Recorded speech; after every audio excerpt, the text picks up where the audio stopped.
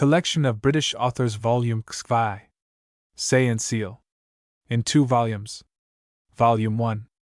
If any man make religion as 12, and the world as 13, such a one hath not the spirit of a true New England man. Higginson. Preface. It is a melancholy fact that this book is somewhat larger than the mold into which most of the fluid fiction material is poured in this degenerate age. You perceive, good reader, that it has run over in the latest volume. Doubtless the Procrustean critic would say, "Cut it off," which point we waive. The book is really of very moderate limits, considering that 2 women had to have their say in it. It is pleasant to wear a glove when one shakes hands with the public, therefore we still use our ancestors' names instead of our own, but it is fair to state that in this case there are a pair of gloves, which is the right glove, and which the left, the public will never know. A word to that dear delightful class of readers who believe everything that is written, and do not look at the number of the last page till they come to it, nor perhaps even then. Well, they and the author know that if the heroine cries, or laughs, too much, it is nobody's fault but her own. Gently they quarrel with him for not permitting them to see every Jenny happily married and every Tom with settled good habits. Most lenient readers, when you turn publishers, then will such books doubtless be written. Meantime, hear this. In a shady, sunshiny town, lying within certain bounds, geographical or imaginary, these events, really or in imagination, occurred. Precisely when, the chroniclers do not say. Scene opens with the breezes which June, and the coming of a new school teacher, naturally create. After the fashion of the place, his lodgings are arranged for him beforehand, by the school committee. But where, or in what circumstances, the scene may close, having told at the end of the book, we do not incline to tell at the beginning. Elizabeth Wetherell. Amy Lothrop. New York, February 1, 1860. Say and Seal. By the author of Wide, Wide World, and the author of Dollars and Cents. Copyright edition. In 2 volumes. Volume 1. Leipzig Bernhard Tauchnitz. 1860. Say and Seal. Volume 1, Chapter 1. The street was broad, with sidewalks, and wide grass-grown borders, and a spacious track of wheels and horses' feet in the center. Great elms, which the early settlers planted, waved their pendant branches over the peaceful highway, and gave shelter and nest room to numerous orioles, killdeer, and robins, putting off their yellow leaves in the autumn, and bearing their winter weight of snow, in seeming quiet assurance that spring would make amends for all. So slept the early settlers in the churchyard. Along the street, at pleasant neighborly intervals, not near enough to be crowded, nor far enough to be lonely, stood the houses, comfortable, spacious, compact, with no nonsense about them. The Mong lay like a mere blue thread in the distance, its course often pointed out by the gaff of some little sloop that followed the bends of the river up towards Sukyog. The low rolling shore was spotted with towns and spires, over all was spread the fairest blue sky and floating specks of white. Not many sounds were astir. The robins whistled, thief-like, over the cherry trees. The killdeer, from some high twig, sent forth his sweet clear note, and now and then a pair of wheels rolled softly along the smooth road. The rush of the wind filled up the pauses. Anybody who was down by the Mong might have heard the soft roll of his blue waters. Any one by the lighthouse might have heard the harsher dash of the salt waves. I might go on, and say that if anybody had been looking out of Mrs. Derrick's window, he or she might have seen what Mrs. Derrick really saw. For she was looking out of the window, or rather through the blind, at the critical moment that afternoon. It would be too much to say that she placed herself there on purpose. Let the reader suppose what he likes. At the time, then, that the village clock was striking 4, when meditative cows were examining the length of their shadows, and all the geese were setting forth for their afternoon swim, a stranger opened Mrs. Derrick's little gate and walked in. Stretching out one hand to the dog in token of good fellowship, a classical mind might have fancied him breaking the cake by whose help Quick-Ear got past the lions. He went up the walk, either fast nor slow, ascended the steps, and gave what Mrs. Derrick called considerable of a rap at the door. That done, he faced about and looked at the far-off blue Mong. Not more intently did he eye and read that fair river, not more swiftly did his thoughts pass from the Mong to things beyond human ken, than Mrs. Derrick eyed and read his back, and suffered her ideas to roam into the far-off regions of speculation. The light summer coat, the straw hat, were nothing uncommon, but the silk umbrella was too good for the coat, the gloves and boots altogether extravagant. "He ain't a bit like the Pataquasset folks, faith," she said, in a whisper thrown over her shoulder to her daughter. "Mother!" Mrs. Derrick replied by an inarticulate sound of interrogation. "I wish you wouldn't stand just there. Do come away!" "La, child," said Mrs. Derrick, moving back about half an inch. "He's looking off into space. But he'll be in dot." "Not till somebody goes to the door," said Mrs. Derrick. "And there's not a living soul in the house but us two. Why didn't you say so before?" "Must I go, Mother?" "He didn't seem in a hurry," said her mother. "And I wasn't." "Yes, you can go if you like, child, and if you don't like, I'll go." With a somewhat slower step than usual, with a slight hesitating touch of her hand to the smooth brown hair which lay over her temples, Miss Faith moved through the hall to the front door, gently opened it, and stood there, in the midst of the doorway, fronting the stranger. By no means an uncomely picture for the frame, for the face was good, the figure trim, and not only was the rich hair smooth, but a little white ruffle gave a dainty setting to the throat and chin which rose above it, both themselves rather on the dainty order. I say fronting the stranger, yet to speak truth the stranger was not fronting her. For having made one more loud appeal to the knocker, having taken off his hat, the better to feel the soft river breeze, he stood as before, looking off into space, but with one hand resting more decidedly upon the silk umbrella. Faith took a minute's view of decidedly pleasant outlines of shoulders and head, or what she thought such, glanced at the hand which grasped the umbrella handle, and then lifting her own fingers to the knocker of the door, caused it gently to rise and fall. A somewhat long breath escaped the stranger, as if the sound chimed in with his thoughts, nothing more. Faith stood still and waited. Perhaps that last sound of the knocker had by degrees asserted its claim to reality. Perhaps impatience began to assert its claim. Perhaps that long elm tree's shadow which was creeping softly on, even to his very feet, broke in upon the muser's vision. Certainly he turned with a very quick motion towards the door, and a gesture of the hand which said that this time the knocker should speak out. The door, however, stood open, the knocker beyond his reach, and Miss Faith so nearly within it, that he dropped his hand even quicker than he had raised it.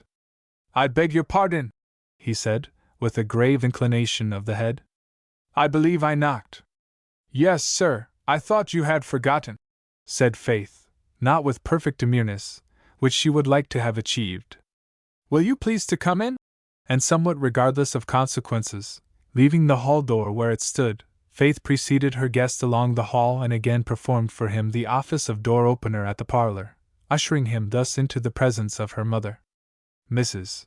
Derrick was seated in the rocking-chair, at the furthest corner from the window, and perfectly engrossed with the last monthly magazine.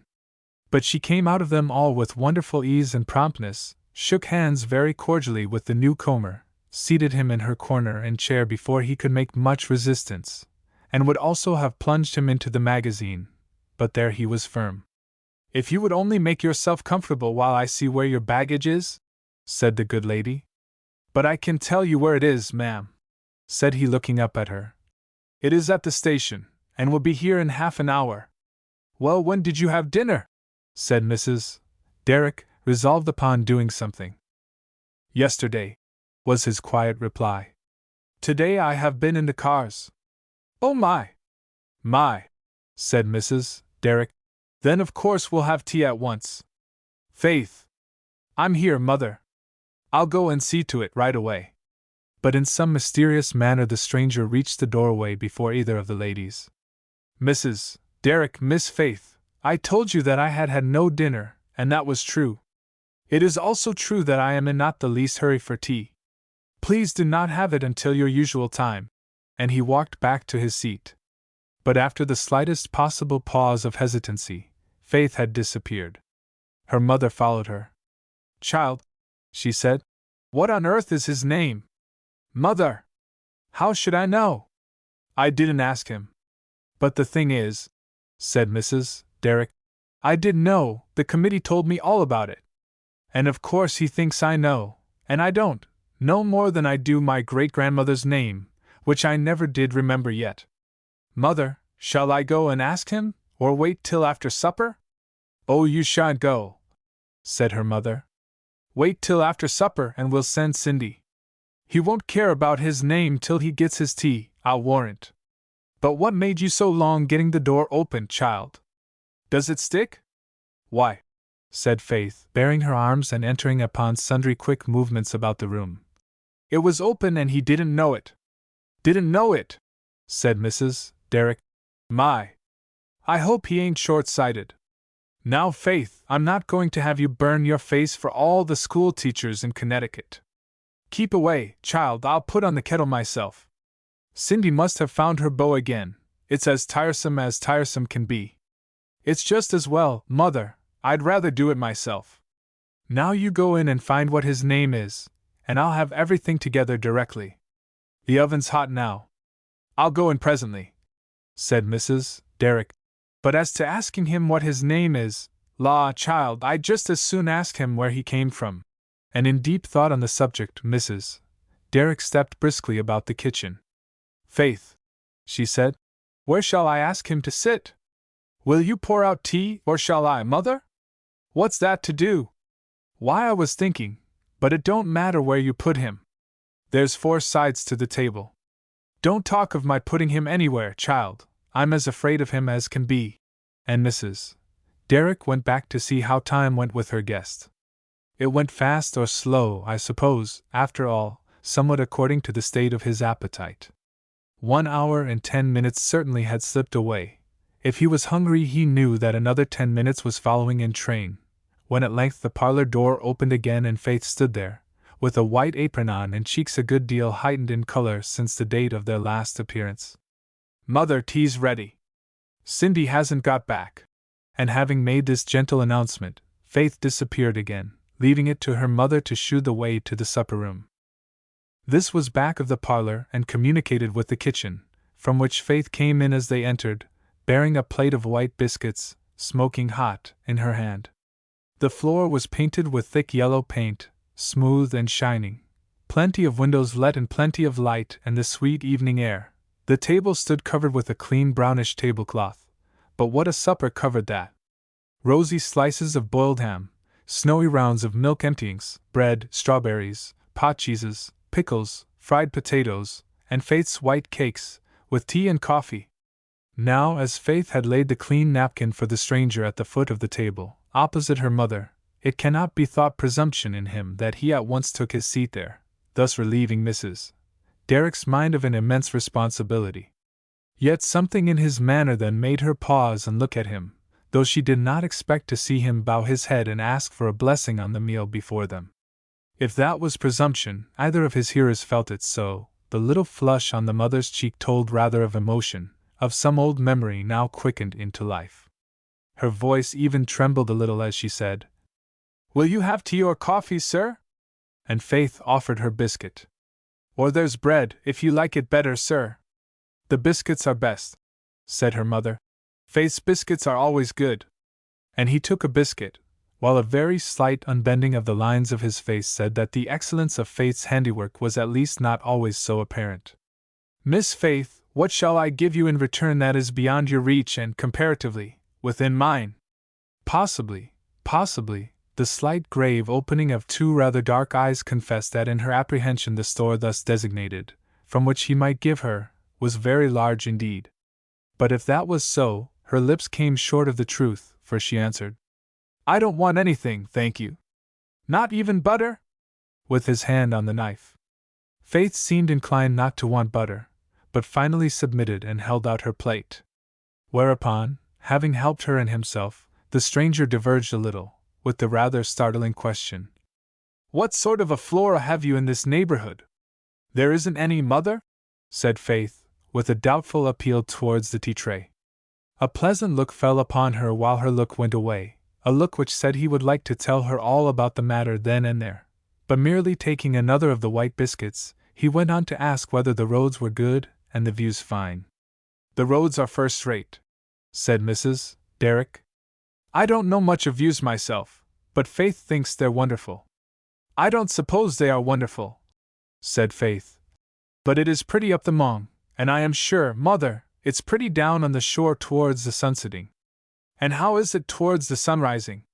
"I never saw it, we never go down there then," Faith said, with a very frank smile. "Faith always stays by me," said Mrs. Derrick. "If I can't go, she won't. And of course I never can at that time of day. It's quite a way down to the shore." "What shore?" "It's the seashore, that is, not the real seashore, it's only the sound," said Faith. "But there is the salt water, and it is as good as the sea." "How far off?" said the stranger, bestowing upon Faith a saucer of strawberries. Faith would have asked him to help himself, but taking notice mentally that he was extremely likely to do so, she contented herself with replying, "It's about 2 miles. "And what are some of the good things there?" "Perhaps you wouldn't think it much," said Faith modestly, "but the water is pretty, and I like to see the ships and vessels on it going up and down, and the points of the shore and the wet stones look such beautiful colors when the sun is near set." "I like stones, whether wet or dry," said her questioner. "Most people here don't like them," said Faith. "But there are plenty down by the seashore, and plenty on the farm too," she added. "Ah, people like and dislike things for very different reasons, Miss Faith," he answered. "So perhaps your neighbors and I are not so far apart in our opinions as you may think. Only I believe that while there is a time to cast away stones, there is also a time to gather stones together, and therein perhaps they would not agree with me." Faith looked up, and her lips parted, and if the thought had been spoken which parted them, it would probably have been a confession that she did not understand, or a request for more light. But if her face did not say it for her, she did not say it for herself. If anybody could have seen Mrs. Derrick's face while these little sentences went back and forth, he would have acknowledged it was worth the sight. Her awe and admiration of every word uttered by the stranger, the intense interest with which she waited for every word spoken by Faith, the slight look of anxiety changing to one of perfect satisfaction, was pretty to see. "Faith," she said when tea was over, and her guest had walked to the front door to take another look at space. "Faith, don't you think he liked his supper?" "I should think he would, after having no dinner," said Faith. "But it was such a mercy, child, that you hadn't gone out to supper anywhere. I can't think what I should have done. There's Cindy this minute, run and tell her to go right away and find out what his name is. Tell her I want to know, you can put it in good words." "Mother, I'd rather ask him myself." But that did not suit Mrs. Derrick's ideas of propriety. And stepping out into the kitchen, she dispatched Cindy on her errand. Cindy presently came back from the front door, and went into the dining room, but not finding Mrs. Derrick, she handed a card to Faith. "It's easy done," said Cindy. "I just asked him if he'd any objections towards tellin' his name, and he kinder opened his eyes at me and said no. Then I said, says I, Miss Derrick do know, and she'd like ter Miss Derrick, says he, and he took out his pencil and writ that.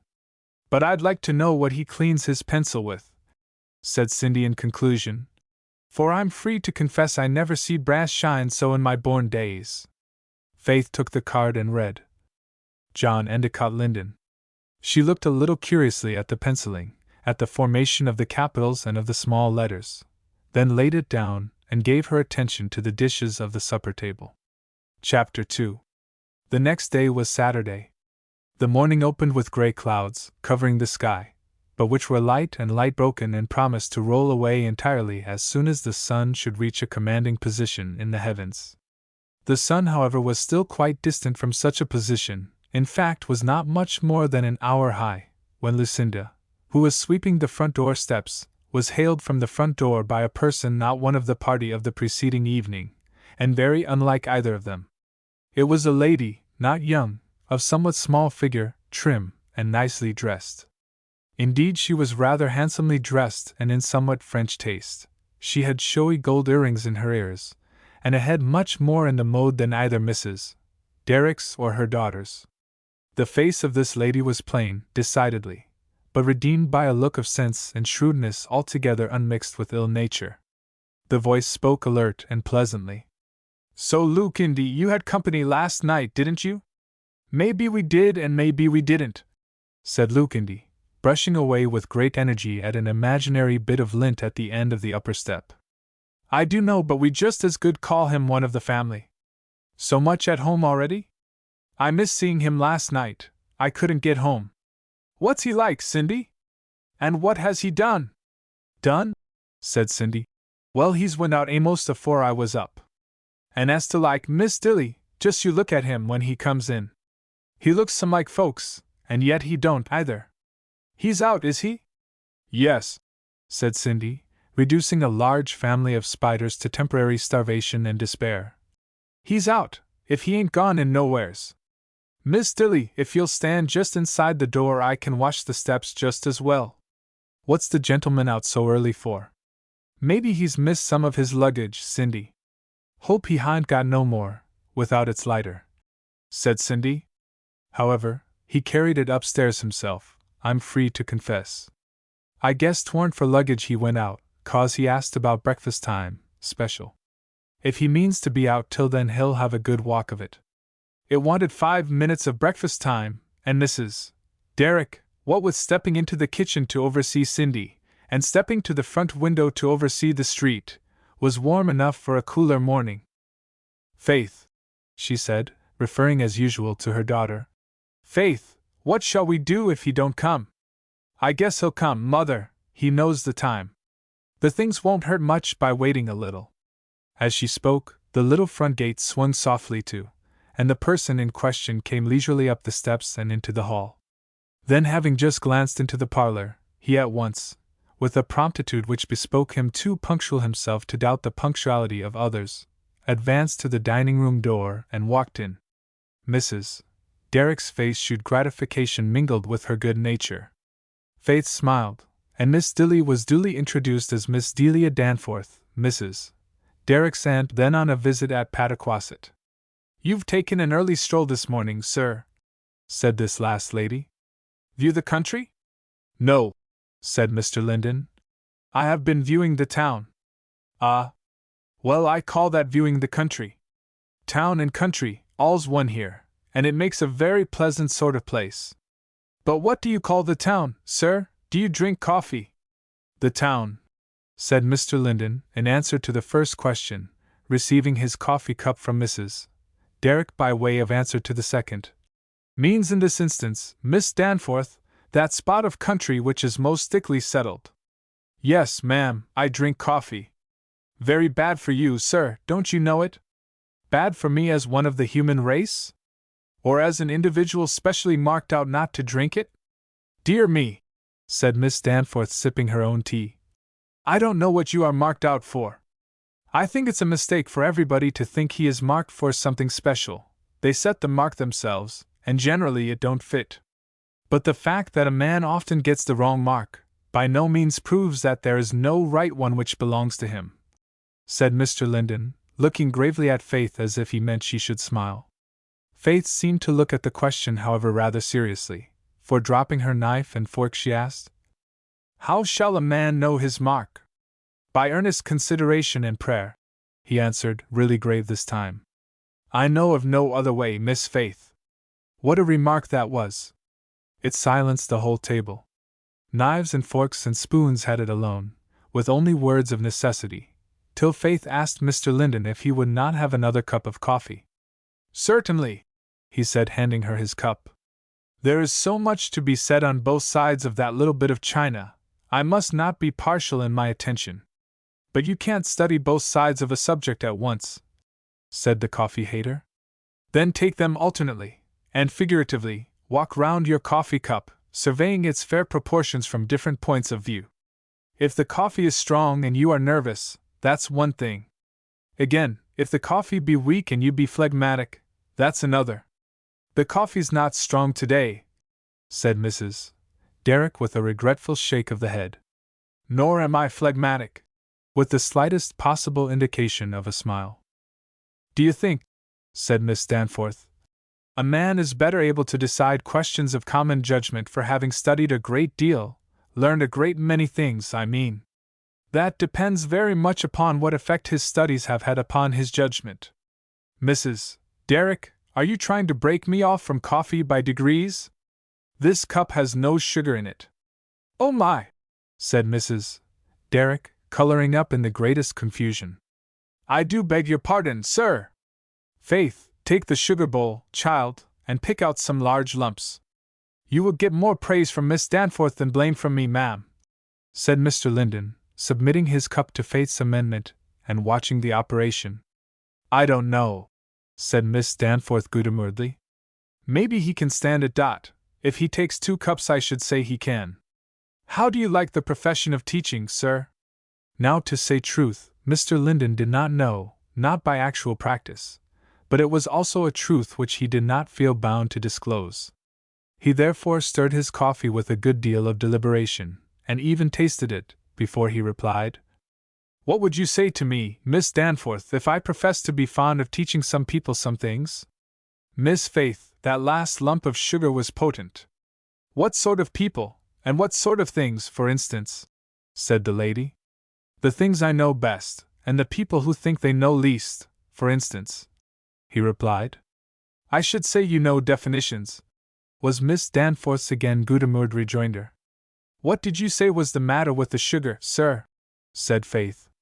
I said it was potent, Miss Faith, or I might have said powerful. But indeed it was not the sugar's fault. The difficulty was, there was not enough coffee to counterbalance it. I put in too much, said Faith, making a regretful translation of this polite speech.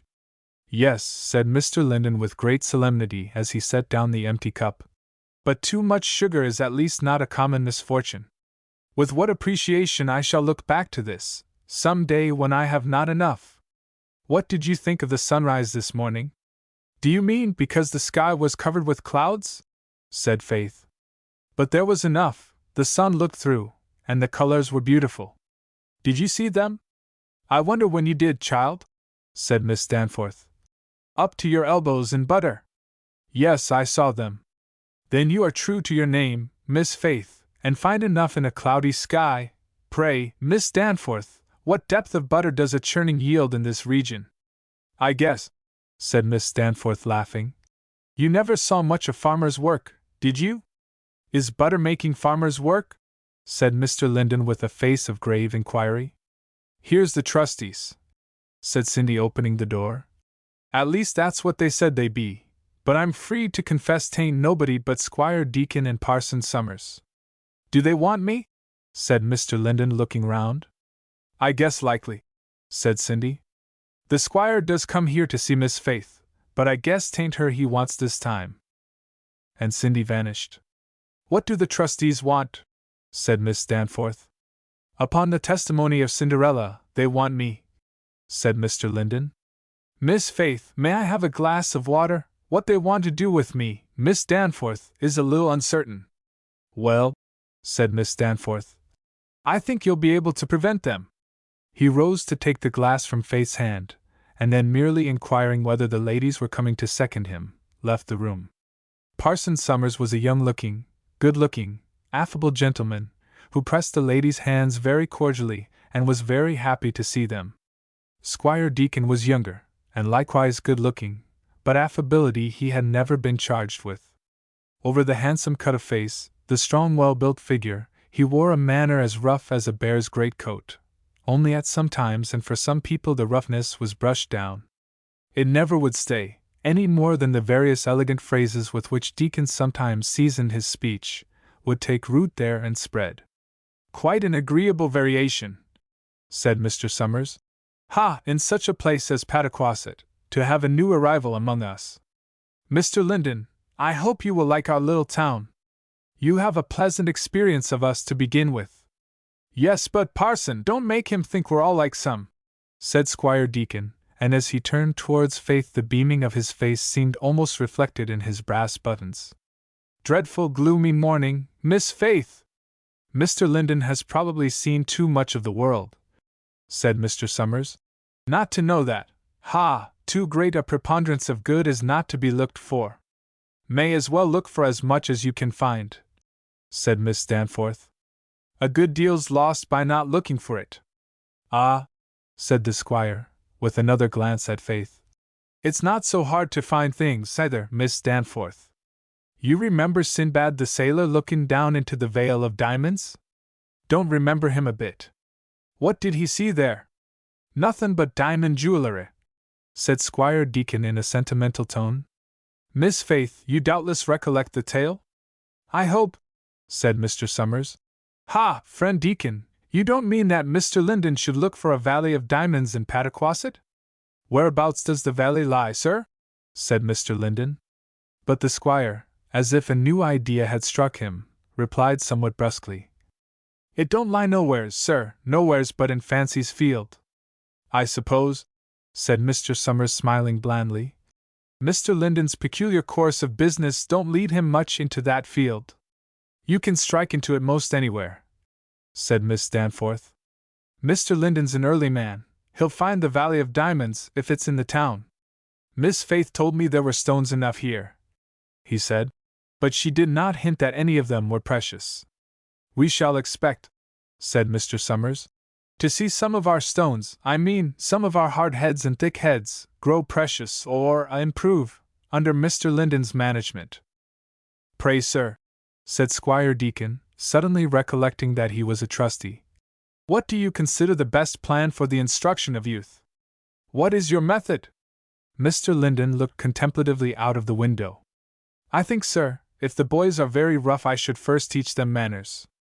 If they are smoother boys, I should teach them spelling. If they have already learned spelling, I should let them read. The squire bowed. Quite satisfactory, sir.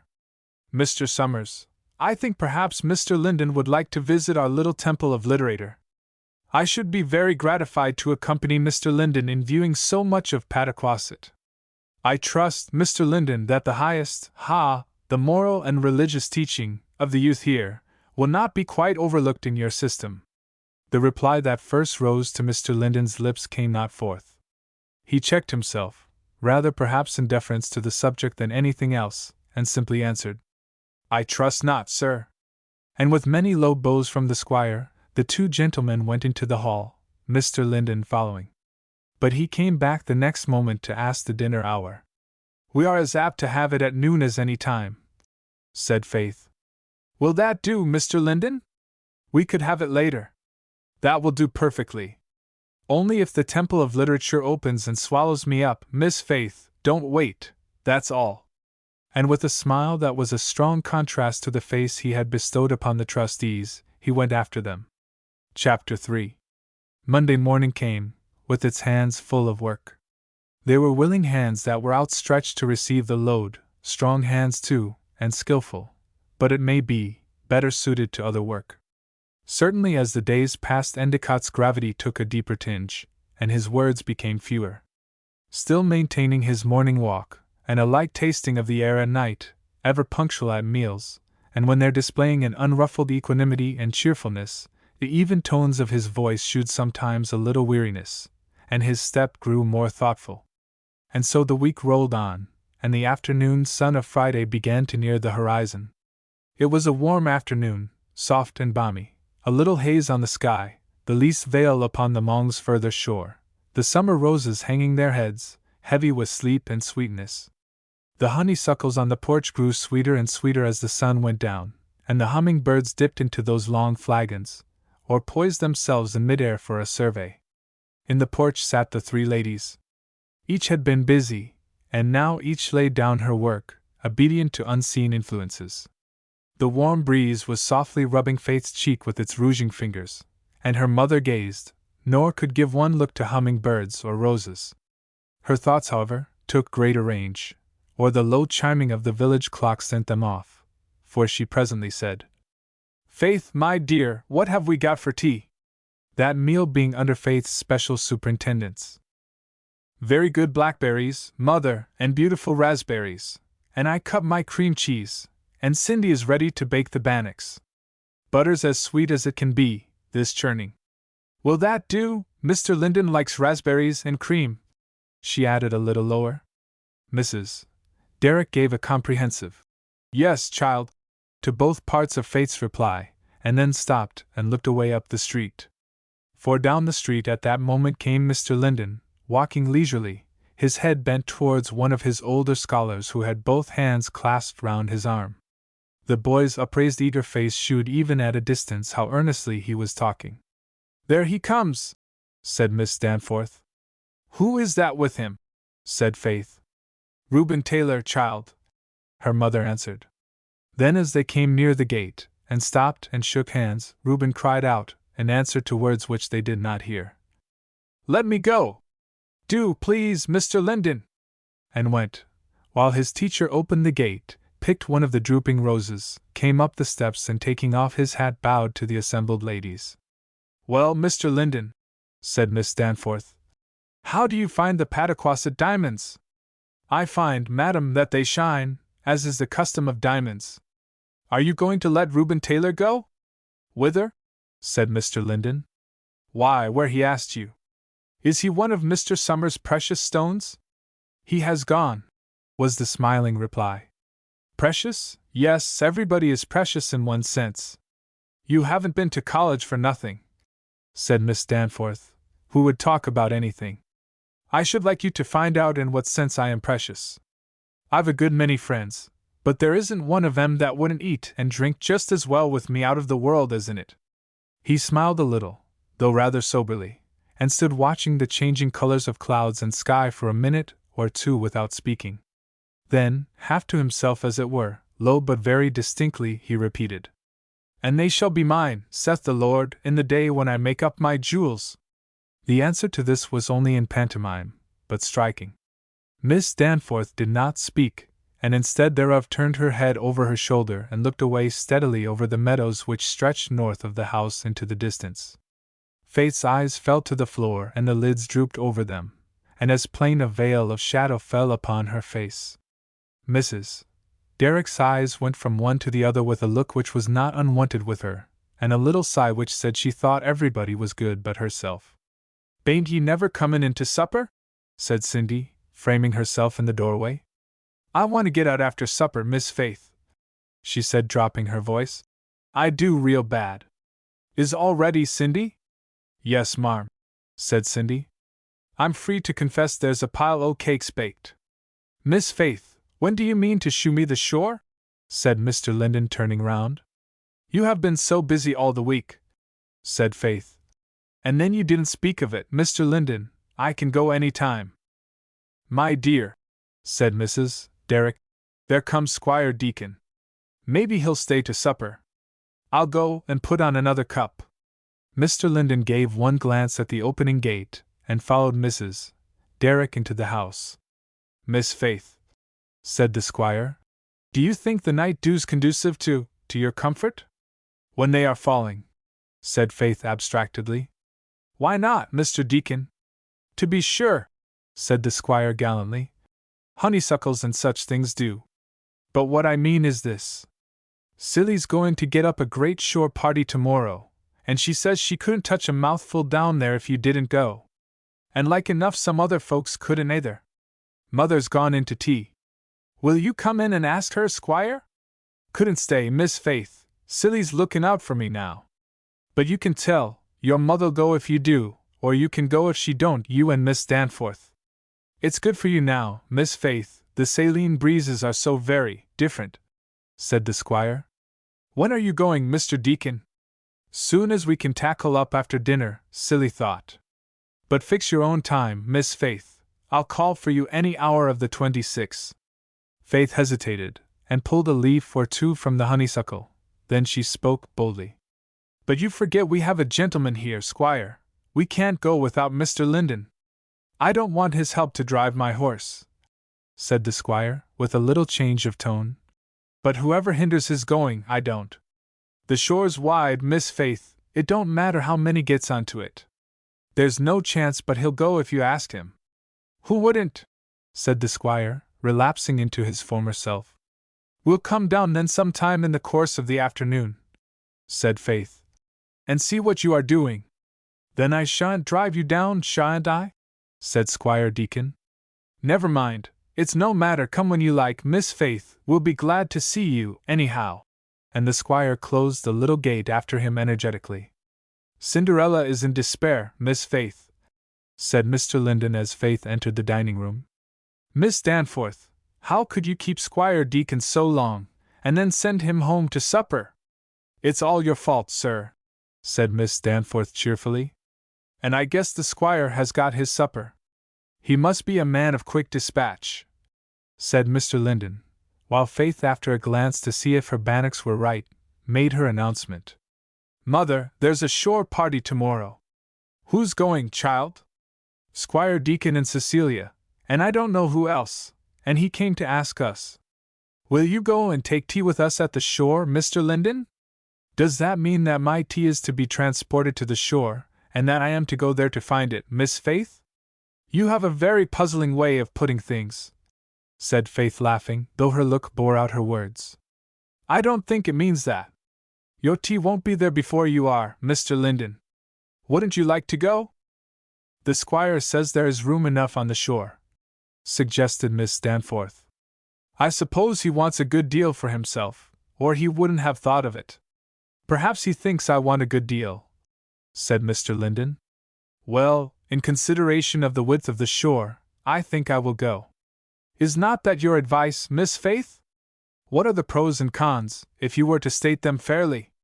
Well, said Faith, you will have a pleasant ride, or walk down, whichever you like. I think it is very pleasant. You can go in the water, if you like, which everybody does. There's a beautiful shore, and I suppose that would be pleasant. You'll see all that is pretty about the place while the people are digging clams and preparing supper, and then you'll have supper, and then we shall come home, and I think it is all pleasant, except that there will be too many people. I like it best with just a few. As if we were to go down there tonight in the moonlight. Now, Miss Faith, what is the other side? Just that, the too many people. There isn't a chance to enjoy anything quietly. I can enjoy the people too sometimes, but not the other things at the same time so well. Perhaps you can, Mr. Linden. I can sometimes enjoy the other things at the same time better. Faith again looked a little puzzled, but answered with a simple, Then I dare say you will like it. What I am puzzled about, said he smiling, is how you are to shew me the shore. Miss Danforth, why is that bread plate so attractive to me, while I am like the reverse end of the magnet to it? But my dear, said Mrs. Derrick, for the bread plate was suggestive, ain't you going along with the squire's party? I said we would come after, Mother. The squire only said there was room on the shore, added Miss Danforth. Is the shore wide enough for us to drive down there? Or must we walk? Asked Mr. Linden. But you'll eat supper with them, of course, said Mrs. Derrick. Of course, Mother. The wagon must go, Mr. Linden. There's room enough for anything. Mr. Linden made no comment upon that, and finished his tea in comparative silence. Then went forth, as was his custom, to the post office, and, as was not his custom, returned very soon. Mrs. Derrick and Miss Danforth had gone out to see a neighbor, and Faith sat alone in the twilight parlor. It was very twilight there, but he walked in and stood waiting for his eyes to discover what there might be. There is nobody here but me, Mr. Linden, said a very soft and clear voice. Do you want anything? I wanted to see you, and am foiled by the darkness. Are you tired, Miss Faith? Never. I wasn't sitting in the dark for that. Would you object to coming into the light? Not at all, said Faith, laughing. Which way? There is to be a fine illumination tonight, which I should like to have you see. An illumination? Where is it? Shall I want my bonnet? You will be better illuminated without it, but you may perhaps take cold. How do you make your scholars understand you? Said Faith. I am sure I must need illuminating. So much, that I had better leave my bonnet, Mr. Linden? I think you may, if you will take some light substitute. Why, my scholars are my scholars, Miss Faith. What then? Said Faith, stopping short. Why, then I am their teacher. I half wish I was a scholar too, said Faith with a tone which filled up the other half. I don't know much, Mr. Linden. About illuminations? I will promise you some light upon that point. With which encouragement, Faith fetched the scarf which was to do duty for a bonnet if desired, and they set out. Now, Miss Faith, said her companion as he closed the gate, if you will shew me the road, I will shew you the shore. Which will not at all interfere with your shewing it to me tomorrow. The shore, said Faith. Tonight? Are you in earnest? Very much in earnest. You prefer some other road? No, indeed, it's beautiful, and I like it very much. Cindy, she said to that damsel whom they opportunely passed at the entrance of the lane, you tell my mother I am gone to take a walk. And so they passed on. The way was down a lane breaking from the high road of the village, just by Mrs. Derrick's house. It was a quiet country lane, passing between fields of grass or grain, with few trees near at hand. Here and there a house, small and unnotable like the trees. Over all the country the moon, near full though not high, threw a gentle light, revealing to the fancy a less picturesque landscape than the sun would have shown, for there were no strong lines or points to be made more striking by her partial touches, and its greatest beauty lay in the details which she could not light up. The soft and rich colors of grain and grass, the waving tints of broken ground and hillside, were lost now, the flowers in the hedges had shrunk into obscurity, the thrifty and well-to-do order of every field and haystack could hardly be noted even by one who knew it was there. Only the white soft glimmer on a wide pleasant land, the faint lighting of one side of trees and fences, the broader salutation to a house front, and the deeper shadow which sometimes told of a piece of woodland or a slight hilly elevation. Then all that was past, and the road descended a little steep to where it crossed, by a wooden bridge, a small stream or bed of a creek. Here the moon, now getting up in the sky, did greater execution. The little winding piece of water glittered in silver patches, and its sedgy borders were softly touched out, with the darker outlines of 2 or 3 fishing boats. And so on, towards the shore. Now the salt smell met and mingled with the perfume of woods and flowers, and the road grew more and more sandy. But still the fields waved with Indian corn, were sweet with hay, or furrowed with potatoes. Then the outlines of sundry frame bathing houses appeared in the distance, and near them the road came to an end. The shore was improved by the moonlight, its great rocks, slippery with seaweed, glittered with a wet sheen. The Sound wore its diamonds royally, and each tiny wave broke in a jeweled light upon the sand. Far in the distance the dim shore of Long Island lay like a black line upon the water, and sloops and schooners sailed softly on their course, or tacked across the rippling waves, a fleet of black spirits and white. What do you think of the illumination, Miss Faith?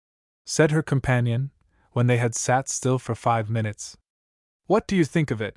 I think I should say, Mr. Linden, I have shewed you the shore. You? Who else? Were you ever here before by moonlight? I don't know, no, I think not. Were you ever here before at all? Is it owing to you that I am here now? You couldn't have got here without me, said Faith, stooping to turn over some of the glittering pebbles at her feet. And I couldn't have got here without you. I am willing to allow that we are square, Mr. Linden. I must, for you will turn a corner faster than I can catch you. If you really suppose that first proposition to be true, said Mr. Linden, raising his eyebrows, why, of course there is no more to be said. Miss Faith, how would you like to be sailing about in one of those phantom ships? I should like it very well, said Faith. In a good time. I went to Pequot in one once. It was very pleasant. Why do you call them phantoms? Look at that one standing off across the moonlight towards the other shore, gliding along so silently with her black sails all set. Does she look real? You cannot even hear the creaking of a rope. Faith looked, and drew an interrupted deep breath. She had lived in a world of realities. Perhaps this was the first phantom that had ever suggested itself, or been suggested, to her imagination.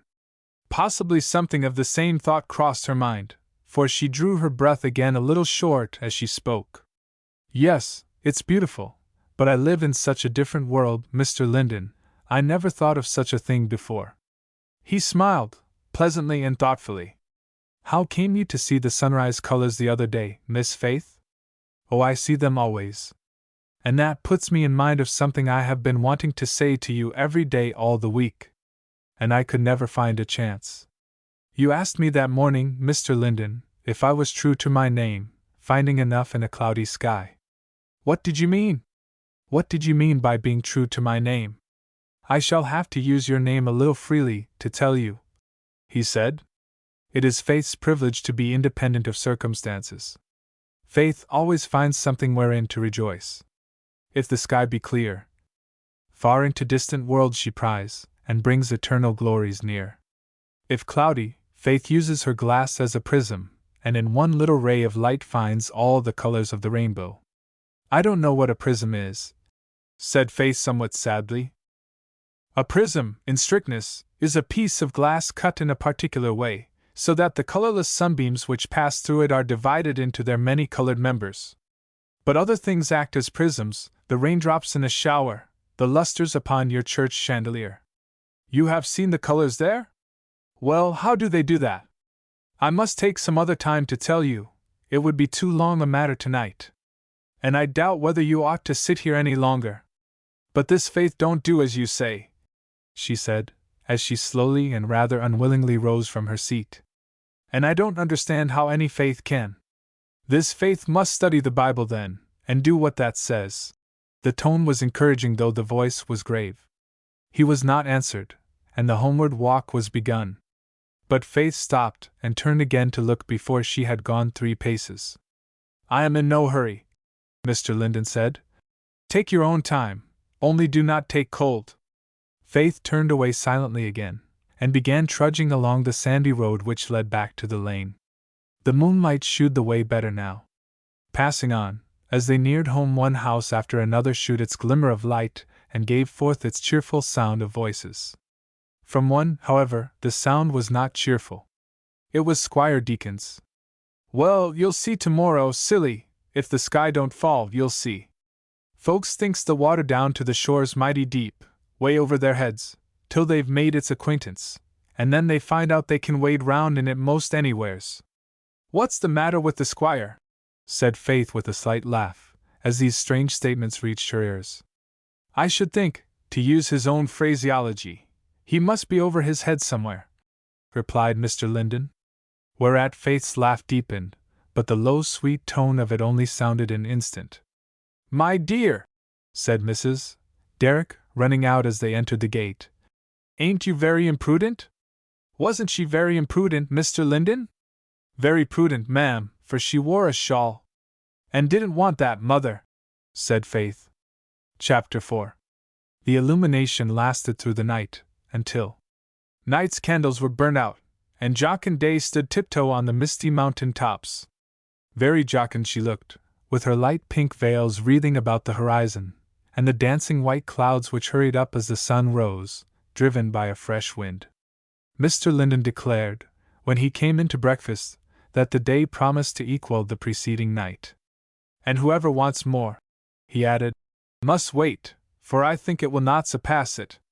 With which, Mr. Linden stirred his coffee, and told Miss Danforth with a little look of defiance. It was particularly good, she had better try a cup. Miss Danforth instituted a fierce inquiry as to the direction of the preceding evening's walk, to which Faith gave an unsatisfactory answer. Did you ever look at coffee in connection with the fatigues of life? Pursued Mr. Linden. I shall, probably, in future, said Miss Danforth. Now, Mr. Linden, I ask you, you're a nice man to give a straight answer. Where did you and Faith go? I am glad I am a nice man, said Mr. Linden, but I can scarce give a straight answer to that question. Why not, for pity's sake? It must needs travel a crooked road. Did you? It has left a meandering sort of recollection in my mind. Where did it lead to? It led to another. What I want to know is, said Miss Danforth, where did you find yourselves when you were furthest from home? Let me shew you, said he. Suppose your plate to be a rock, and this tumbler of radishes a tree, and the tablecloth grass, the moon over your head, crickets under your feet. Miss Faith walks round the rock, I follow her, and we both follow the road. On the way, the still night air is enlivened with owls, grasshoppers, family secrets. Our attention is thus divided between the moon and sublunary affairs.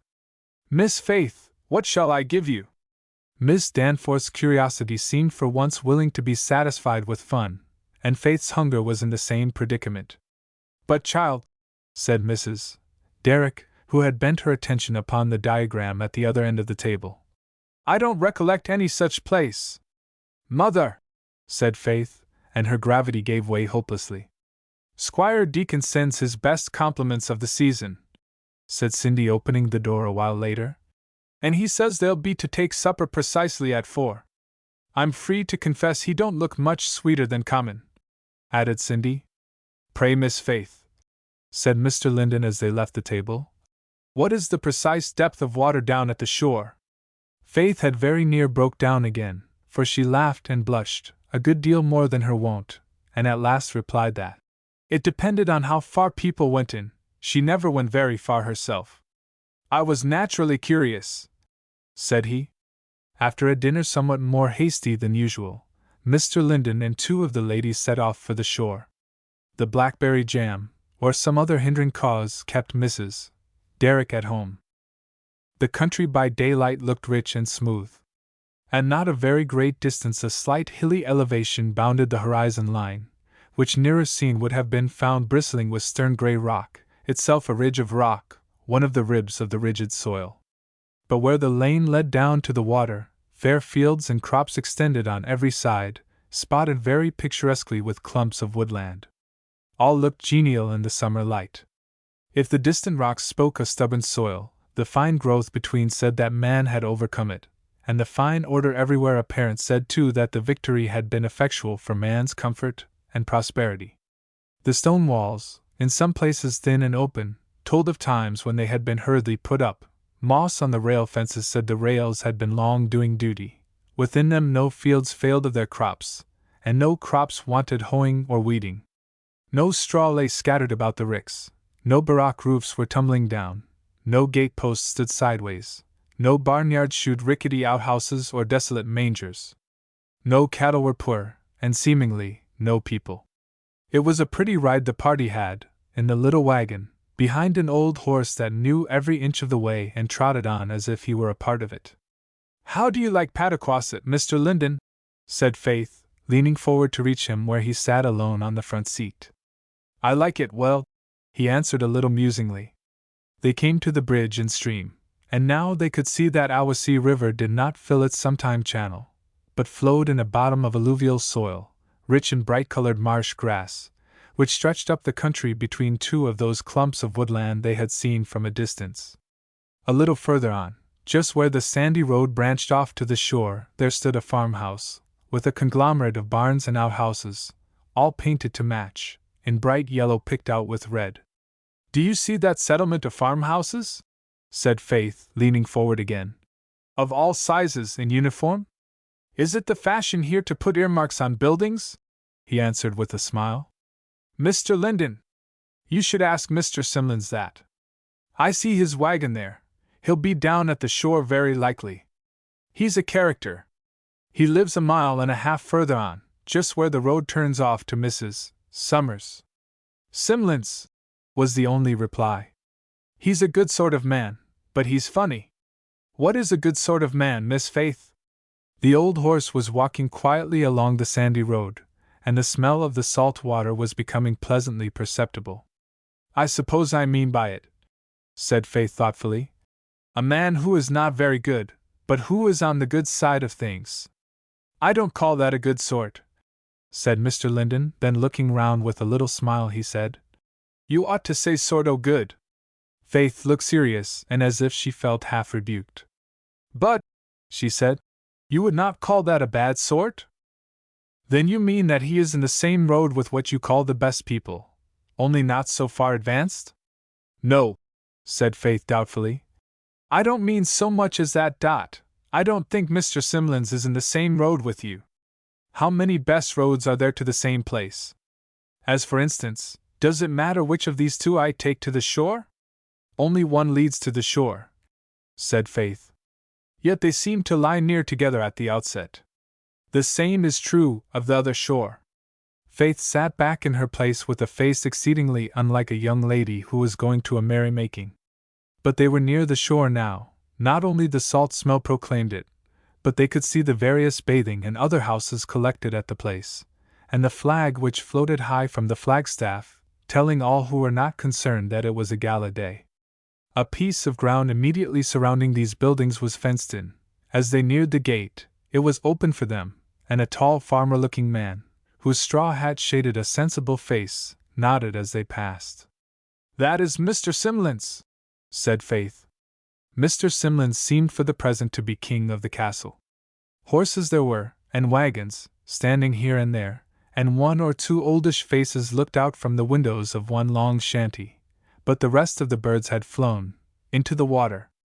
It was the time of low tide, and the long strips of rippling water which lay one beyond the other were separated by sand banks nearly as long.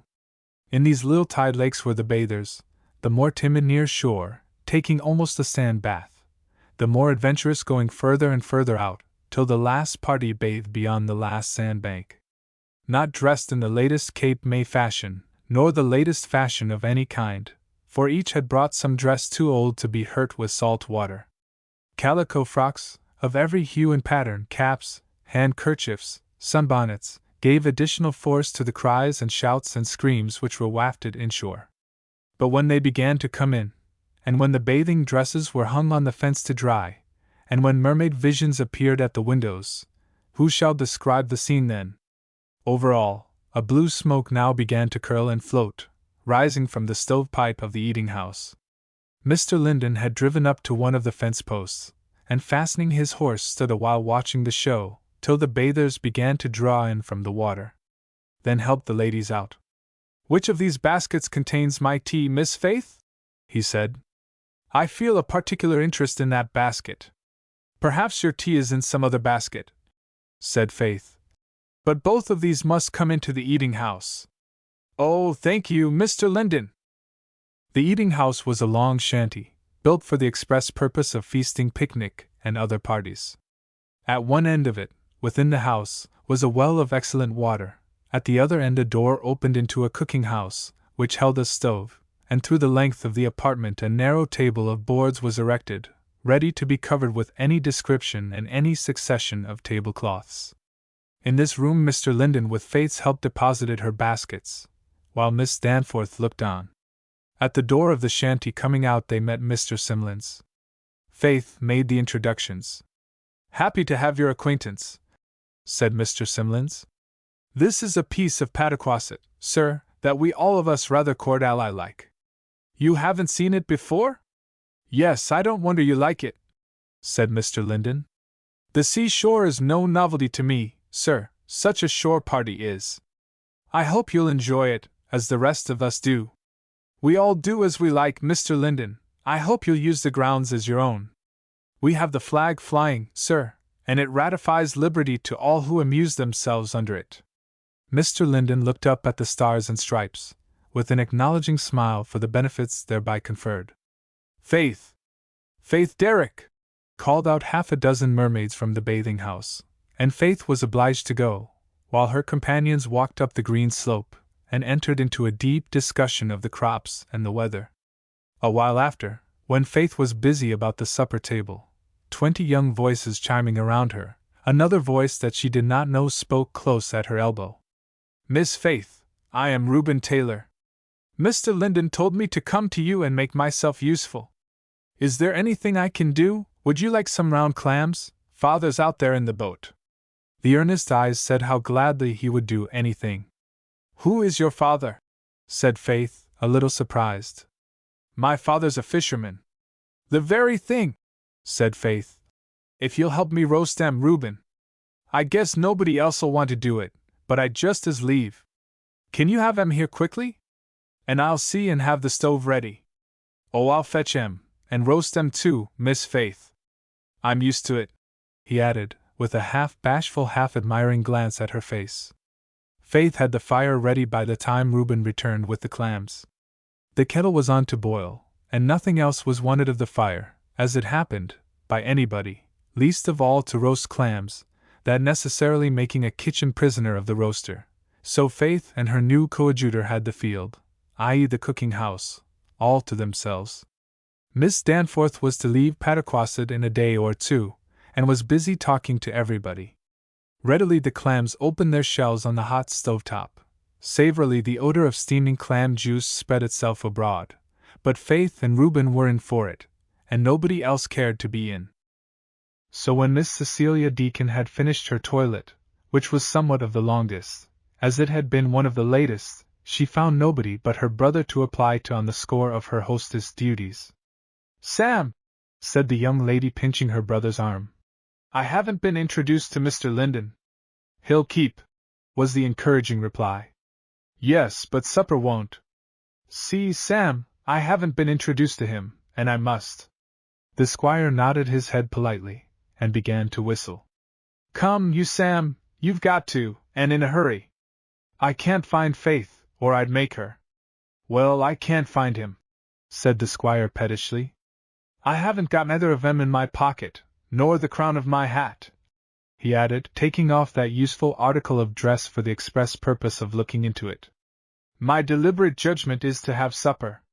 "Don't be a goose, Sam. What's the use of asking him, if you didn't mean to conduct yourself?" "Didn't ask him? Who did?" "I didn't hear anybody," was the squire's reply. "Don't you mean to introduce me, Sam Deacon?" said his sister in a tone which was rather over the verge of patience. "Jem Williams," said the squire, calling up a spruce embodiment of blue cloth, brass buttons, and pink cravat. "I say, here's silly off the hooks to get hold of the new teacher. Whereabouts do you suppose he is?" "Really, squire," said Jem Williams, with a silly little laugh, "I couldn't testify. Reckon he knows Miss Silly D keep hold on him ef she got a chance." "Shan't speak to you in a month, Jem," said the lady with a toss of her head and some heightening of the really pretty color in her cheeks. "You may fix it as you've a mind to, among you, and let anybody that likes bring him in to supper. I'm going in, out of the way, myself." Whither she went, on the spur, as good as her word, nor shewed her pretty face again outside. Meanwhile Reuben and Faith had worked on through their basket of clams, and now the last were sputtering on the stove. The work had been done almost in silence, for though the excitement now and then made Reuben break into a low whistle of some tune or other, he always checked himself the next moment with a very apologetic look. For the rest, if he had not done all the work himself, it certainly was not his fault. Now, watching quietly the opening shells of that last dozen of clams, Reuben remarked, "I hope Mr. Linden won't forget about supper." "Why, what about it?" said Faith. "Why should he forget? Or what if he does?" The last sentence seemed to puzzle Reuben. "I don't know, ma'am," he said. "It's better before everybody eats it up." "Who's going to eat it up?" said Faith. "Where is he?" "He went down on the sands with me," said Reuben. "But he didn't come up again. Maybe he has now. He liked it down there real well." Faith went to the shutter window and flung it open, and looked to see whether or no the missing gentleman had returned to the shore. It was a fair view that lay spread before her. The low beams of the sun gave a cool afternoon look to everything. The sloop's sails shone and gleamed in the distance. Down by the Mussel Rocks one little boat lay rocking on the advancing tide, which was fast covering the sand banks and connecting the strips of water, and the freshening breeze curled the little waves as they came dancing in, and brought a low sweet murmur to the shore. One or two gulls sailed floatingly about, and a brown mink, perceiving that the company had retreated to higher ground, came out and aired himself on one of the rocks. But Faith saw none of these things, for in swinging open her shutter, which the wind caught and clapped up against the house, she so nearly swung it against Mr. Linden that her first look was a startled one. "Miss Faith," he said, turning round, "what can you possibly be about?" "I beg your pardon, Mr. Linden," said Faith. "Is that all you are about? You were anxious about your supper, Mr. Linden. Are you ready for it?" "Much more ready than anxious, Miss Faith." "How do you like the shore today?" said Faith, dropping her voice, and giving a glance of her eye to the fair, cool sunlight colors on the water and shore and shipping, fresh as the very sea breeze itself, and glittering as the water's thousand mirrors could make them. He turned and looked again, drawing in the breeze with a deep breath that more than answered her question. "How do you like this?" he said, handing her through the window a little miniature tree of red seaweed.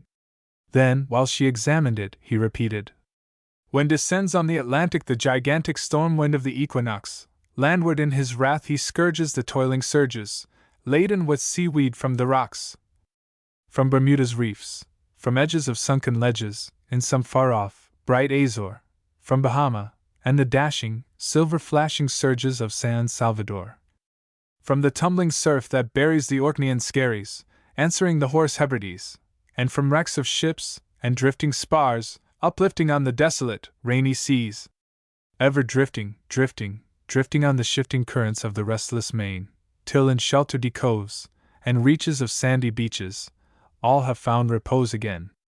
Faith's eye was upon the sprig of seaweed while these verses were repeating. Then she looked up at the speaker with an intenseness in which oddly mingled some strong feeling of sorrow or regret. "It's beautiful," she said. "Beautiful, both the one and the other. But there are a great many things there I don't understand."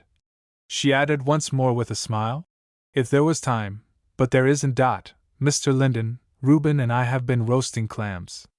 "Yes, Miss Faith," he said, answering the smile and stepping nearer the window. "So one of my senses informed me. Do you know what that is in your hand?" "It's seaweed, isn't it?" "Yes. And moreover, Miss Faith, that is part of your marine flora. Now what about the clams?" "My what?" said Faith. "First tell me, please, what you said." "Your marine flora." "What is that?" "The particular department of life in the sea, of which this is a specimen." Faith looked puzzled and amused. "You don't mean to enlighten me more than you can help," she said. "But why do you call it flora? You used that word before. And oh, Mr. Linden, you can't tell me now, for supper's all ready." His eyes looked amused too, and laying a clover head on the window, he said, "That is part of your land flora." Then pushed the shutter to rather quick, but softly, and Faith heard the reason thereof as follows. "Wall, sir, if this be you, I've looked all over for you." "How was it that you overlooked me then, sir?" was Mr. Linden's reply. "Don't jest know," laughed Jem Williams. "But Miss Silly Deacon wants you the worst kind." "And where shall I go to receive her commands?" said Mr. Linden. Faith heard their retreating steps, and turning to take off her apron saw the dish of hot clams still on the stove, and that Reuben had removed himself outside the door, quite beyond the conversation but not beyond call. He stood looking thoughtfully out towards the Muscle Rocks. "Oh, Reuben! There you are!" "Come," said Faith. "You're going in with me. You're going to have some supper tonight, whoever else does. You open the door, and I'll take in this dish. You keep by me, Reuben. Please let me take the dish, then, Miss Faith, I can open the door first." But Faith had her own way, and followed by Reuben carried the clams into the supper room, where some of the company were already seated, and others stood waiting. Squire Deacon had not only given the desired introduction, but had, self-denyingly, placed Mr. Linden next Miss Silly at the table, where he stood. "Here's a contribution," said Faith.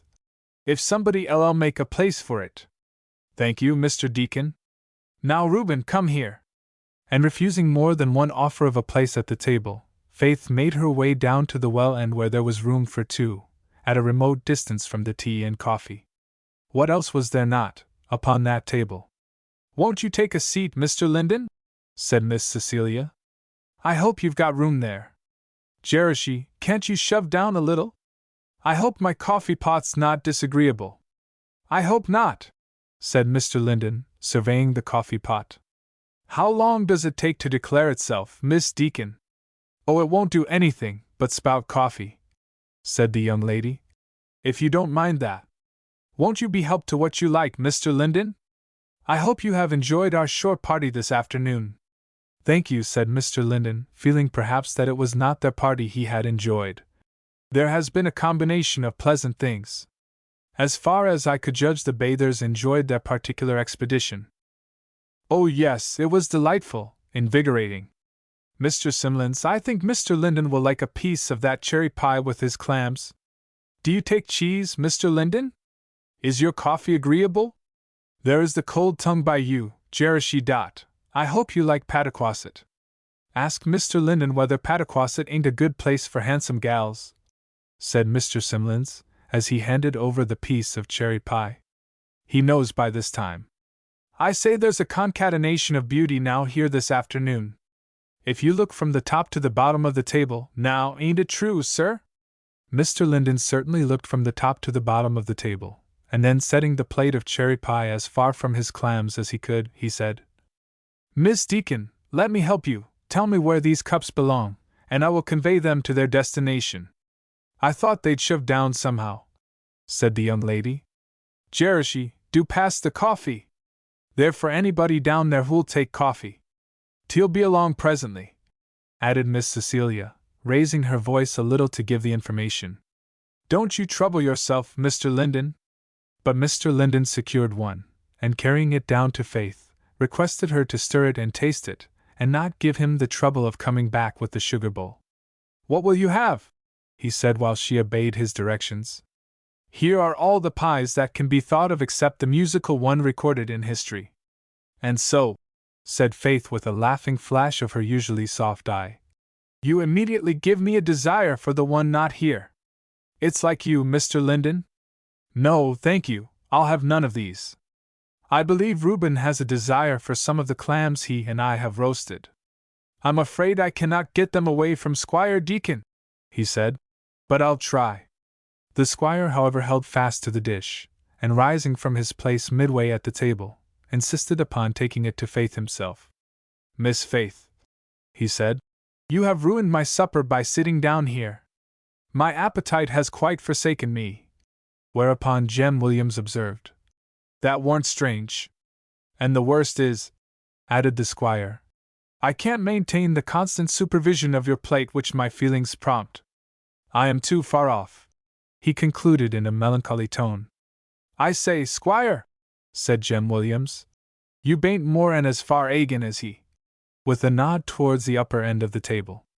Squire Deacon lowered, but for the present his feelings were restrained. Mr. Simlins, said Endicott, when he had resumed his seat, I ask you, as one who knows the country, whereabouts does the concatenation you spoke of reach a climax? The star you look at is always the brightest, said the farmer. However, I think the clams is the best thing at table, or near the best, with a slight glance towards Squire Deacon and the dish at the well end. I've a legendary attachment to beauty, sir. My father married the 3 prettiest wives in the country. I say, squire, said Jem Williams, Mr. Simlins says you are hot. Hot? Said Squire Deacon, flushing up very much, and setting down the clams. That dish is. I'm as cool as all these cucumbers accumulated into a heap. Hope you'll stay where you are, then, said Mr. Simlins. I'm cool too. Don't come near me, or we shall be in a state of concentration. Mr. Linden remarked that that was an excellent point when reached. What point? Said Squire Deacon, who had returned to his seat with the strong impression that everybody was laughing at him, under the special guidance of the new teacher. You know mighty little of the points round here, I tell you. The point of concentration is found in various places, sir, said Mr. Linden, though I grant you it is rare. What do you know about Pataquasset points? Repeated the squire. Or Pataquasset people, or Pataquasset water either, for that matter?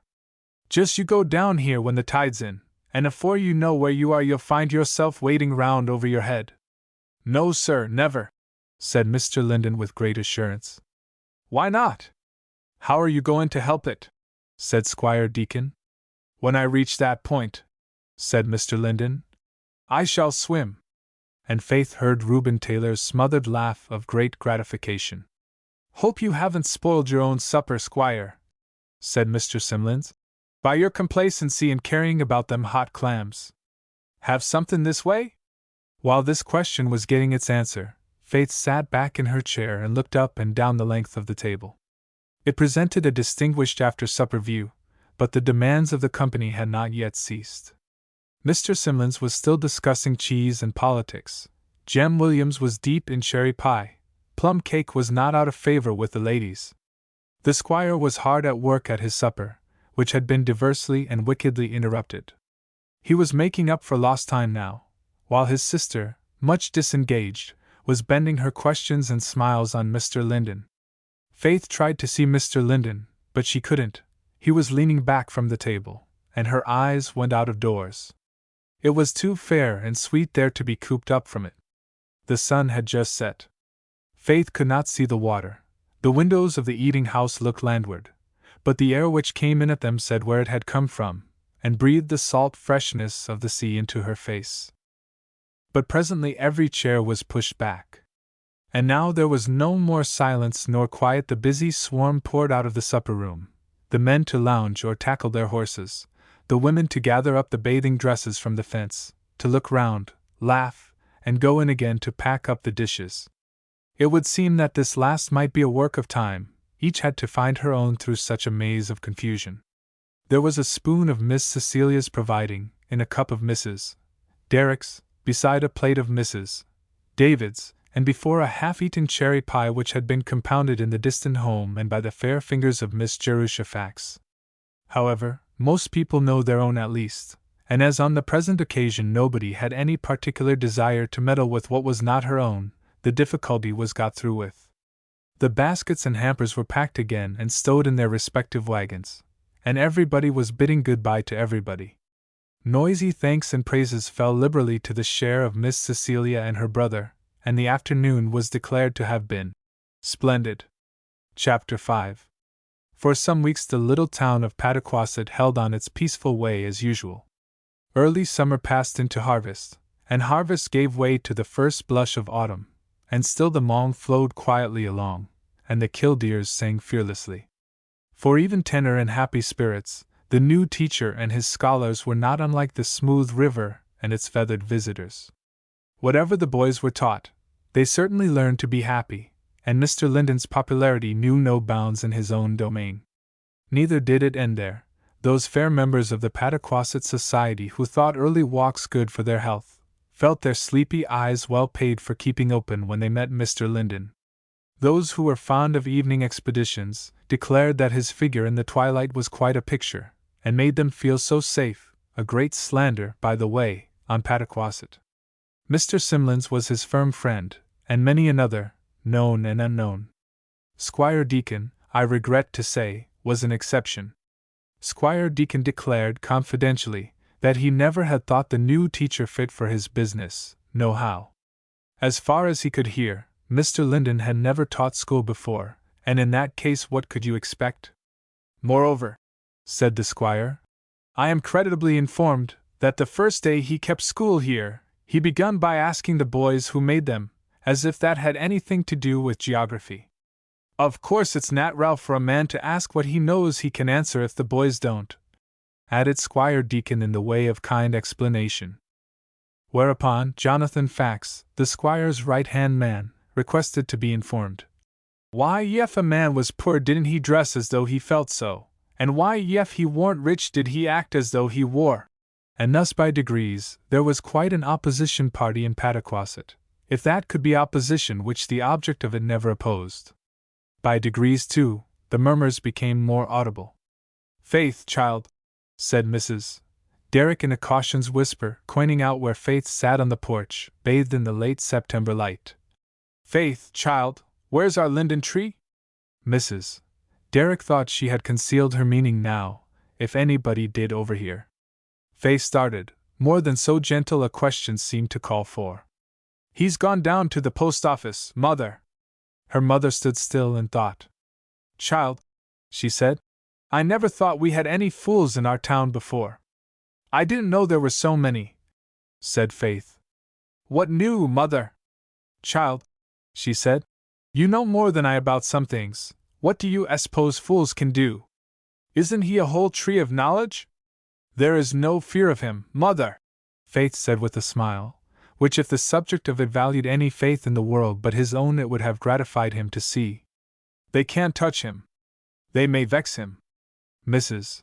Derrick shook her head softly, behind Faith's chair, then turned and went back into the house, not caring, as it seemed, to spread the vexation. Then after a little interval of bird music, the gate opened to admit Reuben Taylor. He held a bunch of water lilies, drooping their fair heads from his hand. His own head drooped a little too. Then he raised it and came firmly on. Is Mr. Linden home, Miss Faith? No, Reuben, he will be directly, I guess. Do you want to see him? No, said Reuben. I don't know as I do, more than usual. I have seen him all day. He wanted some pond lilies, Miss Faith, at least he told me to bring 'em. Maybe it was you wanted 'em. I'll give them to him, Reuben. What's the matter with you? But Reuben stood silent, perhaps from the difficulty of speaking. Miss Faith, he said at last, is Squire Deacon all the trustees of our school, besides Mr. Summers? No, why? What about it? He is doing all the mischief he can, said Reuben concisely. What mischief has he done, Reuben? Said Faith, waiting upon the boy's answer with an anxious face.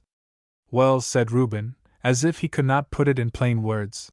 He's trying to turn folks' heads, and some heads is easy turned. How did you know this?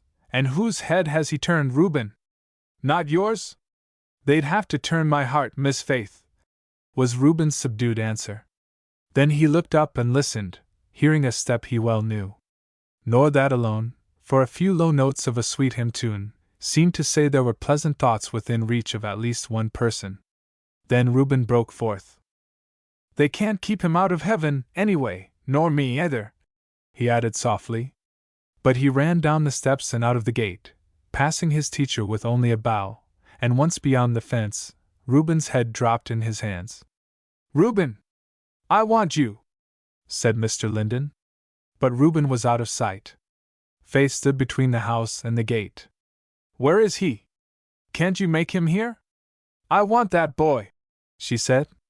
I can run after him, with doubtful success. The foolish fellow brought these for you, Mr. Linden, said Faith, giving the lilies where they belong. Complimentary, Miss Faith, said Mr. Linden, taking the lilies and smelling them gravely. He is, said Faith. And you speak as if I wasn't. Will it redeem my character, or Reuben's, if I bestow the lilies upon you, Miss Faith? I think that was their destination. Faith took the lilies back again, with a slight smile and flash, and stood attentively turning them over for a while. Then suddenly said, Thank you. What did you want of Reuben Taylor? Said Mr. Linden. Cannot I do as well? I should be sorry to think you wanted, Mr. Linden, what I wanted to give him. That sounds terrific. But Reuben is under my jurisdiction. I don't allow anybody to scold him but myself. So deliver it to me, Miss Faith, and I will give it to him, duly pointed and sharpened up. No, said Faith, smiling. You couldn't do it so well as I. I wanted to say 2 words to him to put nonsense out of his head. Nonsense, said Mr. Linden, looking grave. I am as anxious on that point as you can be. What nonsense has he got in his head? Faith hesitated, flushed and paled a little, and looked at her lilies. I don't know whether I ought to speak of it, she began, with much less than her usual composure of speech. Perhaps it is not my business. Please forgive me if I speak wrong. But I half think you ought to know it. I'll try to bear the knowledge, he said, smiling. If you will promise to speak the cabalistic 2 words that were to have such effect upon Reuben. So you want to put nonsense into my head, Miss Faith? Perhaps you know it already? Said Faith. At any rate, I think I should feel better satisfied if you did know it. Mr. Linden, she said, speaking low, do you know that Squire Deacon has been trying to do you mischief? Just suppose for a moment that you are one of my scholars, and give me a definition of mischief. To judge by the unbent lines of Faith's brow, there was nothing very disagreeable to her in the supposition. Yet she had a look of care for the definition, too. When a man is meaning to do harm, isn't he doing mischief? Only to himself. But do you mean that one can't do harm to others in this world? You said when a man is meaning to do harm. Ah, said Faith, laughing. I should want a great deal of teaching before I could give a definition that would suit you. Well then, isn't harm mischief? I'm afraid I must yield that point. Then, said Faith simply, but very modestly, we come back to where we started from. What shall we do there? Said he, smiling. Nothing, perhaps, said Faith with the same simplicity. I only thought it right to put you there, Mr. Linden. Thank you, Miss Faith. Now will you please pronounce over me the 2 words intended for Reuben? Faith laughed a little, but then said gravely, Mr. Linden, I should be very sorry to think you needed them. It's impossible always to avoid being very sorry. I want them, at all events. Haven't you just been putting nonsense into my head? Have I? Said Faith. Do you suppose there was any there before? I don't think, said Faith, surveying his face. There is much there now. I guess you don't need the 2 words, Mr. Linden. I was going to tell Reuben he was a goose for thinking that man could hurt you. His face changed a little. Poor Reuben, he said, then with the former look. On the whole, perhaps it was well he did not come back. If you put those in water they will open their eyes tomorrow. Fresh water, not salt, he added as he followed her into the house. They are not part of the marine flora. Tea was ready, with its usual cheer of eatables and pleasant faces, not quite with its usual flow of talk. Mrs. Derrick certainly had something bewildering on her mind, for she even looked at her guest 2 or 3 times when he was looking at her. The pond lilies were alone in the twilight parlor. That was probably the reason why Lucinda introduced Parson Summers into the tea-room, the parson happening to call at this identical time. Parson Summers was always in a genial state of mind, always, at least, whenever he came into Mrs. Derrick's parlor. By the testimony of numbers it was the same in many other parlors. He came in so now, gave a smile all round, and took an empty chair and place at the table like one who found it pleasant. Well, I declare, Mrs. Derrick, said Mr. Summers when he was seated, I don't think there's a more cheerful room in Pataquasset than this one. Why, you always have everything agreeable here. A cup of tea, now, I didn't expect it. Why, we always do have tea, Mr. Summers, said Mrs. Derrick, but it don't seem strong tonight. Lucindy, take the teapot and make some fresh. These baked apples are strong, in numbers at least, said Mr. Linden, as he bestowed one upon Mr. Summers. Thank you, it's all strong enough, Mrs. Derrick, thank you, very good. And Mr. Linden, how are you, getting along with your juvenile charge? Confining work, sir, isn't it? Rather, sir, to the body. Not to the mind, eh? Well, I should have thought that to a gentleman like you it would prove more deleterious to the mental faculties. But I suppose you find yourself rewarded by your pupils' improvement and regard. Yes, sir, their regard is very precious to me, was the quiet reply. I should think so. Why, there's that boy Reuben Taylor, strange father that boy has, fisherman. I met that boy this evening, in the street, and he was crying, down a little below here. He was going home. I asked him, if Mr. Linden had been dealing hardly with him, and I declare, I didn't know but Reuben would have attacked me on the spot. Has Mr. Linden a character in the village for cruelty? Said Faith. I declare, not that I know of, Miss Faith. I should think it could not be deserved. That boy's attachment is certainly, very warm. My dear Mrs. Derrick, how well Miss Faith is looking! She always looks well, but tonight, the color of her cheeks is, to be remarked. You will get a character for cruelty, Miss Faith, said Mr. Linden, if you ask about my character before my face. Faith looked up as if she would willingly have asked a question, but that being in present circumstances impossible, she merely uttered a quiet little no, and went on with her tea, and with a color still further improved, a quiet little yes, of about equal prominence, did not divert the attention of Mr. Summers from his own remarks. It's delightful to see, really, said that gentleman. But Mr. Linden, I am sorry to find that you haven't the goodwill of our neighbor, Squire Deacon. The squire's a valuable man, very, the squire's a valuable man in the town. I am sorry. Do you know, Mr. Linden, how it has happened? Have you asked the squire himself, sir? Said Mr. Linden. Why, no, sir, I haven't. I wanted to get at the truth of it, that I might, if possible, do something to heal the breach. Now you are doing a valuable work in Pataquasset, sir.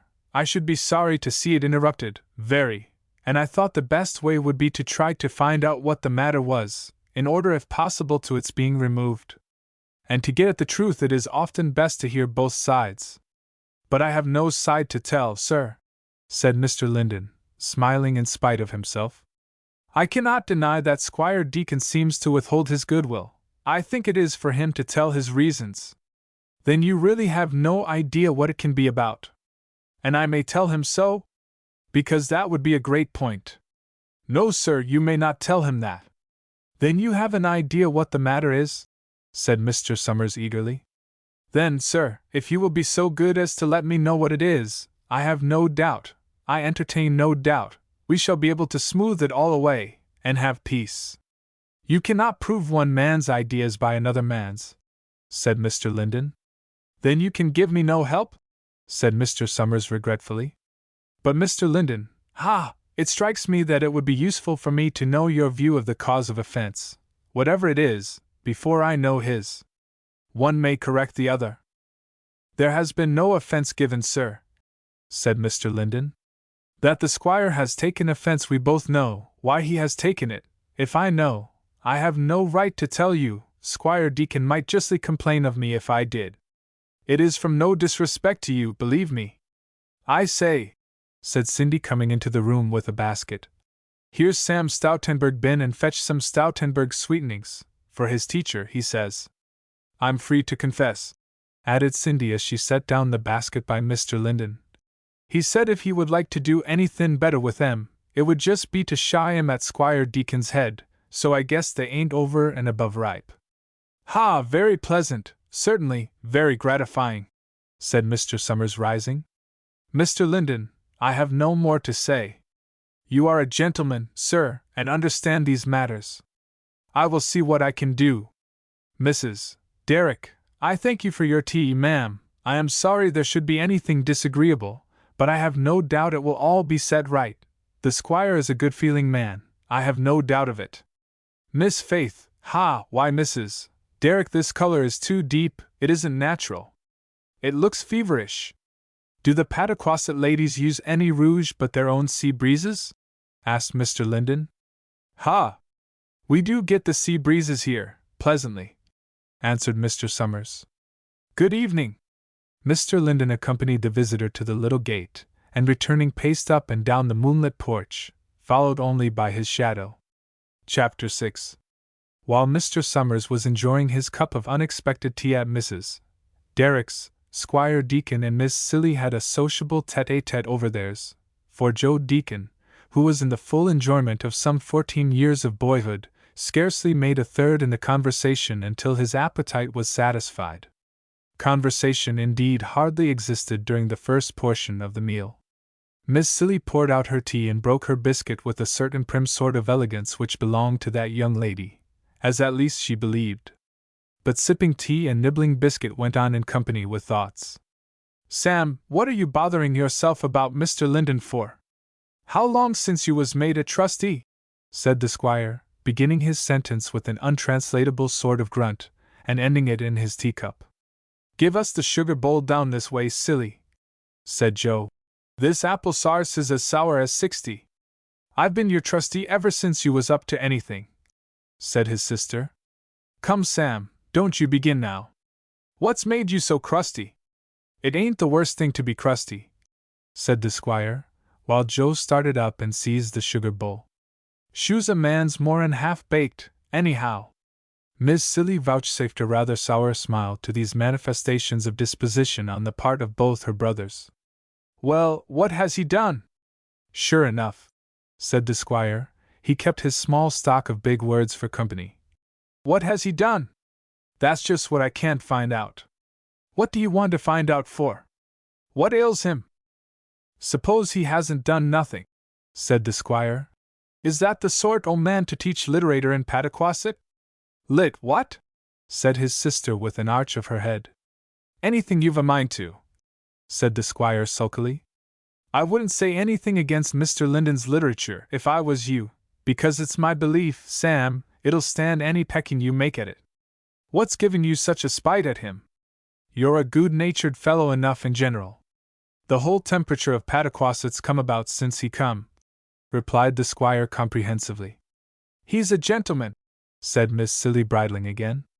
He won't hurt anybody's manners, not the best, if they was to copy him.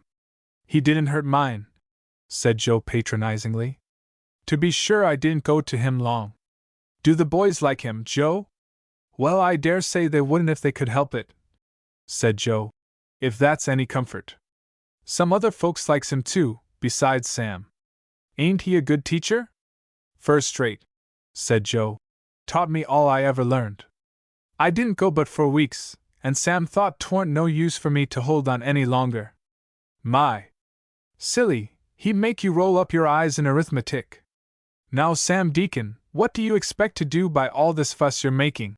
Said his sister judicially. What's the use of cross-examining a man at that rate? Said the squire restlessly. When I do anything, you'll know it. You'll make yourself a fool, one of these fine mornings, that's what I count upon, said Miss Cecilia. He's a match for you, I have a presentiment, Sam. He won't be for you, said the squire with some heat. There's Mr. Simlins going along, said Joe, who having finished his supper was gazing out of the window. Oh my! If he was cut up into real Simlinses, what a many there'd be! You hush, Joe, said his sister wrathfully. He's comin' in. And Mr. Simlin's tall figure did indeed come through the gate and up the walk, from which a very few more steps and minutes brought him to the tea-table. Well, Mr. Simlins, said Miss Cecilia as she gave him his cup, you've got back. I heard you were returned. Yes, said the farmer deliberately stirring his tea.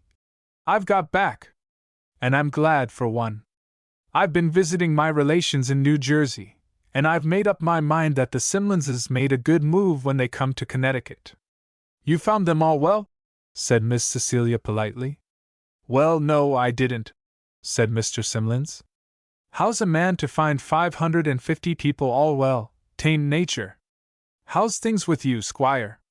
Wheat's done well, corn middlin', replied the squire, while Joe got behind his sister's chair and whispered. There's another name in the dictionary sounds like your'n, though they ain't spelled just alike. Goin' to school, Joe? Growled Mr. Simlins. No, sir, said Joe. Mr. Linden teach me all he knowed in a jiffy, and all I know, too. Well, are the other boys learnin' yet? Said Mr. Simlins, as he spread a slice of bread pretty thick with butter. I s'pose so, said Joe. All they kin. It's hard work, said Mr. Simlins. I feel it now. Never pluffin' made my back ache like learnin'. I wonder whatever they made me school trustee for, seein' I hate it like pison. But I s'pose we mustn't quarrel with honor's duties, said the farmer, carrying on sighing and bread and butter and tea very harmoniously together.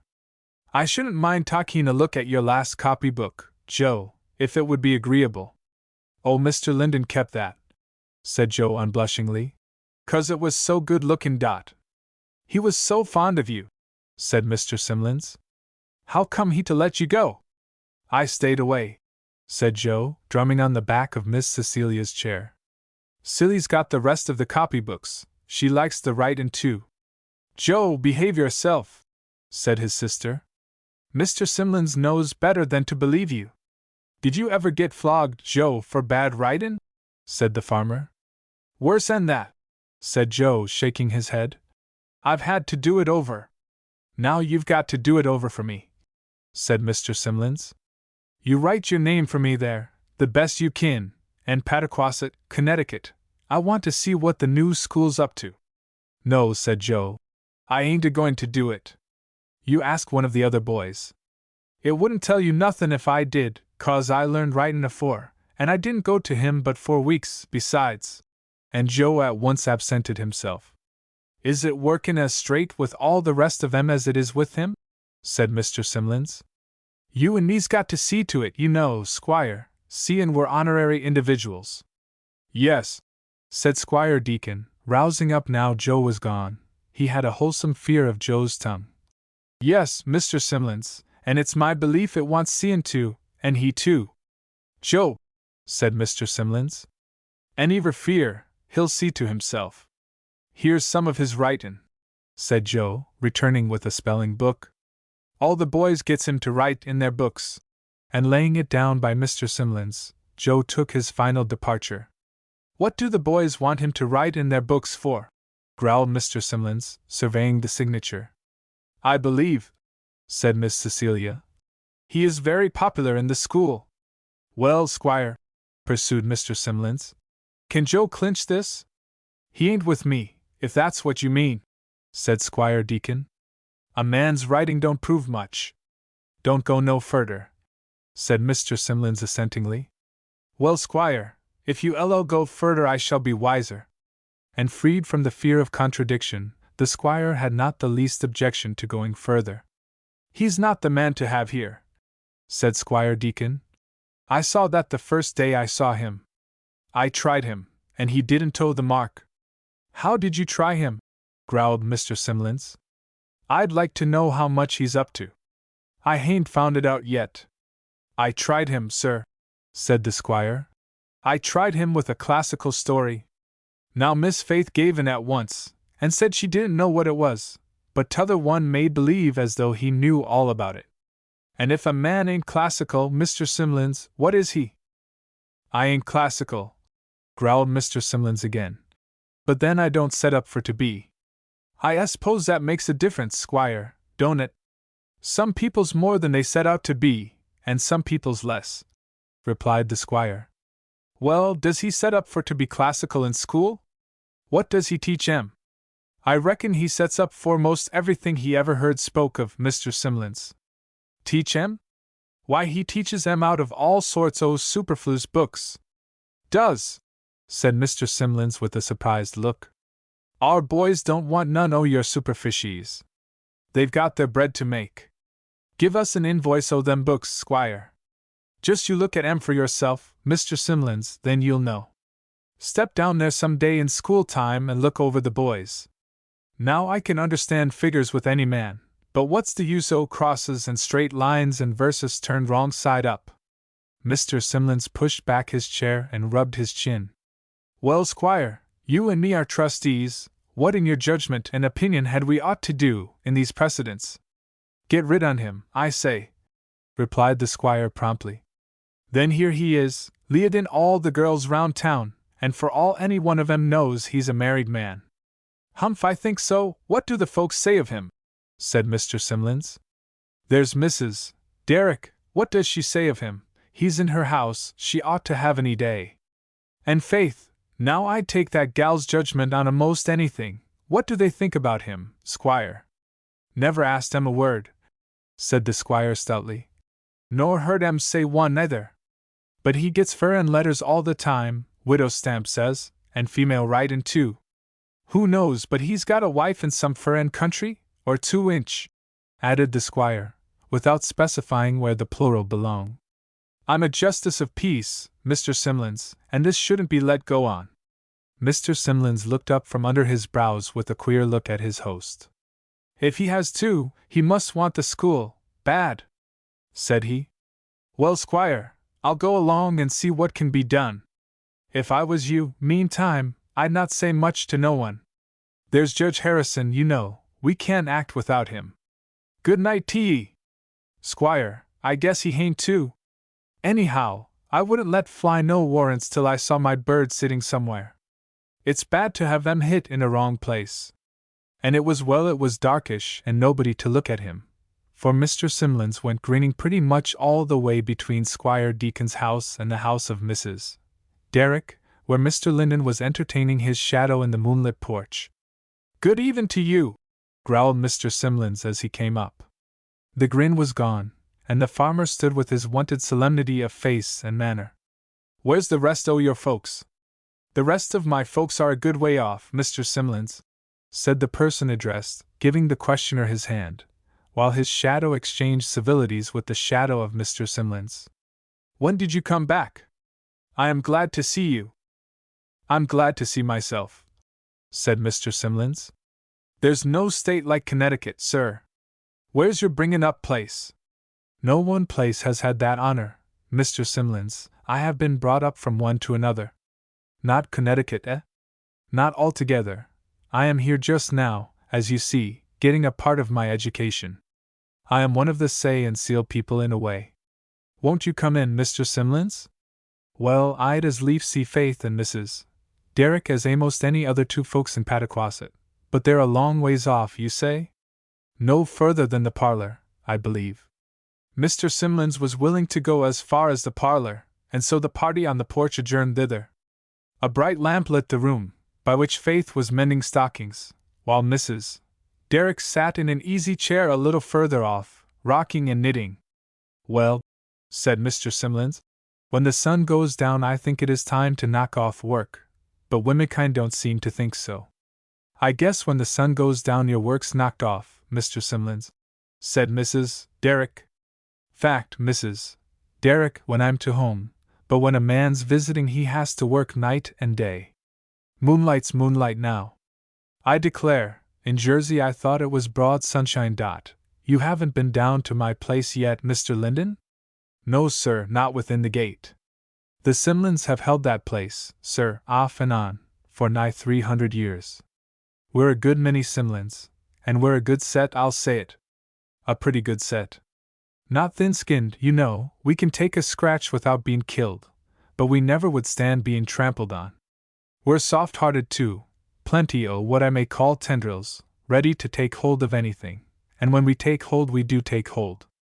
We cover a good deal of ground in the country, here and elsewhere, in the various branches. My mother was a mush, and my grandmother was a citron, a good families those, sir, can't do better than take a wife from one of them. Mr. Linden, if you are so disposed, you haven't got one already, have you? What, sir? Said Mr. Linden, with more sharpness than he often shewed, and which made Mrs. Derrick drop her knitting and look up. I thought you wasn't a married man, are you? Said Mr. Simlins, the grin just shewing itself again on his face. Is that one of the charges brought against me? Said Mr. Linden, a little too roused himself to pay much heed to Mr. Simlin's questions. Well, I didn't know as you'd think it a charge, said Mr. Simlins with an unchanged tone. I guess you mean to make it true some day, don't you? The question fell unheeded. The charge did not. It touched him deeply, touched a proud sense of character, though no words gave evidence of the fact. Faith, child, said Mrs. Derrick in that moment of silence, her whisper as low as she thought would reach across the table.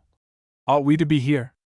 But a very emphatic yes, from the window, prevented the need of Faith's answer. I was only recommending, said Mr. Simlins, in case you wanted help to make up your mind. The citrons are all gone to New Jersey. There's a few of the mushes ramblin' round Connecticut yet. Well, Mr. Linden, I hope you and your boys get on commodiously together? Just look into that basket on the table, and see what one of 'em brought him tonight, said Mrs. Derrick. Those are Stoutenburg sweetings, Mr. Simlins. Mr. Simlins looked at the sweetings and then looked towards the window. I'd like to hear you speak a little on that point, he said. Fact is, there's been some winds blowin' about Pataquasset that ain't come off beds o' roses, and I'd like to find where the pison is and clap a stopper on it for the future. It's easy done. Mr. Linden looked up with his usual expression, only the smile was grave and a little moved, and answered, I could say a good deal on that point, Mr. Simlins. Yet I had rather you should ask the boys than me. Don't want to ask the boys nothin', bless you, said Mr. Simlins. What I want to say is this, what's the matter between you and the squire? I've been a skin him, and he says you learned the boys to make AV wrong side upward. I can't make nothin' of that, said Mr. Simlins, with again the approach to a grin. 'Tain't over easy to tell whether his verses are one side up or t'other. Now I'd like to know from you where the hitch is. The squire ain't likely to set them all in a configuration just yet, but if he's swingin' a torch round, I'd just as lief put it out afore the sharks fly. But Mr. Simlins, don't you think it is rather hard measure to ask me why people dislike me? Well, I don't see as I do, said Mr. Simlins placidly.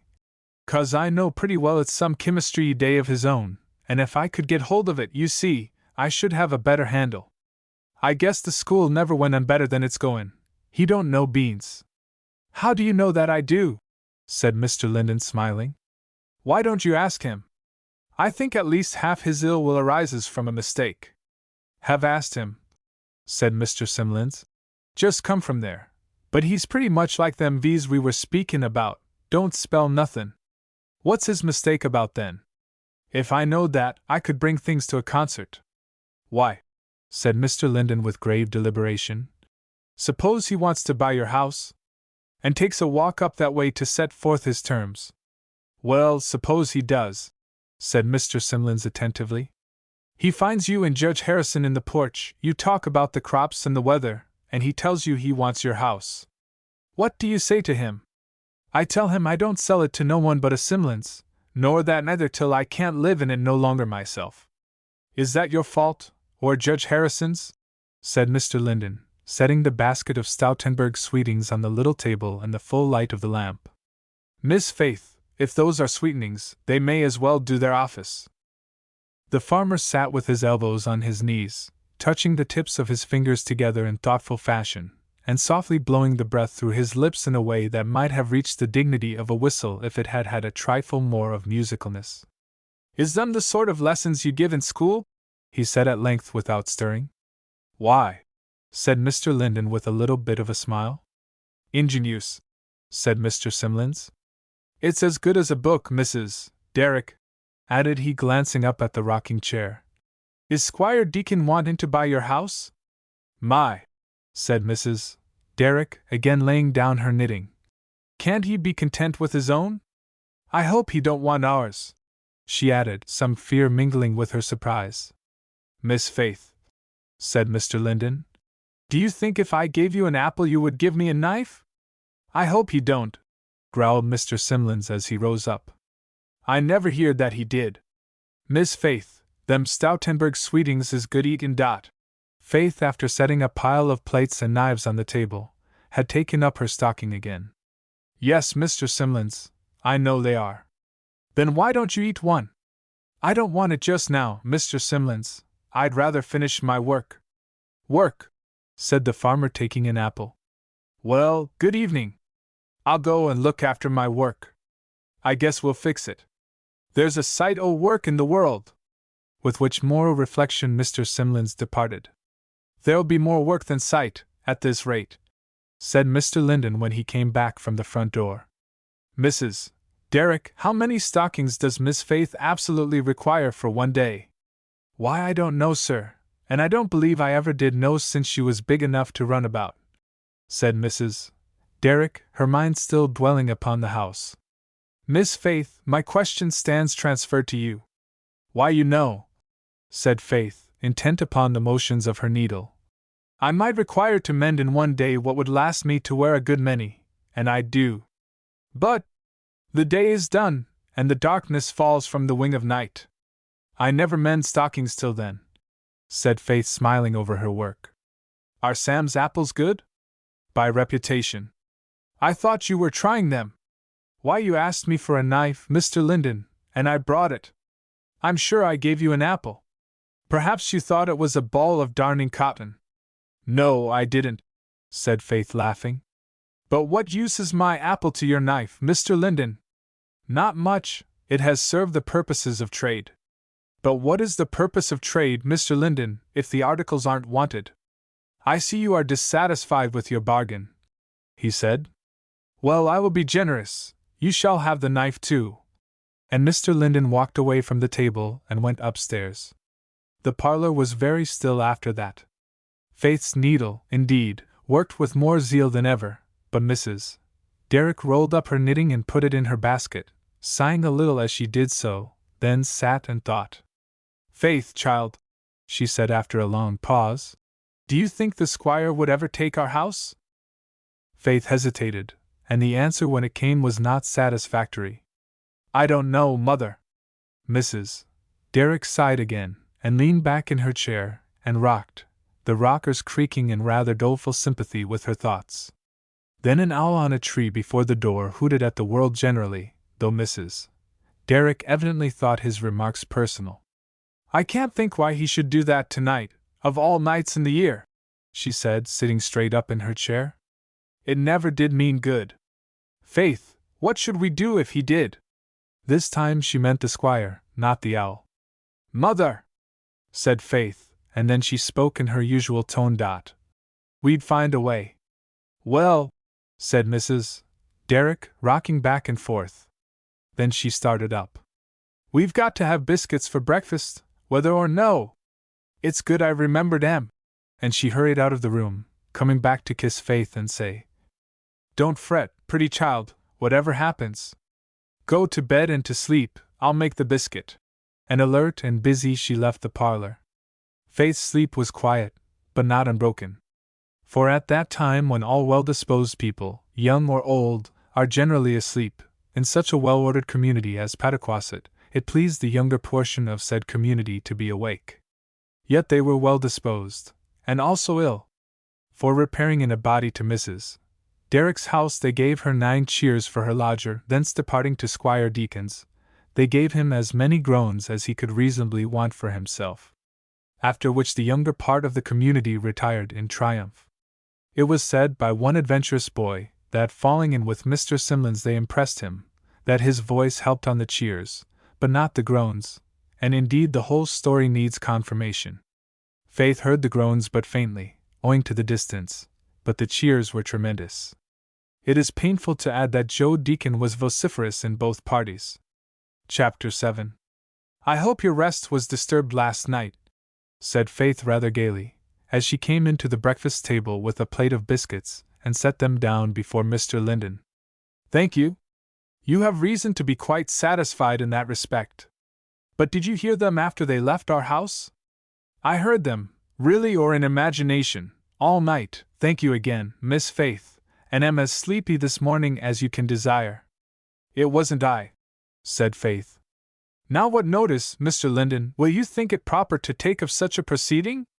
That was one thing which kept me awake. But as you are sleepy now, I suppose the point is decided? You are as quick at conclusions as Johnny Fax, said Mr. Linden smiling, who always supposes that when I am not using my pen myself I am quite ready to let him have it. Does he get it? What should you advise? Oh, Mr. Linden, said Faith, I should advise you to do just what you do. Unsound, he said. I thought you were a better adviser. But about this matter of the boys, I shall probably read them a lecture, wherein I shall set forth the risk they run of getting sick by such exposure to the night air, also the danger I am in of being sent away from my present quarters, because ladies prefer sleep to disturbance. Having thus wrought up their feelings to the highest pitch, I shall give them a holiday and come home to dinner. Faith laughed her little low laugh of pleasure, at least it always sounded so. It might be pleasure at one thing or at another, but it was as round and sweet a tone of merry or happy acknowledgment as is ever heard in this world of discordances. But are you really sleepy, sir? Said Mrs. Derrick. I'm so sorry. I thought they were doing nothing but good. I never once thought of their waking you up. Mr. Linden laughed too a little. I shall get waked up, he said, in the course of the day. Unless somebody has drugged my coffee. Judge Harrison was here this morning, Mr. Linden, with a message for you, said Faith. Mother, will you tell Mr. Linden what Judge Harrison said? I'd rather hear you, child, by half, said her mother, with a smile whereon the house cast a little shadow. Tell him yourself, Faith. And Mrs. Derrick sighed, and took her napkin and rubbed off a spot on the coffee pot. Judge Harrison came, said Faith, and paused. And went away, said Mr. Linden. Yes, said Faith. He stopped on his way somewhere, and came into the kitchen to talk to us. He said he would like, if you would like it, he would like to have a great exhibition of the boys. He knows about the school, he says, and there hasn't been such a school in Pataquasset since he has been here himself, and he would like to shew it up to the whole town. So if Mr. Linden approved of it, Judge Harrison said he would have a gathering of all the countryside in some nice place. The judge has plenty of ground and can get anybody else's besides, and the boys should have a great examination, and after that there should be an entertainment under the trees, for boys and all. And he wanted Mother to speak to Mr. Linden, and see whether he would like it. And Mother wouldn't, said Faith as she finished. Mr. Linden raised his eyebrows slightly, then let them fall, and likewise his eyes. Then sent his cup to be replenished, gravely remarking to Faith that if she had any drugs, she might put them in now. What kind of drugs would you like, Mr. Linden? Said Faith. Any that are deeply sedative. Sedative? Said Faith, with that look which he often drew from her, very earnest, half wistful, half sorrowful. I don't know what it means, Mr. Linden. It means, said he, his face relaxing a little, such as diminish the physical energy, without destroying life, such in short, as might qualify a man for the situation of a tame monkey on a pole. Faith's look changed to a sort of indignant little glance, and her lips parted, but they closed again and her eyes went down to her plate. What were you going to remark, Miss Faith? Faith blushed a good deal, however the answer came steadily. I don't think any drugs would do that for you. I am in a bad way, then, said Mr. Linden with unmoved gravity. Because if I survive this trial of what I can bear, I intend to advertise for the aforenamed situation. Have you heard of any vacant pole, Miss Faith? Faith looked at him with a grave, considering wonder, which gradually broke into a sense of fun, and then she laughed, as she did not often laugh. Apparently Mr. Linden was well enough pleased with such answer to his words, for he not only made no attempt to stop her, but even remarked that it was good to be of a sympathizing disposition. The day passed as usual, only of late it had got to be Faith's habit to spend a good deal of time shut up in her room. It had never been her habit before. But now, after going through her early household duties, of which Faith had plenty, she used to be out of sight often for an hour before dinner, unless when the dinner required just that hour of her attention. Nothing was left behind her to call her down. Her dairy, her bread and cake, her pies and cream cheeses, her dinner preparations, whatever the things might be, were all ready for the day's wants, and then Faith was gone. After dinner it was still more surely the same. Yet though all this was true, it was so quietly and unobtrusively true that Mrs. Derrick had hardly observed it. It happened this afternoon that Faith lingered upstairs, not until tea time, but until she heard her mother call. Reuben Taylor wanted to see her. He was at the gate. I didn't want to disturb you, Miss Faith. I told Mrs. Derrick so. It's only some clams, which I thought maybe you'd like, said Reuben modestly. I left them in the kitchen. Thank you, Reuben, I like them very much. Do you feel better than you did yesterday? Yes, ma'am, said Reuben rather slowly. I felt a great deal better last night. And today, don't you? Yes, ma'am, Reuben answered as before. But not so well as last night. What's the matter, Reuben? Didn't you hear what they did last night, ma'am? To be sure I did, but what has made you feel worse today? Why, you know, ma'am, said Reuben, last night I forgot all about everybody but Mr. Linden. But oh, Miss Faith, I just wish you could have been in school today for 1 minute, when Mr. Linden came in. You see, said Reuben, excitement conquering reserve. The boys were all there wasn't one of 'em late, and every one had a sprig of basswood in his hat and in his buttonhole. And we all kept our hats on till he got in, and stood up to meet him, though that we do always, and then we took off our hats together and gave him such a shout, you know, Miss Faith, added Reuben with a smile both expressive and sweet. Basswood's a kind of linden. And what did Mr. Linden do? Said Faith with a smile of her own that very well reflected Reuben's.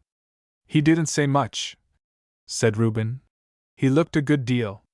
Well, you foolish boy, said Faith gently. Don't you feel well now, after all that? What's the matter? A heavy, shoe-leathery step came down the street. It was Squire Deacon.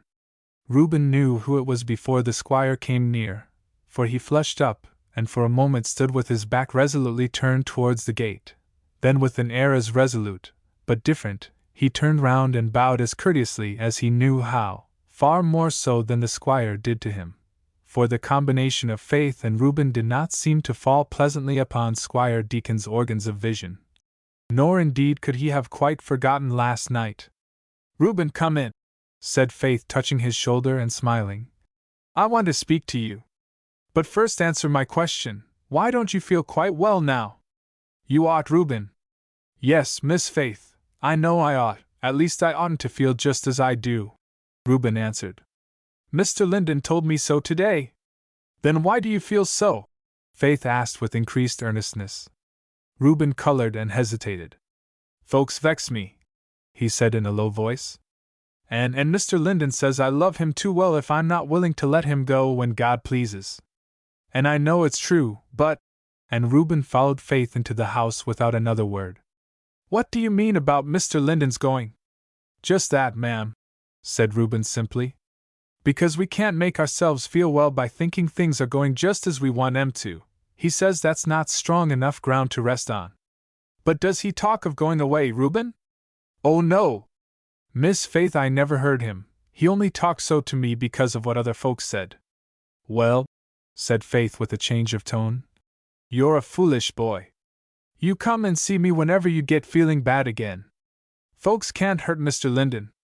Now look here, wait a minute, will you? Faith ran upstairs, speedily came down again with a little blue-covered book in her hand. Is this the arithmetic you study? She said softly, coming close to him. Reuben took the book with some surprise in his face. Yes, ma'am, this is the one. And he looked up at her as if to ask, what next? How far have you gone? I am through this now, said Reuben. But some of the others are here, and here. Then you can tell me, said Faith. She turned over to a certain page, far on in the book too, and putting it into Reuben's hands, said quietly, I am studying it, and I cannot make anything of this. Do you remember how it was explained? The book's wrong, said Reuben, after a glance at it. I remember, Miss Faith. See, it ought to be so, and so. Reuben went on explaining. All the books we could get here were just like it, and Mr. Linden said if he found any more mistakes he would send to Quillipeak and get good ones. He showed us how this ought to be. That's it, said Faith. Thank you, Reuben. And you needn't tell anybody I asked you about it. Reuben looked a little surprised again, but he said, No, ma'am, and made his bow. It was Faith's turn to be surprised then, for stepping into the tea-room to look at the clock, she found not only the clock but Mr. Linden, the former ticking sundry minutes past tea-time, the latter enjoying the sunset clouds and his own reflections, and possibly his book. Mrs.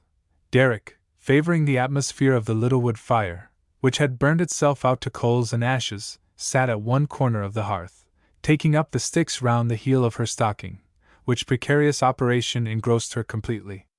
Mr. Linden, however, looked up, and took in the whole of the little picture before him.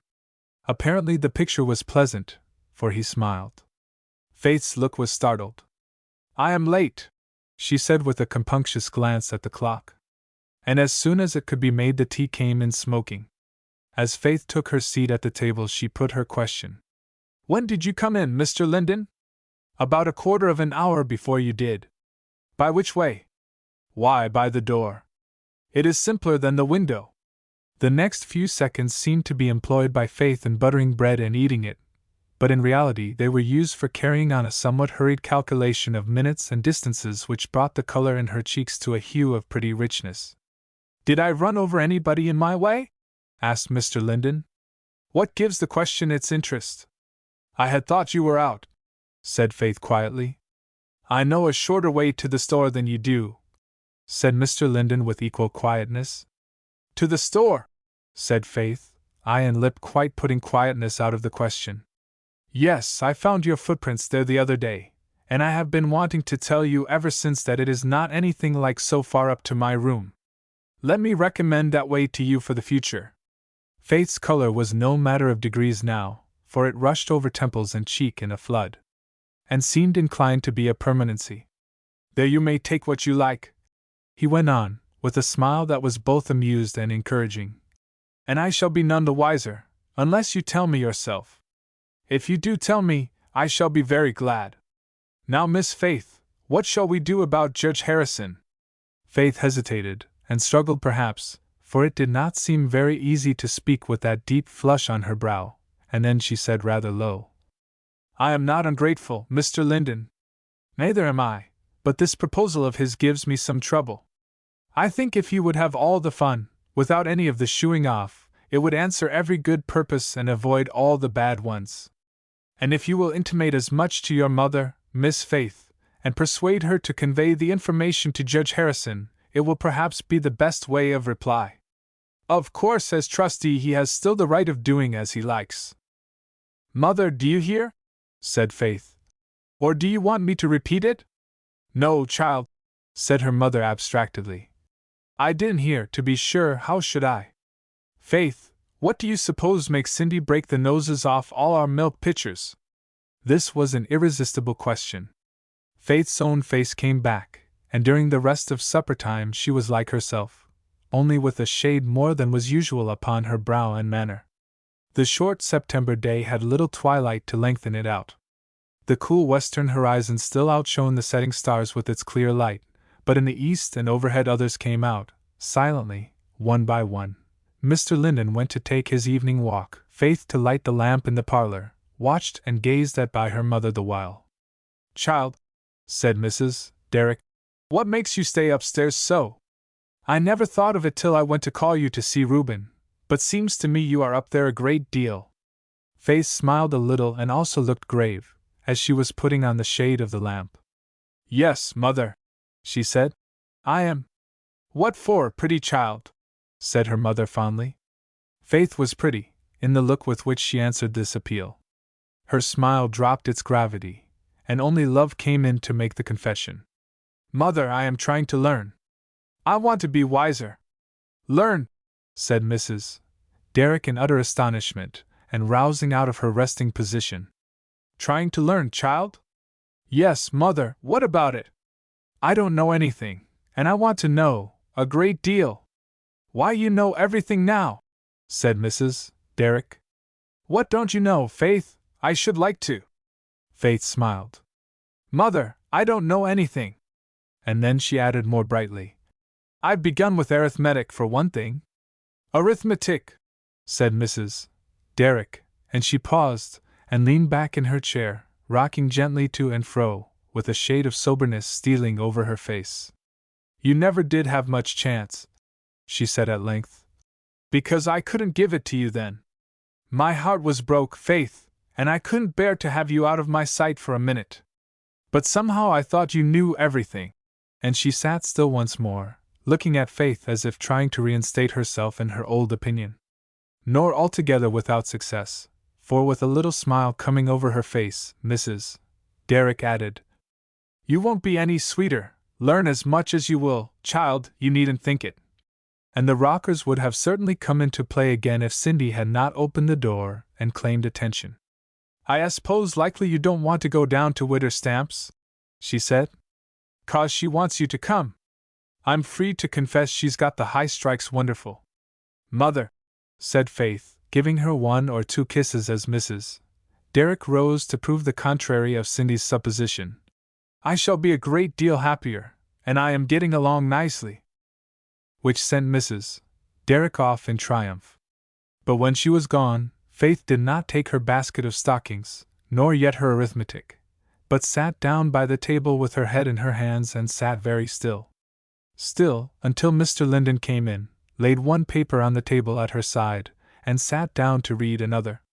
Faith's darning needle came into play then, and worked quick and silently.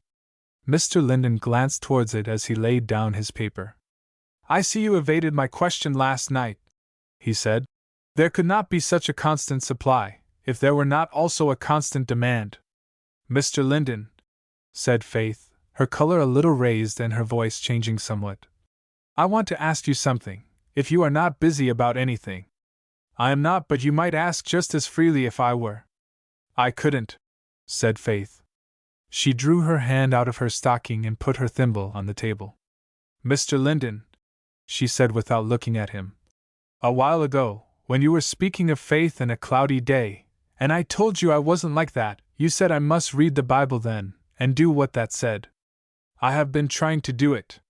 Shading his eyes with his hand, he looked at her, as if waiting to hear more.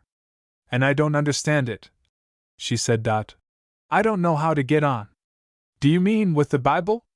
Is it that you do not understand? I don't understand some things. I don't know exactly what I ought to do. In what respect? Where is the difficulty? Some things in the Bible you never will understand, perhaps, in this world, and others you must learn by degrees. I don't understand exactly what makes a Christian, and I want to be one.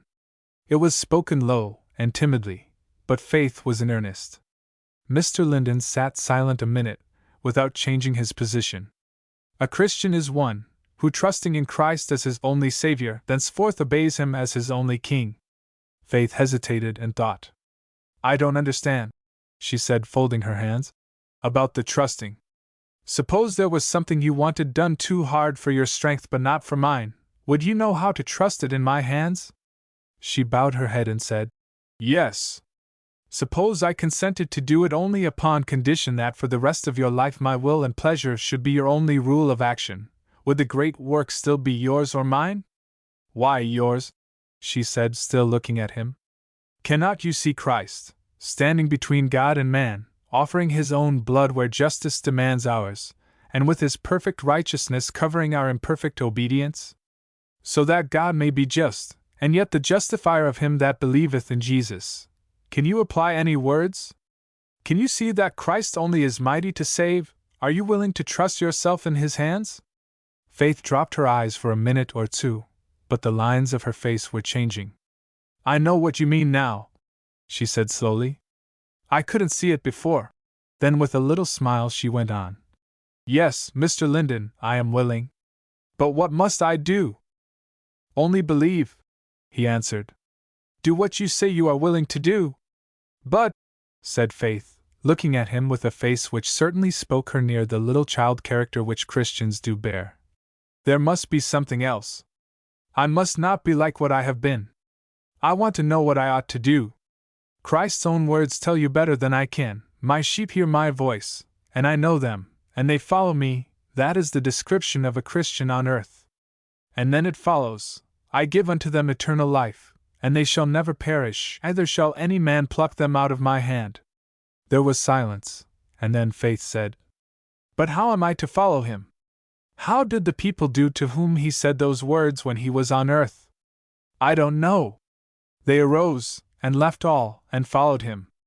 Well, Mr. Linden? It is just such a following that we are called to now, only that it must be in heart and life instead of actual footsteps. Just so must we rise up from doing our own will and pleasure, fix our eyes upon Christ, and follow him. But how are we to know, how am I to know, said Faith, what I ought to do? Study Christ's summing up of the 10 Commandments, does not that cover the whole ground? And then, do every little duty as it comes to hand. If we are truly ready to do God's will, he will send us work, or if not, they also serve, who only stand and wait. Faith looked an earnest, wistful, sorrowful look at him. But then, she said, I don't do anything well, how can I know that I am right? You know what you said, of the 2 roads only one led to the shore. I keep thinking of that, ever since. A traveler in the right road, said Mr. Linden, may walk with very weak and unsteady pace, yet he knows which way his face is set. Which way is yours? Faith's face was in her hands. But Mrs. Derrick's step just then sounding at the front door, she sprang away before it could reach the parlor. Chapter 8. The decision of Mr. Linden on the school question was duly communicated to Judge Harrison, and the time fixed was Thursday, the 5th of October. The place chosen, after much care, was the judge's own house and grounds adjoining, which were spacious enough, and afforded good opportunity for setting tables and also for spreading them. So all that was fixed, and all Pataquasset was a tiptoe, and Mr. Linden submitted to what he could not help, with as good a grace as he might. And September was sliding off into October with the gentlest, sunniest, softliest grace. With much the same sort of grace Faith Derrick walked up and down in her mother's household, from the dairy where she made her butter, to Mr. Linden's room which it was her care to keep in order, and where she might if she chose amuse herself with Mr. Linden's books. If she did, it was unknown to their owner. He surely found every volume lying where he left it. There was chance enough for Faith, in his long absences from the house, and the books offered temptations. There were a good many of them, stowed in old-fashioned corner and window cupboards, good editions, in good bindings, and an excellent very choice selection of subjects and authors. There were books in various languages of which Faith could make nothing but sighs.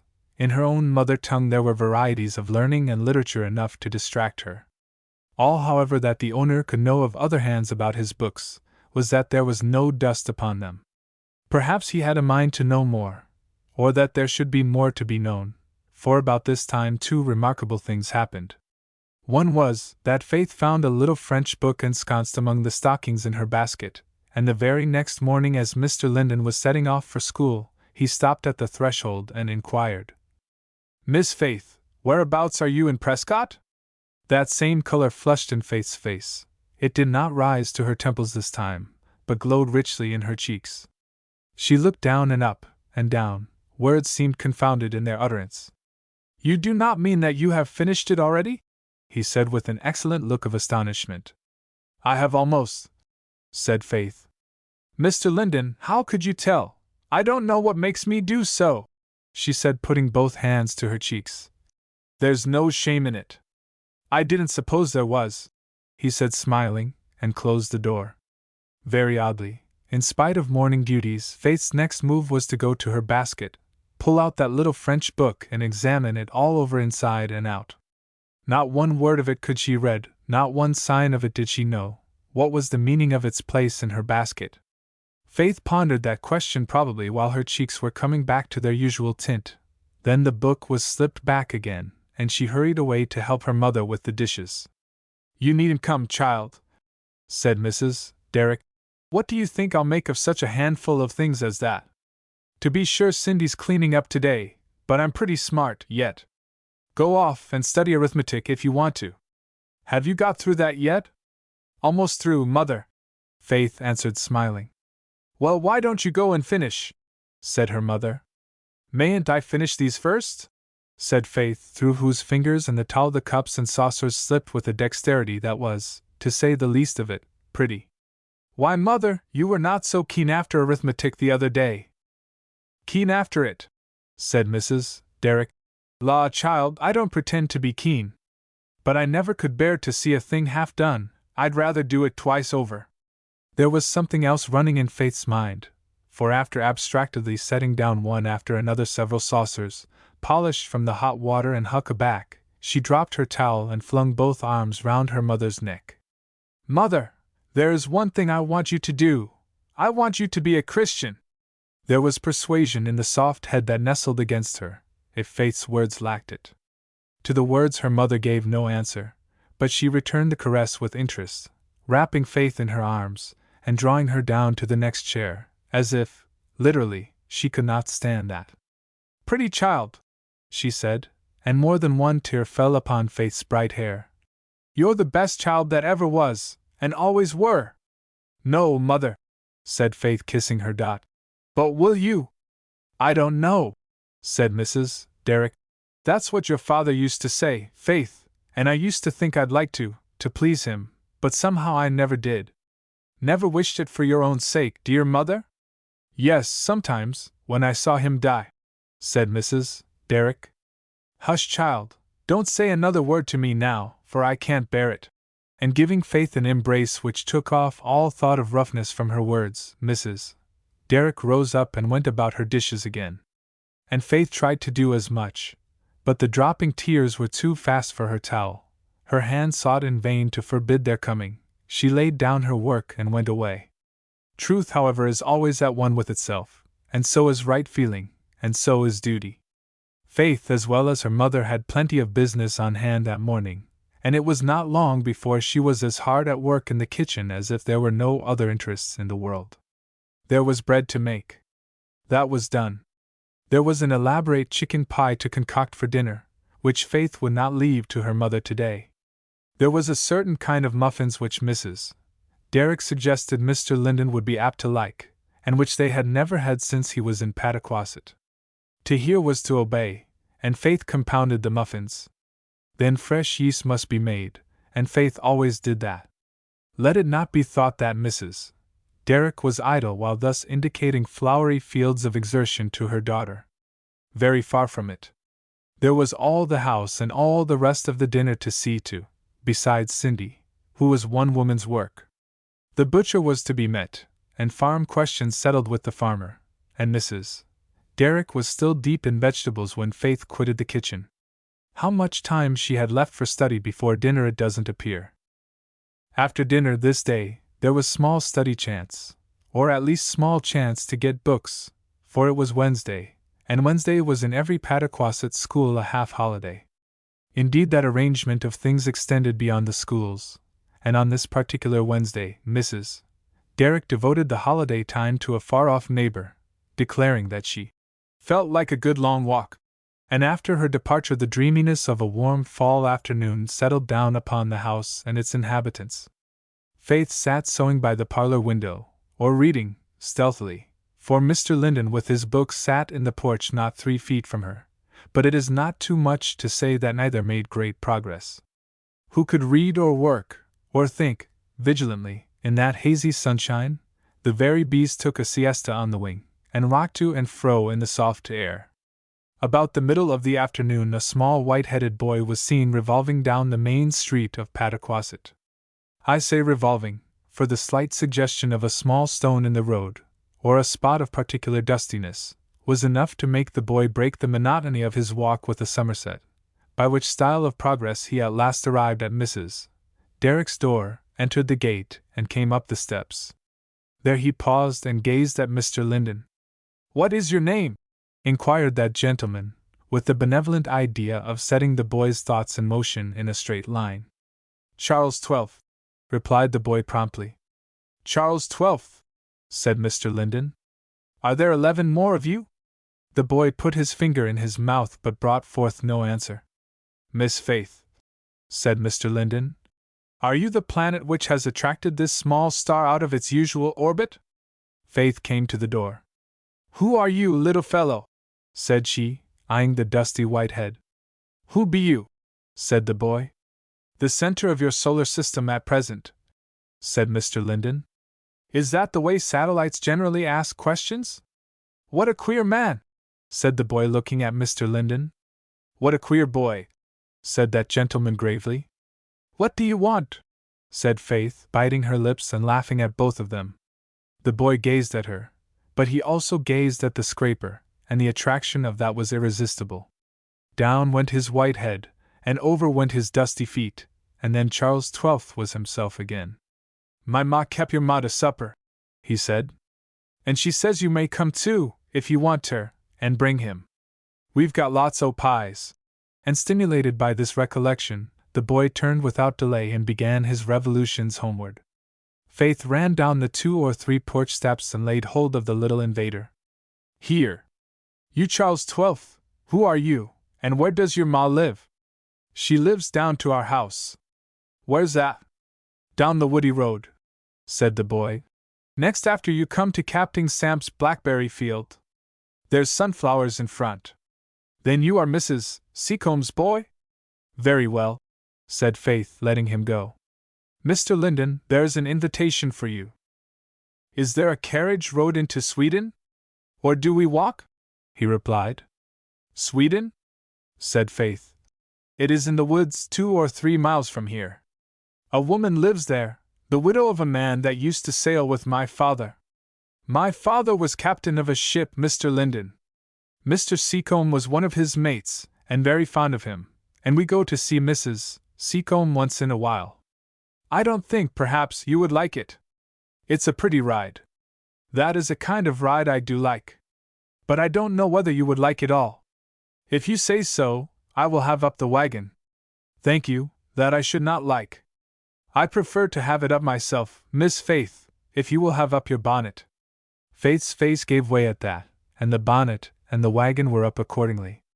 The way led first down the high road, bordered with gardens and farms and the houses of the village, if village it were called, where the neighbors looked at each other's distant windows across wide tracts of meadow, orchards, and grain fields. The road was reasonably dusty, in the warm draughts of September. Nevertheless, the hedgerows that grew thick in many places shewed gay tufts of autumn flowering, and the mellow light lay on every wayside object in sober distance like the reflection from a butterfly's wing. Except the light, all changed when they got into the woody road. It was woody indeed, except where it was grassy, and woods and grass played hide and seek with each other. The grass-grown road, its thicker grass borders, where bright fall flowers raised their proud little heads, the old fence, broken down in places, where bushes burst through and half filled the gap, bright hips on the wild rose bushes, tufts of yellow fern leaves, brilliant handfuls of red and yellow which here a maple and there a pepperidge held out over the road, the bushy bosque look which the uncut undergrowth gave the wood on either hand, the gleams of soft green light, the bands of shadow, the deeper thickets where the eye looked twice and came back unsatisfied, over all the blue sky, with forest leaves for a border. Such was the woody road that afternoon. Flocks of little birds of passage flitted and twittered about their night's lodging, or came down to feast on wintergreen or cedar berries, and Mrs. Derrick's old horse walked softly on, as if he knew no one was in a hurry. "With what a glory comes and goes the year," Mr. Linden said. "And stays all the while, don't it?" said Faith rather timidly and after an instant's hesitation. "Yes, in a sort, though to my fancy the other seasons have rather beauty and splendor, while autumn keeps the glory for itself. I think it is glorious all the year round," said Faith. "Though to be sure," she added with a sudden check, "perhaps I don't use the word right.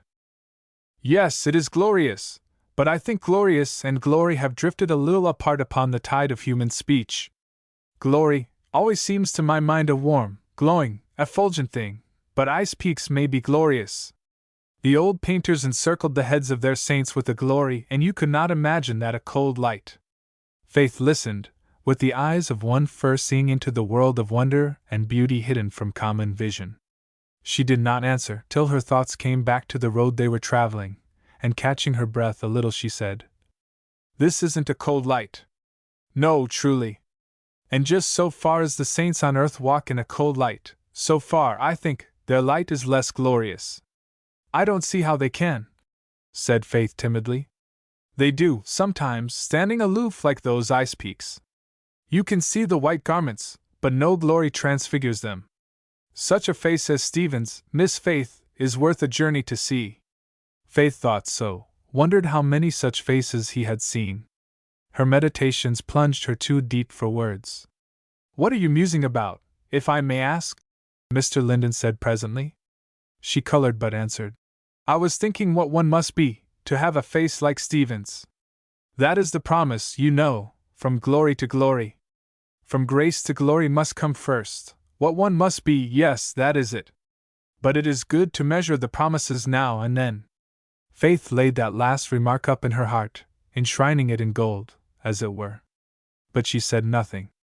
"How is it with you?" he said, turning his eyes full upon her.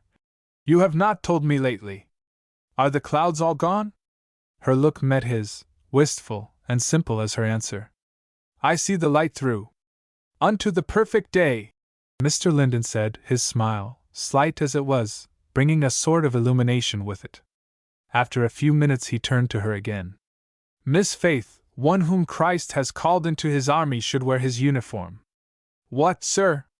she said, the color starting readily. "With the private vows of allegiance, there should be also a public profession." "Yes," she said.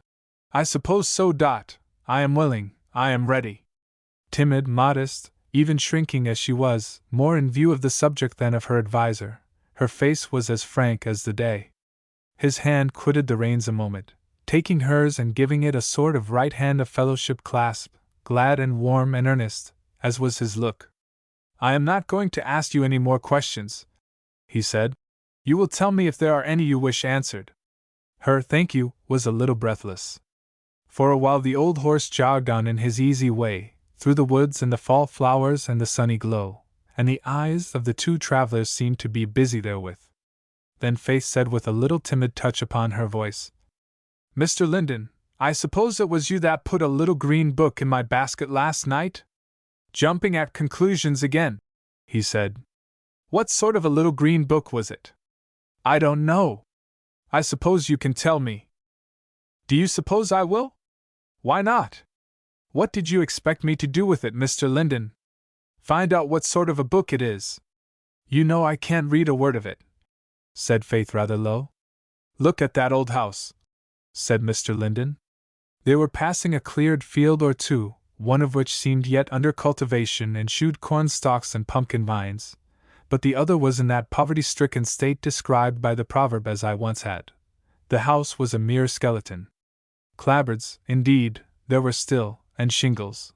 But doors and windows had long since been removed, by man or time, and through the open spaces you could see here a cupboard door, and there a stairway, and there a bit of partition wall with its faded high-colored paper. No remnant of furniture, no rag of old clothes or calico. But in the dooryard a few garden flowers still struggled to keep their place, among daisies, thistles, and burdocks. The little field was bordered with woodland, and human voice or face there was none. The sunbeams which shone so bright on the tinted trees seemed powerless here.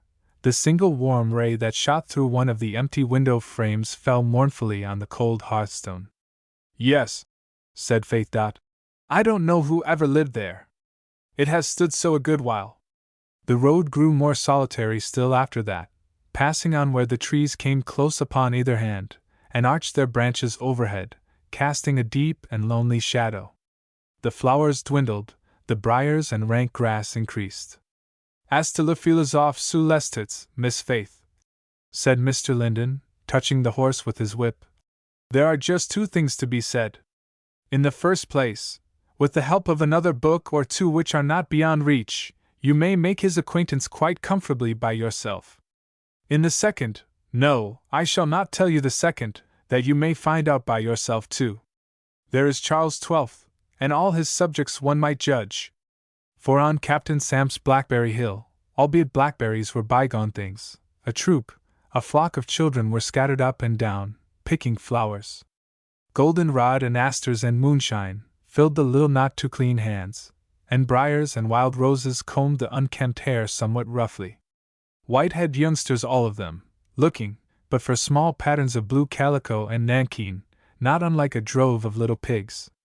Next appeared an imposing array of sunflowers, below which Prince's feather waved in crimson splendor, and the little brown capital of Sweden stood revealed.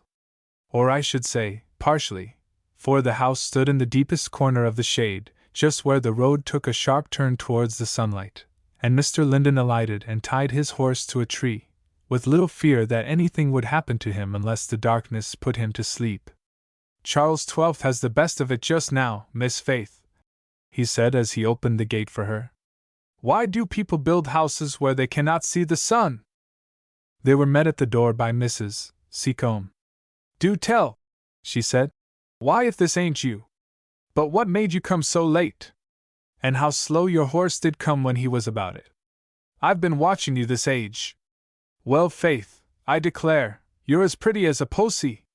And this is the teacher, I s'pose. Guess likely you hain't been down this way afore, sir. It's a good ways, and the road's lonesome, but it's a fine place when you're here, so retired and shady." All Mr. Linden's command of countenance only enabled him to answer the last remark with a strong affirmative. "Yes, sir," said Mrs. Seacombe. "It is, and there's a good many of the trees is evergreens, so the shade never goes off. I do s'pose, if I could keep the children more to home they wouldn't get nigh so brown as they do, but if I was to run out in the lot and whip 'em home every half hour they'd be back again afore I could count one. Now Genevieve, she does stay round under the trees a good deal, but then she's fond of flowers. She'll be real glad to see you, Faith, and so'll your mother." And Mrs. Seacombe at last got her visitors into the parlor. The parlor was as brown as the rest of the house. The visitors had not time to remark more particularly, for their attention was claimed by a tall girl of about Faith's age, with a loosely built, strong-jointed frame, in as marked contrast as possible to the clean outline and soft angles of the other. She shook hands very cordially with Faith, but made a reverence to the teacher. "Won't you take a chair, sir?" she said, setting one for the gentleman. "Ain't it an age since we've looked at you, Faith? Your mother's been here a long spell. Ma was proud to see her come it.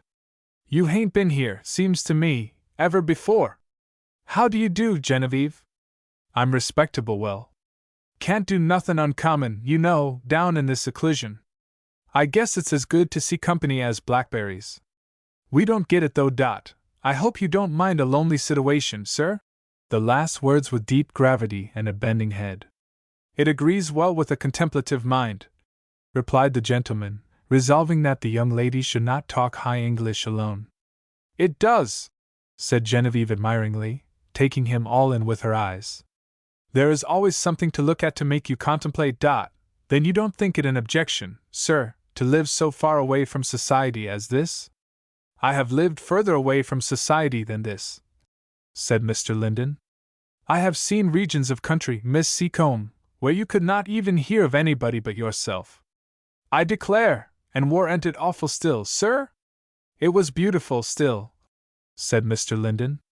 I reckon it was. At this juncture Charles XII made his appearance, and Mr. Linden at once turned to him. Well, sir, how are the Turks? To which Charles XII, being taken much by surprise, replied, They're pretty well. Genevieve, said her mother, if you'll make yourself agreeable, I'll go hurry tea afore the rest of the children comes. They will all come to table, and there's so many. And Mrs. Derrick, as in duty bound, followed her to help. I'll go tell em, said Charles XII as Mrs. Seacombe went out. No, you will not, said Mr. Linden. You will not go out of the house again till I give you leave. Why don't you come to Sunday school and learn to behave yourself? What else? Said Charles XII. What else? Said Mr. Linden. That will take you some time. Afterwards you will learn all the lessons your teacher gives you. Who'll he be? Said Charles XII, coming a little nearer. You. No, indeed, said Mr. Linden. I have quite enough to do now. I dare say this lady will take you into her class, if you ask her politely. It was worthwhile to see Faith's face now, for the little stir and the flush and the sweet gravity that was in it. Not so much as a glance went to Mr. Linden, but leaning forward towards the young enemy of Peter the Great, she said in her sweet tones, Will you come? Charles XII looked up at her rather earnestly, though his finger was in his mouth the while, and then having ended his scrutiny gave a grave little nod of assent, and moved round and stood at her side. Look here, said Faith. Don't you want to shew me how the sunflowers grow in your garden? They bain't mine, said Charles XII. I'll shew you my house, if he'll let me go. That difficulty being got over, Charles XII trotted out of the front door, and on through the long grass, to a remarkable edifice of clam shells, broken earthenware, moss and corn cobs, which was situated close by the fence. Faith commented and asked questions, till she had made herself slightly familiar to the young woodsman's mind, and then it was agreed that he should come Sunday morning bright and early to Mrs. Derrick's, and he and Faith would go to Sunday school together. By the time this arrangement was thoroughly entered into, the summons came to tea. Now do just set down and make yourselves at home, said Mrs. Seacombe, and eat as if you were home too.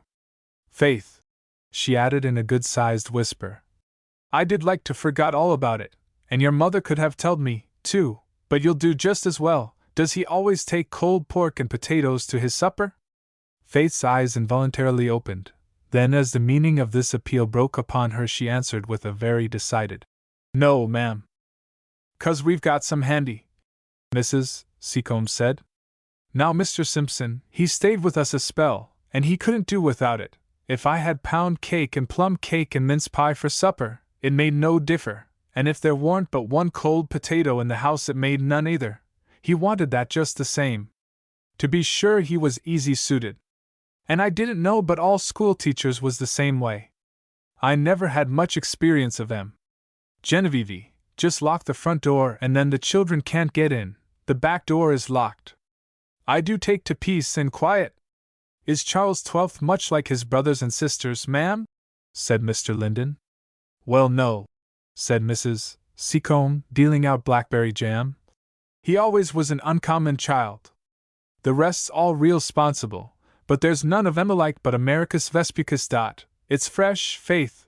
The children pick the blackberries in Captain Samp's lot. Charles XII does act sometimes as if he was helped. I thought he took a turn a while ago, to behave like the rest, but he's reacted. And having emptied the dish of jam, Mrs. Seacombe began upon the cheese. Which is Americus? Said Faith. Is he older or younger than Charles XII, Mrs. Seacombe? Well, he's older, said Mrs. Seacombe. That's him, she added, as a loud rattling of the back door was followed in an incredibly short space of time by a similar rattling at the front, after which came the clatter of various sticks and clods at the window. "I guess you won't care about seeing him nearer," said Mrs. Seacombe, stirring her tea composedly. "Only don't nobody open the door. I do love peace and quiet. They won't break the window, 'cause they know they'd catch it if they did. Children is a plague, I do s'pose," remarked Genevieve. "Is your tea agreeable, sir?" Which question Mr. Linden waived by asking another, and the meal proceeded with a peace and quietness which suited no ideas but Mrs. Seacombe's. At last tea was over, the ladies put on their bonnets again, and the old horse being roused from his meditations, the party set forward on their pleasant way home. Doubly pleasant now, for the sun was just setting, the air was fresher, and the glow of the sunset colors put a new glory upon all the colors of earth. And light and shadow made witching work of the woody road as long as the glow lasted. Then the colors faded, the shadows spread, gray gathered where orange and brown had been, that glory was gone, and then it began to be shown, little by little, as the blue also changed for gray, that there is another glory of the stars. And then presently, above the trees that shaded Mrs. Seacombe's retreat, the moon rose full and bright and laid her strips of silver under the horses' feet. Were they all exhausted with their afternoon's work? Or was this shifting scene of color and glory enough to busy their minds? Mr. Linden found his way along the road silently, and the two ladies, behind him, seemed each to be wrapped in her own thoughts, and moonlight and starlight favored that, and so on they jogged between the shadowy walls of trees tipped and shimmering with light, and over those strips of silver on the road. Out of the woods at last, on the broad, full-lit highway, past one farm and house after another, lights twinkling at them from the windows, and then their own door with its moonlit porch. The old horse would stand, no fear, the reins were thrown over his back, and the three went in together. As Mrs. Derrick passed on first and the others were left behind in the doorway, Faith turned and held out her hand. "Thank you, Mr. Linden," she said softly. He took the hand, and inquired gravely whether she was taking leave of him for the rest of his natural life? Faith's mood had probably not been precisely a merry one when she began, but her low laugh rung through the hall at that, and she ran in. Chapter 9. Mr. Simlin stood on his doorstep and surveyed such portion of his fair inheritance as his eye could reach from that point. Barns and outhouses already in good order, Mr. Simlin's favored with a mental coat of paint, fences were put up and gate-posts renewed, likewise in imagination. Imagination went further, and passed from the stores of yellow grain concealed by those yellow clapboards, to the yellow stubble fields whence they had come, so that on the whole Mr. Simlins took rather a glowing view of things, considering that it was not yet sunrise. The cloudless October sky above his head suggested only that it would be a good day for digging potatoes. The white frost upon the ground made Mr. Simlins guess it was about time to be looking after chestnuts. The twitter of the robins brought to mind the cherries they had stolen. The exquisite careering of a hawk in the high blue ether spoke mournfully of a slaughtered chicken. The rising stir of the morning wind said plainly as a wind could, in its elegant language, that if it was going to blow at that rate, it would be plaguey rough going after round clams. With which reflection Mr. Simlins turned about and went into his early breakfast of pork and potatoes, only, as he was not a teacher, they were hot and not cold. Thus pleasantly engaged, discussing his breakfast, Mr. Simlins was informed by one of his help that a boy wanted to see him. Which was no uncommon occurrence, for all the boys about Pataquasset liked Mr. Simlins. "Just as leaves see him as not," said Mr. Simlins, "if he don't want my breakfast. Come in there, you!" And Dromy Tuck presented himself. "Early bird catches the worm," said Mr. Simlins. "Don't want my breakfast, Dromy, do you?" "Had mine afore I started," replied Dromy. "But the thing's here. Mr. Linden says as how we wants your nuts off o' them trees over to Nantucket, and he says if you don't want 'em, why it'll fit, he says. And if you do, why you may keep 'em, that's all. What's Mr. Linden going to do with the nuts, SBOS, and he gets 'em? He ain't a-going to get 'em," said Droiny. "It's us and him.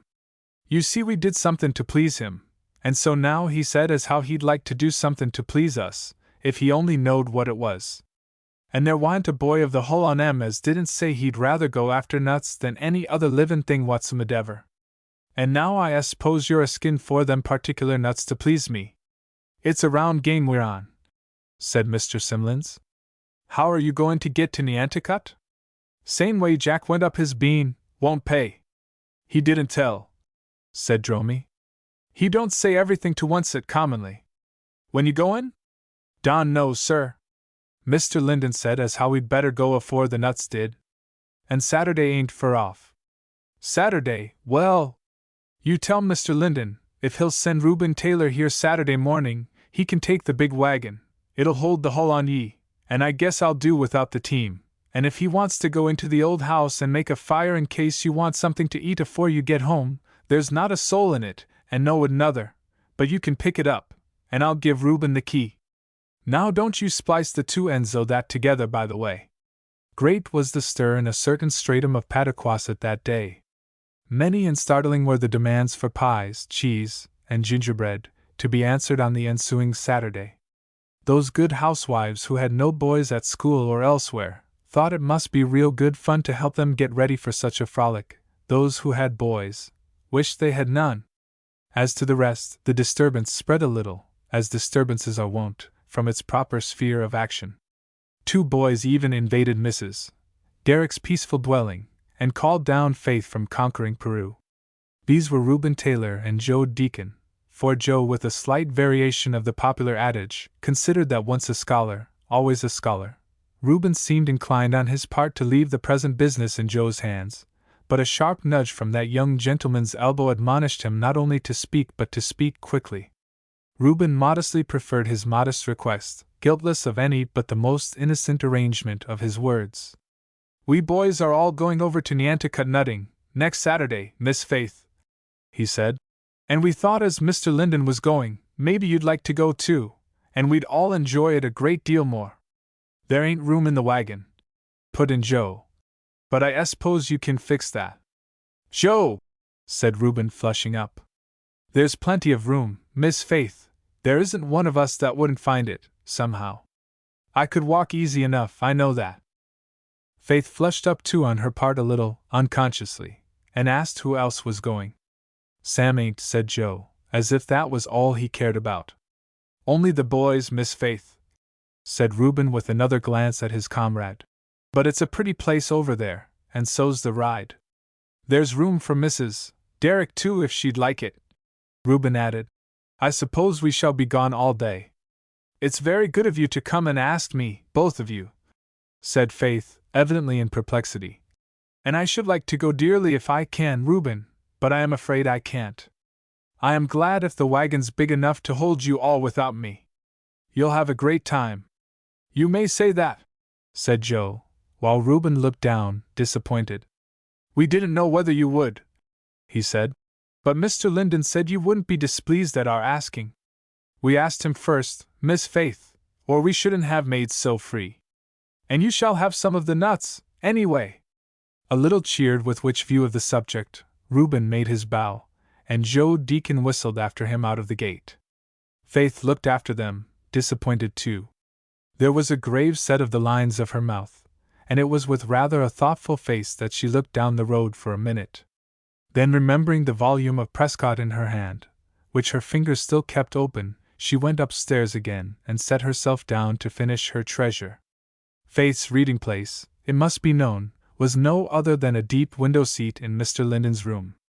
That was a large, old-fashioned room, as has been said, with brown wainscotings and corner and window cupboards, and having on 2 sides a pleasant exposure. The light generally made it a winsome place to look at. Now, in this October weather, it came in mellow and golden from a softened sun and changing foliage.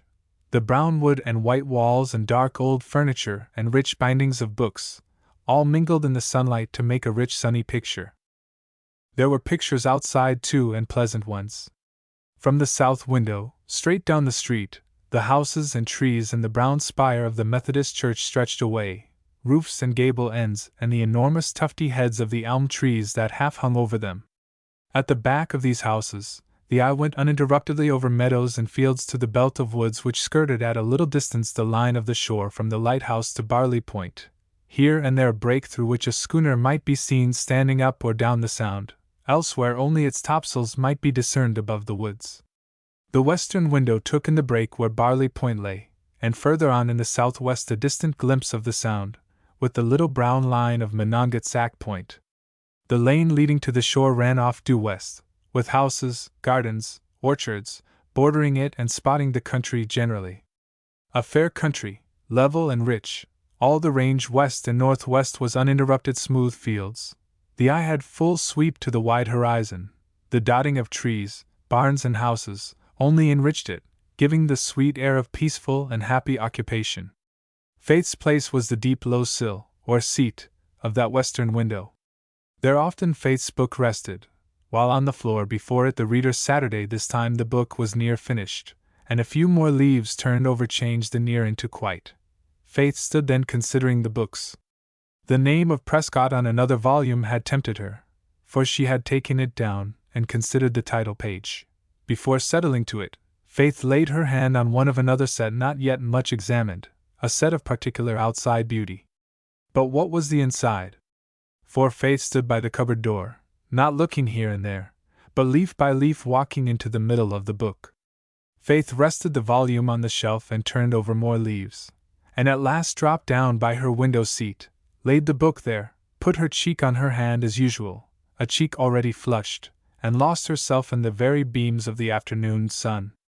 It might have been a dream, it might have been a vision, only that vision it was not. It might have been reality, wrapped up in her book. What should Faith know? Yet when some crisis was turned over with the leaf, and the real world began to supplant the unreal, Faith started up and looked round. Had she heard a step? A rustling of paper on the table? The door was firmly shut. The shadowy corner near by had lost the sunbeams, but was else unchanged. The table looked just as before, unless, had there been a letter lying there when she came in, Faith never could tell. The door opened now, however, and Mrs. Derrick entered, peering in somewhat anxiously. "Why, here you are, pretty child," she said. "I began to think you were lost. Mrs. Summers has been here, and so's Miss Harrison, and they wanted to see you ever so much. I don't think that's a good cheese we cut last night, Faith. I guess I'll cut another." Faith was an image of innocent guilt, and without daring to ask if it was tea time, she ran downstairs. Her mother followed and stood by, not with any thought of overseeing but for the pleasure thereof. "Well, child," she said, "are you learning all the world up? What's in the oven now? Don't you think that is good?" The question had reference to the freshly cut cheese, of which Faith presented her mother with a small morsel. Mrs. Derrick tasted critically, but the first topic was the most interesting. "What's made your cheeks burn?" she said, laying her hand softly against the rose color. "If you're going to study yourself into a fever, Faith, I'm not going to stand by and see it. No fear, Mother. I forgot myself. Is Mr. Linden come in? He must be, he always is by this time. Miss Harrison says the doctor's got back, Faith." Faith took up her cheese and walked in with it. The tea table stood alone. But the tea hour being come, and Mr. Linden known to be surely there within 5 minutes of the tea hour, the tea was made, and not a minute too soon. Faith was not on this occasion talkative, nor anybody else. The meal proceeded rather silently. Spoons spoke in low tones, knives made themselves busy, and Cindy put her head in at the door and withdrew it with the mental ejaculation, "My! If they bain't set in there yet!" At this point Mr. Linden spoke. "And so, Miss Faith, you have no fancy for nuts to crack?"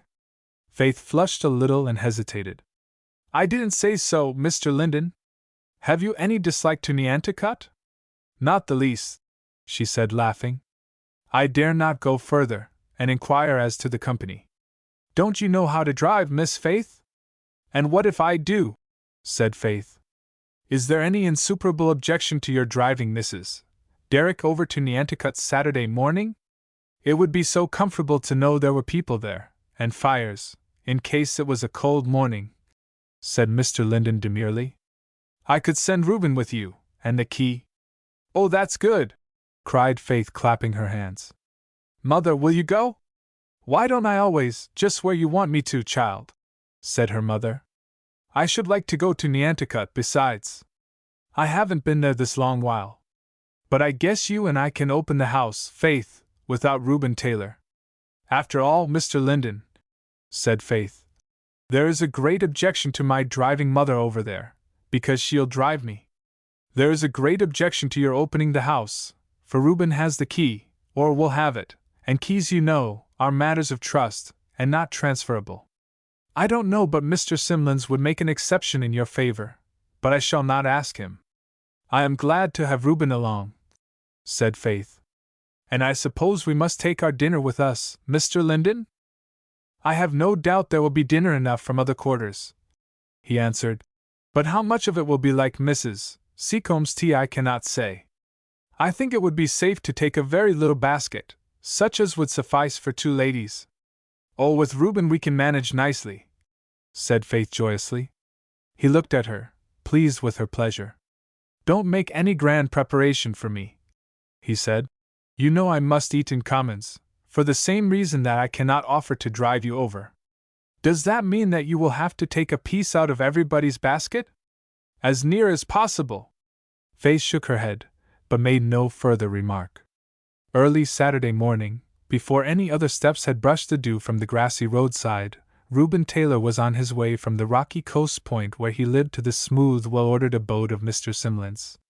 Receiving from that gentleman the key of the old house at Nantucket, and having harnessed the horses to the big wagon under his special directions, Reuben drove down to the village, put horses and wagon in safe keeping, and reported himself at Mrs.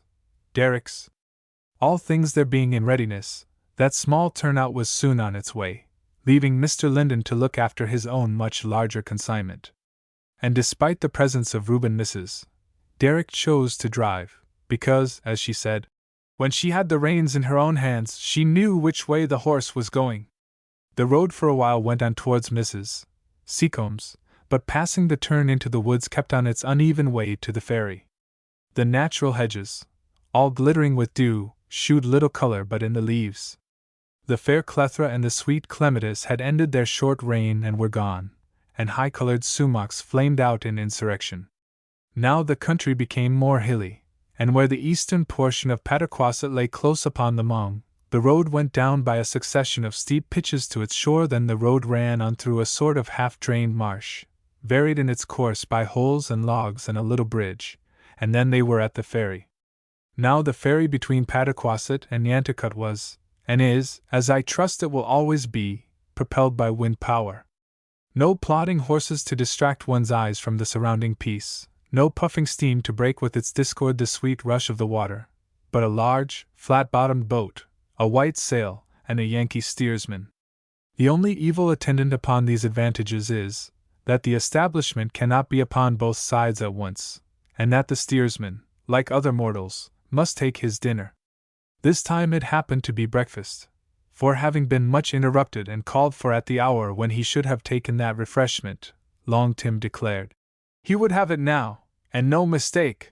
The little fact that 2 ladies were waiting for him on the other side did not in the least affect his appetite or his deliberation.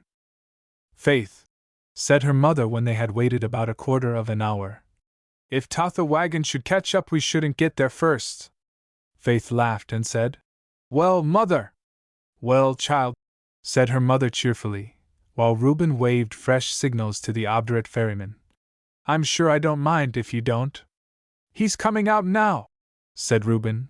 Or his wife is, and that's just as good. And so it appeared, for a short vision of a red petticoat and blue jacket on the other bank was followed by the ferryman himself. The white sail rose up above the little boat, and she floated smoothly over. Then Mrs. Derrick drove carefully across the boat bridge, and Long Tim pushed off into the stream. How pretty it was! The winding river above, with its woody banks, and villages and spires, and its broader bends below, towards the Sound. They were about midway in the stream when Reuben suddenly cried out, Look, Miss Faith! And there came the great wagon, at not the slowest possible rate, over the long marsh road. The first sight of the ferryboat and her freight was the signal for a simultaneous shout from the whole wagon load, which Long Tim took for a summons to himself. 'Tain't no sort o' use hollerin' like that, he said, with a little turn of his steering oar. 'Cause I ain't a-goin' back till I get somewheres to go back from, nor then either, mab. I can count dollars whar they can't count cents, Neo. And Neo the little wagon was beyond pursuit. Up the hill from the ferry, on over the farm road drove Mrs. Derrick, somewhat at the quickest, until the old untenanted house rose just before them, and Reuben sprang down to take the reins and help the ladies out. It was a pleasant old farmhouse that, in spite of its deserted condition. They went to the kitchen, bright with windows looking out to grass fields and trees. Mrs. Derrick stood at open door and window, recalling scenes and people she remembered there, or watching for the big wagon to make its appearance, while Reuben and Faith went to the outhouses, and finally by dint of perseverance found a supply of wood in an old rotten tumble-down fence. Mrs.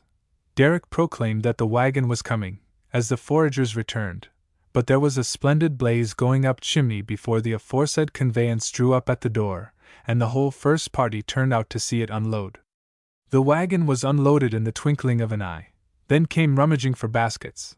Then so many boys and so many baskets hopped and hummed round, like a little bevy of wasps, with nothing at least of the bee business character about them. "Mr. Linden, be we going to stop here? Is here where the trees be, Mr. Linden? Mr. Linden, Joe Deacon ain't behaving nohow. Mr. Linden, will we leave our baskets and come back to the house? Or will they be to go along?" inquired a more sober tongue. While others were giving their opinion in little asides that it was prime, and fuss-rate, and arguing the comparative promise of chestnut and hickory trees. And one of the bigger boys of the party, not distinguished for his general good qualities, sidling up to Reuben, accosted him under breath with a sly, "So you druv Mr. Linden's sweetheart? Ain't you spry?" If Reuben had been in that line, he would probably have sent the offender head first down the bank. As it was, he said quietly, "I wouldn't let Mr. Linden hear me say that, Phil, if I was you. Don't mean 'tain't you great. But I say, Joe Deacon says you did." "Joe Deacon's made a mistake for once in his life," said Reuben rather contemptuously. "And it isn't the first, by several.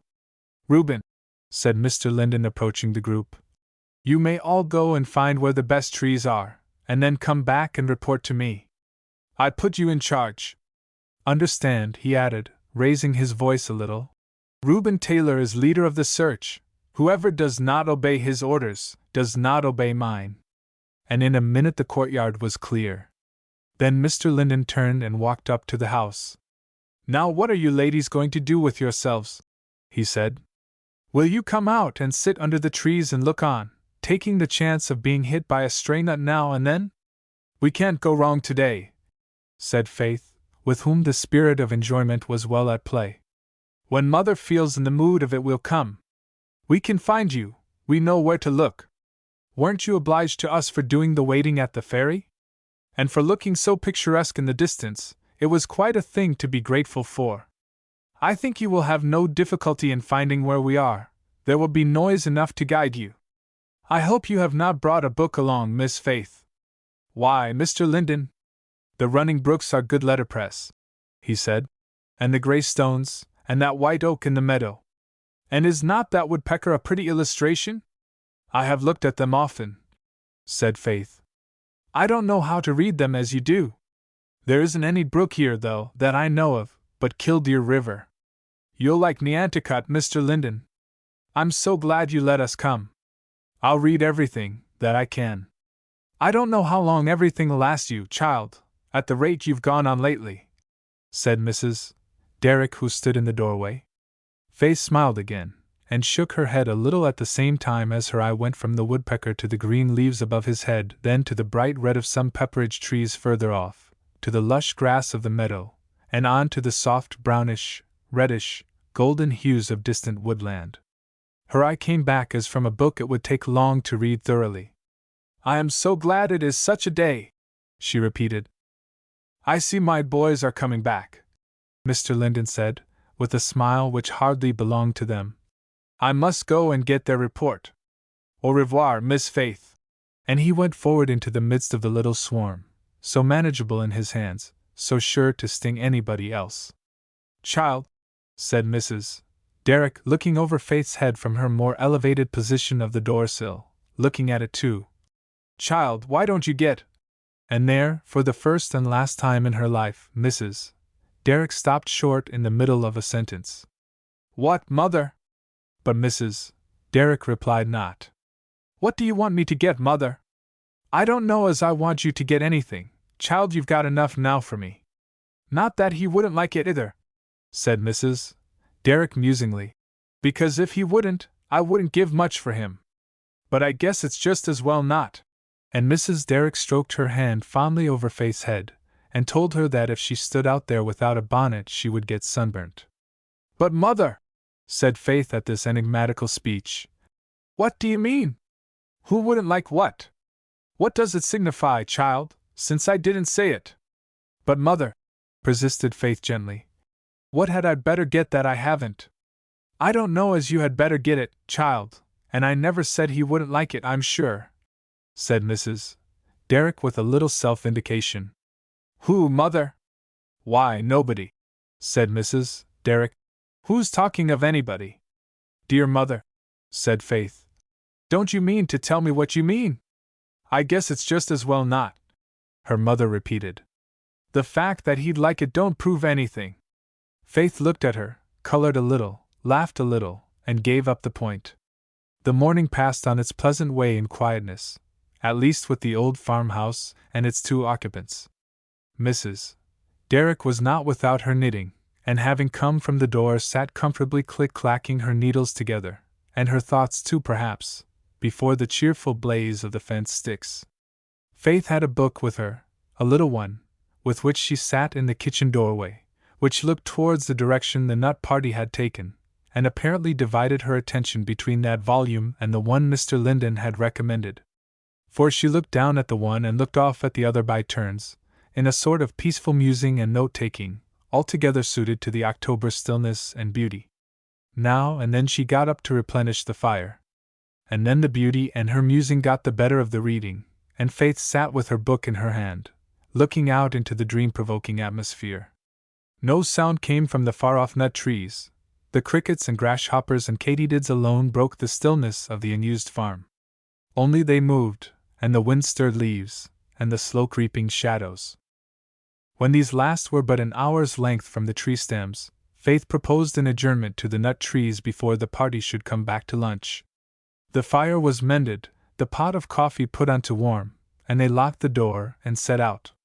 It was not hot that day. Even under the meridian Sunday they crossed an orchard, and 1 or 2 farm fields, on the skirts of which grew single trees of great beauty.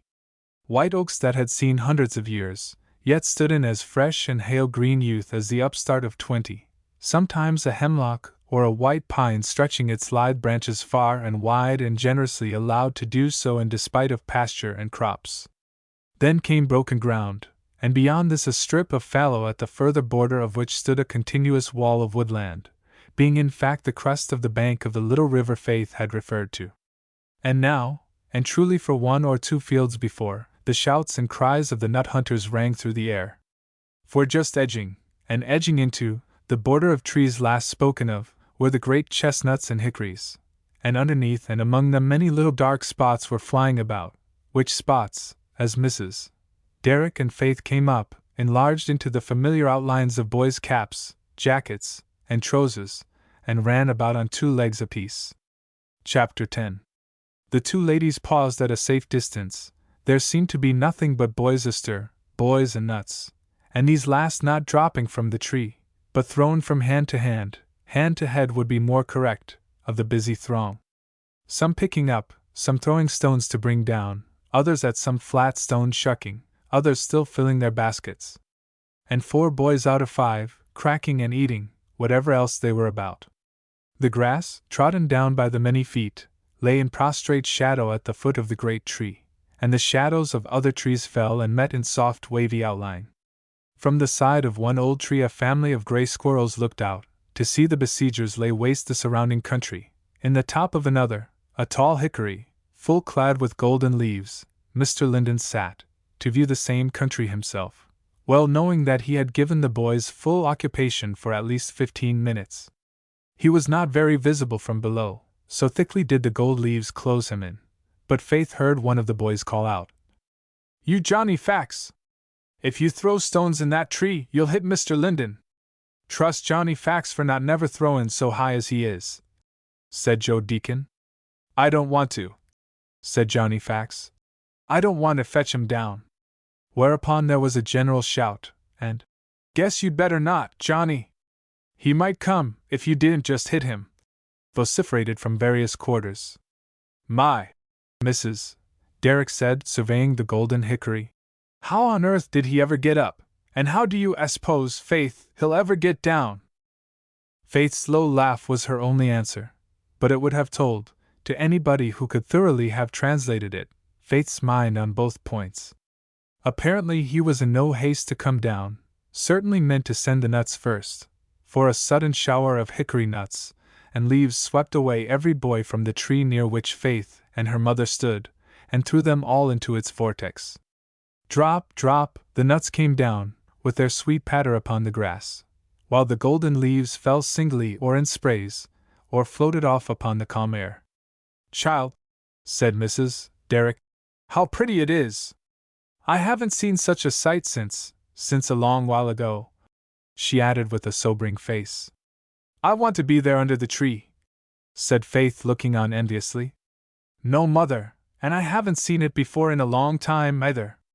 It's as pretty as it can be." "Run along then, child," said her mother. "Only take care of your eyes." "Why shouldn't you? I don't want to pick up nuts myself, but I'll go down and pick you up."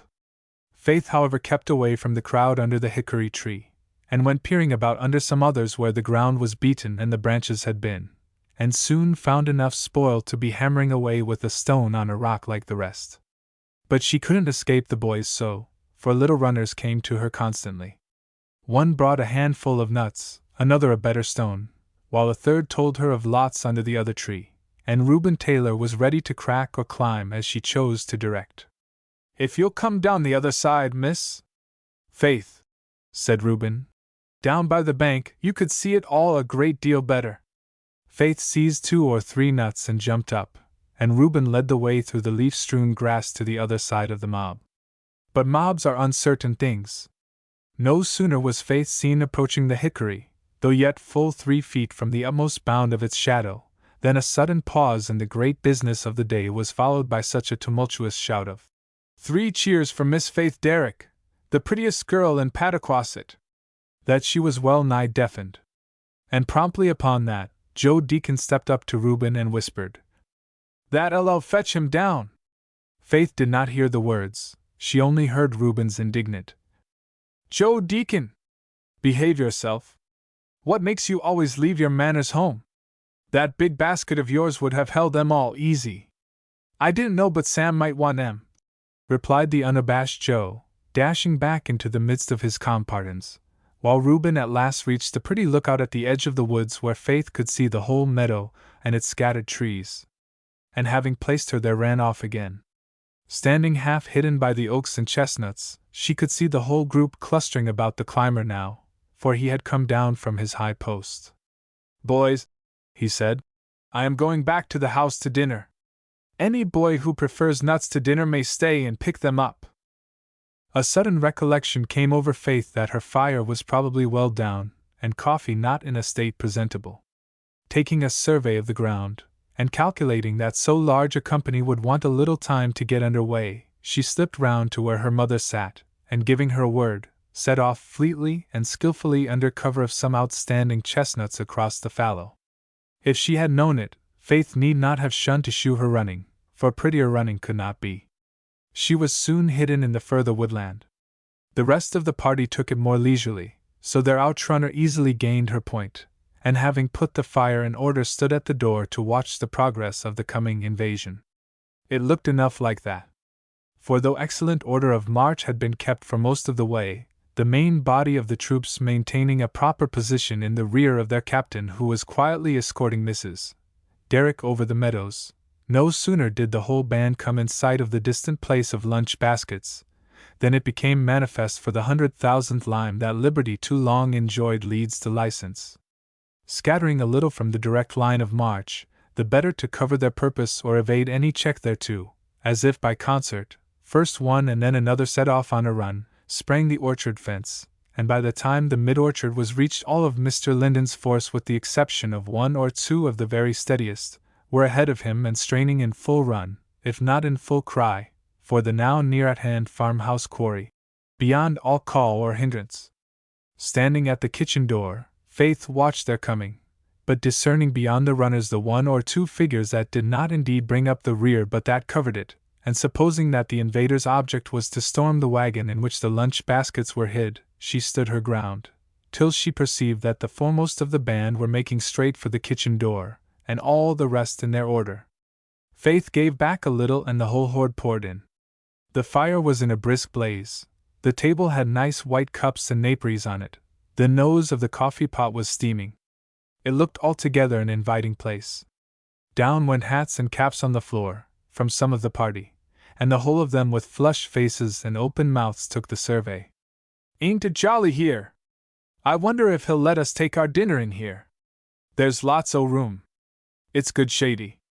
It's a long sight better under the trees. Coffee, I'm blessed," said a fifth speaker bending over the fireplace, while a sixth began slyly to inspect what lay under Faith's napkins on the table. "Charlie," said Mr. Linden's quiet voice from the doorway, "did Miss Derrick desire you to uncover her dishes?" The hand slipped from what it touched, as stealthily the boy's eye went to the face of the speaker, in the one place if not in the other to see what there might be. "I will bear witness that you have carried the house," Mr. Linden went on. "Now I should like to see you carry the wagon. It will be a more useful enterprise than this. Only remember that one of the first duties of a surprise party is to go forth softly." "Where will we carry the wagon to, sir?" inquired one of the party. "As far from the house as you can," said Mr. Linden, with a little glance at Faith. "Come!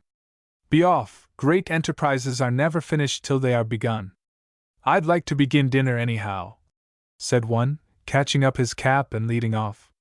As quick and more quick than it had been filled, the room was cleared, and laughing Faith watched the busy swarm as they poured towards their magazine. Then remembered her own and came back to offer it. "You may as well rest, Mr. Linden," said Faith as she offered him a cup of coffee. "I'm sure they are all comfortable. Besides, you particularly desired a fire and somebody in the house, you know." "Miss Faith," he said, taking the cup however, "I'm afraid your notions of duty are very slack. What sort of a captain would you make to a beleaguered city? I shall make you read the story of Catherine Douglas." "Will you?" said Faith, looking very pleased. "And what is beleaguered, Mr. Linden?" "In the meantime, beleaguered means to be beset with a swarm of invaders who want to come in and ought to be kept out." "I didn't know I ought to keep them out," said Faith, laughing, "or I'd have done it." Mr. Linden shook his head doubtfully. "I saw you give way," he said. "I doubt whether there was even a show of resistance. Now, Catherine Douglas, but I must go." "No, don't tempt me with apple pie. You have no idea of the pies in that wagon. Perhaps if I get successfully through them, I'll come back and dispose of yours. What are you reading today, le philosophe?" A little soberness came over Faith's smile as she shook her head and said no. "I can't stay to ask a question upon that, but I'll ask you to by and by to pay for it." And he went out to that little cluster of life that hung about the great wagon, making himself at once the center of pleasure and interest and even fun, as Faith's eye and ear now and then informed her. It was pretty, the way they closed in about him, wild and untutored as they were, pretty to see him meet them so easily on their own ground, yet always enticing them towards something better. Mrs. Derrick thought so too, for she stood in the doorway and smiled very pleasantly. "He's a real nice man, Faith," she said. "I don't wonder the boys like him." Faith did not wonder at it, but she did not answer, though she too stood looking. The ladies had finished their lunch, and Mr. Linden had perhaps not finished his, for he came in again to take another cup of coffee while the boys were disposing of that very ragged piece of time which the end of a boy's feast invariably is. So much peace and quietness he gave himself, if he did not give himself a sandwich, of which I am not certain. "Mr. Linden," said Faith, "I want to ask something. Will you tell me if you don't like it? Don't like to have you asked me, do you mean? I do like it. Then, said Faith half laughing, will you tell me you don't quite like what I mean? I'll see, Mr. Linden replied with a smile. It's not safe for teachers to commit themselves. But I must commit myself, said Faith. I want to go and pick up nuts with the boys under the trees, may I? She looked for her answer with an eye that thought he might possibly find an objection where she saw none. He paused a little before he replied, I think you may. If I could be among them and answer for their good behavior, I should not need to think about it. But you know a man loses power when he is too far above the heads of his audience. Yet I think I may trust them, and you, he added with a little smile. Especially as the first tree touched this afternoon is yours. What does that mean?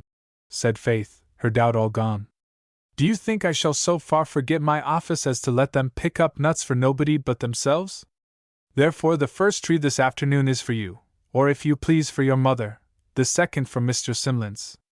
If that will take away your desire for the fun, why I cannot help it. I have no objection to pick up nuts for mother, not even for Mr. Simlins, said Faith smiling. And I am not afraid of the boys, I know half of them, you know. Thank you, Mr. Linden. You might if I could take you up into the treetop. There is fine reading on those upper shelves. Her eye shewed instantly that she liked that higher fun best, not the treetop, verily, but the reading that she could not get at. Yet for Faith there were charms plenty below the treetops, in both kinds, and she looked very happy. Well, Mr. Linden said, as the successful meeting of one emergency always helps us in the next, and as it is quite impossible to tell what you may meet under those nut trees, let me give you a little abstract of Catherine Douglas, before you read it, and before I go. The said lady, wishing to keep the door against sundry lords and gentlemen who came with murderous intent against her sovereign, and finding no bar to aid her loyal endeavors, did boldly thrust her own arm through the stanchions of the door. To be sure, the brave lady's arm was soon broken, but after all, what did that signify? And with a laughing gesture of farewell, he once more left the house. With which cessation of murmuring voices, Mrs. Derrick awoke from her after-dinner nap in the rocking chair. Faith was standing in the middle of the floor, smiling and looking in a puzzle. Mother, will you go over to the nutting again? I'm a great deal more likely to go to sleep again, said Mrs. Derrick, rubbing her eyes. It's the sleepiest place I ever saw in my life, or else it's having nothing to do. I don't doubt you're half asleep too, Faith, only you won't own it. The decision was that Mrs. Derrick preferred to sit quiet in the house. She said she would maybe run down by and see what they were at. So Faith took her sunbonnet, kissed her mother, and went forth with light step over the meadow and through the orchard. The nutting party she found a little further on in the same edge of woodland. It seemed that they had pitched upon a great chestnut for her tree, and Faith was half concerned to see what a quantity of work they had given themselves on her account. However, the proverb of many hands was verified here. The ground under the chestnut tree was like a colony of ants, while in the capacious head of the tree their captain, established quite at his ease, was whipping off the burrs with a long pole. Faith took a general view as she came up, and then fell upon the chestnut burrs like the rest of them, and no boy there worked more readily or joyously. There seemed little justification of Mr. Linden's doubts of the boys or fears for her. Faith was everywhere among them, and making Reuben's prophecy true, that they would all enjoy themselves a great deal better for her being there, throwing nuts into the baskets of the little boys and pleasant words at the heads of the big ones, that hit softly and did gentle execution, giving sly handfuls to Reuben, and then hammering out for some little fellow the burrs that her hands were yet more unfit to deal with than his. And doing it all with a will that the very spirit of enjoyment seemed to have moved. She in any danger of rude treatment from those boys. Nothing further from the truth. And so her happy face informed Mr. Linden, when he at last descended to terra firma out of the stripped chestnut tree. He did not say anything, but leaning up against the great brown trunk of the chestnut took a pleased survey of the whole, then went to work with the rest. Boys, he said, aren't there enough of you to open these burrs as fast as Miss Derrick can pick out the nuts? You should never let a lady prick her fingers when you can prick yours in her place. There was a general shout and rush at this, which made Faith give way before it. The burrs disappeared fast. The brown nuts gathered into an immense heap. That tree was done. "Hurrah! For Mr. Simlins!" shouted all the boys, throwing up their caps into the air, then turning somersets, and wrestling, and rolling over by way of further relief to their feelings. "The chestnut beyond that red maple for him," said Mr. Linden, flinging a little stone in the right direction, at which with another shout the little tornado swept away. "Will you follow, Miss Faith? Or are you tired?" "No, I'm not tired yet. I must do something for Mr. Simlins." "Well, don't handle those burrs," he said. "They're worse than darning needles. Have you seen Killdeer River yet, Mr. Linden?" "I have had a bird's eye view." Faith looked a little wistfully, but only said, "We must look at it after the nutting is done. That's a bit of reading hereabout you ought not to pass over." "I mean to read everything I can, too," he said with a smile as they reached the tree. "Now, Mr. Linden," said Joe Deacon, "this tree's a whapper. How long you suppose it'll take you to go up?" "About as long as it would you to come down. Everyone knows how long that would be." "Stand out of my way, boys, catch all the burrs on your own heads and don't let one fall on Miss Derrick." And amidst the general laugh Mr. Linden swung himself up into the branches in a way that made his words good, while Joe Deacon whistled and danced Yankee Doodle round the great trunk. Half at least of Mr. Linden's directions the boys obeyed. They caught all the burrs they well could, on their own heads. Faith was too busy among them to avoid catching some on her own bright hair whenever her sunbonnet declined to stay on, which happened frequently. The new object lent this tree a new interest of its own, and boys being an untiring species of animals, the sport went on with no perceptible flagging. But when this tree too was about half cleared, Faith withdrew a little from the busy rush and bustle, left the chestnuts and chestnut burrs, and sat down on the bank to rest and look.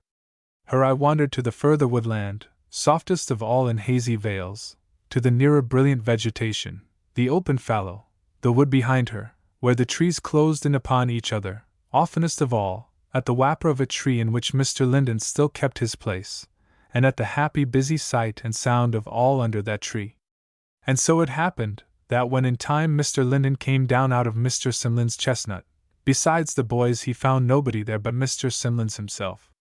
"Well," said that gentleman after a cordial grasp of the hand, "I reckon, in the matter of nuts, you're going to reduce me to penuriousness. How you like Nantucket? It's a fine place," said Mr. Linden.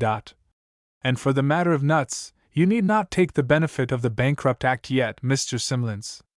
Over here to see a man on business," Mr. Simlins went on in explanation, "and thought I'd look at you by the way. Don't you want to take this farm of me?"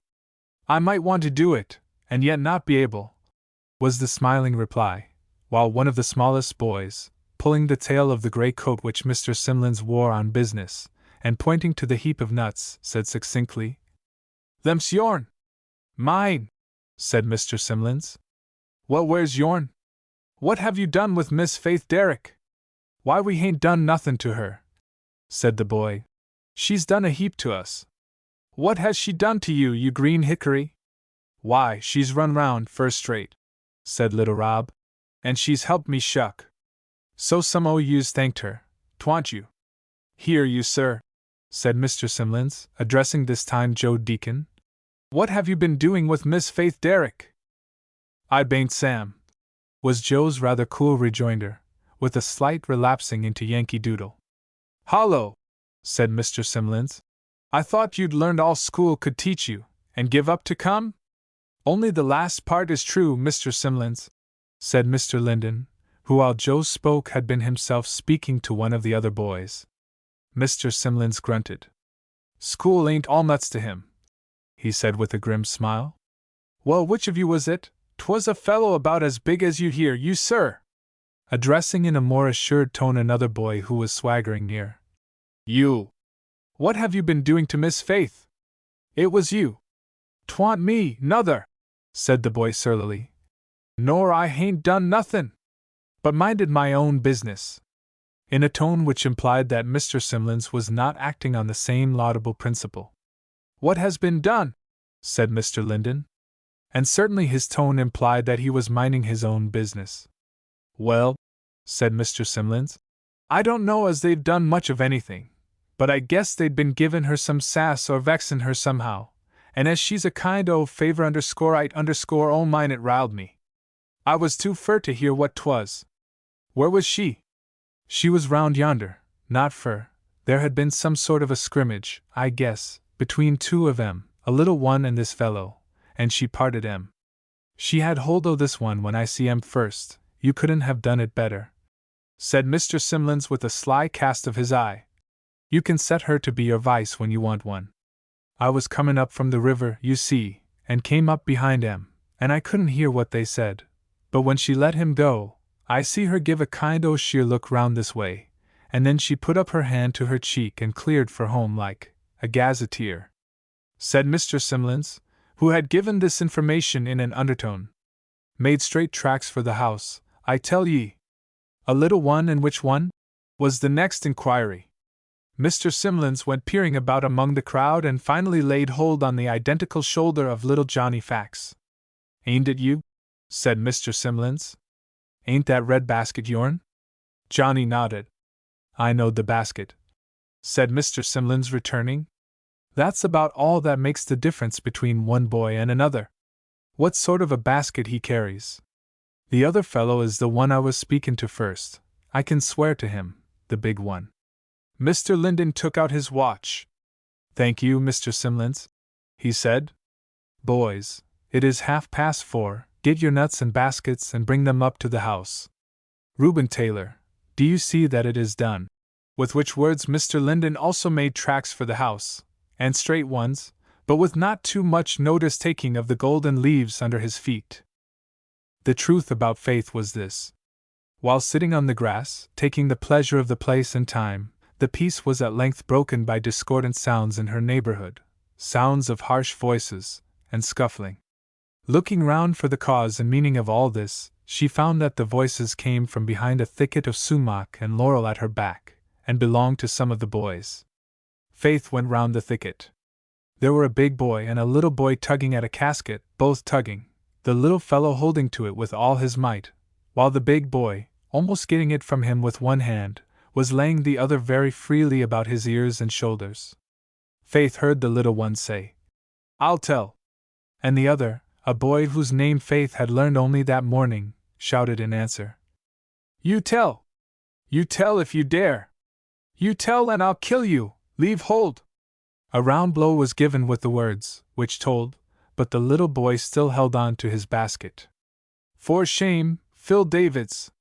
You a big boy," said Faith. There was a stay of proceedings while they looked at her, both parties keeping fast hold, however, and both tongues at once combating for hearing and belief. The little boy, Johnny Fax himself, said the nuts were his, which the elder denied. "Let him have his nuts, Phil," said Faith gently. "He must have them, they belong to him." "He ain't a-goin' ter, though," said Davids. "And you can't do nothin', if you air Mr. Linden's sweetheart." "You air, Joe Deacon says you be." "Leave hold, you!" Thinking Faith quelled perhaps, Phil began the struggle again fiercely, with grappling and blows. But Faith laid hold suddenly on the arm that was rising the second time, and bade the boy sternly behave himself and let the basket go. It was not immediately done.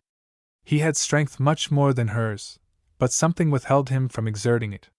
Nothing withheld his tongue. "Ain't you Mr. Linden's sweetheart?" he said insolently. "Joe Deacon says you be." "No, sir," said Faith. "And you are a bad boy." "Joe Deacon says you be."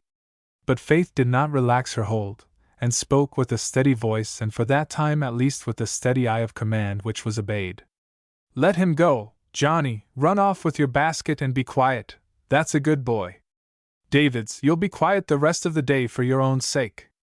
The boys parted sullenly, Johnny to run off as she had bidden him, and Faith turned from the green bank, the nut trees, and the frolic, and laying one hand upon the cheek that faced that way, as if to hide its burning from eyes too far off to see it, she went into the house. She put the brands together which had burned out, and built the fire up on the strictest principles, though no fire was wanted at present. The day had mellowed into warmth. Perhaps Faith recollected that after she had got through, for she left the fire to take care of itself and sat down again on the doorstep looking towards the nut tree field. For a good while her cheek wore its troubled flush, her hand went up to it once or twice as if to cool it off, and her brow bespoke her using other and more effectual measures. It cooled at last, into complete quietness and sweetness, and Faith's face was just like itself when the first of the party came back from the nut field. That first one, as we have seen, was Mr. Linden. He found both the ladies in the farmhouse kitchen, Mrs. Derrick very comfortably at her knitting.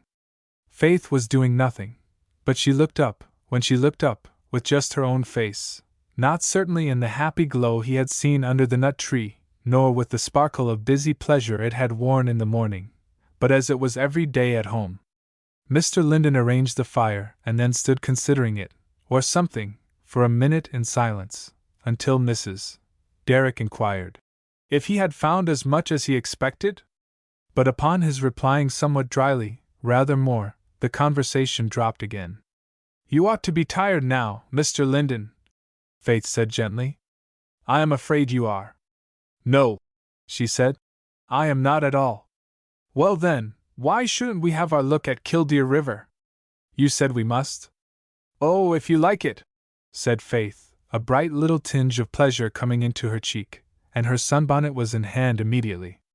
But aren't you tired? She added doubtfully as they were passing out of the door.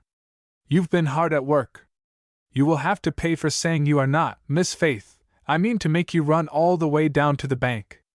And holding out his hand to her, Mr. Linden half made his threat good, for though his own pace was not much more than a quick walk, by means of skillful short cuts and long steps, Faith had a gentle little run a good part of the way. Not down through the crowd of boys and baskets, but skirting the meadow, passing from the shelter of one great tree to another, till they reached the bank and saw the blue waters of Killdeer River at their feet. There she was permitted to sit down and rest. A little laughing and a little flushed, her happy look was almost brought back again.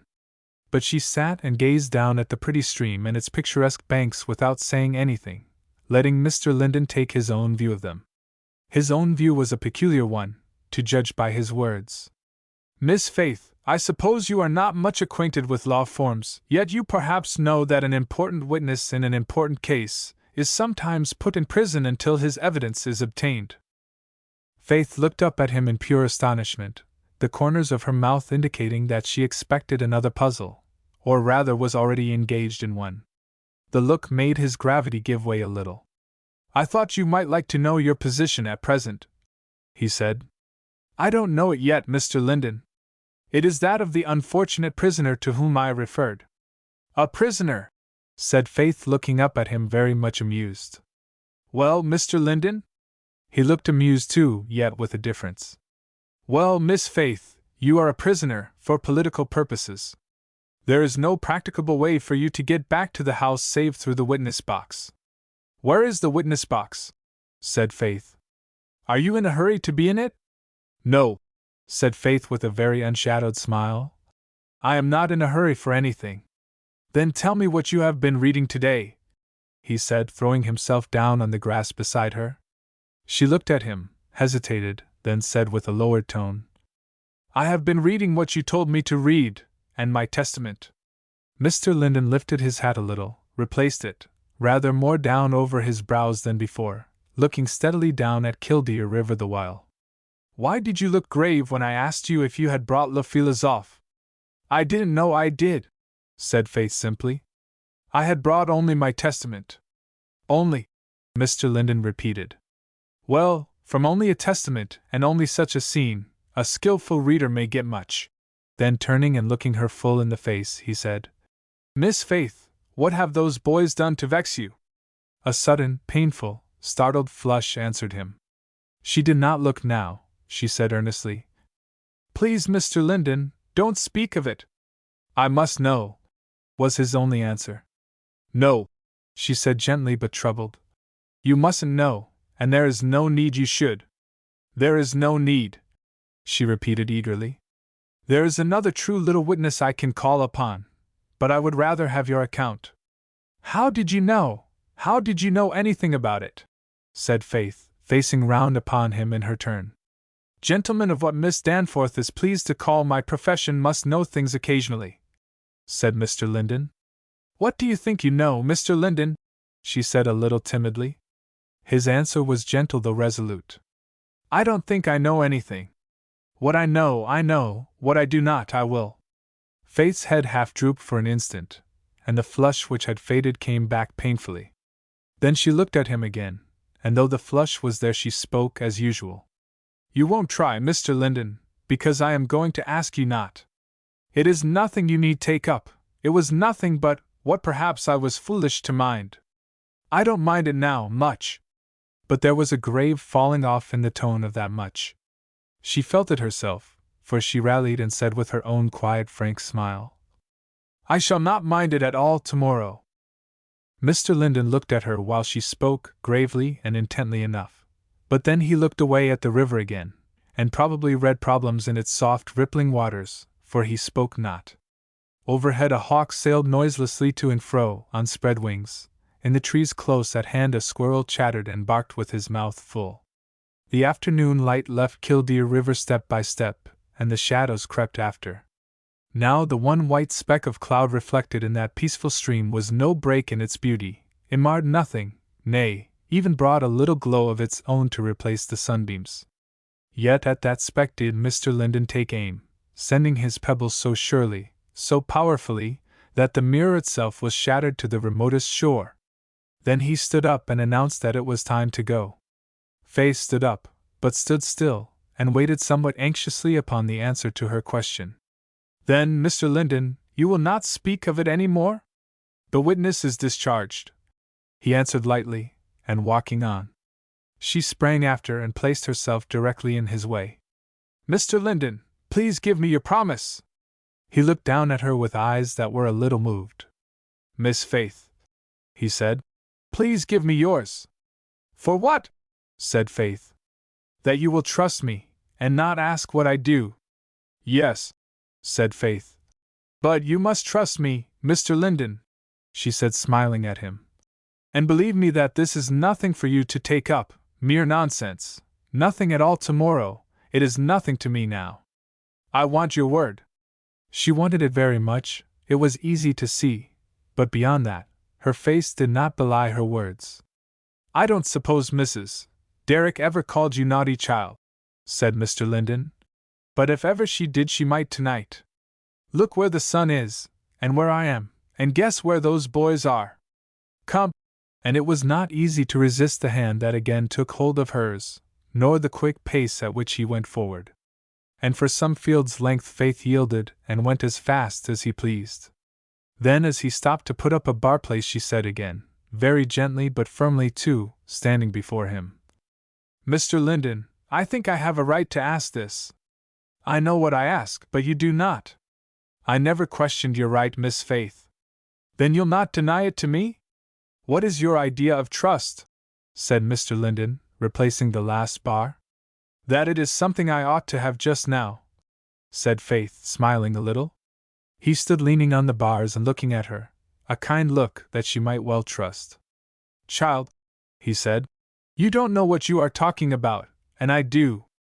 And if you will not trust me any further than you can see me, you don't deserve to be called Miss Faith any longer. Now don't you think I have a right to get home and attend to my duties? She yielded utterly at that, but with a set of her lip which he had never seen before. It was trembling. She was turning to go on, when as if to make amends for that, or to ask forgiveness generally, or to give assurance of the trust he had claimed, she stretched out her hand to him, and went by his help again until the orchard was reached, and other eyes might be expected to be on the lookout for them. Do you like to read letters written from other countries by people you have never seen? Mr. Linden said when they reached that point. Faith's eyes opened slightly as was their way when suddenly astonished, and a little color started too, of surprise or pleasure. I never did read any, she said. I should like it. Well, Miss Faith, I think Mrs. Derrick and Reuben can manage that brown horse, especially as he has had no oats today, and I want you to take possession of the whole of the back seat, put yourself in a comfortable position, and spend the rest of the daylight in Italy with my sister. When it gets dark you may go to sleep. And here is the talismanic paper by whose help you must make the journey. What a color thanked him! What a rosy flush of pleasure and gratitude! To say thank you, Faith nearly forgot. But it was said. There was no more delay of any kind after that. Wagons were ready, and baskets, and boys, also Mrs. Derrick, and Faith was ready first of all. So the two parties, now getting under way, went fairly homewards, by an evening sky and a night full of stars. Only one incident need be recorded. The ferry was passed, and 4 of the 6 miles between that and the central town of Pataquasset, when Mr. Linden suddenly checked his horses. Turning half round, and laying a pretty imperative hand on the collar of Phil Davids, he dropped him outside the wagon, like a walnut from its husk, remarking that he had seen enough of him for one day, and did not wish to hear of him again till next morning. Chapter 11. Little Charles XII did not come to meet his Sunday school teacher, as had been arranged, the Sunday preceding the Nantucket expedition. Faith waited for him in the morning, waited and hoped, but was not greatly surprised to find that she had waited in vain. Charles XII, whether or not he was to follow during life the erratic and wilful course of his namesake, was that day at least not to be led by her. So Faith went to church, meditating a sometime descent upon Mrs. Seacombe's shady domain, there to meet and recapture the heart of her little charge. For so he seemed to her now. But on her return from the morning service, she found Charles XII, crestfallen and repentant, in his turn waiting for her. The matter was, his brother Americus Vespucius had shut him up, so that he couldn't come, and as soon as he was set free, Charles XII had used his freedom and his legs in making tracks, to use Mr. Simlin's expression, for Mrs. Derrick's abode, and on this occasion he had made many fewer tracks than the afternoon of his previously recorded invasion. As being somewhat burdened in spirit, he had stopped for no Somersets, and had been lured aside by no tempting invitations of a dusty place or a mud puddle. Faith heard his story gravely and sympathizingly, comforted him up, encouraged him to hope that the discoverer of America would not prove so adverse to his making discoveries another Sunday, gave him a little talk and a good dinner, and sent him home cheerful and determined. The very mood for success. Accordingly, the next morning after the return from Nantucket, being Sunday, Charles XII presented himself at the house in brave good time, and Faith and her little charge, for the first time in their lives both of them, went to Sunday school. The child very important and expectant, the teacher very gentle and very grave indeed. Faith had made her arrangements the Sunday before, so she and Charles XII proceeded at once to the place assigned her. At the opening services the King of Sweden stared mightily. Faith looked at nothing. She had a feeling that other children and other teachers were nearer to her than she wished they were, and she was a little uncertain how best to take hold of the odd little piece of humanity entrusted to her care. However, when the reading and the singing were over, Faith began a long low talk to him about some Bible story, diverging as she went on to an account of the other world, and the 2 ways that lead to it, and the 2 sorts of people that travel them. And becoming exceedingly interested herself, she fastened the eyes of Charles XII in a way that shewed his thoughts were cleaving to hers. Faith's own thoughts were cleaving elsewhere. The things she said were simply said, her words were the plainest, her illustrations just at his hand, but the voice in which they were given would alone have won the ear of a child, and whatever other impression her words made upon his mind, the fixed conclusion in which he was left at the ending was, that whatever way she was traveling was the right one. It was a beautiful fair 1st of October, still and sunny, but if it had not, it would probably have been a fair day to Faith after that beginning of it. She looked as if it was, in the church, and on the way home, and at the quiet dinner table. Her face was a transcript of the day, still and sunny. It seemed to be true, her promise that the annoyance of yesterday would be nothing to her today. There was no shadow of it in sight. If there was a shadow anywhere at the table, it was upon Mrs. Derrick. A half-jealous fear that her child would be less hers by becoming a Christian, a half-uneasy feeling of the new state of things, did cloud her heart a little, though almost unknown to herself she would not have confessed to any such cloud, and practically it was not there. No straw of hindrance did she put in Faith's way. Indeed, she seemed rather fearful of touching the matter in any wise. It was rather from curiosity than anything else that she said, as they were both getting ready for afternoon church. Well, child, how did you like going to Sunday school? Faith's answer was subdued, but earnest. I liked it very much, Mother. How many's in your class? Said Mrs. Derrick, tying her bonnet. Only one yet, but that was enough for me to begin with. I hope I shall get some more soon. Only one, said Mrs. Derrick. Besides you, do you mean, child? Mother, said Faith. Then smiling she added, Yes, Mother, only one besides me. That one is little Charlie Seacombe, and I am trying to teach him. Why, I thought you were in Mr. Linden's class, said Mrs. Derrick, facing round. But Faith's face flushed, and what was very uncommon with her, the tears came too. So I am, Mother, she said, but I am one that he teaches at home. I have learned all I know from him, she said, covering her eyes with both hands. Why, child, hush, said her mother softly. I didn't mean to say anything, how should I know? So you're teaching Charlie Seacombe, hey? Well, I'm sure he wants it bad enough. I guess I'd better go too, next Sabbath. It was real lonesome with you all gone.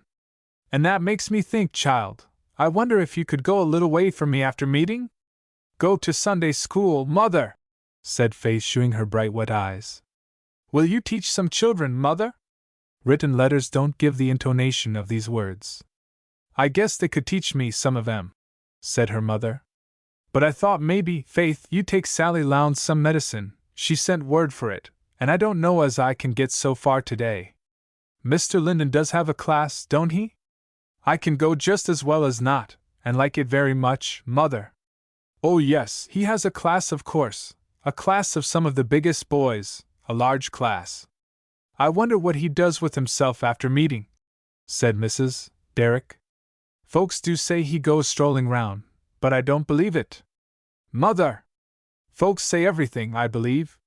He knows what he does. Maybe you wouldn't like to be seen out on Sabbath? Said Mrs. Derrick with sudden thought. Because if you wouldn't, Faith, I'll go myself to Sally's, can or no can. No, Mother, she said brightly. I would like to go.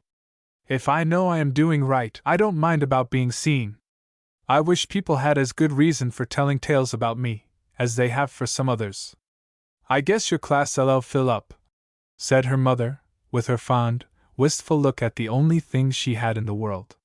It was the fairest, still, sweet afternoon, when after church Faith got the medicine for Sally Lowndes and set out to take it to her. So fair and lovely, that Faith hardly considered much the features of the road she traveled. In that light any piece of ground was beautiful. The road was very lonely after a little part of the village had been gone through. It left the main street, then bid farewell to a few scattering distant houses and approached what was called Barley Point, a barren piece of ground from which a beautiful view of the Sound and the ocean line, and perhaps porpoises, could be had. But at the foot of this field the road turned, round the end of that belt of woods spoken of, and getting on the other side of it ran back eastward towards the lighthouse point. Between the woods and the sea, on this side, was a narrow down that the farmers could make little of, and here the road, if desolate, had a beauty of its own. On Faith's right was this strip of tolling downs, grown with nothing but short grass and low blackberry vines, and close at hand, just beyond its undulating line, the waves of the sea beating in. Very little waves today, everything was so quiet. At the lighthouse point, a mile or more on, was a little settlement of fishermen and others, but only one house stood on the way, and that hardly disturbed the monotony or the solitude. It was so little, so brown, and looked so of a piece with the barren country. That was Sally Lowndes' house. Faith met nobody till she got there. When Faith came out of the house, the sun's place warned her she would have no time to spare to get home. She set off with quicker pace, though nowise concerned about it. There was no danger of anything in Pataquasset. But she had gone only a little part of her wild homeward way when she met Mr. Simlins. Now Mr. Simlins was accustomed to take an afternoon Sunday stroll and sometimes a long one, so it was no matter of surprise to meet him, nor even to meet him there, for Mr. Simlins was as independent in his choice of a walk as in everything else. But he was surprised. "Hullo! My passenger pigeon!" he exclaimed. "Why are you here all alone, in this unfrequent place?" "It's a very nice place," said Faith. "And it's not disagreeable to be alone, though I am willing to meet you, Mr. Simlins. Haven't been quarreling with anybody, have you?" "No," said Faith, giving an amused look to this view of the subject. "Do I look quarrelsome, Mr. Simlins?" "I don't know how you look," said the farmer. "I ain't anything of an exposition. You'll have to ask somebody else. There's some words too hard for me to spell and pronounce. Where have you been?" "Just to carry Sally Lowndes some medicine Mother had for her." "Where are you going now?" "Home." "Goin' alone?" "Why, yes." "Why not?" "Don no," said Mr. Simlins. "Only I'm going part way, and I'll see nothin' happens to you as long as I'm in your consort." It was a wild place enough to make company pleasant. Dark clumps of forest trees on one hand grew near together, and the spaces between, though cleared, looked hardly less wild, for vines and sumac and ferns had taken possession. The sun's rays yet lay warm on the rolling downs, the sere grass and the purplish blackberry vines, and sparkled on the waves beyond. But when Mr. Simlins and Faith struck into the woods for a short cut, the shadowy solitude closed them in on all sides.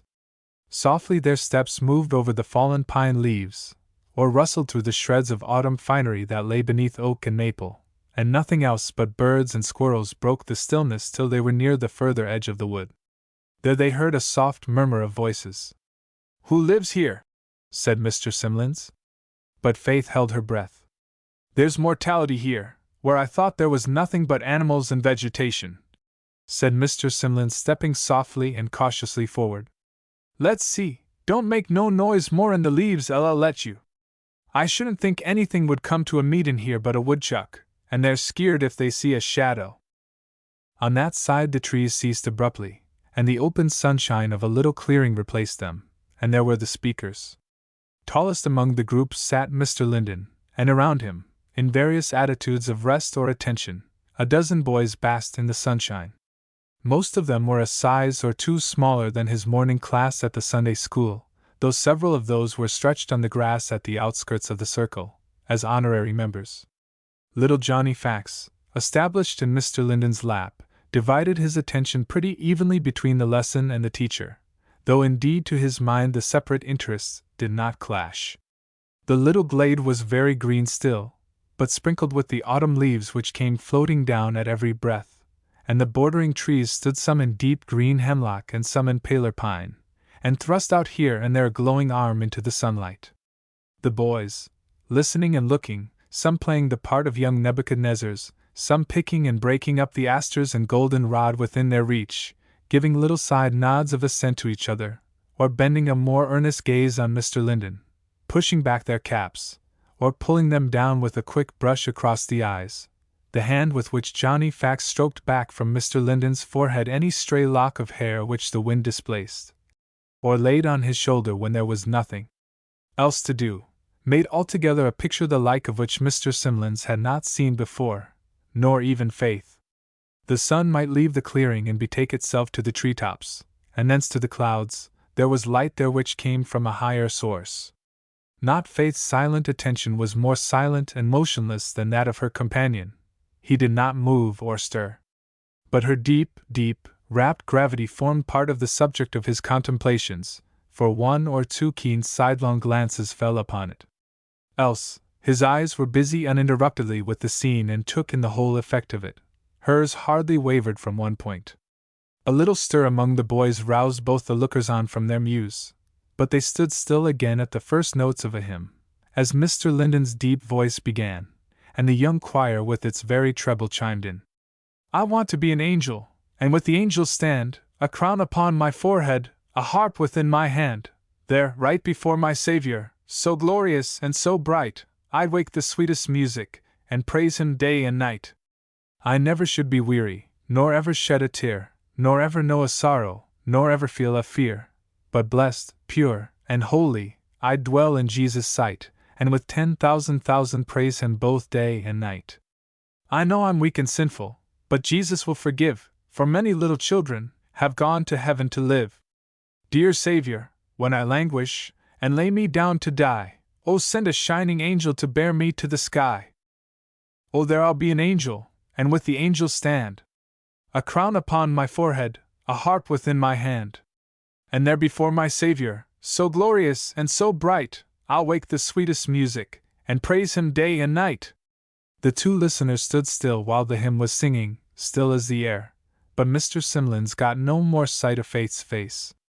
They stood still when the hymn was finished, as if they lingered where the last vibrations had been.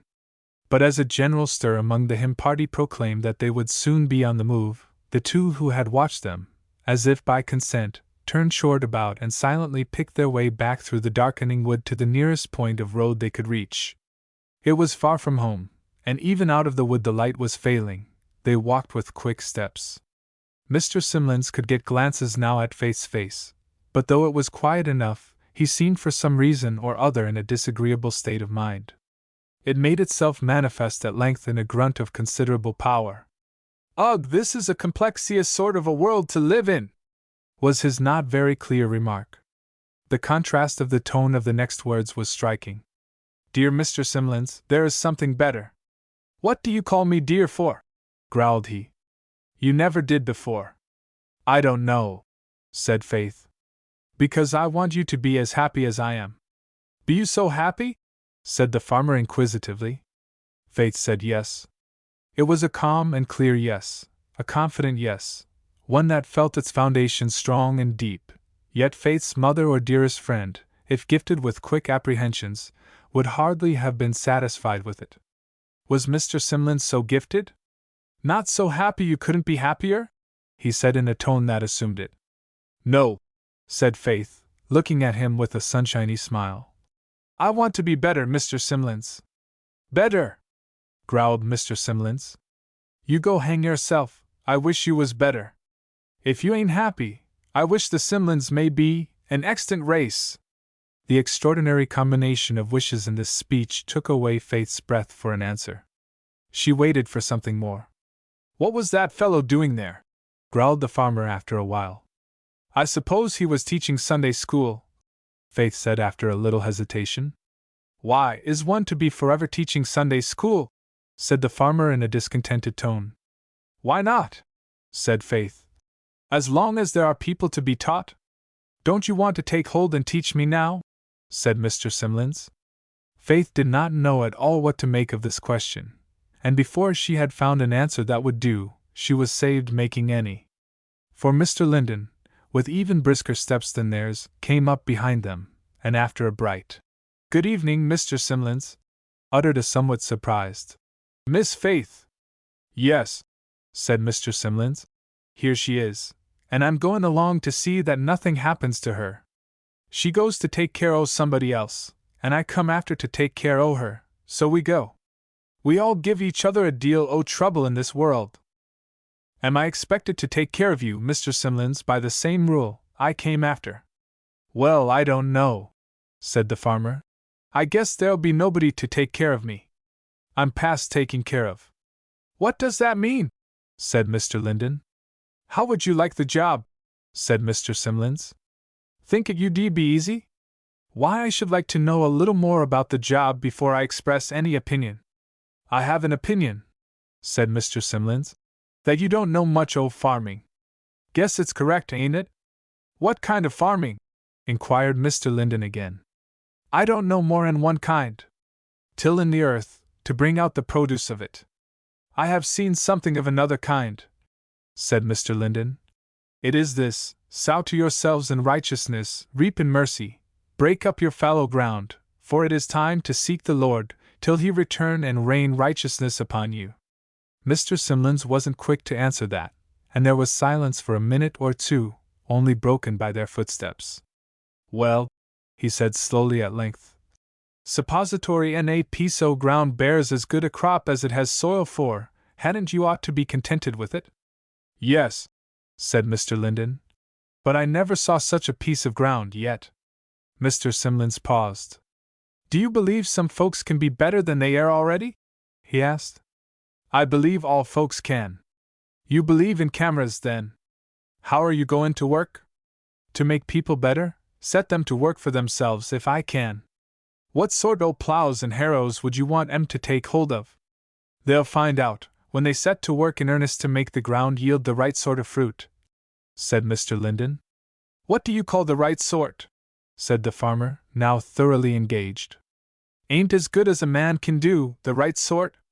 Why, yes, said Mr. Linden again. But I tell you I never saw that sort of fruit ripe, and I'm not sure that I ever shall in this world. For the best fruit that the ground can yield includes not only the best seed and cultivation, but the perfect keeping down of every weed, and the unchecked receiving of all sweet heavenly influences. That's a camera, said Mr. Simlins something shortly.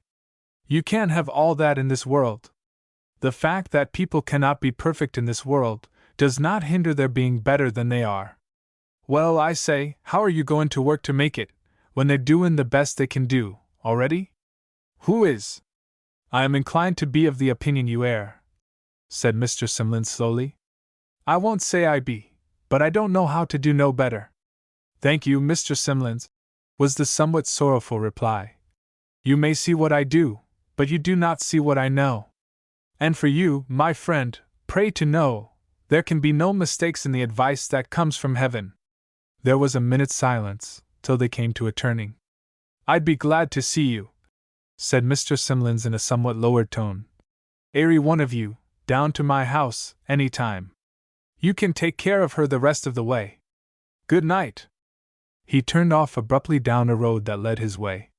They had been walking with slackened steps during this conversation, and the lingering memory of it still checked the pace of the two now left together. Silence accompanied, for beast and bird, they to their grassy couch, these to their nests, had all retreated. And when Mr. Linden spoke, it was not in his own words. I thank thee, uncreated sun, that thy bright beams on me have shined. I thank thee, who hast overthrown my foes, and healed my wounded mind. I thank thee, whose enlivening voice bids my freed heart in thee rejoice. Thee will I love, my joy, my crown. Thee will I love, my Lord, my God. Thee will I love, beneath thy frown or smile, thy scepter or thy rod. What though my flesh and heart decay, thee shall I love an endless day. The silence of the evening fell again unbroken. Unless a breath caught somewhat interruptedly, so gentle a break might be said to break it. Faith said nothing except by that caught breath. Mr. Linden's step was the only one heard. Silently then he gave her his arm, and they went on at a quicker pace. After a while Faith broke the silence. She spoke in a very quiet voice, as if choosing her words, and hesitated a little sometimes as if timidity checked her. Mr. Linden, I want to ask you about something that troubles me. I don't know what is right. I know very little. I know I cannot say much or can't say it well, but I feel sometimes as if I must speak to everybody I can reach, and tell them what I do know, and beg them to be safe and happy. And then something tells me that if I do so, people will think me crazy, or be offended, that it is not my business and I can't do it well and that I had better not try to do it at all. Is that something right or wrong? Let him that heareth say come. Mr. Linden replied, it is part of the sailing orders of every Christian to speak every other vessel that he can, which does not mean that he should go out of his own proper course to meet them, nor that he should run them down when met. Nor, I suppose, said Faith, that he should trouble himself about his voice being very low or very hoarse. I thought so. Thank you, Mr. Linden. The voice of true loving interest is generally sweet, and rarely gives offense, he said. If people never spoke of religious things but from the love of them, there would be an end to cant and bad taste in such matters. She said no more. How does Charles XII behave? Said Mr. Linden as they neared home. Has he reacted again, or does he give you both hands full? He behaved nicely, said Faith. As to filling my hands, I suppose they wouldn't hold a great deal today, but I hope to have them fuller before long. Then I may send you another scholar? Oh yes, said Faith. Have you one for me? Perhaps two, if circumstances make my hands too full. Do I know them? I am not sure how well, nor whether you know them at all by name, but you will like to teach them for different reasons. At least I have. I don't know. said Faith. If you have taught them, Mr. Linden, they will be very sorry to come to me. Then you may have the pleasure of making them glad. She laughed a little, but soberly, and they reached their own gate. It was past the usual Sunday tea time, and soon the little party were gathered at that pleasantest, quietest of tea tables, that which is spread at the close of a happy Sunday. It had been such to two at least of the family sitting there, albeit Faith's brow was unusually grave, and it had not been happy to Mrs. Derrick. She entered by hope and sympathy, too earnestly and thoroughly into everything that concerned Faith, rested too much of her everyday life upon her, to be unhappy when she smiled. After tea, as he often did, Mr. Linden went out again, and the two were left alone. Mrs. Derrick occupied herself with reading in the old family Bible, where she turned over leaf after leaf, but Faith, on a low seat, sat looking into the remains of the little fire which had been kindled in the supper room. Looking at the glowing coals and grey flickering ashes, with a very grave, meditative, thoughtful gaze. "Mother," she said at length, turning her face towards Mrs. Derrick's Bible. "Well, child?" said her mother a little abstractedly. "I wish, Mother, you would ask Mr. Linden to read and pray at night, and let Cindy and Mr. Skip come in." "Why, Faith," said Mrs. Derrick, now fully roused. "How you talk, child! Wish I'd do this, and wish I'd let Tother. Don't I let you and Mr. Linden do pretty much what you've a mind to?" It was incomprehensible to Faith that her mother's permission should have to do with any of Mr. Linden's actions, but she merely repeated, "I wish you'd ask him, Mother." "I guess I will," said Mrs. Derrick. "When I do you'll know it, and he too. Ask him yourself, pretty child," she added, looking at Faith with a very unbent brow. "But, Mother," said Faith with a little tinge in her cheeks, "it would be much better that you should ask him.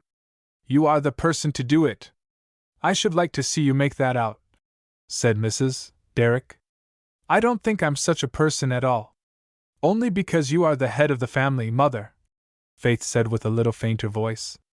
"Well, if I'm the head of the family I'll do as I like for once," said Mrs. Derrick.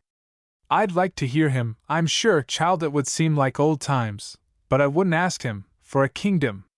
Faith looked at her, half laughing and grave too, but gave up the point, seeing she must. "And while you're about it, Faith, you can just ask him to make his boys behave. Sam Stoutenberg did nothing all meeting time but look at you. So I guess the sermon didn't do him much good." Faith went back to the contemplation of the fire. However, she apparently had not made up her mind that she was the person, or else was not ready to act upon it, for when Mr. Linden was heard opening the front door, Faith ran away, and came down no more that night. Chapter 12. "It occurs to me, Parson Summers," said that gentleman's lady wife, as she salted and sugared his morning bowl of porridge. "It occurs to me, that Pataquasset is getting stirred up with a long pole." "Ah, my dear?" said Mr. Summers. "Stirred up? Well, what makes you think so?" "Why," said Mrs. Summers, tasting the porridge, "Jenny, fetch some more milk. How do you suppose Mr. Summers is going to eat such thick stuff as that? And when do you suppose he is going to get his breakfast, at this rate?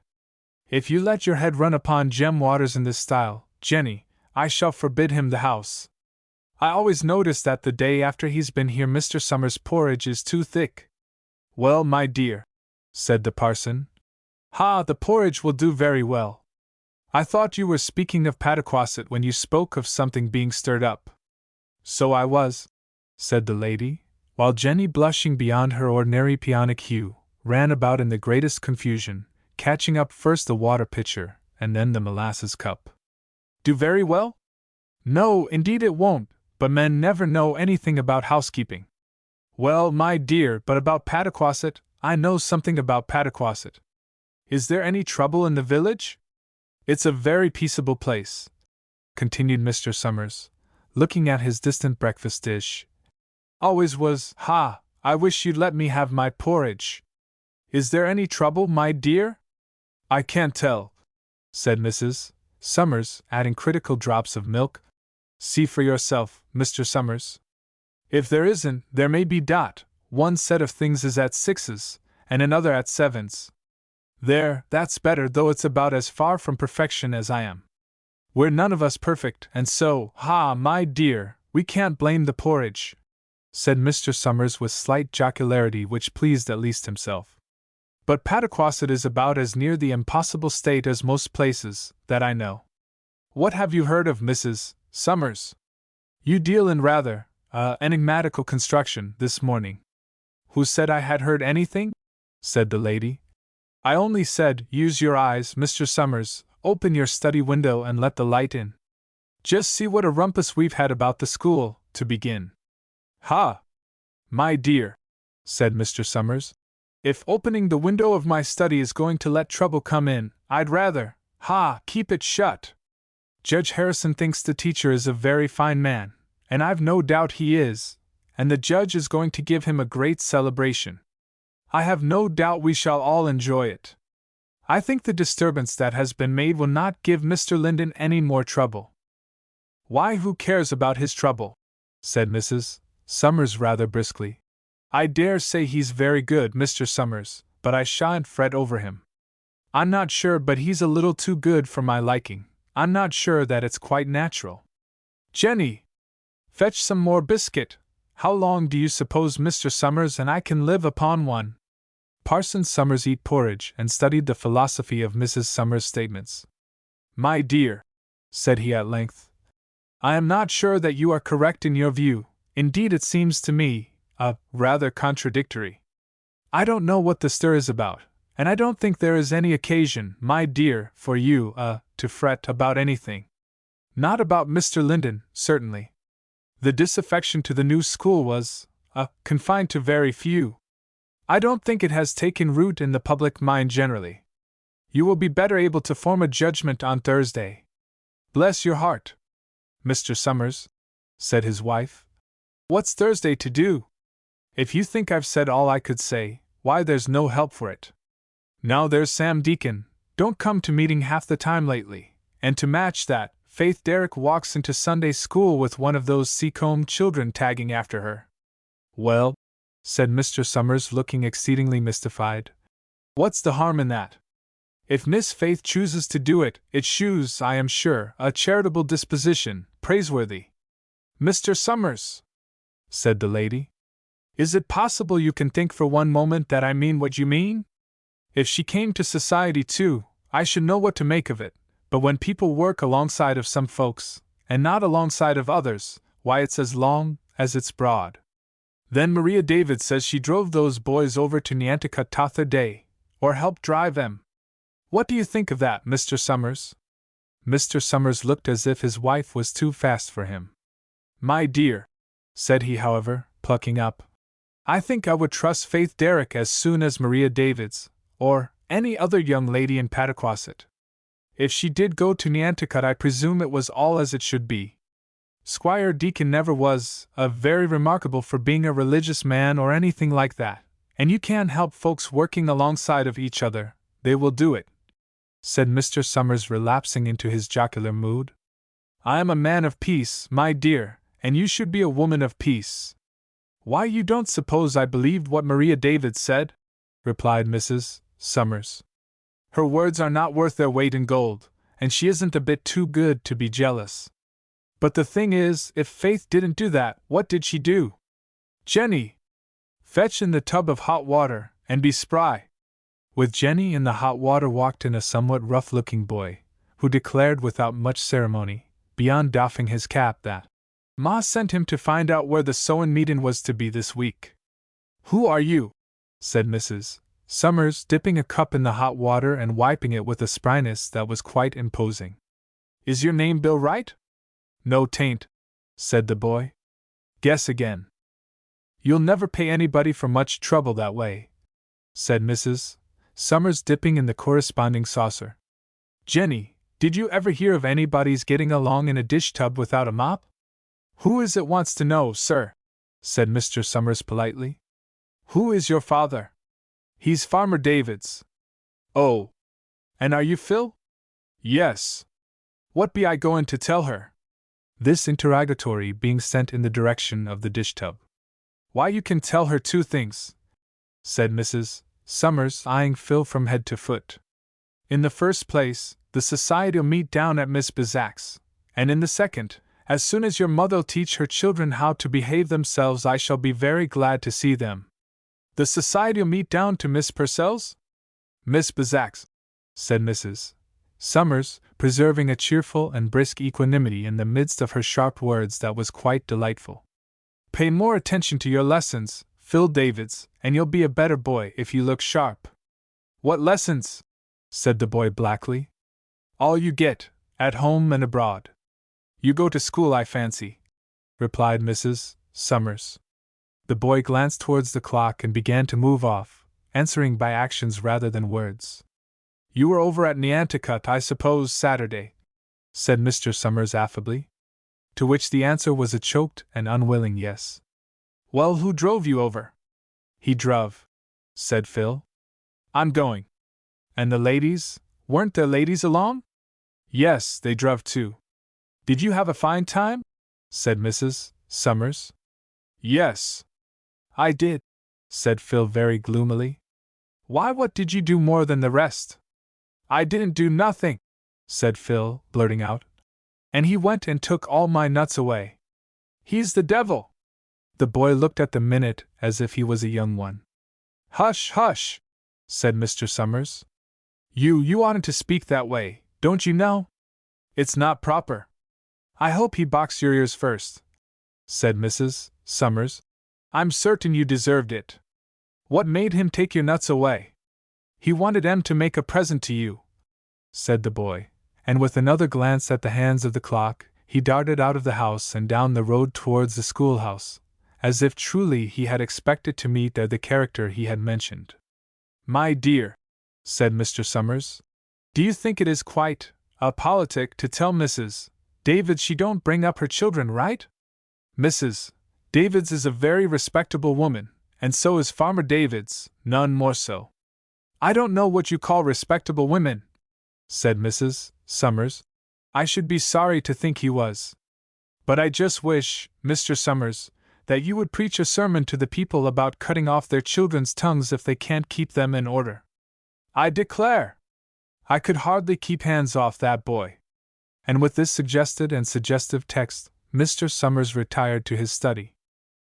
It had been a busy day with more than Mr. Summers, when towards the close of the afternoon Faith came out upon the porch of her mother's house. She had not read more than one delicious bit of her letter on the ride home from Nantucket. The light failed too soon. After getting home there was no more chance. Saturday night, that Saturday, had a crowd of affairs. And Monday had been a day full of business.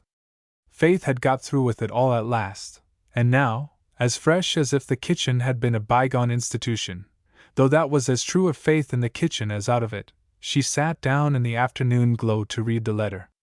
The porch was nice to match. She took a low seat on the step, and laying the letter in her lap rested her elbow on the yellow floor of the porch to take it at full ease. It was not just such a letter as is most often found in biographies, yet such as may be found, out of print. A bright medley of description and fancy, mountains and legends and scraps of song forming a mosaic of no set pattern. And well read as the writer was in other respects, it was plain that she was also learned in both the books Faith had had at Nantucket. The quick flow of the letter was only checked now and then by a little word gesture of affection, if that could be called a check, which gave to the written pictures a better glow than lit up the originals. It was something to see Faith read that letter, or would have been, if anybody had been there to look. She leaned over it in a sort of breathless abstraction, catching her breath a little sometimes in a way that told of the interest at work. The interest was not merely what would have belonged to the letter for any reader, it was not merely the interest that attached to the writer of it, nor to the person for whom it was written. It was not only the interest deep and great which Faith felt in the subjects and objects spoken of in the letter. All these wrought with their full power, but all these were not enough to account for the intent and intense feeling with which Faith bent over that letter, with eyes that never wavered, and a cheek in which the blood mounted to a bright flush. And when it was done, even then she sat still leaning over the paper, looking not at it but through it. A little shower of fringed gentian and white ladies' tresses came patting down upon the letter, hiding its delicate black marks with their own dainty faces. "These are your means of transport back to Pataquasset," said Mr. Linden. Faith looked up and rose up. "I had come back," she said, drawing one of those half-long breaths as she folded up and gave him the letter. "I can't thank you, Mr. Linden. I thought you were not reading, or I should not have ventured such an interruption. But I am in no hurry for the letter, Miss Faith. How do you like Italy?" "I like it," said Faith doubtfully. "I don't know it. Mr. Linden," she went on with some difficulty and flushing yet more, "sometime, will you tell me in what books I can find out about those things the letter speaks of? Those which concern Italy, do you mean? I can arrange an Italy shelf for you upstairs, but I am afraid I have not very much here to put on it." "No, indeed," said Faith, looking half startled. "I didn't mean to give you trouble, only sometime, if you would tell me what books, perhaps—" "Perhaps what?" he said, smiling. "Perhaps I wouldn't?" "No," she said. "I mean, perhaps you would, and perhaps I could get them and read them. I feel I don't know anything." That Faith felt it was very plain. She had that rare beauty, a soft eye. I do not mean the grace of insipidity, nor the quality of mere form and color, but the full lustrous softness that speaks a character strong in the foundations of peace and sweetness. Many an eye can be soft by turns and upon occasion. It is rarely that you see one where sweetness and strength have met together to make that the abiding characteristic. The gentleness of such an eye has always strength to back it. Weakness could never be so steadfast. Poverty could not be so rich. And Faith's eye shewed both its qualities now. Mr. Linden merely repeated, "I will arrange it for you, and you can take the books in what order you like. Perhaps I can send you another journey when they are exhausted," he added, turning the letter softly about, as if the touch were pleasant to him. She stood looking at it. "I don't know how to thank you for letting me read that," she said. "It would be foolish in me to tell you how beautiful I thought it."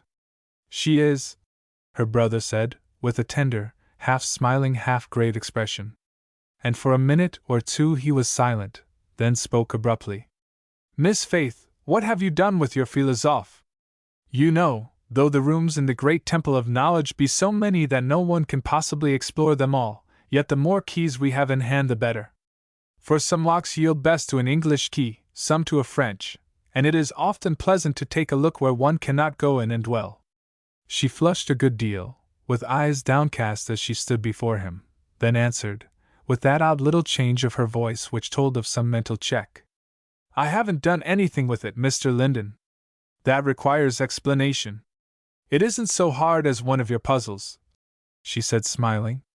"I mean to do something with it, Mr. Linden, if I can, and I thought I would try the other day, but I found I didn't know enough to begin to learn that yet. What other key are you forging?" "What other key?" said Faith. "I mean," he answered with a tone that shewed a little fear of going too far, "what do you want to learn before that?" "I don't know," said Faith humbly. "I suppose English. It was a grammar of yours, Mr. Linden, a French grammar, that I was looking at, and I found I couldn't understand what it was about, anywhere. So I thought I must learn something else first." "Never was philosopher so put in a corner," said Mr. Linden. "Suppose you take up him and the dictionary and let me be the grammar, do you think you could understand what I was about?" The blood leapt to her cheek. Part of her answer Faith had no need to put in words, even if he had not seen her eyes, which he did. The words were not in any hurry to come. "When you have been teaching all day already," she said in a tone between regretful and self-reproving, "it wouldn't be right. Mayn't I occasionally do wrong, just for variety's sake?" "You may, and I don't doubt you would. I was thinking of my own part." "I am glad you don't say you have no doubt I do," said Mr. Linden. "I suppose you mean that I would if sufficient temptation came up, which of course it never has." Faith looked an instant, and then her gravity broke up. "Ah, but you know what I mean," she said. "You will have to furnish me with a dictionary next," he said, smiling. "Look at my watch, Miss Faith, how can you have tea so late, when I have been teaching all day? It isn't right, and cuts off one's time for philosophizing besides." Faith ran into the house, to tell the truth, with a very pleased face, and tea was on the table in less time than Cindy could ever understand. But during tea time Faith looked, furtively, to see if any signs were to be found that little Johnny Fax had been made to yield up his testimony. Whether he had or no, she could see none, which, however, as she justly concluded with herself, proved nothing. The new grammar was far easier understood than the old. Although Mr. Linden unfolded his newspaper, and informed Faith that he intended to read uninterruptedly, so that she need feel no scruple about interrupting him, yet he probably had the power of reading two things at once, for his assistance was generally given before it was asked. His explanations, too, whether Faith knew it or not, covered more ground than the French exigency absolutely required. He was not picking this lock for her, but giving her the grammar key. But Faith knew it and felt it, and tasted the help thus given, with an appreciation which only it needed to do all its work, the keen delight of one seeking knowledge, who has never been helped and who has for the first time the right kind of help. Indeed, with the selfishness incident to human nature, she forgot all about Mr. Linden's intention to read uninterruptedly, and took without scruple or question all the time he bestowed upon her. And it was not till some minutes after she had closed her books that her low, grateful "You are very good, Mr. Linden," reached his ear. Now the fact was that Faith had been much observed that afternoon. Her reading dream on the steps had been so pretty a thing to see, that when Squire Deacon had seen it once he came back to see it again, and what number of views he would have taken cannot be told, had he not been surprised by Mr. Linden. Naturally the squire withdrew, naturally his enlarged mind became contracted as he thought of the cause thereof, and not unnaturally he walked down that way after tea, still further to use his eyes. The house was in a tantalizing state. For though the light curtain was down, it revealed not only the bright glow of the lamp, but one or two shadowy heads, and the window being open, for the evening was warm, low voices, that he loved and that he did not love, came to his ear. Once a puff of wind floated the curtain in, more tantalizing than ever. Squire Deacon could see Mr. Linden bending aside to look at something, but what the squire could not see, for there came the edge of the curtain. In a warm state of mind he turned his face homewards, proclaiming to himself that he didn't care what they did, the result of which was, that in 10 minutes more he was knocking at Mrs. Derrick's door, and being promptly admitted by Cindy entered the parlor just as Faith had shut up her book and uttered her soft word of thanks. It was something of a transition. But after a moment's shadow of surprise on her face, Faith came forward and gave the squire her hand. She would have let him then explain his own errand, but as he did not seem very ready to do that, or to say anything, Faith stepped into the breach. "How is Cecilia, Mr. Deacon? I have not seen her in a long time." "She's first rate," said the squire, coloring up, for Mr. Linden's "How do you do again, Squire Deacon?" not only implied that they had lately met, but that the occasion was not forgotten. "It's a sort of suffocating evening," added the squire, wiping his forehead. "I don't recollect so warm an October for a year or two. Silly's been out of town, Miss Faith, and since she come back she's been complainin' of you." Faith was near saying that she hoped the warm weather would last till Thursday, but she remembered that would not do, and changed her ground. "I am sorry anybody should complain of me. Is that because I didn't go to see her when she was away?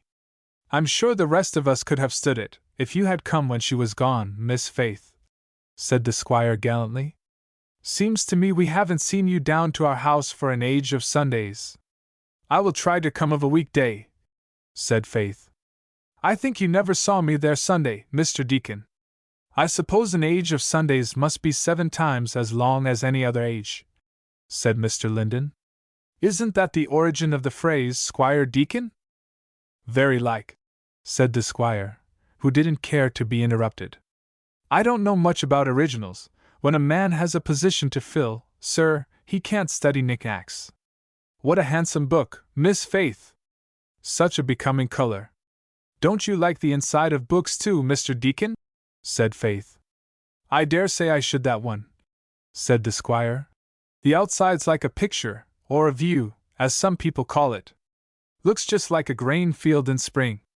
What's the name of it, Miss Faith?" Half prudently, half wickedly, Faith, without answering, took the book from the table and put it in Mr. Deacon's hand. The squire's face looked like anything but a grain field in spring then. It was more like a stubble in November. For opening the book midway and finding no help there, he turned to the title page and found the only English words in the book, in very legible black ink. "So," he said, "it's his N, is it?" "Yes, it is mine," said Mr. Linden. "Almost any man may have so much of a library as that." The squire glanced suspiciously at Faith, as if he still believed she had something to do with it, but he did not dare press the matter. "Miss Faith," he said, calling up a smile that was meant to do retrospective work, "have you heard tell of the queer things they've found down to Mattabeesit?" "What things, Mr. Deacon?" "Some sort o' bird's been making tracks down there," said the squire, leaning back in his chair, with the look of one who has now got the game in his own hands. "Making tracks criss-cross round, and they do say the size on 'em might have come out of the ark, for wonder."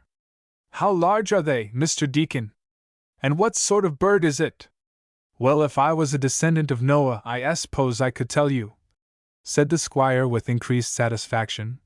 "I'm sorry I can't, as it is. But if you're curious, Miss Faith, and ladies always is in my experience, I'll drive you down there any day or any time of day. I want to see 'em myself, that's a fact, and so does Silly. Now, Miss Faith, name the day." The shortest possible smile on Mr. Linden's face at this sudden and earnest request did not help Faith to an answer, but the squire was happily forgetful for the moment that there were more than two people in the room, and leaning towards Faith he repeated, "The sooner the quicker, always, in such cases. Because folks can never tell what may happen." "No," said Faith. "They cannot, especially about weather, and I have got some particular work to attend to at home, Mr. Deacon, before the weather changes. I wish you and Cecilia would go down and bring us a report." "I should like that. But for the present Mr. Skip and I have something to do." "It's good you want Mr. Skip, for I don't," said the squire, stiffening a little. "Is that one of the new-fashioned ways of saying you won't go, Miss Faith?" "What's your objection to Mr. Skip?" said Faith pleasantly. "I am glad nobody else wants him, for we do." "Well, I say I'm glad you've got him," said the squire, relenting under the power of Faith's voice. "But what ails you, Miss Faith, to go tacking round like one o' them schooners against the wind? Ain't it a straight question as to whether you'll take an excursion to Mattabeesit?" "Very straight," said Faith, smiling and speaking gently. "And I thought I gave a straight answer." "Blest if I can see which road it took," said Squire Deacon. "Save and except it didn't seem to be the right one. No s about as ugly a road as a man can foller." "Guess I spoke too late, after all," said the squire meditatively. "How's your fur and news, Mr. Linden? Get it regular?" "Yes," said Mr. Linden, making due allowance for the irregularity of the steamers. Faith looked up in no little astonishment, and took the eye as well as the ear effect of this question and answer, then said quietly, "Have you any business in the post office, Mr. Deacon?" "Not a great deal, Miss Faith," said the squire, with a blandness on one side of his face which but poorly set off the other. "I go down for the paper once a week, and 'lection times maybe oftener, but I don't do much in the letter line. Correspondence never was my powder magazine.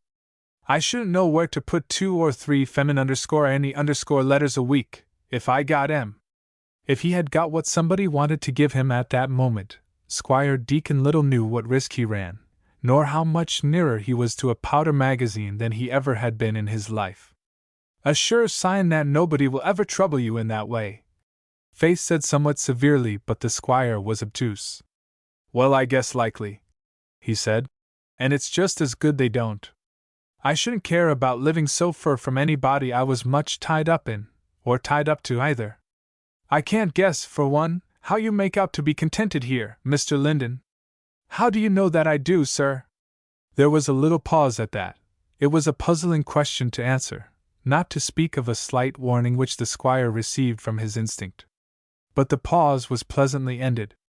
"Faith," said a gentle voice in the passage, "open the door, child, I've got both hands full." Which call Mr. Linden appropriated to himself, and not only opened the door but brought in the great dish of smoking chestnuts. Faith ran away to get plates for the party, with one of which in defiance of etiquette she served first Mr. Linden, then handed another to the squire. "I hope they are boiled right, Mr. Linden.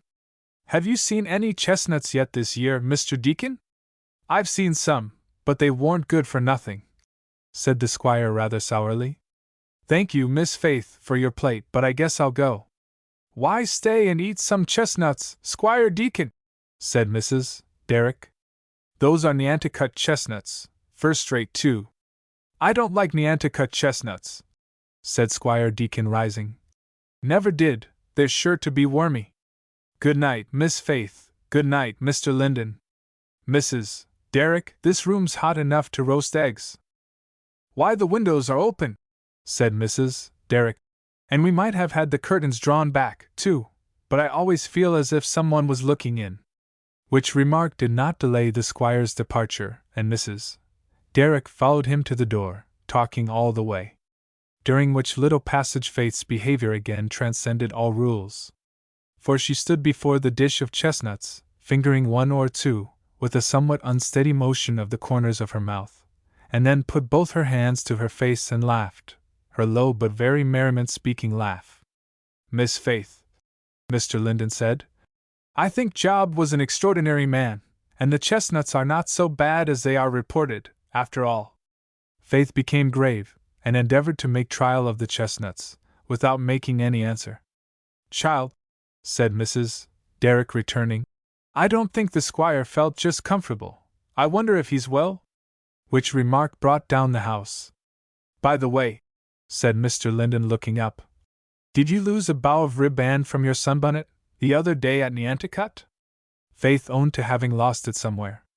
"I found it somewhere," said Mr. Linden with a rather peculiar look, as he took out the bough of ribband. "Where did you find it, Mr. Linden?" "I found it here, in Pataquasset." "Where?" But he shook his head at the question. "I think I will not tell you, you may lose it again." And all Faith's efforts could get no more from him. Chapter 13. The Thursday of the great school celebration arrived, and according to Faith's unexpressed wish, the weather had continued warm. It was the very luxury of October. A day for all the senses to disport themselves and revel in luxurious beauty. But the mind of Pataquasset was upon the evening's revel, and upon the beauty of white cambric and blue ribbands. The mind of Faith Derrick was on somewhat else. "Mother," she said, "do you know there must be a fire up in Mr. Linden's room as soon as the weather gets cold?" "Of course, child." "Well, there is nothing in the world up there to put wood in. It used to lie on the floor," said Mrs. Derrick, as if the past might possibly help the future. "That does make a muss. It's not going to lie on the floor now," said Faith. "I am going to get Mr. Skip to make me a large box, with a top, and I will cover it with some carpet or dark stuff, if you'll give me some, Mother. It must be dark, because the wood of the room is. I am going to stuff the top for a seat, and it will look very nice." "Anything does that you take hold of," said her mother. "Yes, child, I'll give you all I've got. You can look for yourself and take what you like best." The immediate work of the day was to clear ship, in other words, to do all the day's work in the former part thereof, so as to leave time for the unwonted business of the afternoon. Mrs. Derrick even proposed that Faith should get dressed. But Faith said there was time enough after dinner, and that meal was gone through with as usual. With this slight variation in the table talk, Mr. Linden suggested to Faith the propriety of philosophizing a little, as a preparative for the dissipation of the evening, and declared that for the purpose, he would promise to bring his toilette within as narrow bounds as she did hers. Faith's face gave answer, in the sort of sparkling of eye and color which generally met such a proposition, and which today was particularly bright with the pleasure of surprise. "But," she said warningly, "I can dress in very few minutes." So she did, and yet, she was dressed from head to foot and to the very point of the little white ruffle round her throat. Hair, bright as her hair was, and in the last degree of nice condition and arrangement, the same perfect presentation of hands and feet and white ruffles as aforesaid, that was the most of Faith's dressing, The rest was a plain white cambric frock, which had its only setting off in her face and figure. The one touch of color which it wanted, Faith found when she went downstairs, for upon the basket where Le Philosophe commonly reposed, lay a dainty breast knot of autumn tints, fringed gentian with its delicate blue, and oak leaves of the deepest red, and a late rose or two. It is a pity there was nobody to see Faith's face, for its tints copied the roses. Surprise and doubt and pleasure made a pretty confusion.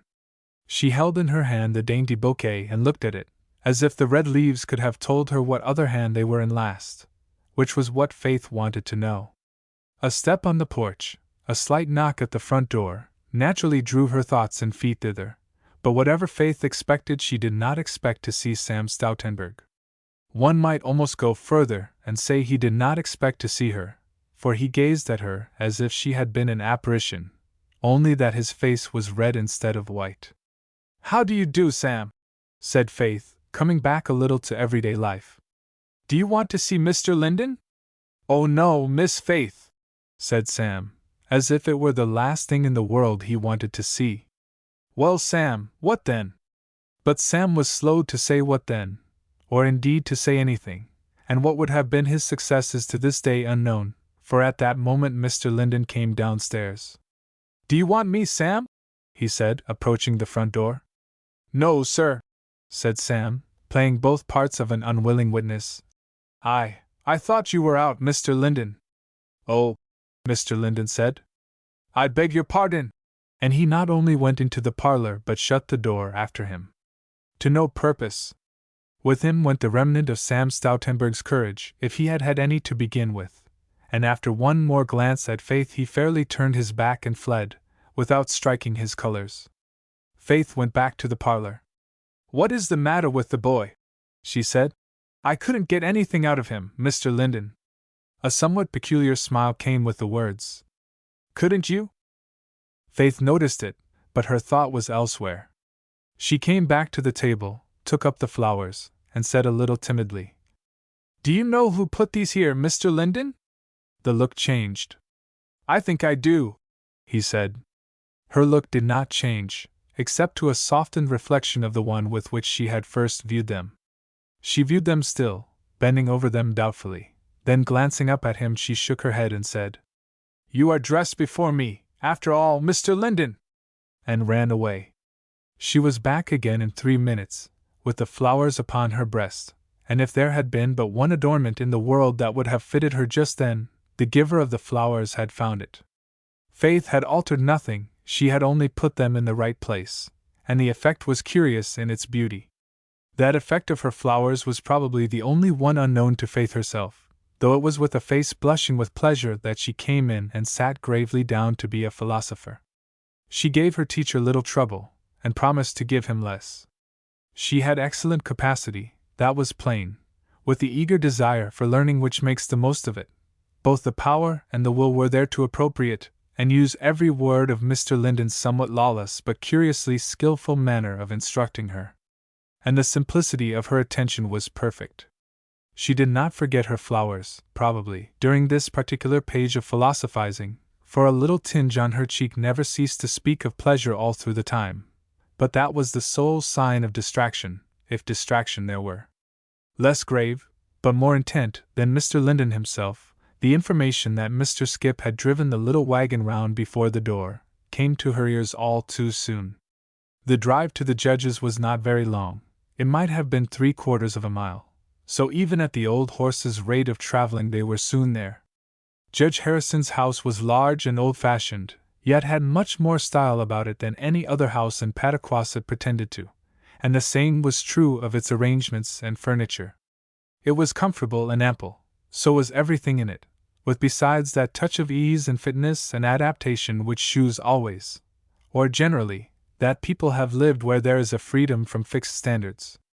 It was so here, for Judge Harrison's family during the lifetime of his wife had always spent their winters and often part of their summers away from Pataquasset, in one of the great cities, New York generally, or at some watering place. There was also, however, an amount of good sense and kind temper in the family which made no difference, of intention, between them and the rest of Pataquasset when they were there, so that they were extremely popular. Mr. Skip and Old Crab were in very good time. There were not more than half assembled of all the good company asked and expected this afternoon. These were all over, in the house and out of the house, observing and speculating. The house was surrounded with pleasant grounds, spreading on two sides in open smooth lawns of considerable extent, and behind the house and the lawns stretching back in a half-open shrubbery. On one of the lawns long tables already shewed their note of preparation, on the other there was a somewhat ominous array of benches and chairs, and among them all, round and about everything, scattered the people. Mrs. Derrick and Faith went upstairs to the unrobing room, where the latter was immediately taken into consultation by Miss Harrison on some matters which promised to keep them both busy for some time. Mr. Linden meanwhile received a very cordial welcome from Judge Harrison, who was cordiality itself. "Well, Mr. Linden, we've got a good day. Good for the boys and good for us. We've ventured to depart a little from your instructions, but I hope in such a way as not to compromise you. My son and daughter have managed it. I'll introduce him to you," said the old gentleman, looking about. "But he's somewhere just now. I should like to know first, Judge Harrison, what my instructions were," said Mr. Linden, as his eyes likewise made search for the missing doctor. "Oh," said the judge, "all right. I understood your feelings exactly. I used that word because the right one didn't come. I have to do that often. I've heard of the pen of a ready writer. I'm sure I'd rather have the tongue of a ready speaker, but it don't matter for me now. My friends take me as they find me, and so will you, I have little fear. Julius, here's my son, Dr. Harrison, Mr. Linden." Dr. Harrison must have a word of introduction to the reader, though he was one of those who need very little in actual life. He was a handsome man, young but not very young, and came up at his father's call and honored the introduction to his father's guest, with that easy grace and address which, besides being more or less born with a man, tell that much attrition with the world has been at work to take away all his outward roughnesses of nature. He was handsomely dressed too, though not at all in a way to challenge observation. His coat would have startled nobody in Pataquasset, though it might have told another that its wearer had probably seen France, had probably seen England, and had in short lived much in that kind of society which recognizes the fact of many kinds of coats in the world. His greeting of Mr. Linden was both simple and graceful. "I am very happy to see you," he said as he shook hands. "I should certainly have come to see you before, but I am more a stranger in Pataquasset than anybody. I have hardly been at home since I returned. Business has drawn me to other quarters, and I am only fortunate enough to be in time for this occasion. It's a good time for me," said he, looking round. "I can renew my old acquaintance with everybody at once. I think all Pataquasset is here." "Not grown out of your remembrance, has it?" said Mr. Linden. "How long have you been away?" "Well, it's had time to grow out of everything, especially out of my memory. I have not been here for 5 years, and then only for a few days, and before that at college, so I may say I have hardly been here since my boyhood. I don't know anybody but the old ones. I shall apply to you, if you will allow me," said he, drawing himself and Mr. Linden a little more apart from the center of reception. "Who, for instance, is that very well-dressed young lady just entering the hall, good-looking too?" The doctor's face was very quiet, so were his words, but his eye was upon Miss Cecilia Deacon, who in a low-necked blue silk, with an amber necklace and jet bracelets, was paying her respects to the judge and his daughter. With equal quietness Mr. Linden made answer. "By the way," said the doctor suddenly, "I believe we owe this pleasant occasion, very pleasant I think it is going to be, to you. Accidentally and innocently, I assure you." "Yes, of course," said Dr. Harrison, with the air of one who needed no information as to Mr. Linden's view of the subject, nor explanation as to its grounds. "But," said he, speaking somewhat low, "my father has the interests of the school, and indeed of all Pataquasset, truly at heart, and my sister has entered into all his feelings. I am a kind of alien. I hope not to be so. But, as I was saying, my father and sister, putting their heads together, have thought it would have a good effect upon the boys and upon certain interests of the community through them and their parents too, to give some little honors to the best students among them, or to the cleverest boys, which, as you and I know, are not precisely synonymous terms. Would you think well of such an expedient? My father is very anxious to do nothing which shall not quite meet your judgment and wish in the matter. I shall leave it in Judge Harrison's hands, said Mr. Linden after a moment's silence. I should be very sorry to gainsay his wishes in any respect. And some of the boys deserve any honors that can be given them. Do they? Said the doctor. Can you indicate them to me? No, said Mr. Linden, smiling. I shall leave you to find out. Leave me, said the other. How did you know what office they had charged upon me? Well, I am making as long a speech as if I were a member of Congress. By the way, Mr. Linden, can you imagine what could induce a man to be that particular member of the body politic? It occupies the place of the feet, I think. Such members do little but run to and fro, though I remember I just seemed to give them the place of the tongue, unjustly. They don't do the real talk of the world. The real talk? Said Mr. Linden. Indeed, I think they do their share. Of talk? Said the doctor with an acute look at his neighbor. Well, as I was saying, my sister has provided, I believe, some red and blue, or red and something, favors of ribband, to be given to the boys who shall merit them. Now to find out that, which you won't tell me, I am to do, under your pleasure, some more talking, to them in public, to see in short how well they can talk to me. Do you like that? Better than they will, perhaps, as merit is sometimes modest. I assure you I would happily yield the duty into your hands. Who would do it so much better? But I suppose you would say as somebody else, let my friend tell my tale. Who is that? Said the doctor slowly and softly. Like the riding pole of a fence, as little to spare, and as rigid, isn't he, and as long? Don't I remember him? You ought, that is Mr. Simlins. Yes, said the doctor musingly. I remember him. I incurred his displeasure once, in some boyish way, and if I recollect he is a man that pays his debts. And that unfortunate, next, looks like the perspective of a woman. But this lady Mr. Linden did not know. She was little, in form and feature, and had besides a certain pinched-in look of diminutiveness, that seemed to belong to mind as well as body, temper, and life, and had procured her the doctor's peculiar term of description. The next thing is, said Dr. Harrison, as his eyes slowly roved over the assembled and assembling people. Who is to give the favors? My sister, of course, does not wish to be forward in the business, and I don't, and you don't. I say, the prettiest girl here. I think the hands that prepared the favors should dispense them, said Mr. Linden. But she won't do it, and ladies have sometimes the power of saying no, they're generally persuadable. Who's that? Said the doctor with a change of tone, touching Mr. Linden's arm. The one in white with a red bouquet de corsage. She's charming. She's the one. That is Miss Derrick. She'll do, said the doctor softly to his companion, as Faith paused for a quick greeting of the judge and then passed on out of sight. She's charming. Do you suppose she knew what she was about when she put those red leaves and roses together? I didn't know there was that kind of thing in Pataquasset. Yes, they look very well, said Mr. Linden coolly. Julius, said Mrs. Summers, laying hold of the elbow of the suggestive coat. What do you mean by keeping Mr. Linden and yourself back here? That's the way with you young men. Stand off and gaze at a safe distance, and then make believe you're fireproof. Don't make believe anything, Aunt Ellen, said the young man lightly. Prove me. You can take me up to the cannon's mouth, or any other, and see if I am afraid of it.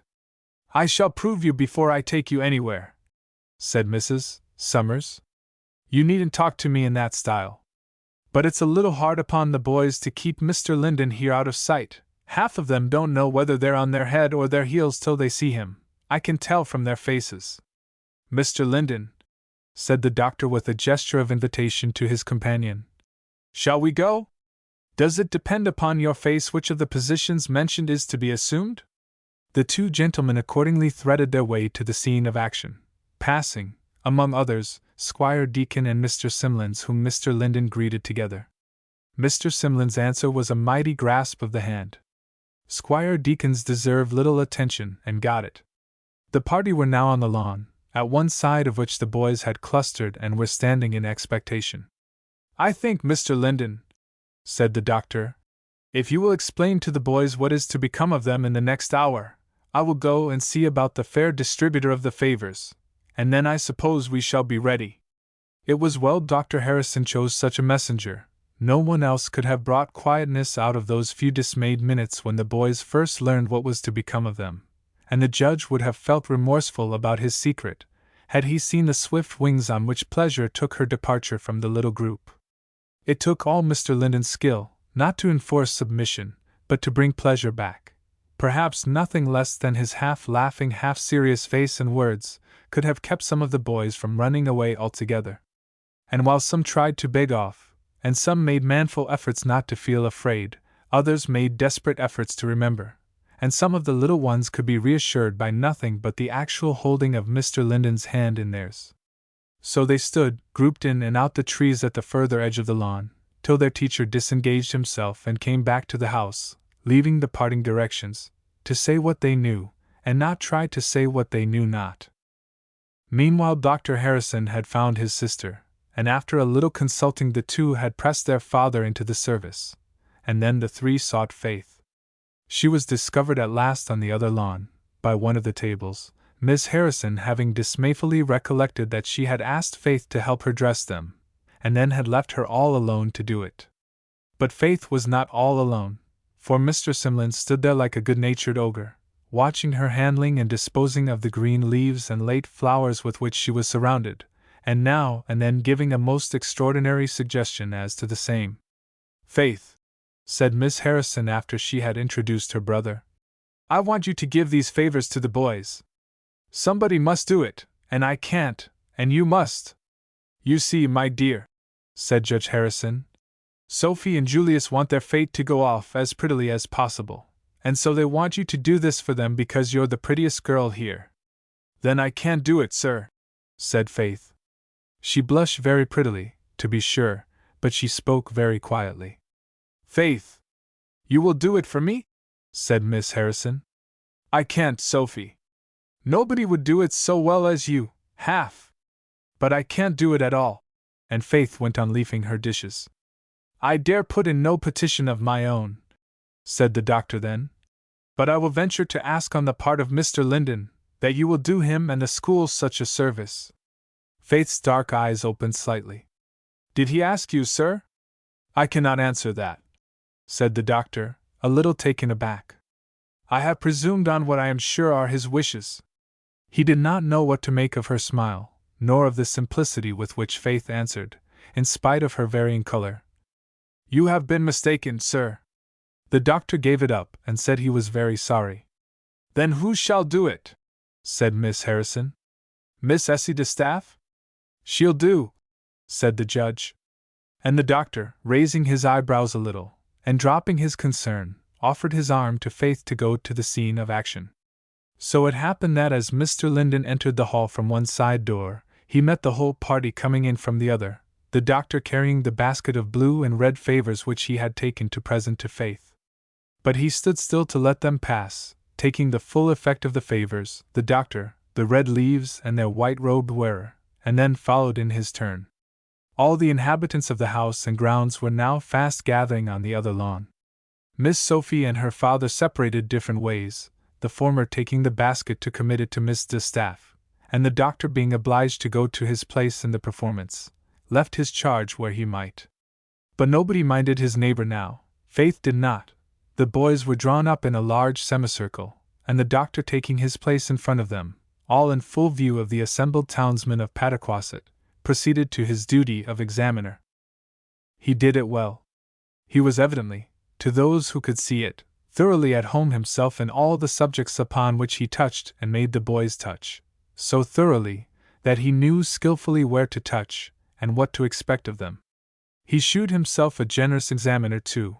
He keenly enough caught the weak and strong points in the various minds he was dealing with, and gracefully enough brought the good to light, and only shewed the other so much as was needful for his purposes. He did not catch, nor entrap, nor press hardly, The boys had fair play, but they had favor too.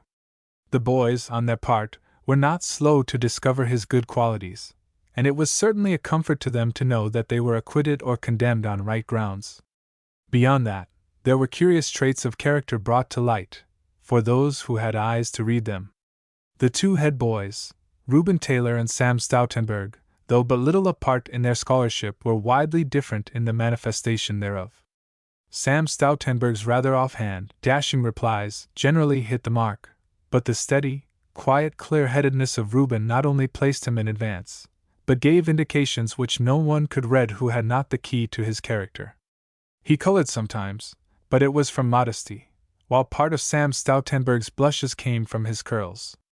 Little Johnny Fax, by dint of fixing his eyes upon Mr. Linden's far-off form, he had been petitioned to stand in sight, went bravely through his short part of the performance, and proved that he knew what he knew, if he didn't know much, and of the rest there need nothing be said. Among the lookers-on there were also indications. To those who did not know him, Mr. Linden's face looked as unmoved as the pillar against which he leaned, yet the varying play of light and shade upon the one was well repeated in the other. Squire Stoutenberg nodded and smiled, to himself and his neighbors, and made little aside observations. "That told, sir. Always was a good boy, studious. Yes, Reuben Taylor does well, very well, considering who his father is." That father the while stood alone, even beyond the outskirts of the gay party. With Miss Cillie's blue dress he had nothing in common, as little with Faith's spotless white.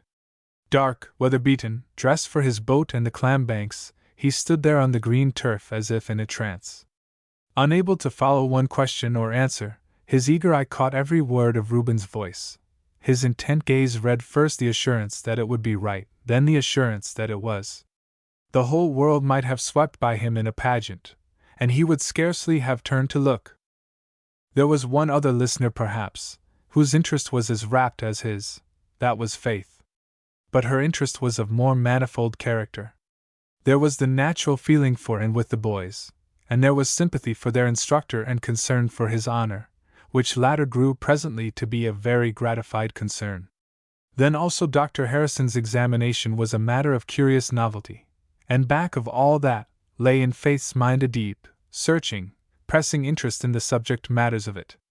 What of all that she knew, how little, and how much the boys, how vastly much Dr. Harrison, what far-reaching fields of knowledge there were in some people's minds. Where was Faith's mind going? Yet she was almost as outwardly quiet as Mr. Linden himself. All her shew of feeling was in the intent eye, the grave face, and a little deepening and deepening tinge in her cheeks. The questioning and answering was over, the boys were all in their ranks, there was a little hush and stir of expectancy, and Dr. Harrison gave his hand to a very bright lady with a basket and led her to a position by his side, filling the eye of the whole assembly. Faith looked over to her with a tiny giving way of the lips which meant a great self-gratulation that she was not in the lady's place. There she stood, very much at home apparently, Miss Essie Distaff, as 50 mouths said at once. She was rather a little lady, not very young, nor old, dressed in a gay-colored plaid silk, with a jaunty little black apron with pockets, black hair and curls behind her ears, and a glitter of jewelry. It was not false jewelry, nor ill put on, and this was Miss Essie Distaff. She belonged to the second great family of Pataquasset. She too had been abroad and had seen life like the Harrisons, but somehow she had seen it in a different way, and while the Distaffs had the shoe, the Harrisons always had the reality of precedence in the town. And Dr. Harrison, raising slightly again his voice, which was a melodious one, said, "The ladies of Pataquasset intend to honor with a blue rib band the 5 elder boys who have spoken best, and with a favor of red rib band the 5 little boys who have done the same on their part. Miss Essie Distaff will do us the honor to bestow them. Reuben Taylor, will you come forward, here, if you please?" The favors made a little stir among the group, and Reuben, who had been too much absorbed in the examination for its own sake to think much of the question of precedence, came forward at first with hesitation, then steadily and firmly. Miss Essie stepped a little forward to meet him, gave her basket to Dr. Harrison, and taking a blue favor from it she smilingly attached the same securely to the left breast of Reuben's coat. Don't leave your place, said the doctor to him in a low tone. I mean, he added smiling, go back to it and stay there. Sam Stoutenberg. The doctor spoke like a man a little amused at himself for the part he was playing, but he did it well, nevertheless. And Reuben, who would fain have put himself and his blue ribband out of sight behind the rest, went back to his place, while Sam stepped briskly forward and received the decoration in turn. Very different his air from Reuben's, very different Reuben's grave and grateful bend of the head from the way in which Sam's hand covered at once his heart and the blue ribband. The 4 boys next in degree to Reuben were severally invested with their blue stars. Johnny Fax, said Dr. Harrison. Miss Essie, you are laying us under nameless obligations. Johnny, come and get your ribband. Johnny came, looking first at Dr. Harrison and then at Miss Essie, as if a little uncertain what they were going to do with him. But apparently the fluttering red favor pleased his fancy, for he smiled a little, and then looked quite away over Miss Essie's shoulder as she bent towards him. For which neglect of the lady's face his youth and inexperience must account. But when the favor was on, Johnny's eyes came back, and he said simply, Thank you, ma'am. Shall I keep it always? By all means, said Miss Essie. Never part with it. The 5 little fellows were made splendid, and then there was a pause. Miss Essie stepped back and was lost. Dr. Harrison made a sign with his hand, and 2 servants came on the lawn bringing between them a table covered with a red cloth. It was set down before Dr. Harrison, and his sister came beside him. My dear friends, said the doctor, raising his voice again, and giving his sister at the same time the benefit of a slight play of face which others were not so situated they could see. You have all done yourselves and somebody else a great deal of credit. I hope you will thank him, as we wish to shew our pleasure to you. It was not to be expected that everybody would be first this time, though on the next occasion I have no doubt that will prove to be the case. But as we could not of course in consequence give stars to all, we will do the best we can. Reuben Taylor. Again Reuben came forward. The doctor had pulled off the red cloth, and a tempting pile of books, large and small and nicely bound, rose up to view upon the table. And Miss Harrison, as Reuben came near, chose out one of the best and handed it to him, saying softly, You have done very well. Now Miss Sophie Harrison was, as everyone knew and said, thoroughly good and kind, like her father. She had chosen the books. And the one she had given Reuben was a very nice copy of the Pilgrim's Progress. She might have felt herself repaid by the one earnest look his eyes gave her, then he bowed silently and retired. The list would be too long to go through.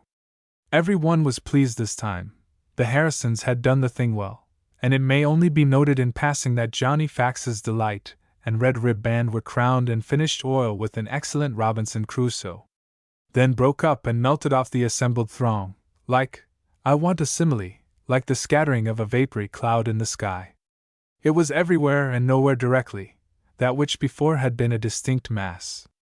Faith, said Miss Cecilia, almost before this process or dispersion commenced, where did you get such a pretty nosegay this time of year? They grew, said Faith, smiling. Did they come out of your own garden? We don't keep oak trees in our garden. I declare! It's elegant. Faith, give me just one of those red leaves, won't you? I want it. No, indeed, said Faith, starting back and shielding the oak leaves with her hand, as that of Miss Deacon approached them. What are you thinking of? Thinking of, said Cecilia, coloring. So, Faith, I hear you've set up for a school teacher? I've one little scholar, said Faith quietly. That isn't much setting up, Cecilia. One scholar, said Cecilia contemptuously. Didn't you go over with all the boys to Nantucket the other day? Yes, said Faith, laughing. Indeed I did, but I assure you I didn't go to teach school. Miss Derrick, said Dr. Harrison, offering his arm to Faith. My sister begs the favor of your assistance, instantly and urgently. You know, I presume, for what? Yes, I know, Dr. Harrison, said Faith, smiling. I left it unfinished. And the two walked away together. Seems to me, Mr. Simlins, said Squire Deacon, watching Faith and her convoy with a certain saturnine satisfaction, I say it seems to me that the judge ain't making the thing right side upwards. The boys get all the prizes, without Dr. Harrison thinks he has, and the teacher don't seem to be much count. Now what a handsomer thing it would have been to make the boys get him something with their own hard cash, a pleasure boat, added the squire, or a Bible, or anything of that sort. I thought all this philistration was to set him up. Mr. Simlins gave a kind of grunt. It hain't pulled him down much, he said, as I see. And I suppose Judge Harrison thinks that drivin' wedges under a church steeple is a surrogate work, without he saw it was toppling dot. Without getting any too clear a notion of the meaning of these words, it took a lively imagination to follow Mr. Simlins in some of his flights. The squire yet perceived enough to stay his own words a little, and he passed away the tedium of the next few minutes by peering round the corner of the house and getting far-off glimpses of Faith. She looks most like a spectral illusion, he said admiringly. The tablecloths ain't bleached a bit whiter and her dress.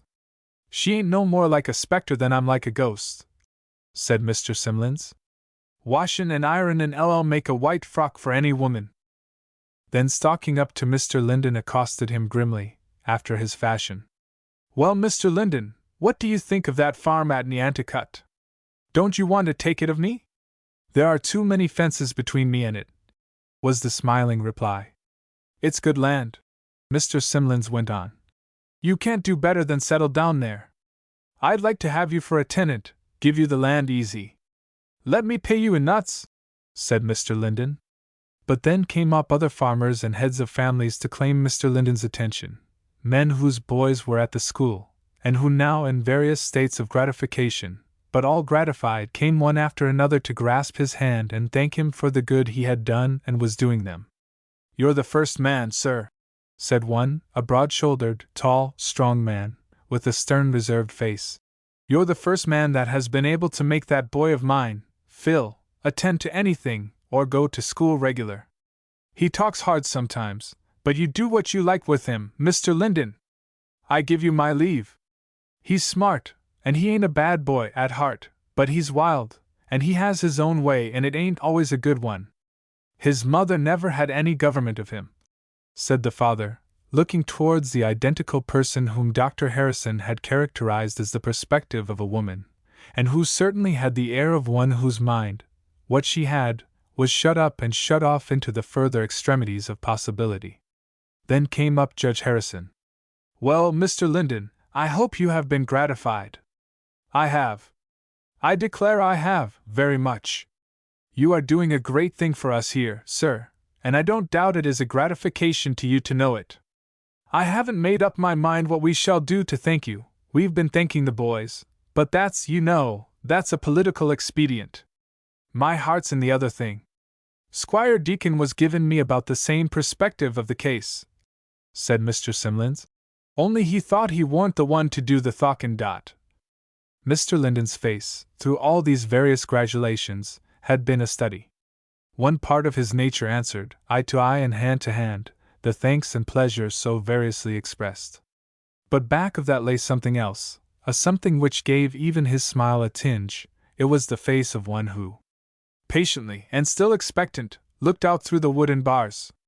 Sometimes grave, at others a queer sense of his own position seemed to touch him, and his manner might then remind one of a swift-winged bird, who, walking about on the grass for business purposes, is complimented by a company of crickets on his superior powers of locomotion. And it was with almost a start that he answered Judge Harrison. Thank me, sir? I don't think I deserve any thanks. I am sure we owe them, said the judge. But that's another view of the case, I know. Well, it's a good kind of debt to owe, and to pay. And he was lost again among some other of his guests. In the gradual shifting and melting away of groups, it happened that Mr. Linden found himself for a moment alone, when the doctor again approached him. Did I do your office well? He said gently, and half putting his arm through Mr. Linden's as if to lead him to the house. The answer was laughingly given. What poet would not mourn to see his brother write as well as he? Well, said the doctor, answering the tone. Did I hit your boys, the right ones? My boys in point of scholarship, yes, almost as carefully as I should. I am glad you were satisfied, said the doctor. And I'm glad it's over. What sort of a life do you lead here in Pataquasset? I don't know it. How can one get along here? He spoke in a careless sort of confidential manner, as perfectly aware that his companion was able to answer him. They were very slowly sauntering up to the house. One can get along here in various ways, said Mr. Linden, as in other places. One can, if one can, subside to the general level, or one can, with the like qualification, rise above it. The paths through Pataquasset are in no wise peculiar, yet by no means alike. No, said the doctor, with another side look at him. I suppose as much. I see you're a philosopher. Do you carry a spirit level about with you?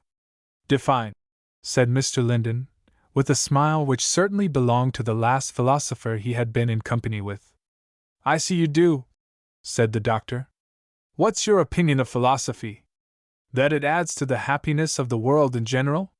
You ask broad questions, Dr. Harrison, considering the many kinds of philosophy, and the unphilosophical state of the world in general.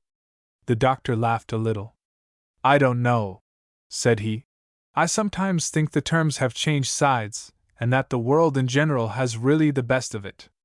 But do you know what particular path in Pataquasset we are treading at this minute? A path where philosophy and happiness are supposed to part company, I imagine, said Mr. Linden. Precisely, said the doctor. By the way, if anything in my father's house or library can be of the least convenience to you while you are traveling the somewhat unfurnished ways of Pataquasset, I hope you will use both as your own. Yes, I am taking you to the supper table, or indeed they are plural tonight. Sophie, I have brought Mr. Linden to you, and I leave you to do what you will with him. Chapter 14. With a slight congee the doctor left Thorn and went back again, and then came the full rush of all the guests, small and great. Miss Harrison claimed Mr. Linden's assistance to marshal and arrange the boys at their table, one being given specially to them, and then established him as well as circumstances permitted at another, between Miss Cecilia Deacon and Miss Essie Distaff. Miss Harrison herself did not sit down. The guests were many, the servants far too few, and Miss Harrison and her brother with one or two helpers, of whom Faith was one, went round from table to table, attending to everybody's wants. The supply of all eatables and drinkables was ample and perfect enough, but without the quick and skillful eyes and hands of these educated waiters, the company could not have been entirely put in possession of them. So Faith's red oak leaves did after all adorn the entertainment, and publicly, though most unconsciously on her part. Reuben, she whispered at his shoulder, there are no roast clams here. Shall I give you some jelly? I see you have got substantials. No thank you, Miss Faith, said Reuben, adding with some hesitation, I believe it's ungrateful in me, but I don't want to eat. Are you eating your book all the while? I am so glad, Reuben. Where is your father? I think he's home, Miss Faith. He must be by this time. Home? I'm sorry. I've been looking for him. Sam, what can I get you? Coffee? Miss Faith, said Sam, standing up in his place. I'd rather have one of those leaves you've been wearing all day than all the coffee that ever was burnt. Leaves? You foolish boy, said Faith, her own color in an instant emulating them, and as before her hand went up to shield them. I can't give you one of these, Sam. I'll bring you some coffee. Away she ran, coming back presently with a cup and a piece of jelly cake, bestowing a fellow piece upon Reuben. You can get plenty of oak leaves anywhere, Sam, she said, laughing a little. But you haven't worn 'em, Miss Faith, and I can't keep this, said Sam, surveying the cake with a very serious comic face. Well, who wants to? Said Joe Deacon. Hand us over the other cake, that's got nothing between. If you're settin' up to get round anybody, Sam Stoutenberg, you'll find there's 2 or 3 in a bunch, I tell you. Which remark Faith was happily too far off to hear. Faith, said Mrs. Summers, leaning back and stopping her as she passed.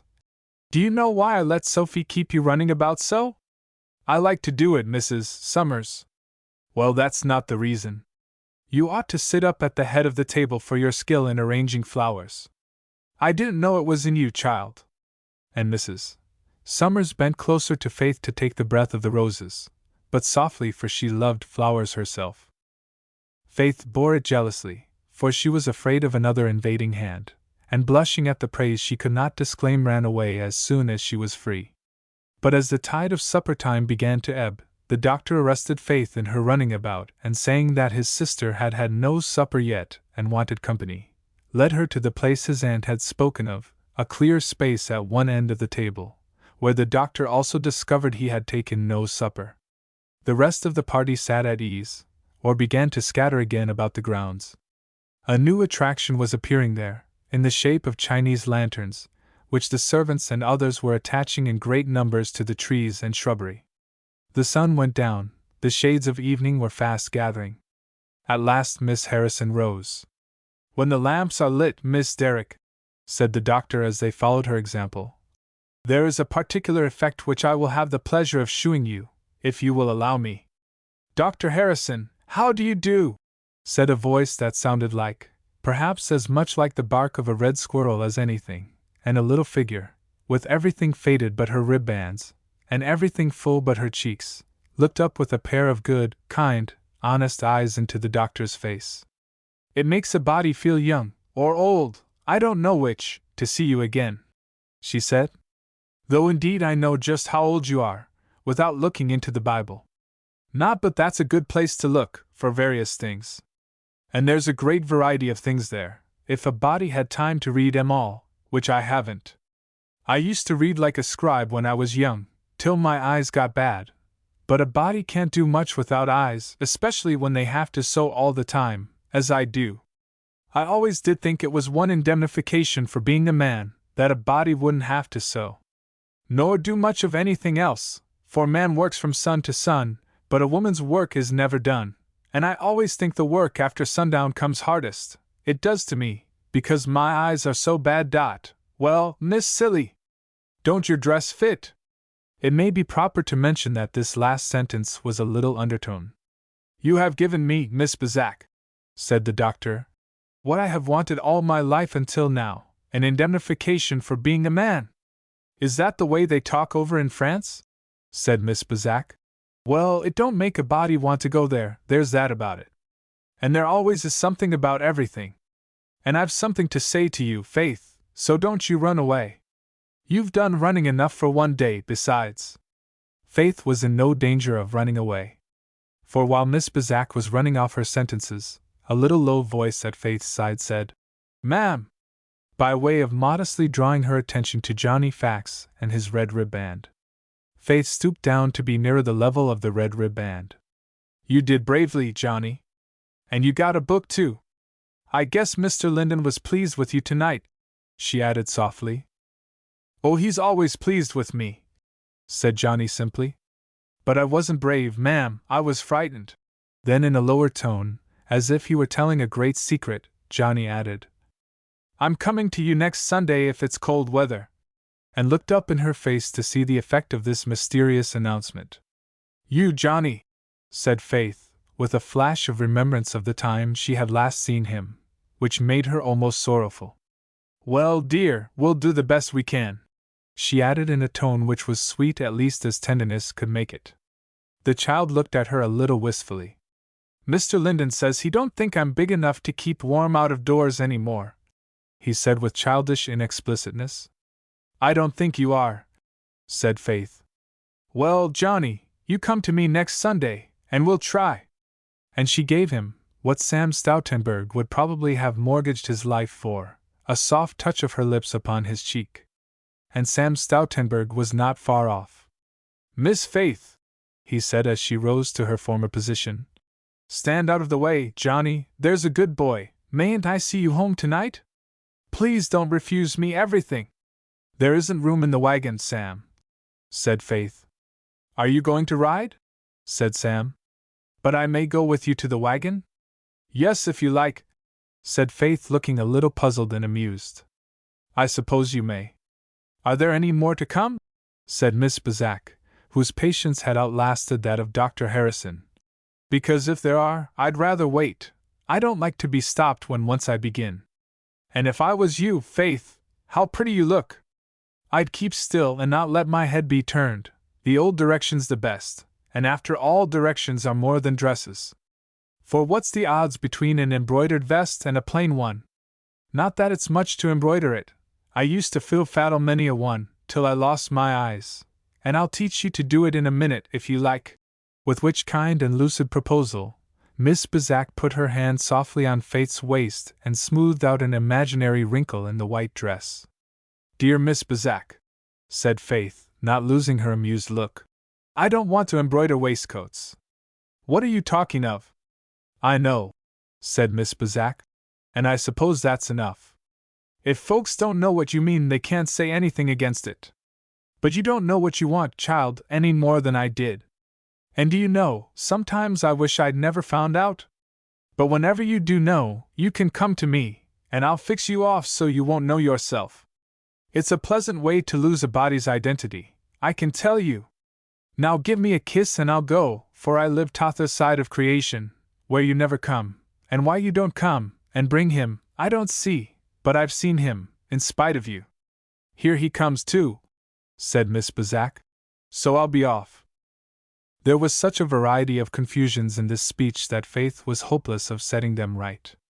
She stood looking at the speaker, and did not try. However, everybody was accustomed to Miss Bazak's confusions. "Are you pledged to stand still on this particular spot?" Mr. Linden said at her side. "No, indeed," said Faith with ready smile. "But people have been talking to me." "Yes, and there is no telling how many I shall interfere with if I take you away now." "I don't care," said Faith. "Only Dr. Harrison said he wanted to shew me something when the lamps were lit." "When they are lighting? Or when they are lit?" "When they are lit," he said. "Well, they are not lit yet," said Mr. Linden. "And before they are, I want you to get a view of people and things in twilight perspective. For which purpose, Miss Faith, I must take you to the extreme verge of society and the lawn, if you will let me." "I would like to go anywhere you please, Mr. Linden," and Faith's face gave modest token that she would like it very much. He gave her his arm, and then by skillful navigation kept clear of the groups most likely to interrupt their progress, passing rather towards the boy quarter, making Sam Stoutenberg sigh and Joe Deacon whistle, with the most frigid disregard of their feelings. The shrubbery at the foot of the lawn was in more than twilight now, and its deeper shadow was good to look out from, giving full effect to the dying light on earth and sky. The faint rose-colored clouds hung over a kaleidoscope of dresses, which was ever shifting and making new combinations, passing into black spots in the shadow of the trees, or forming a broad spread of patchwork on the open lawn. The twilight perspective was far more witching than the sunlight full view. "How pretty that is!" said Faith delightedly. "Thank you, Mr. Linden. I don't believe Dr. Harrison will shew me any effect so good as this. How pretty and odd it is!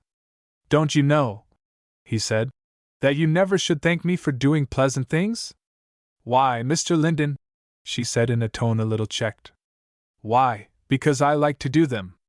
"Well," she said laughing slightly, "that makes me want to thank you more. It don't make me deserve the thanks, however. Do you perceive the distant blue of Miss Cecilia's dress? Does it make you think of the blue ether over your head?" "Not the least," said Faith, much amused. "What makes you ask me that, Mr. Linden? I should like to hear why it does not. The two things are so very, very far apart," Faith said, after a moment's consideration. "I don't see what could make me think of them together. The only thing is that both are blue, but I should have to think to remember that." "You haven't answered me yet," he said, smiling. "Why are they far apart? Your blue gentians there are as far below the sky in number of miles, yet from them to the sky the transition is easy." "Yes," said Faith, looking down at her blue gentian. "Why is it, Mr. Linden? But this is God's work too," she added softly. "I suppose that is the deep root of the matter. The ruined harp of man's nature yet answers to a breath from heaven as to no other touch. Then blue has been so long the emblem of truth, that separated from truth one can scarce, as you say, realize what color it is." "Then, Mr. Linden," said Faith after a moment's silence, with the tone and the look of quick pleasure, "is this what you mean by reading things?" "Yes," he said with a smile. To rightly spell of every star that heaven doth shew, and every herb that sips the dew. But how far can you read? Said Faith. And I never thought of such reading till a little while ago. How far can you read, Mr. Linden? I don't know, he said, because I don't know how far I cannot read. Yet if the invisible things of God may be known by the things which are seen, there is at least room for ample study. To some people, Miss Faith, the world is always, with the change of one adjective, an incomprehensible little green book, while others read a few pages now, and look forward to knowing the whole hereafter. There was a pause, a little longer than usual. And you say I must not thank you? Faith said very low. I say I think you have no cause. She was silent. Has the day been pleasant? Mr. Linden asked, as they walked up and down. Yes, very pleasant. I liked what you didn't like, Mr. Linden, all that examination business. And I was very glad for Reuben and little Johnny. How do you know I didn't like it? I don't know, I thought you didn't, she said, looking at him. You don't like to say why? Yes. I thought you didn't like it, Mr. Linden, when Judge Harrison first proposed it. You wished he would give us the pleasure without the shooing off. Well, did you also know, he said with a peculiar little smile, that one of my best scholars was not examined? No, who do you mean? She said earnestly. He laughed and answered, one who would perhaps prefer a private examination at home, and to whom I have thought of proposing it. An examination? Said Faith, wondering and with considerable heightening of color, either at the proposal or at the rank among scholars assigned her. You need not be frightened, Mr. Linden said gravely. If anybody should be, it is I, at my own boldness. I am a little afraid to go on now, though it is something I have long wanted to say to you. What is it, Mr. Linden? She said timidly. I have thought. He paused a moment, and then went quietly on. You have given me reason to think that there are other desirable things besides French of which you have no knowledge. I have wished very much to ask you what they are, and that you would let me, so far as I can, supply the deficiency. It was said with simple frankness, yet with a manner that fully recognized the delicate ground he was on. The rush of blood to Faith's face he could see by the lamplight, but she hesitated for an answer, and hesitated, and her head was bent with the weight of some feeling. I should be too glad, Mr. Linden, she said at last, very low, but with unmistakable emphasis. Then if you will let me see tomorrow what you are doing with that other little book, I will see what companions it should have.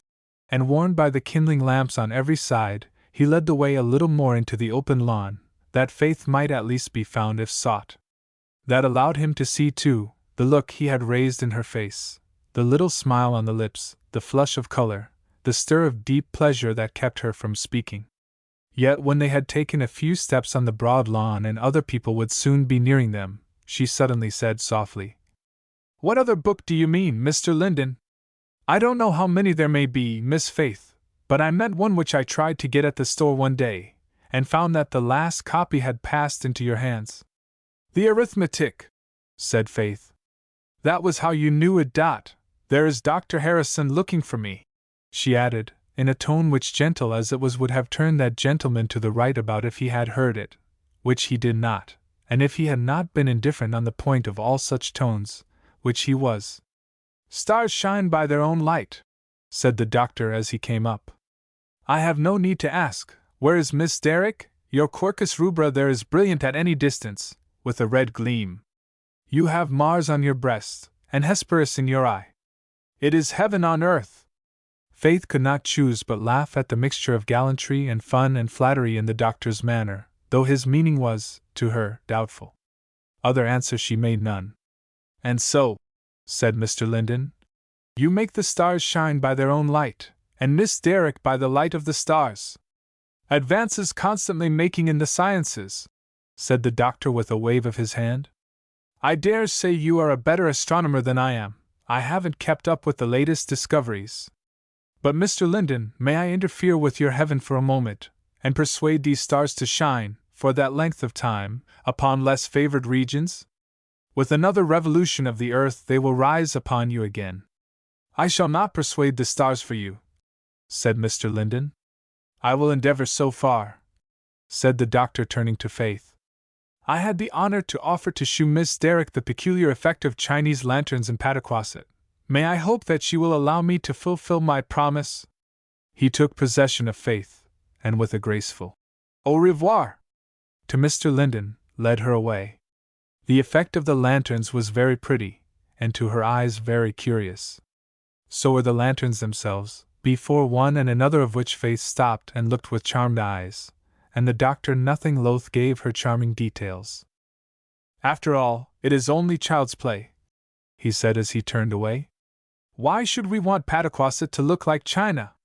For one night? Said Faith. Well, for one night, said the doctor. But you haven't got little feet on, have you? Said he, looking down at the edge of Faith's white dress in mock alarm. I shouldn't like the transformation to go too far. Faith laughed. Reassure me, said the doctor. Nothing can be more unlike the Mongol type than the pure Circassian I have before me, yet let me see the slipper. I want to be sure that all is right. He persisted, and to stop the absurdity of the thing, Faith shewed him, not indeed her slipper, but the most un-Chinese, un-French, neat little shoe thick enough for walking, in which she had come to Judge Harrison's party. Alarmingly near, said the doctor, peering at it. But the proportions are perfect. It is not Chinese. Thank you. I have seen so many odd things in my life, Miss Derrick, and people, that I never know what to expect, and anything right from head to foot is a marvel. They moved on again and sauntered round and round in the paths of the shrubbery, Faith hardly knew whither. In truth, the doctor's conversation was amusing enough to leave her little care. Very few indeed were the words he drew from her, but with all their simplicity and modesty, he seemed to be convinced that there was something behind them worth pleasing. At least he laid himself out to please. He easily found that what she knew of life and the world was very little, and that she was very ready to take any glimpses he would give her into the vast unknown regions so well known to him. Always in his manner carelessly graceful, Faith never dreamed of the real care with which he brought up subjects, and discussed them, that he thought would interest her. He told of distant countries and scenes, he detailed at length foreign experiences, he described people, he gave her pictures of manners and customs, all new to her ears, strange and delightful, and so easily yet so masterly given that she took it all in an easy, full flow of pleasure. So it happened that Faith did not very well know how they turned and wound in and out through the walks. She was in Switzerland and at Paris and at Rome, all the while. She came back pretty suddenly to Pataquasset. As they paused to watch the glitter of one of the lamps on the shining leaves of a holly tree, several of the boys, seeking their own pleasure, came sauntering by. The last of these had time to observe her, and swaggering close up under her face said, loud enough to be heard, You ain't either, I know you ain't. Reuben Taylor says you ain't. The lamplight did not serve to reveal Faith's changes of face and color, either did Dr. Harrison wait to observe them. What do you mean, sir? He said, catching hold of the boy's arm. Why do you speak so to a lady? What isn't she? Somebody's sweetheart, said the boy resolutely. She ain't. Reuben Taylor says she ain't. You'll never be, my fine fellow, said the doctor, letting him go, if you don't learn more discretion. I must tell Mr. Linden his boys want a trifle of something besides algebra. That don't give all the relative values of things. Pray do not. Don't speak of it, Dr. Harrison, said Faith. He tried to see her face, but he could not. Hardly worthwhile, he said lightly. Boys will be boys, which is an odd way of excusing them for not being civilized things. However, if you excuse him, I will. Faith said nothing. She was trying to get over the sudden jar of those words. They had not told her anything she did not believe, she thought no other, but they gave her nevertheless a keen stir of pain, a revival of the pain she had quieted at Nantucket, and somehow this was worse than that. Could Reuben Taylor talk about her so? Could Reuben Taylor have any authority for doing it? But that question would not stand answering. Faith's red oak leaves were a little aegis to her then, a tangible, precious representative of all the answer that question would not wait for. No sting of pain could enter that way. But the pain was bad enough, and under the favoring shadowy light of the lamp she strove and strove to quiet it, while the doctor went on talking. "Indeed," said he, going on with the subject of Phil's speech, "I am obliged to him for his information, which was of course incorrect. But I am very glad to hear it nevertheless. Other people's sweethearts, you know, are tabooed, sacred ground, not to be approached without danger to all concerned. But now, if you will allow me, I think I shall claim you for mine." Whatever look the words may have, they did not sound rude. They were said with a careless, half-amused, half-gentle manner, which might leave his hearer in doubt whether the chief purpose of them were not to fall pleasantly on her ear and drive away any disagreeable remainders of Phil's insolence. But Faith scarce heard him. She was struggling with that unbidden pain, and trying with all the simplicity and truth of her nature and with the stronger help she had learned to seek, to fight it down. She had never thought such an utterly vain thought as that suggested in Phil's words. In her humility and modesty she chid herself that it should have come into her head even when other people's words had forced it there. Her humility was very humble now, and in it she quietly took up with the good she had, of which her roses were even then breathing sweet reminders in her face, putting from her all thought of good that did not belong to her and she could not deserve. The uncertain light favored her well, or Dr. Harrison would have seen too much of her face play.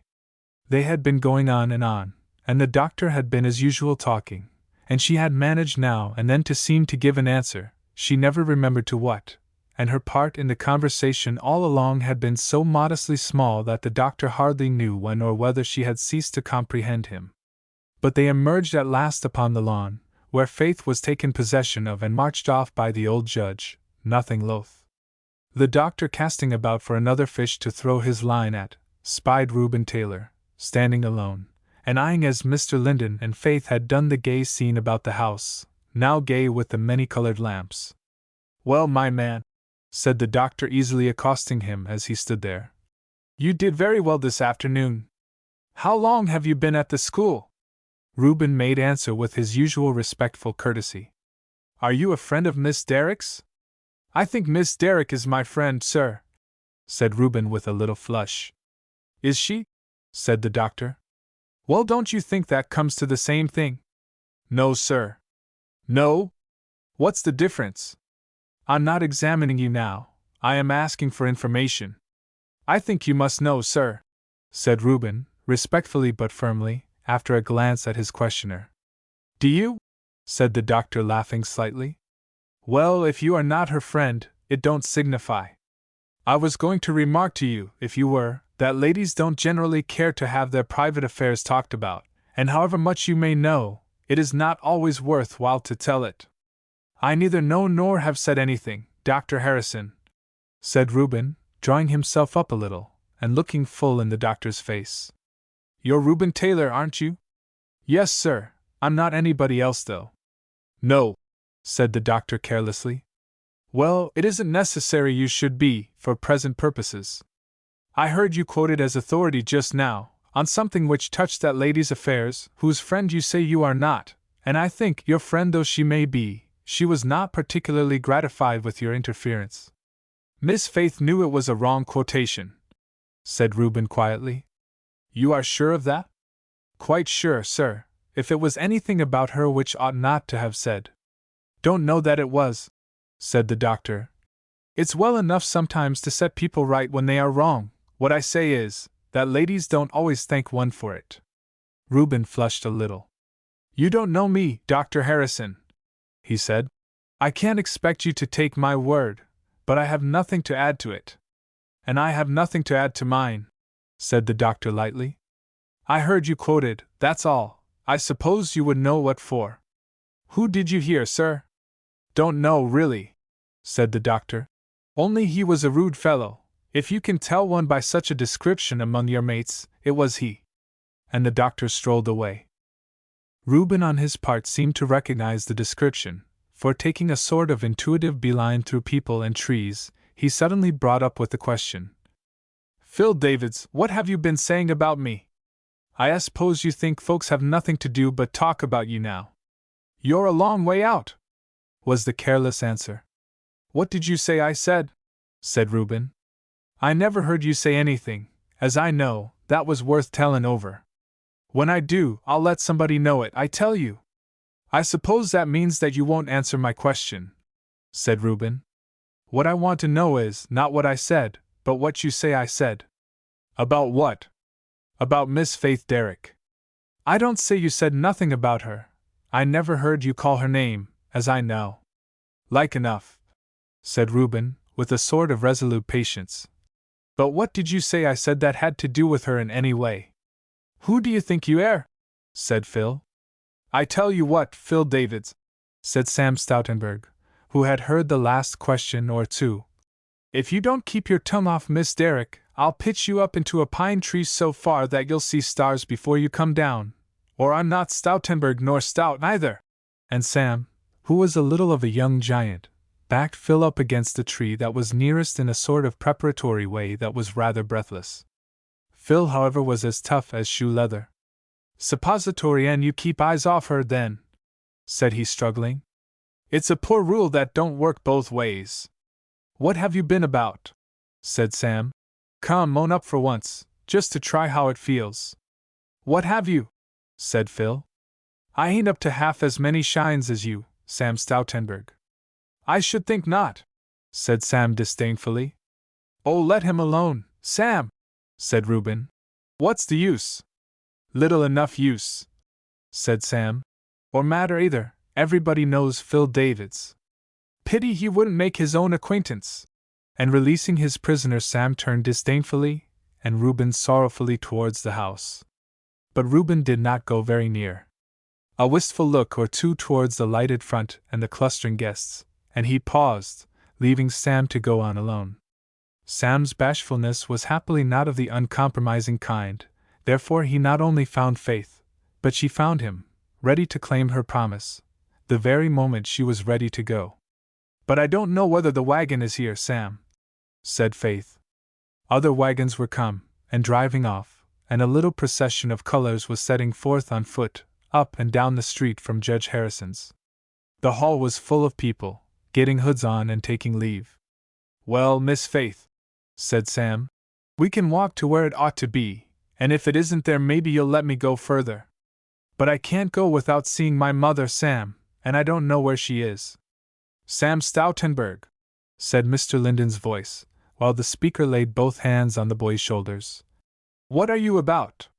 Miss Faith said I might go as far as the wagon with her, sir, said Sam, looking down.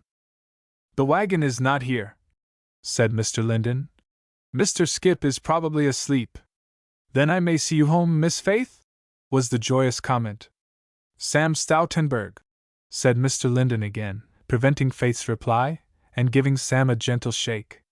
Isn't one favor a day enough for you? He added presently. No, sir, said Sam boldly. I suppose I must give way before a blue ribband, said Mr. Linden, smiling, yet as if he was much inclined to lift Sam out of the way. Miss Faith, the matter is in your hands. But Faith did not smile, and looked, or was it his fancy, ever so little careworn. What matter, Mr. Linden? She said simply. Whether you will take charge of this boy as far as his father's gate. I will try and take care of you, after that. Will that do, Sam? Said Faith pleasantly, as she threw her scarf over her head. I'm glad to go any distance with you, Miss Faith, said Sam, but half content, or a quarter. For that was the distance assigned him. Well, behave yourself then, said Mr. Linden, removing his hands. A parting injunction Sam's dignity would have dispensed with. Chapter 15. The evening was very still. A little too cool for insect voices, a little too late in the season for night birds. The soft dropping of the yellow leaves scarce stirred those already fallen. Few sounds came from the houses, for all Pataquasset had been out, and that portion which had got home was tired and thinking of bed, while the few stragglers yet abroad were far from the late scene of action, on their lonely homeward roads. Squire Deacon, with Joe for a thorn in his side, was opening his own door for Miss Cecilia, and Miss Bethia Bizac, at the other side of creation, mused over the possibility of again, without eyes, embroidering waistcoats. Thus when the clock struck 8, the earth seemed asleep and the stars at watch over it. At about that point of time, Sam Stoutenberg and his fair companion were near the parting gate, and Sam, not supposing himself within range of other eyes, had bent down over Faith's glove in a very demonstrative manner, and she would certainly have received an unwanted proof of his devotion, if Mr. Linden, who had in truth been all the time not very far off, had not just then been very near. "Take care, Sam," he said. "You are exceeding directions." A remark which sent Sam through the gate with more haste than coolness, while Mr. Linden stepped forward into his place. "Your mother rode home with Mrs. Summers, Miss Faith, and this little shawl was requested to walk home with you," he said, wrapping it round her, for which he received a quiet little "Thank you."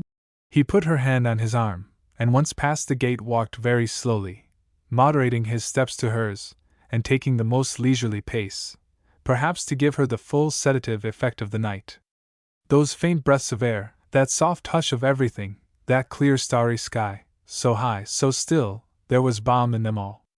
And for a while Mr. Linden let them do their work alone, then he spoke. "One of my scholars is very tired tonight. I'm afraid I have done wrong in letting her walk home." "Oh no," said Faith with a little start. "I like to walk very much, Mr. Linden. It's very pleasant. And I am not tired," she added in a soft, quiet voice. "What is the difference between being tired and being in want of rest?" She looked at him again, and her words did not come at once. "I suppose the difference is that in one case you can get what you want, and in the other you have to wait for it." "Till when?" She laughed, somewhat uneasily, and asked him what he meant. "I hardly know how to make my question plainer, Miss Faith. I suppose I am of an impatient disposition, but the idea of waiting an indefinite time for rest is not pleasant to me." "But can you always get it as soon as you would like to have it?" Faith asked with a kind of timid doubt, as not knowing but his power might extend so far. "Why not, seeing rest is like some sweet wind, which cannot blow its soft gale till there is a clear space for it? Why should it linger when the space is clear? Why not rest when we are weary?" "But can you always get the clear space for it?" Faith asked, looking at him wonderingly. He smiled. "I am talking of what may be done, Miss Faith, not of what I do. But I wish you would let me try my powers for you tonight. How comes there to be a demand? How comes there not to be a supply?" "Of rest?" said Faith. "Oh, there is. At least," she added reluctantly, "there will be. There is now, Mr. Linden. Equal to the demand?" "Why do you ask me?" she said, a little troubled. "I believe I have a bad habit of asking questions," said Mr. Linden, and his tone was apologetic in its very gentleness. "It is partly my fault and partly Pet's." "Partly whose?" "Mr. Linden," said Faith. "I don't think it's a bad habit." "Whose fault, did you say?" "Pet's, my sister's, into whose company I hope to send you soon again." "Oh, I mustn't thank you," Faith said, beginning and stopping herself somewhat comically. "I don't know whether you will thank me for taking you past your own gate, which I was about to do," said Mr. Linden. "And I don't know whether the social and astronomical days ought to agree, but Hesperus set some time ago." "I don't understand, Mr. Linden," said Faith, pausing. "You must not expect to understand all astronomical things till you have studied astronomy," he said with a smile. "The practical application of my words is to sleep. That knits up the ravelled sleeve of care, warm labor's bath, balm of hurt minds." With which soporific potion he bade her good night, and Faith went to her room marveling what could have put into Mr. Linden's head just those particular words, and whether he had a quality of vision that could see through flesh and blood, and a little in doubt whether or not in the circumstances to find the words or the surmise balmy. But if she wanted rest that night, or seemed to have wanted it, she had found it the next day. For she was all like herself. To speak with her own scrupulosity, there was perhaps just a shade of quieter gravity on her face and touching her smile than there had been the day before. And that shade she kept. It is a notable fact that when pleasure with her wand has roused into lively motion the waters of some mortal lake, she straightway departs, taking with her the sparkles, the dancing foam, and leaving the disturbed waves to deposit at their leisure the sediment which she has stirred up. Withered leaves flung upon the bank, a spot here and there of discolored froth, these are what remain. Thus in the quiet nooks and corners of Pataquasset were trophies not too bright of the celebration. Thus did Pataquasset people behold some of the hidden evil in their neighbors, and likewise in themselves. The boys indeed maintained their serenity and kept pleasure with them, but in other quarters there were some heartburnings, most of all at Squire Deacon's. Relieved at first by the idea of a new rival, then by some intuitive belief thrown off that ground of comfort, the squire was much in the condition of the man who wanted to commit an assault upon every small boy he met, for boys were to him representatives. But deprived by law of this manly way of expressing his feelings, the squire sought some other. For the boys, they laughed at him, and at pretty much everything else, and having, as I said, managed to keep pleasure with them, the faces that greeted Mr. Linden on Friday morning were unusually bright. Yet there were one or two exceptions. Sam Stoutenburg was a little shamefaced in broad daylight, a little afraid of being laughed at, and Reuben Taylor, the head of the Blue Rib Bands, was under a very unwonted cloud. It even seemed as if the day, no thanks to pleasure, had done some work for Mr. Linden. Perhaps he was considering how long he should be within reach of such ceremonies, or, perhaps, how soon he could be willing to put himself out of reach. And when he came home in the afternoon, it was with the slow, meditative step which reminded Faith of his first week in Pataquasset. "You are tired now, Mr. Linden," she said with a smile, but the burden of her remark in her eyes, as she met him in the porch. "Boys are an extraordinary commodity to deal with," he said, looking at her, but answering the smile too. "I think you are bewitching all mine by degrees. Why cannot you confine your conjurations to the black cats of the neighborhood, like some of the real, respectable Puritan witches?" Faith blushed very much at the beginning of this speech, and laughed at the last. "What have I done, Mr. Linden? There are no black cats in the neighborhood." "Is that it?" said Mr. Linden. "I shall have to import a few. You give me a great deal of trouble, Miss Faith." "I, Mr. Linden? I am very sorry. What have I done?" "I don't know, or at least but partially. There is Sam Stoutenburg, making as much ado over his lessons as if his wits had forsaken him, which perhaps they have. There is Reuben Taylor. I don't know what is the matter with Reuben," he said, his tone changing. "But his last words to me were a very earnest entreaty that I would persuade you to see him for 5 minutes, and when I wanted to know why he did not prefer his own request, all I could get was that he was not sure you would let him. Which gave me very little clue to the sorrowful face he has worn all day." Once more, and this time with the keen tinge of pain, the blood rushed in a flood to Faith's cheek and brow, and for a second she put her hands to her face as if she would hide it. But she put them down and looked up frankly to Mr. Linden. "I am sure Reuben Taylor has done no wrong," she said. "You may tell him so, Mr. Linden." "Wrong?" he said. "To you?"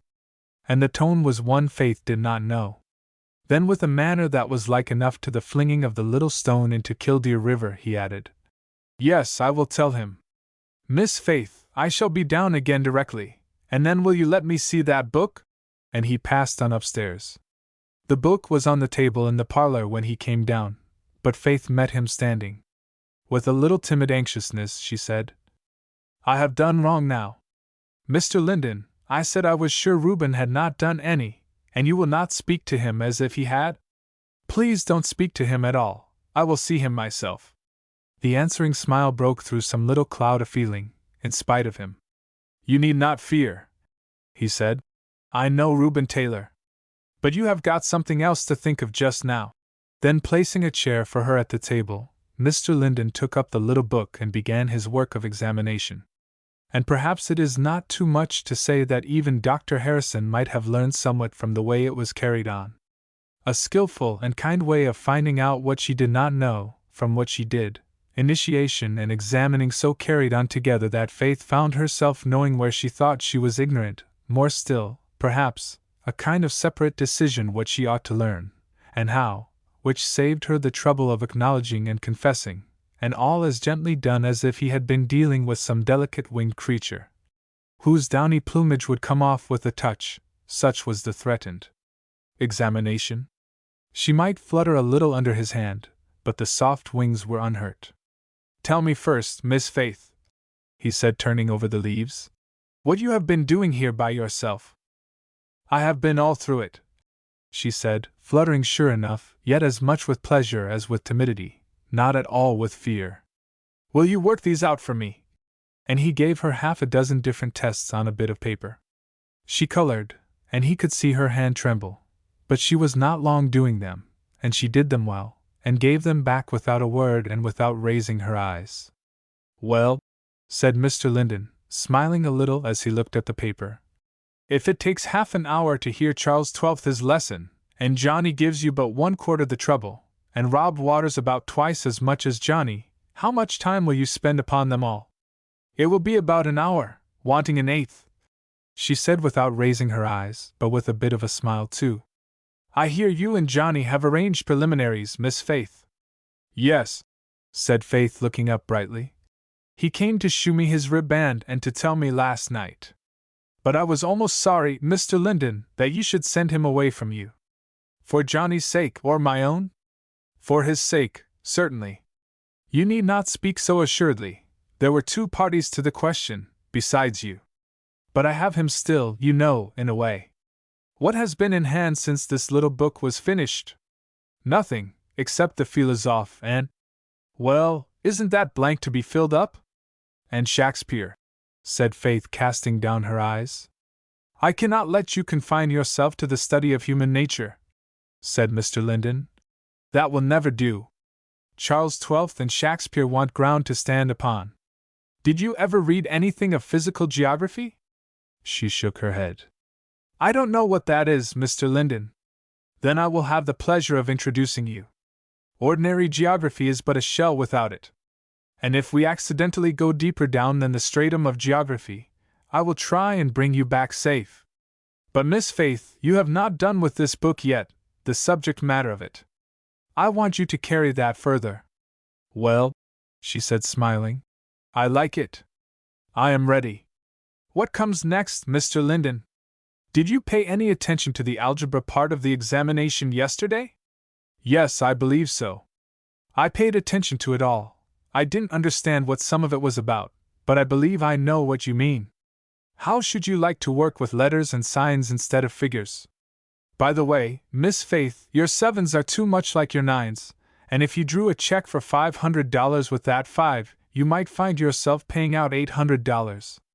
She colored again, but bowed her head in assent, quite ignoring in her interest in the subject the extravagance of the supposition by which he illustrated it. You shall not say that again, Mr. Linden. Don't pledge yourself for me, he said, smiling. I am a lawless kind of person, as perhaps you have found out.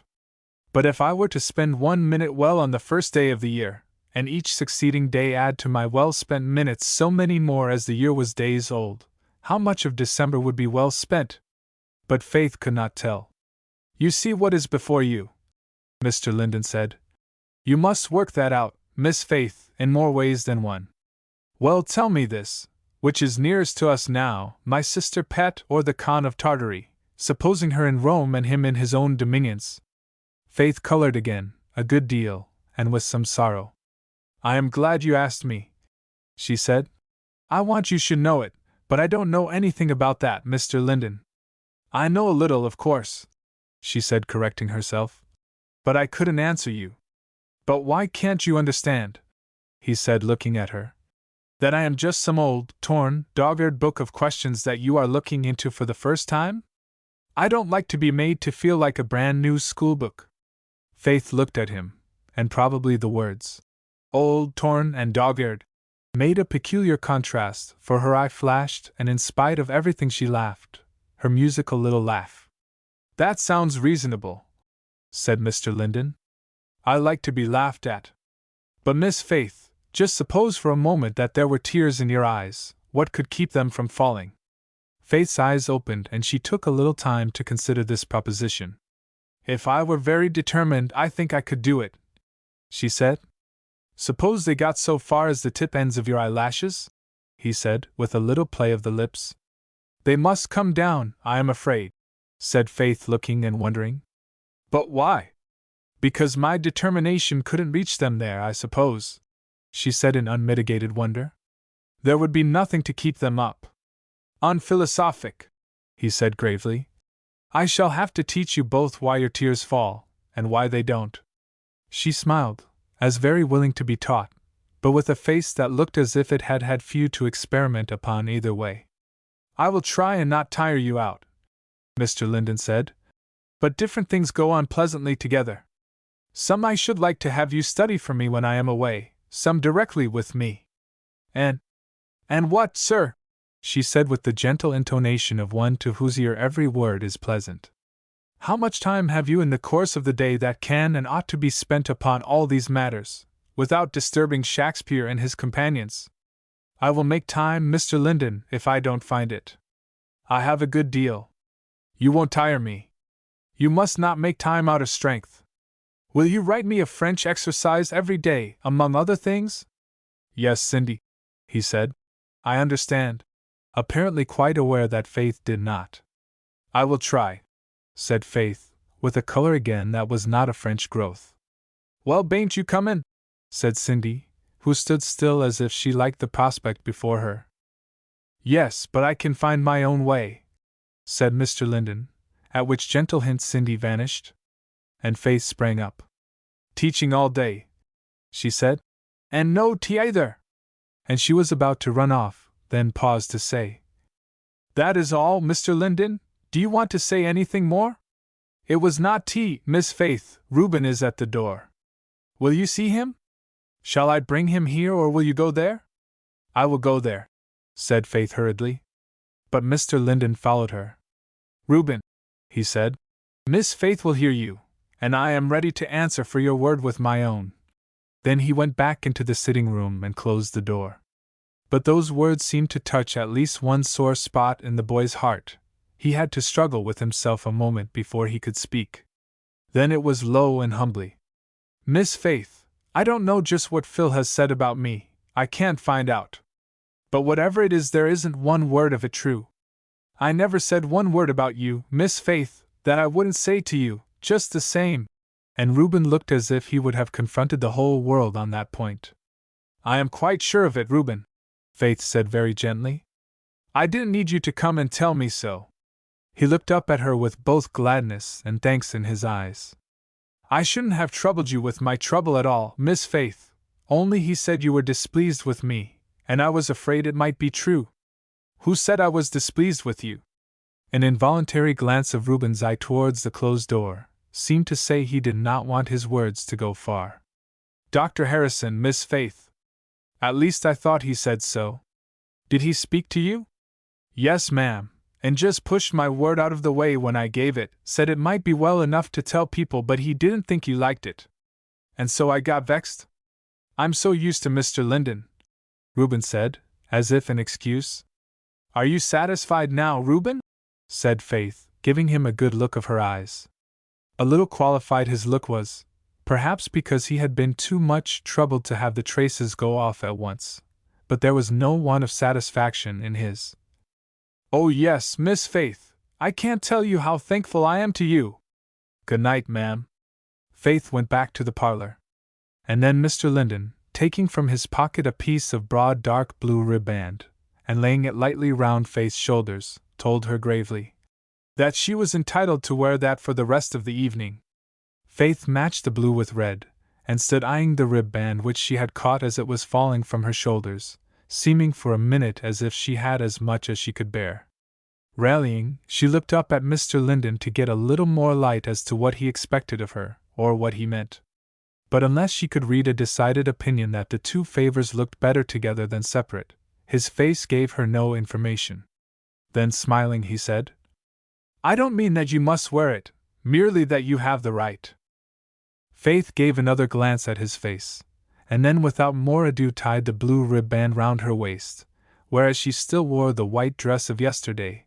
It shewed to very good advantage. She said nothing more, only as she was quitting the room now in earnest to get tea, gave him an odd, pleasant, half grateful, half grave little smile. Too many things, however, had been at work to admit of her coming down into quietness immediately. The red left her no more than the blue for the rest of that evening. Chapter 16. Saturday was but a half-holiday to Mrs. Derrick's little family, unless indeed they called their work play, which some of them did. It was spent thus: by Mrs.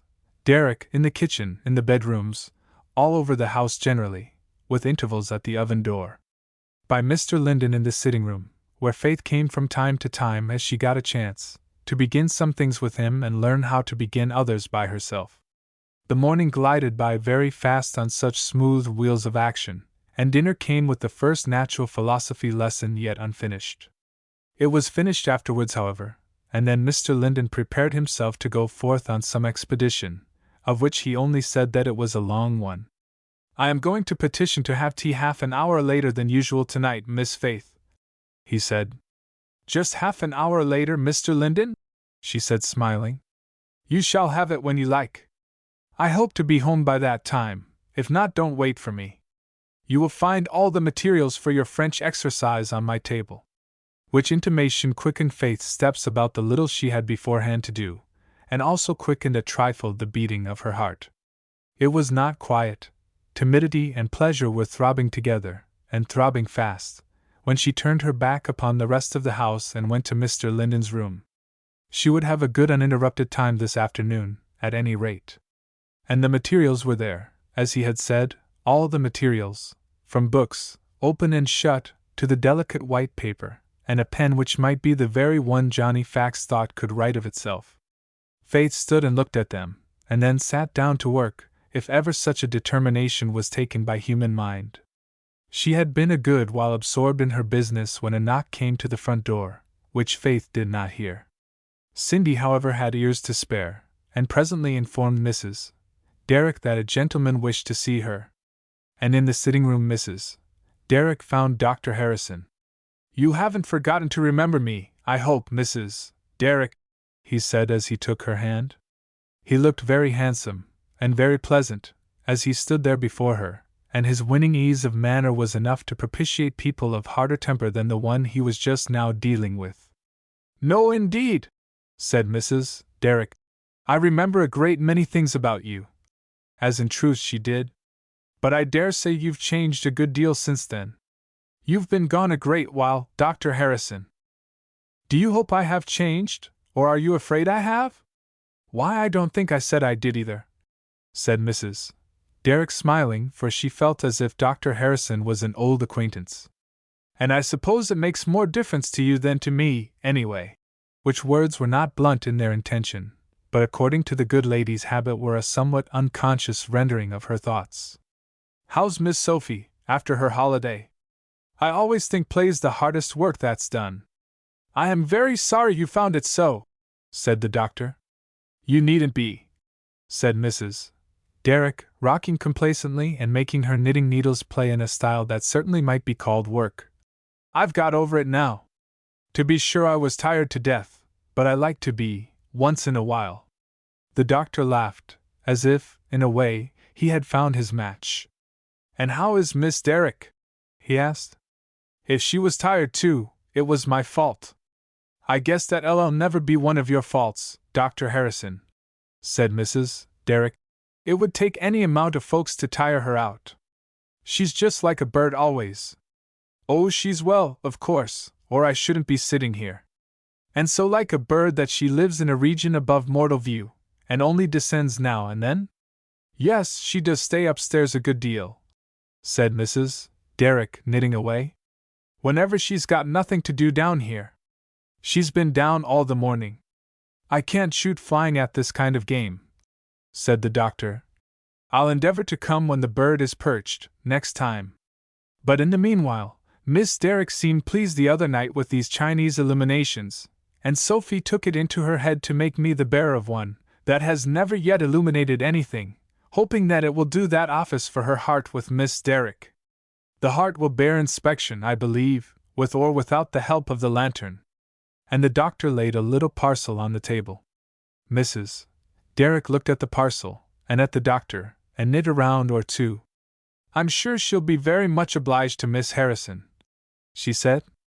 "But I know I shan't remember all the message." "I suppose that won't matter." "Not the least," said the doctor. "The lantern is expected to throw light upon some things. May I venture to give Mrs.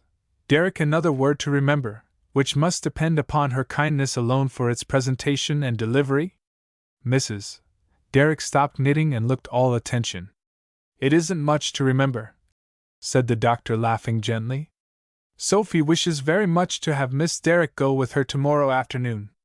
She is going to drive to Deep River, and wished me to do my best to procure Miss Derek's goodwill, and yours, for this pleasure of her company. Shall I hope that her wish is granted? Now Mrs. Derek, though not quick like some other people, had yet her own womanly instincts, and that more than one of them was at work now, was plain enough. But either they confused or thwarted each other, for laying down her work she said, I know she won't go, but I'll let her come and give her own answer, and left the room. For another of her woman's wits made her never send Cindy to call Faith from her studies. Therefore she went up, and softly opening the door of the study room, walked in and shut it after her. Pretty child, she said, stroking Faith's hair. Are you very busy? Very, mother, said Faith, looking up with a burning cheek and happy face, and pen pausing in her hand. What then? Wasn't it the queerest thing what I said that day at Nantucket? Said Mrs. Derek, quite forgetting Dr. Harrison in the picture before her. What, dear mother? Why, when I asked why you didn't get Mr. Linden to help you. How you do right, child! Which remark was meant admiringly. Mother, said Faith.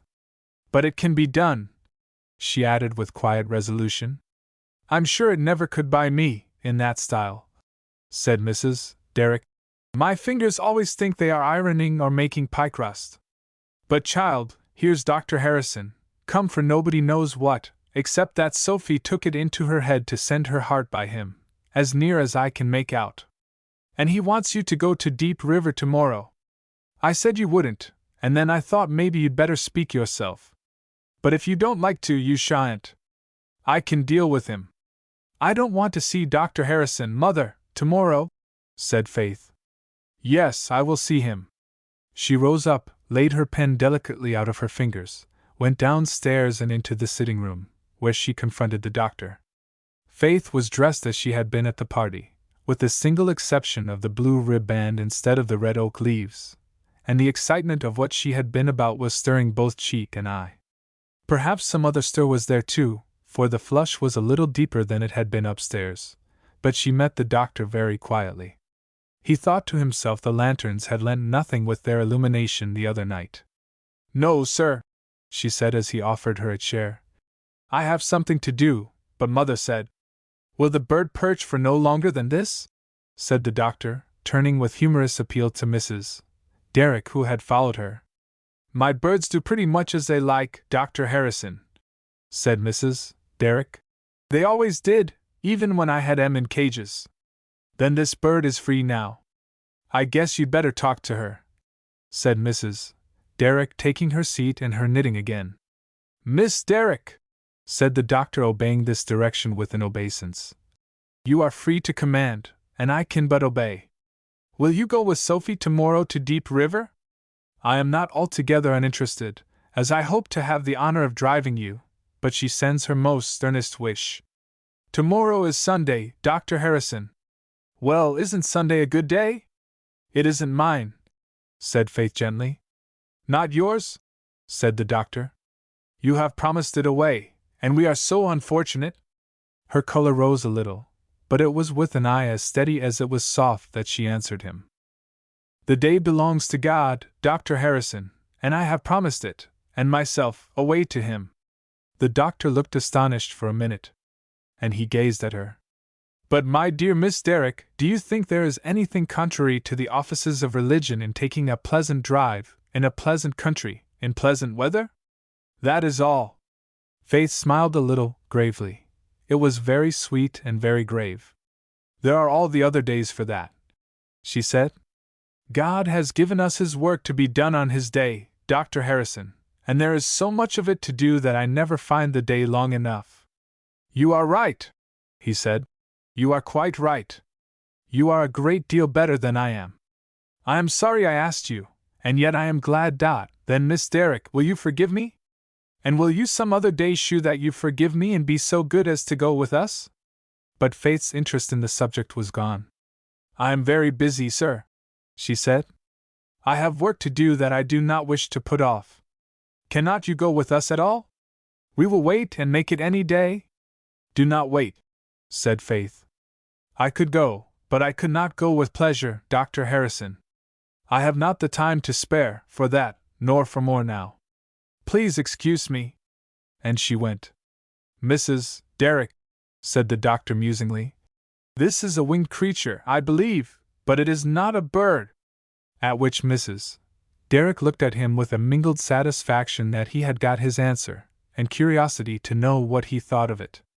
For the further she felt herself from her child's high stand, the more presuming did she think it in any one to try to bring her down from it. "If I thought as I came here that I walked on a higher level than the generality of mankind, as perhaps in the vanity of my heart I did, I feel well put down on the ground now," pursued the doctor. "But Mrs. Derrick, when may I hope to see this winged thing of yours again?" It must be confessed that Mrs. Derrick did not admire this speech. A winged thing, as she justly thought, was a somewhat indefinite term, and might mean a flying grasshopper as well as a canary bird. Therefore it was with some quickness that she replied, "What sort of a winged thing are you talking of, doctor?" "Nothing worse than a heavenly one, madam. But angel or cherub are such worn-out terms that I avoided them." He was standing yet where Faith left him, looking down gravely, speaking half lightly, to her mother. "I don't know who'll see her when she's an angel," said Mrs. Derrick, with a little flush coming over her eyes. "But she wouldn't thank you for calling her one now," she added presently, with her usual placid manner. "Won't you sit down again, doctor?" "May I ask," said he, eyeing her, somewhat intent upon the answer, "why she wouldn't thank me for calling her one now, by which I understand that it would incur her displeasure?" Why should she?" said Mrs. Derrick, who having dropped a stitch was picking it up with intentness equal to the doctor's. "True," said the doctor in his usual manner. "Angels don't thank mortals for looking at them. But Mrs. Derrick, when may such a poor mortal as I stand a chance of seeing this particular one again?" Mrs. Derrick laid down her work. "Well, you have changed," she said. "There's no doubt of that. I don't recollect that you used to care so much about seeing her when you were here before. If I don't forget, you set your dog on her cat. And as to when you'll see her again, I'm sure I can't tell, doctor. She's a busy child, and folks out of the house have to do without seeing her till she finds time to see them." Whereat Mrs. Derrick smiled upon Dr. Harrison with the happy consciousness that she was one of the folks in the house. The doctor stood smiling at her, with a half-humorous, quite pleasant expression of face. "Set my dog on her cat!" he exclaimed. "That is why she would be angry with me for calling her a cherub. Tante eni animi celestibus ire." The doctor sat down. "What shall I do?" he said. "Advise me, Mrs. Derrick." "I know what I should have done if I'd got hold of you," said Mrs. Derrick.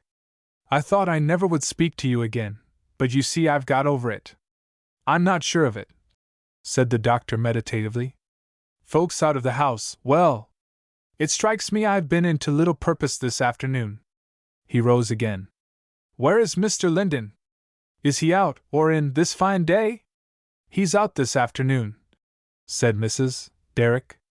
"I was thinking to ask you if you wanted to see him, and then I knew it was no use." "Yes, I should like to see him," said the doctor.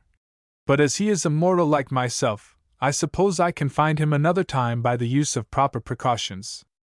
And Dr. Harrison took his departure. Mrs. Derrick on her part went upstairs again, and opening the door merely peeped in this time. "What is it, mother? Are you busy yet, child?" "Not quite through."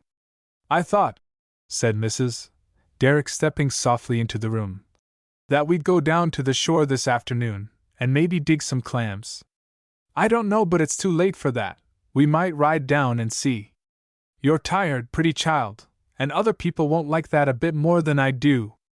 "I'd like to go, mother. I'm almost done, and I'm not tired," Faith said with happy eyes. "There is time, I guess, for Mr. Linden don't want tea as early as usual."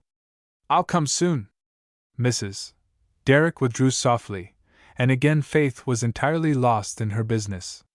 But she had nearly done now. The work was presently finished, the books put up in order, and the papers, with the exercise on top, and Faith stood a moment looking down at it. Not satisfied, but too humble to have any false shame, too resolute to doubt of being satisfied and of satisfying somebody else, by and by. And the intellectual part of her exercise, she thought, and with modest reason, would satisfy him now. Then she went down to her mother, quite ready for the beach or for anything else. It was one of those very warm October days which unlearned people call Indian summer, the foreground landscape yellow with stubble fields and seared forest, the distance blue with haze. So soft and still, that the faint murmur of the wheels as they rolled along the sandy road sounded as if at a distance, and the twittering birds alone set off the silence. Now and then came a farm wagon loaded with glowing corn, then the field where the bereaved pumpkins lay among the bundles of cornstalks. Sportsmen passed with their guns, schoolboys with their nut bags, and many were the greetings Faith received, for since the day at Nantucket every boy thought he had a right to take off his hat to her. From the midst of his cornfield, Mr. Simlins gave them a wave of his hand. From the midst of its blue waters the sound sent a fresh welcome. "I declare, child," said Mrs. Derrick as they neared the shore, "it's real pleasant." "The tide's out, mother," said Faith, who had the spirit of action upon her today. "We can get some clams now, if we're quick." "I don't know but you're learning to be spry, among other things," said her mother, looking at her. "I thought you were as spry as you could be before. What haven't you done today, child?" Faith laughed a little, and then jumping out of the wagon and helping her mother down, was certainly spry in getting ready for the clam digging. Her white dress had been changed for a common one, and that was carefully pinned up, and a great kitchen apron was put on to cover all but the edges of skirts as white as the white dress, and with shoes and stockings off, basket and hoe in hand, she stood ready almost before her mother had accomplished fastening up Old Crab to her satisfaction. Mrs. Derrick on her part prepared herself as carefully for work, though not quite so evidently for play, and the two went down to the flats. The tide was far out, even the usual strips of water were narrow and far apart. Wherever they could, the little shellfish scrambled about and fought their miniature battles in 1-inch water, but at the edge of the tall shore grass there was no water at all, unless in the mud, and the shellfish waited, by hundreds, for the tide. Here was the scene of action for the two ladies.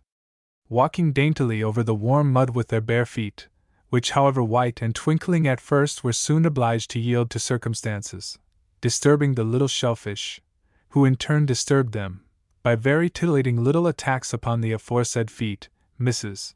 Derrick and Faith marched up to the edge of the grass and there sought for clam holes. The war went on after this fashion. A clam hole being found, the hole was struck far down into the mud to unearth the inhabitant, which the clam resenting, spit up into the intruder's face. But the intruder, proof against such small fire, repeated the strokes, and the clam was soon brought to light and tumbled ignominiously into the basket, to be followed every second or two by another of his companions, for the clam holes were many. The basket was soon full, but not before the cool ripple of the tide had passed the mussel rocks and was fast coming inshore. "Well, I do think play's hard work," said Mrs. Derrick, bringing herself once more to an erect position. "I told Dr. Harrison so this morning. How you and Mr. Linden stand it, Faith, I don't know." "What, mother?" said Faith, making a descent upon another promising clam shell. But Mrs. Derrick always preferred to go on with her remarks. "It's good he's doing it, for his own sake, I guess," she said. "He's done nothing but work ever since he came to Pataquasset." "Doing what, mother?" said Faith. "What are you talking of?" "Why, I'm talking of you, child," said her mother. "You and Mr. Linden. One of you played all the morning and the other's going to play all the afternoon. But I think you've done enough, Faith. It won't do to get sick so long as we've nobody but Dr. Harrison to depend on. I don't believe he has much of a doctor." "Played all the morning?" said Faith, taking up her basket. "It was better than play to me. I wish I could do something for him, mother." Very gravely, and even a little sorrowfully, the last words were said. "Why, yes," said Mrs. Derrick stoutly. Never tell me it's anything but play to teach you, child. He didn't look as if it was, either. I thought he got his pay as he went along. Faith knew he had looked so, but that was not Faith. It was Mr. Linden, in her account. Dr. Harrison ought to be a good doctor, mother, she remarked, leaving the subject. He has had chance enough. La, child, said Mrs. Derrick, untying her apron. Chance don't prove anything. A man may have just as good a chance to kill as he has to cure. By which I don't mean that he has, for I don't know. The tide is coming in, mother. We came just in the very point of the time. How pretty it is, said Faith, standing in the blue mud, with her bare feet, and with the basket of clams in her hand, but standing still to look off at the flats and the dark water and the hazy opposite shore, all with the sunny stillness and the soft enveloping haze of October lying lovingly upon them. Faith thought of the glory again, and watched to see how water and shore and flats and sky were all touched with it. 1 or 2 sails on the Sound could not get on. They lay still in the haze like everything else, and the glory was on them too. She thought so. It seemed to touch everything.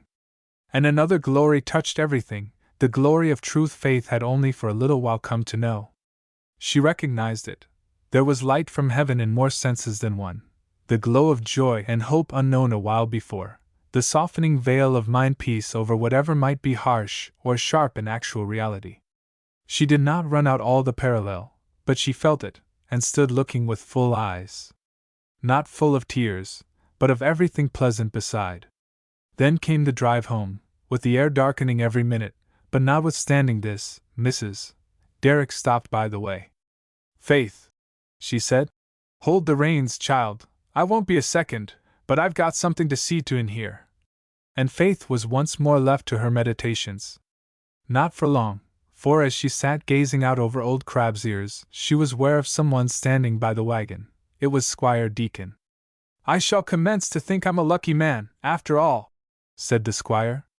I was coming down to see you, Miss Faith, and couldn't just resolve my mind to it, either. I wanted to pay a parting visit. Are you going away, Squire Deacon? Why, yes, said the squire, looking down at his gun, for he had been shooting. I've had considerable thoughts of taking a turn down to York.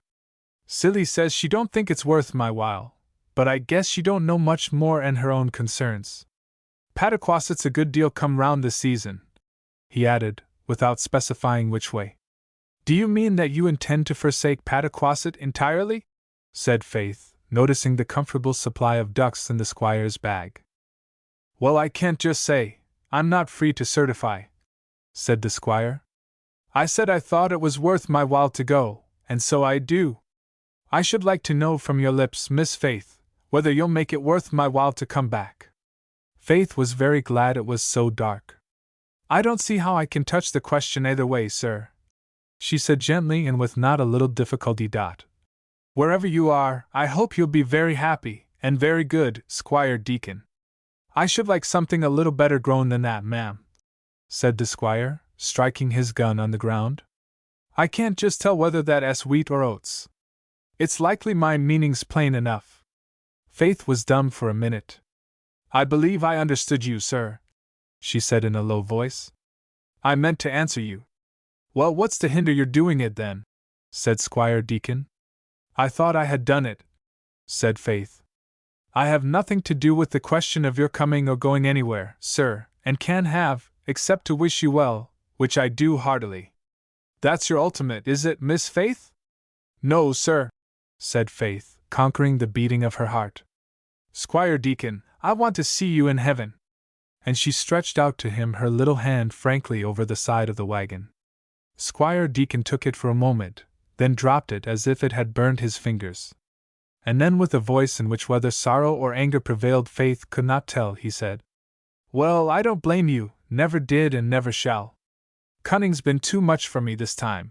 And he took up his gun and strode off, just as Mrs.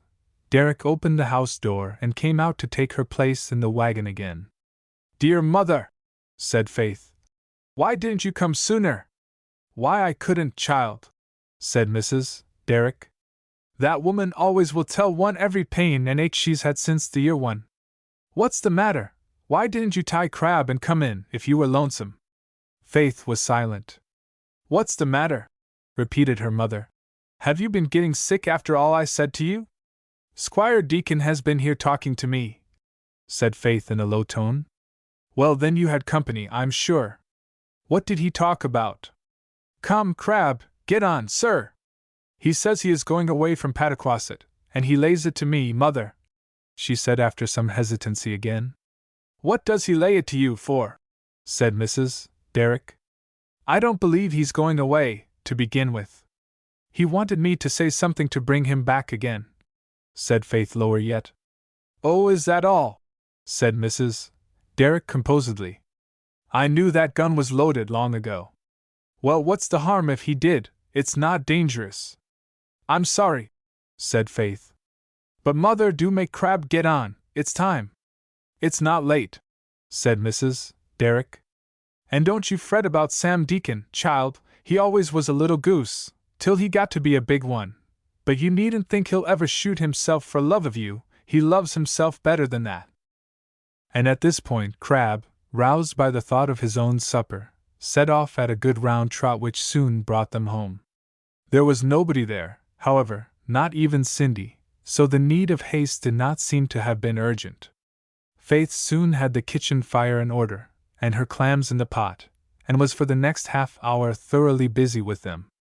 Then she made herself ready for tea, and the mother and daughter sat together by the lamp, the one with her knitting, the other with her book. But the extra half-hour was already past. Faith, said Mrs. Derrick at last, why wouldn't Mr. Linden do the other thing you asked him to? Faith looked up suddenly from her book, as if not understanding the question.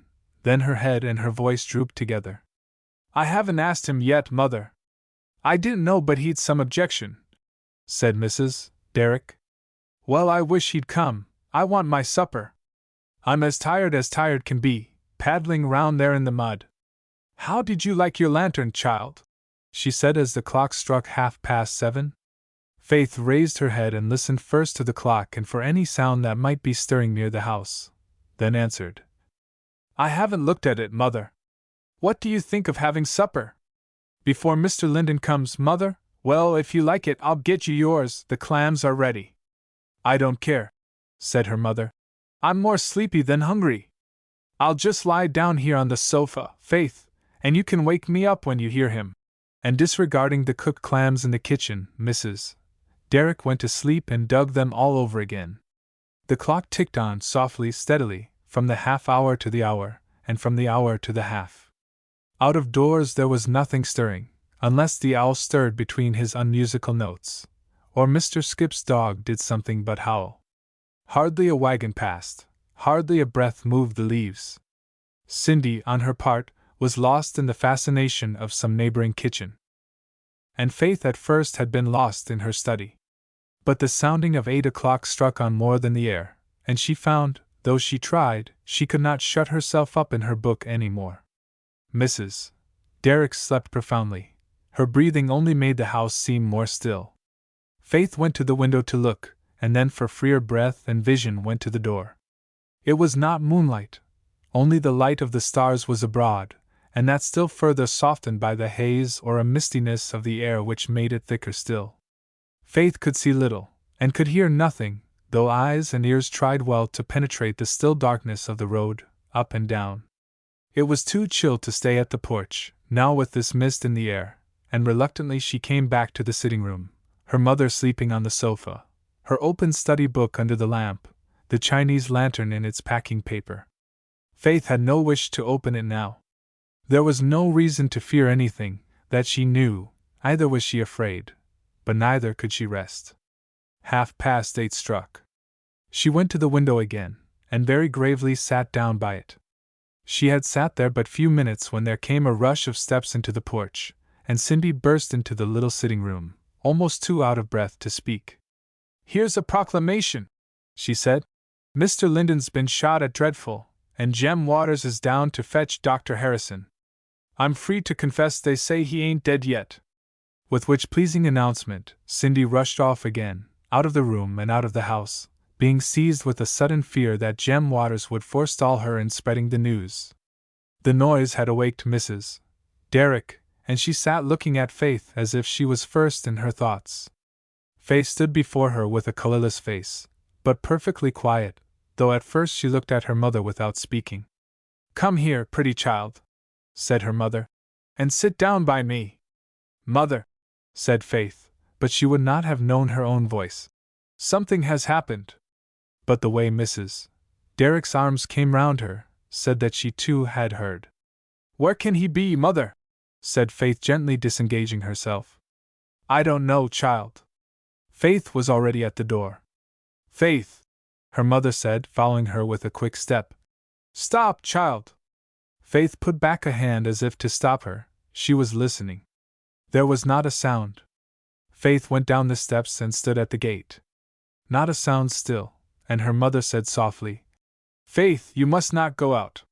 She put one hand on her mother's arm, and clasping it stood without stirring, her other hand on the gate. In mingled sorrow and fear her mother stood, not knowing well what to do or what to say, in that emergency where woman can only endure, where she is powerless but to suffer. Faith stood without moving head or hand. And so they remained, they knew not how long, until Cindy once more presented herself, and told her story more at length. "You see, I was down to Miss Summers's, and so was Dr. Harrison, and Jem Waters come there for him. And Jem he makes up to Miss Summers's Jenny, and tonight he wouldn't hardly speak to her, wouldn't know how tell what he come for. So then Jenny got mad and she went and listened, and she said Jem wanted to catch up Dr. Harrison and run off with him, and the doctor he wanted his horse. I don't know how they settled it, but I'm free to confess I'm sleepy." And Cindy once more disappeared, and the stillness settled down over all. Chapter 17. On that eventful evening, Mr. Simlins had a husking bee, and in his barn were met a fair representation of the Pataquasset men and boys, especially boys. And with busy hands and tongues the work went on, Mr. Simlins himself among the busiest. But in the midst of work and merriment, though the fair stillness of the night was unheeded, the sudden interruption which came brought everyone to his feet. It was a loud shriek from the house, a woman's shriek. "Hold on," said Mr. Simlins. "You all go ahead and I'll go quiet the distractions. I suppose Mrs. Hummins has seen another rat in the dairy." "No, thank ye, I like to kill my own rats myself, and then I know they are killed." So letting nobody follow him, Mr. Simlins left the barn and went over to the house. In the kitchen he found the full array of female servants, of his own house and the neighbors', one of whom, hiding her face, was rocking back and forth with the most incoherent exclamations, while all the rest, standing by in various attitudes, seemed to have got an extra pair of eyes apiece for the express purpose of looking on. "Well," said Mr. Simlins, "where is it? I've got my stick ready. Hain't bit anybody, has he? Or has somebody got my silver spoons? What's to pay?" Now silver spoons there were none in Mr. Simlins' economy, and this was a proverbial expression well known in the household. "Oh, Mr. Simlins! Mr. Simlins!" cried the hysterical one, with a shudder. "There's a murdered man at the front door, and I did shut it, but he might come round this way." "You be hanged!" "And shut up!" was Mr. Simlins' remark in answer to this statement, and flinging down his stick on the kitchen floor with a rattle, he strode to the front door and opened it, having had the precaution to take a candle with him. There was certainly a figure there, not standing, but sitting on the bench in an attitude that spoke of faintness, and of all the men in Pataquasset, Mr. Simlins was perhaps most surprised to see that it was Mr. Linden. A white handkerchief ineffectually bound round his arm, but served to shew why he had tried to secure it there. Mr. Simlins surveyed it all with his candle in about 3 seconds, and then said hoarsely, "What's this? Can you speak to me?" But the power for that was gone, though a little parting of the lips spoke the intent. Mr. Simlins set down his candle and went back to the kitchen. "Get some brandy, you fools," said he. "Here's a friend o' mine got faint for want of his supper, been too long out shootin'. Fetch a glass of water here too. Jenny Lowndes, you go tell Jem Waters that 'ere plaguey black heifer has got out of the yard. You send him to me, and if you spoil the frolic with your story I'll have nothing more to do with you, I give you my word." Mr. Simlins was obeyed. He himself went back with the water and the brandy, which he tenderly applied to Mr. Linden's forehead and lips, and seeing the handkerchief's ineffectual disposition had taken it off and bound it on tight by the time Jem Waters, one of his farm hands, had reached the porch. The two then taking the sufferer in their arms carried him into the house and into Mr. Simlin's room, which was on the first floor, where they laid him on the bed. Jem Waters was then dispatched for Dr. Harrison, with orders to hold his tongue and not say what he was sent for. And Jem Waters, the swiftest runner in Pataquasset, set off and ran every step of the way, till the doctor was found. The cold applications, the resting posture, seemed to do their work, and Mr. Simlins was rewarded with a smile from both eyes and lips. He did not speak again, however, till he had seen a spoonful of brandy enter the lips. Then, with a grave concern that did not seem like Mr. Simlin's, he said, in a subdued tone, "How do you find yourself? Can you speak now?" "Not much," Mr. Linden answered with some effort. "I find myself in very kind hands. Are you hurt anywhere else?" "Somewhat. The shot scattered, I think." There was a smothered execration, and then it was a very kind hand that renewed the touch of cold water to his forehead, though a big, brown and rough one. "I've sent for the doctor, and now I'll get you a nurse. You keep quiet, till you can do something else." Mr. Simlins gently went forth, and in a minute after was in the midst of his husking party in the barn. "Reuben Taylor," said the farmer, "you don't mind talking a run, do you? Wouldn't you just as lieves help me catch that black heifer, afore she gets to Pequot?" Reuben started up, and signified his ability to catch anything whatever. He was not alone, for half a dozen others volunteered to be equally ready. "You keep where you be," said the farmer with a wave of his hand to the half-dozen. "I don't let everybody chase that 'ere heifer. You've got to catch her by the head and not by the foot, I tell you. Reuben, you come along." And getting him well outside of the barn and halfway towards the house, Mr. Simlin said in a very low growl indeed, "Mr. Linden's here. He's been hurt, somehow, in his arm, and he's kind o' faint. I want you to stay by him till the doctor comes, and then let me know. If I don't keep in the barn they'll raise plute, or they'll come in, and I'd as lieves they'd do one as t'other." By this time Mr. Simlins had reached the door of his room, and ushered Reuben in.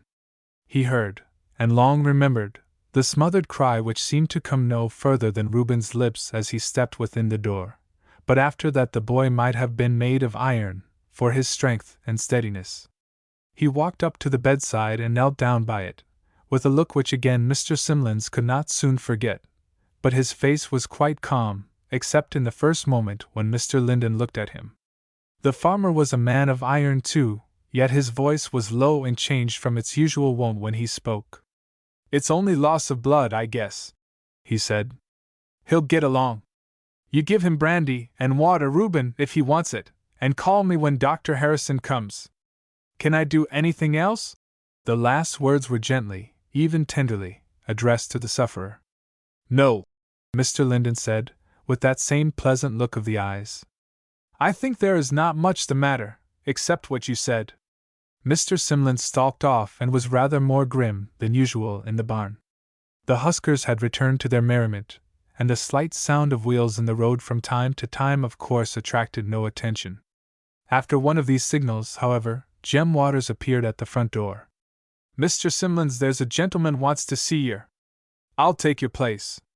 Very few strides did Mr. Simlins make between the barn and the house, and slight was his stay of greeting to Dr. Harrison.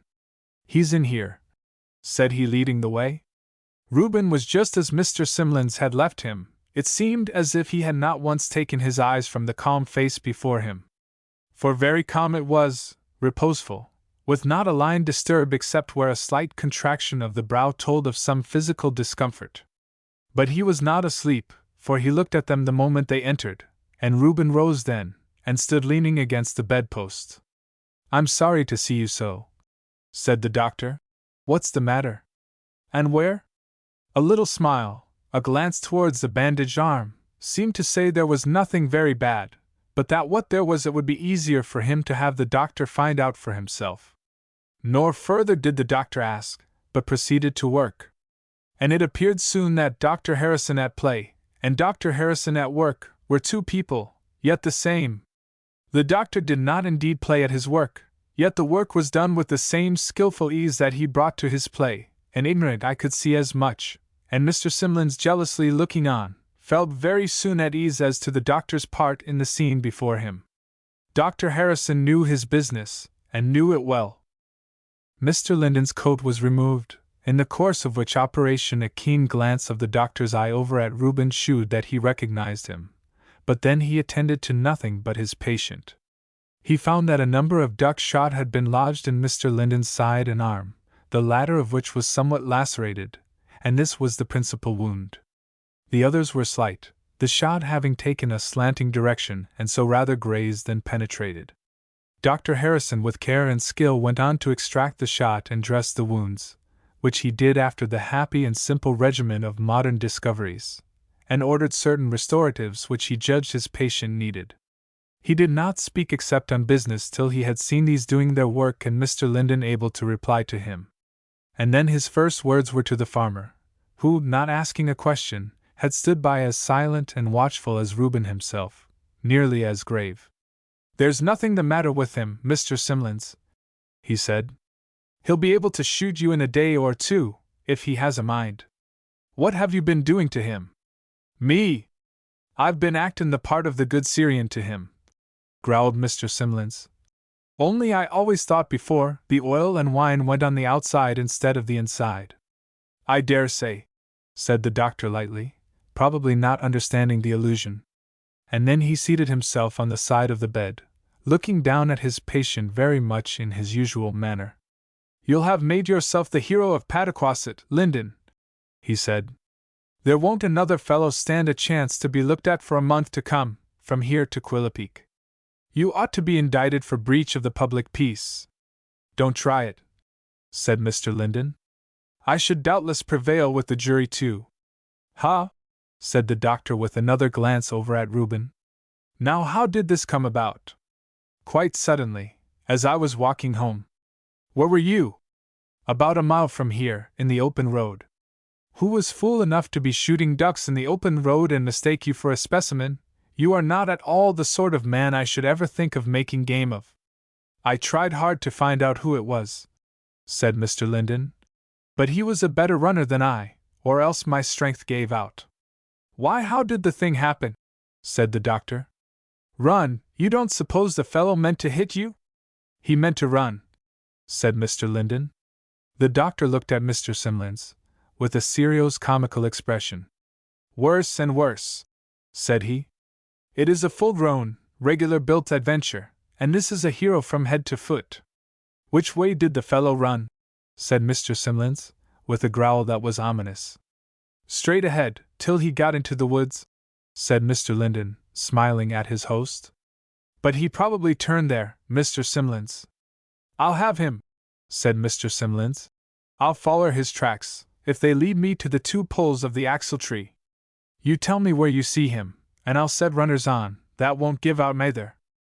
They'd be as likely to run against each other as any way, in this mist tonight," said the doctor. "You'd better leave all that till the morning.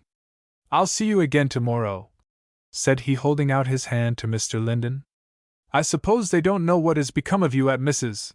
Derrick's. I will stop there as I go home and make myself as famous as I can. Though the first bearer of unwelcome news does not recommend himself to favor, yet if they have heard anything, on the whole they will thank me. I'll take my risk." "I am a little inclined to ride down with you," said Mr. Linden. "Folly!" said the doctor. "Mr. Simlins is acting a good part by you, he says, which I presume is true, though I did not understand his terms, but I have no doubt he'll prove himself good for a day or two's board and lodging. I wish I had had the pleasure of finding you at my own door, instead of his having it. The question is whether I shall be good for a day or two. I have no doubt of Mr. Simlins." "Does that mean you are going to disobey me? You grudge me that little bit of famousness?" "I shall hear the orders before I disobey." The doctor looked at him a minute. "Linden," said he, "you're alarmingly well. But you must remain in quarters for another night or two. It would be dangerous to let you go." "I can't allow it. Good night." Either the stimulus of the doctor's presence had been strong, or the effort to appear well had been fatiguing, and Dr. Harrison would have pronounced another verdict had he seen his patient 10 minutes later. When Mr. Simlins came back into the room, Mr. Linden looked pale and exhausted. He roused himself, however, at once. "Mr. Simlins," he said, "will you drive me into Pataquasset tonight?" "You ain't a-goin' to do that?" said the farmer.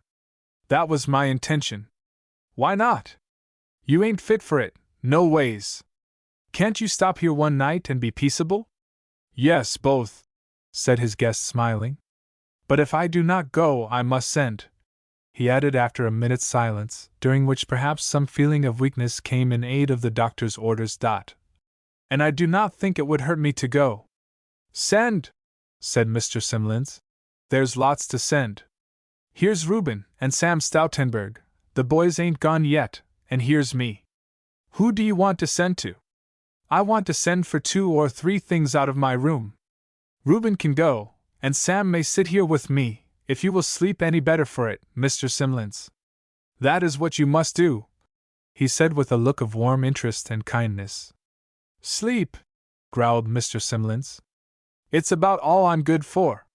Which was not at all Mr. Simlins' abstract judgment concerning himself, purely comparative, on the present occasion. "Well, you tell Reuben what you want him to do, and he can take the brown mare. Jem'll have her ready, and I'll send Sam to you, and after I get rid of all creation, I'll come myself. You'd think all creation was just made, and the chips about." After which setting forth of the state of his affairs, Mr. Simlins went forth. "I guess, sir," said Jem Waters when he had done his task with the mare, "I guess I'd as good sleep in the front porch tonight, 'cause if there'll be one here, there'll be 40. What'll the 40 do? Knock the house down, sir, if there's nobody there to stop 'em. Bless you, sir, all Pataquasset LL come to hear how Mr. Linden is, afore day. There won't one on 'em wait 2 minutes after he hears the tale. It's all about by this time. I made one gal mad by not tellin' her, and I guess likely she's made it up for herself and other folks by now." Chapter 18. Dr. Harrison did not find anybody at Mrs. Derrick's gate. The two, mother and daughter, had stood there, even after Cindy had come in with her report, unconscious, or unregardful, of the chill thick mist which enveloped everything and fell with steady heavy fall upon the bright hair of one and the smooth cap of the other. They had not spoken to each other all that while, unless an unfinished word or two of Mrs. Derrick's reached ears that did not heed them. It was Faith herself who first moved, perhaps reminded by the increasing dullness that her mother was feeling it too. She took her hand from the gate, and passing the other round Mrs. Derrick, led her into the house, and into the sitting room and to a chair, and then went for wood and kindling and built up a fire. She went to the kitchen next. That fire was out too, and that fire also Faith rebuilt, and coaxed till a blaze was going up round the cold tea kettle. Cindy sat with her head on her arms on the kitchen table, fast asleep. Faith did not wake her. In half an hour she brought into the sitting room a tray with tea made, and clams warmed, and all things that should accompany the one teacup and saucer, and mutely set it before her mother. She did not then ask her to eat, except by this pantomime, and she herself immediately went again to stand in the porch. But again her mother followed. "Child," she said, "you mustn't stand here. You'll be sick next. You must come right in and drink some hot tea." Faith's quick answer was to put her hand upon her mother's lips. Her mother went on, softly and steadily, in spite of that slight obstruction. Yet not in spite of it, for her voice was very low. "I know who'd say you ought to." And she paused a little, as if to let her words have their full effect. Then with a curious sort of instinct she herself hardly perceived, Mrs. Derrick added, "Dr. Harrison'll be sure to come, and you mustn't be standing here then." For the first time Faith's head drooped, and she turned, but it was to pass her mother and go upstairs, laying her hand for an instant as she went, with a kind of caressing touch, on her mother's arm. Then she was gone. Mrs. Derrick stood where Faith left her, the still mist before her out of doors, the still house behind her. And there she stood until her ear caught the distant smooth roll of wheels. Softly it came, nearing her every minute, till Mrs. Summer's little wagon stopped at the gate, and Dr. Harrison jumped down and came towards her. Another had seen him, for Mrs. Derrick knew that a light step had come swiftly downstairs, but whither it went she knew not. The doctor spoke cheerily. "Nasty thick evening. My dear Mrs. Derrick, do you stand at the door to shew your hospitality in welcoming your friends all night?" "It is late," said Mrs. Derrick. The doctor's words were too slippery for her to get hold of. She waited for him to speak again. "If it is late, my dear madam, why are you here? I don't want you to see me ever for anything but pleasure. Is it so late I mustn't come in?" Mrs. Derrick stepped back into the hall, then stopped and turned. "I was there to watch, Dr. Harrison. What have you got to tell me? One story has come already." "Has it? Then I can tell you but half a one. I was thinking to make my fortune. Mr. Linden is spending the night at a friend's house, my dear Mrs. Derrick, that is all. He is as well as you are, though perhaps just at this minute not quite so strong as I am. But I am afraid he can boast more than that in another few days." That Mrs. Derrick felt at once relieved, doubtful, unsatisfied, was clear. But the relief, slight as it was, brought back her hospitality. She led the way into the parlor. "What has been the matter?" she said. "What is the matter?" "I don't know," said the doctor. "He fell in with somebody carrying a gun, which was very likely to happen, seeing I have met a great many myself, but I never fell out with any of them yet. Perhaps my time will come. This fellow, however, let off his gun in the wrong place, and some of the shot hit Mr. Linden in the arm, and before he could get to Mr. Simlin's, where I found him, he was a little faint.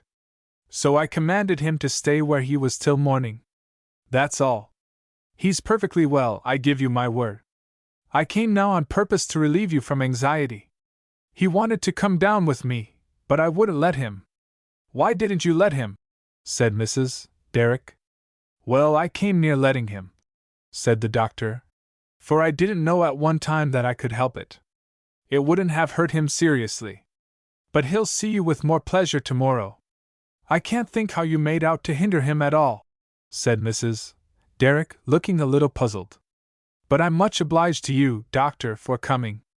Is he such a difficult person to deal with?" said the doctor, glancing at the different doors of the room. "I never tried," said Mrs. Derrick with very simple truth. "I must try sometime," said the doctor abstractedly. "I like to deal with difficult people. But I remember you remarked it was late." And he started up and was about to take his leave, when his purpose met with an interruption. For the swift trot of a horse upon the road came to as quick a pause at Mrs. Derrick's gate, and Reuben Taylor came up the steps and in at the open front door before Dr. Harrison had finished his compliments. "I see," said the doctor. "You don't keep open doors for nothing, Mrs. Derrick. Here's another. You're not riding after me, my friend, are you? You don't let the grass grow." "No, sir," said Reuben. "Good evening, Mrs. Derrick. May I go up to Mr. Linden's room?" "How is he now, Reuben?" said Mrs. Derrick. "Oh, yes, you can go up, of course." "Thank you, ma'am. He said he was more comfortable when I came away." And with an almost imperceptible glance round the room he was in, Reuben turned and bounded lightly up the staircase. But all was dark there and in Mr. Linden's room. Reuben could not execute his commission so, and was turning to come downstairs again, when he encountered in the dim entryway a white figure. "How is Mr. Linden, Reuben?" said a voice which he knew, though it was in a very low key. "Miss Faith," Reuben said with a little start. "Oh, I am so glad to find you." Then repeated gravely his former answer. "He said he was more comfortable when I came away, ma'am." "Is he much hurt?" Reuben hesitated. "I don't rightly know, Miss Faith," he said, so low that she could scarce catch the words. "He says he's not, and Dr. Harrison says not. I suppose I'm easy frightened." "What makes you frightened, then?" she said quickly. "I was frightened," Reuben said, drawing a long breath, and with a sort of awe-stricken voice, as if the fright was upon him yet. "And it takes a while to get over it. Maybe that's all. He wrote that, Miss Faith." And Reuben laid a tiny folded paper in her hand. "And may I have a light, ma'am?" to get some things from his room? He spoke eagerly now, as if he grudged the moments. Faith directed him to the kitchen, and when Reuben came up, followed him into the room and stood waiting while he sought what he wanted. Then suddenly remembered that her paper might contain a request for something else, and bent over the candle to read it. It contained more than one. Miss Faith, it said, if any of my scholars are anxious about me, tell them, from me, that there is no cause. Bid them take rest, without waiting for it. I am sorry that exercise must wait, but I shall hope to see you on Monday. J.E.L. Faith's head was bent a long while over the candle. Have you got what you wanted, Reuben? She asked at last. Reuben had heard her voice often, but he had never heard it like that, nor anyone else. What had passed through it, clearing it so? It was like the chiming of silver bells. He came at her word, bag in hand, and, with the freedom a mutual sorrow gives, held out his other hand to her. Then ran quick and softly down the stairs. "Hallo, sir!" said the doctor, as Reuben passed the open doorway. "A word with you." Reuben paused, then came back a step. "So you are Mr. Linden's friend, are you?" said the doctor in a careless manner. "Did you want anything of me, sir?" Reuben said. "Why, yes, I commonly want an answer to a question." "I don't just know what you mean by a friend, Dr. Harrison," said Reuben respectfully. "I might answer wrong. So rather than do that, you like to be on the safe side. Suppose you ask Mr. Linden to teach you definitions, among other things? And look here, keep him quiet and don't let anybody talk him out of his sleep tonight. That's all." And the doctor followed Reuben immediately. With a feeling of satisfaction, certainly, Mrs. Derrick at last locked and bolted the front door, shutting out the driving mist and all that might hide within it, and then went to look after the only treasure the house contained. She wasn't far to seek, for as the locking and bolting sounded through the house, Faith came down and went with her mother into the sitting room. "Have you had nothing to eat yet, mother?" she exclaimed as her eye fell on the orderly tea tray. "No, child, nor shan't want it till I see you have something." Faith smiled a little, came and put her arms round her and kissed her, and then set about the whole work of getting tea over again. It was with a very pale face yet. Only the silver ring of her voice told the change of the mental atmosphere. Her mother looked at her, but was perhaps afraid to ask any questions to disturb the quiet. "Reuben's a good boy," she said, feeling that remark to be perfectly safe. "I'm glad he's there," Faith answered gravely. "I heard all Dr. Harrison said, mother." "Yes, child," said her mother, as if she knew that before. "I thought you'd see Reuben too." "Reuben said the same, mother. And Mr. Linden himself sent word there was no cause to be anxious." Faith did not say he had written that word to her. Perhaps her own consciousness might have made her shy of the subject, or perhaps what she judged to be people's false reports had left a sore spot in her heart, and she was afraid of touching that. But she did not speak of the little note which had come to her. She was preparing her mother's tea with all speed, while Mrs. Derrick on her part peeped into the sugar bowl to see if it wanted filling, and began to cut the bread. "I'm glad to hear it, child," she said. "Dr. Harrison's too smart for me. I can't get a bit of good out of him. My faith! I suppose Mr. Linden can manage him, but if I had that man buzzing round me, I shouldn't know whether I was sick or well. When is he coming back, child?" "I don't know, mother." Then, with the invincible instinct of truth, she added, "He wants my work to be ready for him Monday." "Reuben's got a great deal of gumption," said Mrs. Derrick, her heart quite expanding with the pleasure of hearing Faith talk once more. "Now half the boys in town would have blurted that right out to me and Dr. Harrison together, and I wouldn't trust him for not asking questions. But I'm sure I'm glad, child. It seems as if he'd been gone a month. Do you think he'll come tomorrow? Maybe he meant you should send your work down to him." "I shan't do that," said Faith, as she gave her mother at last a cup of tea that was to be drunk. But she had poured out none for herself. She sat before the tea tray, still and pale. Her mother looked at her. "You must take some, child." "I don't want it, mother." And she brought everything that was on the table round her mother's plate. "You must," Mrs. Derrick repeated. I shan't if you don't, or else I'll get you a glass of wine. Why, child, she said with a half-sober, half-smiling look, which Faith for once did not read. He's better. You ought to eat and be thankful. I am thankful, Faith said, her head sinking for a moment. Mrs. Derrick deliberately got up, went to the pantry, and fetching thence a tiny cup and plate set them before Faith. Eat, pretty child, she said. You know I'm right. If you don't look out, Mr. Linden'll be worse scared when he comes home than he's been today, I guess. Faith gave her a look, both grateful and appealing, and very innocent of belief in her statement, and did honor the little cup so far as to fill it with tea which she swallowed. But the plate she left clean. I can't tonight, Mother, she said in answer to Mrs. Derrick's look. I'll eat breakfast. Chapter 19. It cannot be said that sleep came to Faith's eyes unbidden, yet once come, sleep rested there sweetly, even beyond her usual time, and the first disturbing sound, in that misty Sunday morning, was the stopping of a wagon at the front door. But if Faith ran to the window with any special expectations, they were disappointed. There was nothing at the door but Crabbe, his companion the little wagon, and Mrs. Derrick composedly getting out of the same. Which was at least surprising enough.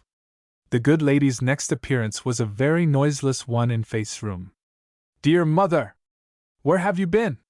Why, I've been trying to get ahead of Dr. Harrison, said her mother sitting down. And I did it too. I should have been home before if I hadn't been afraid of meeting him, so I had to take a cross road. Mrs. Derrick seemed tired. You needn't look at me so, child, she said, taking off her bonnet. It's enough to see one pale face in a morning. I did see him, Faith, though I didn't speak to him. How did he look, Mother? I don't suppose he really looked bad, considering, said Mrs. Derrick with the tired look on her own face. But I am not used to seeing him pulled down. It sort of upset me to see him lie there and those two boys keeping watch of him. I declare, Faith, I wouldn't like to be the one to touch him with them sitting by. But how is he, Mother? Who did you see? I didn't see anybody but them. Mr. Simlins wasn't up. They said he seemed better, dear, and that if I'd seen him last night I'd think he had quite a color now, so I suppose he is better. Only I haven't got the heart of a kitten sometimes. And a little motion of the lips warned Faith that if her mother was sparing of details it was because she could scarce give them. But isn't he as well as the doctor said? He would look pale, you know. I shouldn't have known from what the doctor said that he'd anything more than a scratch on the tip end of his little finger, said Mrs. Derrick. So I believe I didn't expect even to see him look pale. And all the while, the doctor was staring at the pantry doors. I didn't know but he'd get up and open 'em and look in. You said two boys were there? Who beside Reuben Taylor? Oh, Sam Stoutenberg was t'other side, said Mrs. Derrick, and wanted to know how you were. I'd a great mind to tell him it was none of his business. I suppose he thinks his heart is as large as he is, and can hold everything at once. A shadow of something seemed to cross Faith at the mention of Sam's name. She turned away and began dressing herself. Don't stir again, Mother, she said. I'll come down and see about breakfast. It'll rest me to go with you, child. I told Reuben I'd come again and stay if Mr. Linden would let me, and Reuben will send me word. So I want to see you in the meantime. But I don't think they'll send. The breakfast was a quiet meal, though Faith but poorly performed her promise of eating. How Faith spent the hour after breakfast her mother could but guess. Then she came out with her bonnet on and kissed her before setting off to Sunday school. The thick mist yet filled the air, growing yellow now with the struggling sunbeams. She walked quick and met nobody. Till she came to her place, and there she found not Charles XII alone, but the two other little additions to her charge that had been promised her. For though it was by no means cold weather, the warm sunny days lingering yet, and this Sunday promising to be a good specimen, it happened that Johnny and his companion had received a special injunction to come, as Faith found out, and were there accordingly. And if Johnny regretted his old place in another class, it was not for the reason his new teacher had feared. Faith's face was very pale, that of itself touched the children, and her words this day came in a tone that won all the recesses of their hearts. She had forgot about other teachers or children being in her neighborhood. On those three her stores of love and tenderness poured themselves out. She told them with warm lips, of Christ and His love and His leading, of the safety and joy of His sheep, of her wish that her little charge should be lambs in that flock, and what sort of lambs they must be. Faith spoke to her children very much as if she had been a child herself. They knew instinctively, with very sure knowledge, that she belonged to the fold of which she was joyously telling them. The children, on their part, met her variously.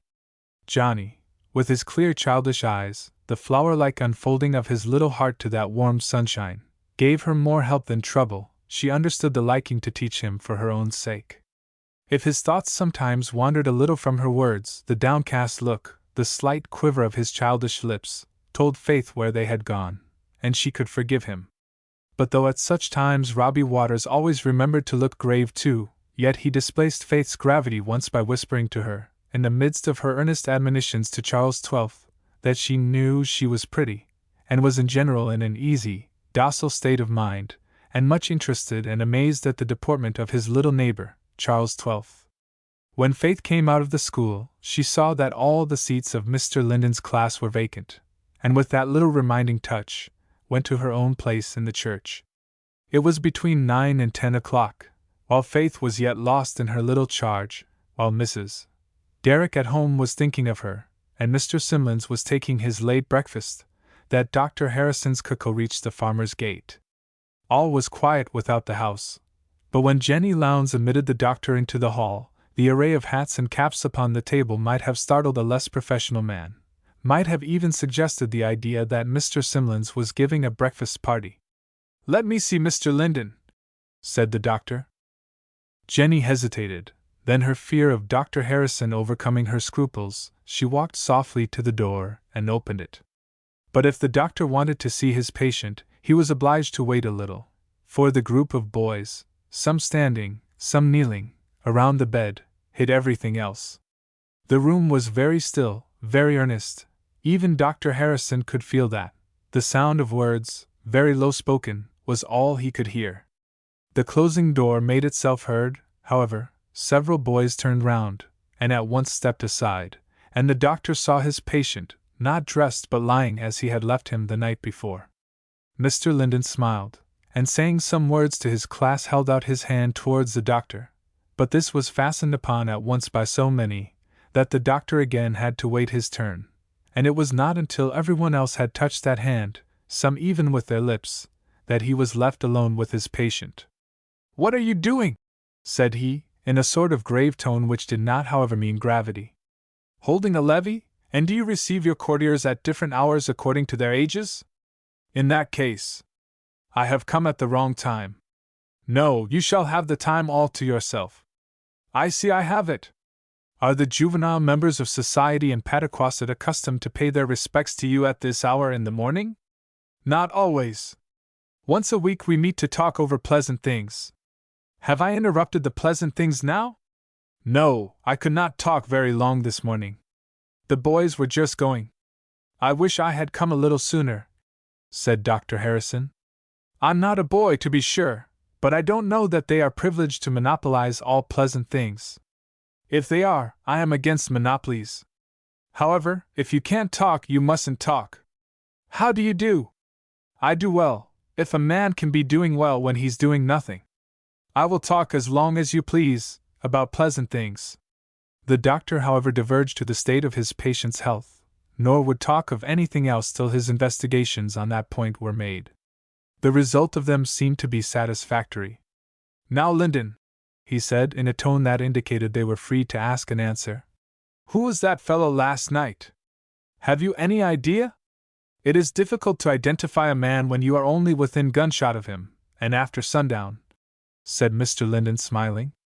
"Difficult, yes, it may be, but you gathered something?" "I gathered a run." "That is," said the doctor, looking at him, "you have an opinion on the subject and are not willing to risk it?" "No," said Mr. Linden. "I have had risk enough for one night." "You are mistaken, Linden. A hint might be quite enough to bring out the certainty. My father is very eager about the matter, and is only waiting for you to empower him to act. I shall give you no hint, said Mr. Linden. I might be willing to risk my own opinion, but not another man's character. The doctor looked at him keenly and curiously. What possible motive? He said. For it is evident that the shot was fired of intent, and evident that you yourself think so. It is unheard of. Were you bred to the bar, that you sum up evidence before it is given? Said Mr. Linden, with a good-humored raising of his brows at the doctor. But the man ran. So did I. He could hardly think I was much hurt. I don't want to have such a fellow abroad in Pataquasset, said the doctor. But suppose we go back to the pleasant things. You must start the subject, Linden. Rousseau says a man can best describe the sweets of liberty from the inside of a prison, so, I suppose, you being shot at and laid on your back, can have no lack of theme. Mr. Linden smiled, the smile of a most unfettered spirit. Liberty, he said. Yes, I have realized since I have lain here that my soul is free as ambient air. My sense of liberty comes from the possession, not the want. Prospective possession, said the doctor. Unless, indeed, he went on with a humorous play of the lips. You mean that my orders to you to lie still merely gave zest to your triumphant knowledge that you could get up if you had a mind. A riotous degree of self-will that I believe I do not possess. Was that what good Mrs. Derrick meant when she said she wondered how I had hindered you? No, said Mr. Linden, smiling. She meant that she did not think you had. She didn't mean a thing of the kind. She spoke in pure wonder, and made me begin to wonder in my turn. Which wonder Mr. Linden did not inquire into. I am very sorry I wasn't a boy this morning, said Dr. Harrison, after standing and looking down at him a little. Can't you sit down and say why? I should have heard so much, which now I am not to hear. For if I had been a boy, I should certainly not have been missing at your levee. Oh, you deceive yourself. If you were a boy, nothing short of my authority would bring you, in the first place. I have not the slightest doubt the power would have been found equal to the resistance, said the doctor, bowing. Neither have I. Well, said the doctor, laughing a little peculiarly, in that case I should have been here.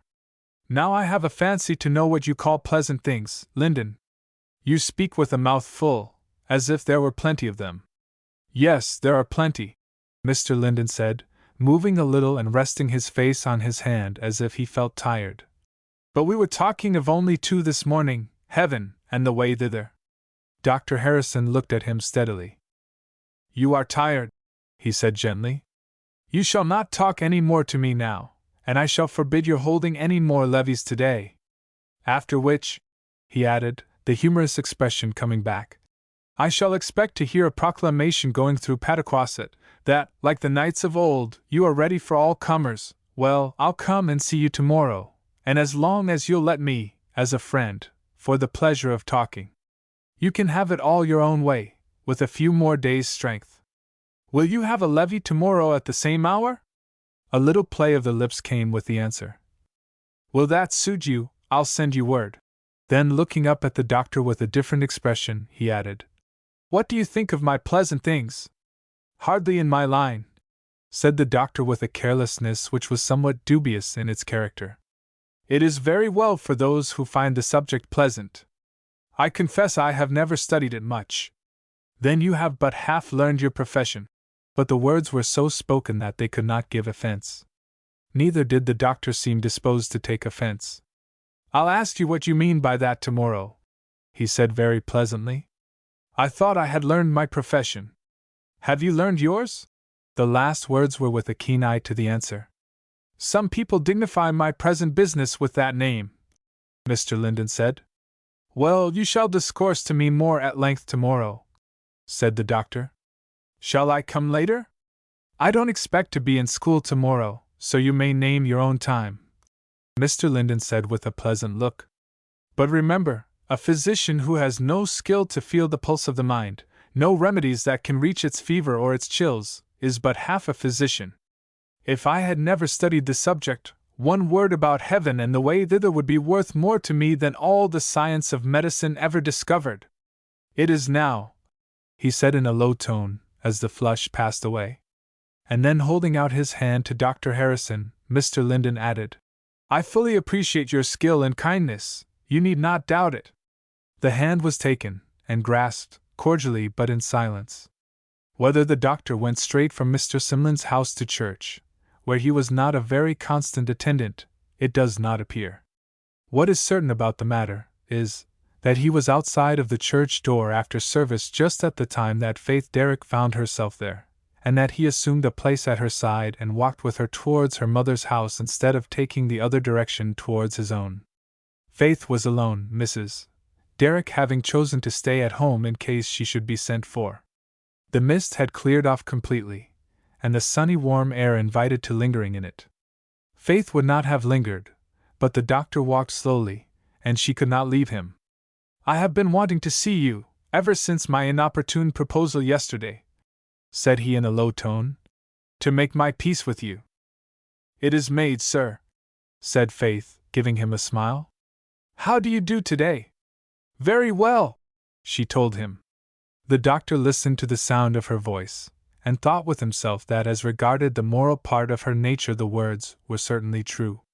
"Let me have the pleasure of relieving you of that," he said, taking Faith's little Bible gently away from her. "I am going your way. Miss Derrick, you spoke yesterday of particular work to be done on Sunday. Have you any objection to tell me what you meant by it? I confess to you, your words are somewhat dark to me. That is my fault, of course. Will you give me light?" It was a gentle, grave, quiet tone of questioning. "Others might do it far better, sir," said Faith. "I would far rather hear it from you." The color came a little into Faith's cheeks, but her words were given with great simplicity. "The other days are taken up very much with the work of this world. Sunday is meant more particularly for the work that belongs to the other world." "And what is that? If you do not object to tell me. I confess, as I tell you, I am ignorant." She forgot herself now, and looked steadily at him. "To learn to know God, with whom we have so much to do, here and there, to learn to know His will and to do it, and to bring others to do it too, if we can dot, and if we know and love Him already, to enjoy it and take the good of it," she added a little lower, and with a softening of expression. Dr. Harrison read her look fixedly, till she turned it away from him. "And are these what you call pleasant things?" said he somewhat curiously. But Faith's answer rang out from her heart. "Oh, yes!" She stopped there, but evidently not for want of what to say. "You are a happy thing," said the doctor, but not in a way to make his words other than graceful. "I wish you would make me as good as you are." She looked at him, and answered very much as if she had been speaking to a child. "God will make you much better, Dr. Harrison, if you asked Him." He was silent a minute after that, without looking at her. When he spoke again, it was with a change of tone. "You are of a different world from that in which I live, and the flowers that are sweet to you belong, I am afraid, to a flora that I have no knowledge of. What, for instance, would you call pleasant things to talk about, if you were choosing a subject of conversation?" Faith looked a little surprised. "A great many things are pleasant to me," she said, smiling. "I am sure of that. But indulge me, what would you name as supremely such, to talk about? If they are talked about right," said Faith gently. "I don't know anything so pleasant as those things I was speaking of, what God will have us do in this world, and what He will do for us in the next. Heaven and the way thither," said Dr. Harrison to himself. "What, sir?" said Faith. "I should like to have you answer me that, but I am sorry I see Mrs. Derrick's house not far beyond us. I saw our friend Mr. Linden this morning." "Is he better?" said Faith simply. "He's doing very well. I told him he'd be a terribly famous man after this. And it's begun. I found near all the boys in Pataquasset assembled there this morning. His Bible class," said Faith, with a feeling which did not however come into her face or voice, and Dr. Harrison watched both. "Here is your Bible," he said as they stopped at the little gate. "Do you always look so pale on Sundays?" he added with a look and tone of half-professional, half-friendly freedom. "Not always," Faith said, but there came at the same time a little tinge into the cheeks, that Dr. Harrison wished away. May I come and earn your forgiveness for yesterday's stupidity? Certainly, Faith said. But there needs no forgiveness from me, Dr. Harrison. He left her with a graceful, reverential obeisance, and Faith went in. Chapter 20. Dr. Harrison had but little left Mr. Linden that morning, when Mr. Simlins came in. He had hardly seen his guest yet that day, except, like Mrs. Derrick, when he was asleep. For having watched himself the greater part of the night, for the pure pleasure of it, Mr. Simlin's late rest had brought him almost to the hour when the boys came to what the doctor called Mr. Linden's levee. Well, how do you find yourself? Said the farmer, standing at the foot of the bed and looking at its occupant with a kind of grim satisfaction. I find myself tired, sir, and at the same time intending to get up. Mr. Simlins, are you going down to church this afternoon? Well, no, said the farmer. I think it's as good church as I can do, to look arter you. You can have both, said Mr. Linden, smiling. I should go with you. You ain't fit, said the farmer regretfully. Fit enough. I'll come back and stay with you another day, when I am well, if you'll let me. Will you? Said the farmer. I'll bottle that promise and cork it up, and if it ain't good when I pull the cork, then I'll never play Syrian again, for no one. But s'pose I ain't going to church? Then I shall have to take Reuben. You shan't take no one but me, growled Mr. Simlins. I'd rather see you out of my house than not, if I can't see you in it. The bells were ringing out for the early afternoon service when they set forth, not ringing against each other, as which should give the loudest call for its own particular church, but with alternate strokes speaking the same thing, the one stepping in when the other was out of breath. The warm sunshine rested upon all, the evil and the good, and spoke its own message though not so noisily. Along the road Mr. Simlin's little covered wagon, chosen for various reasons, went at an easy pace, with one to drive, and one to bear the motion as best he might, and a third who would almost have agreed to be a pillow or a cushion for the rest of his life, if he could have been one for that day.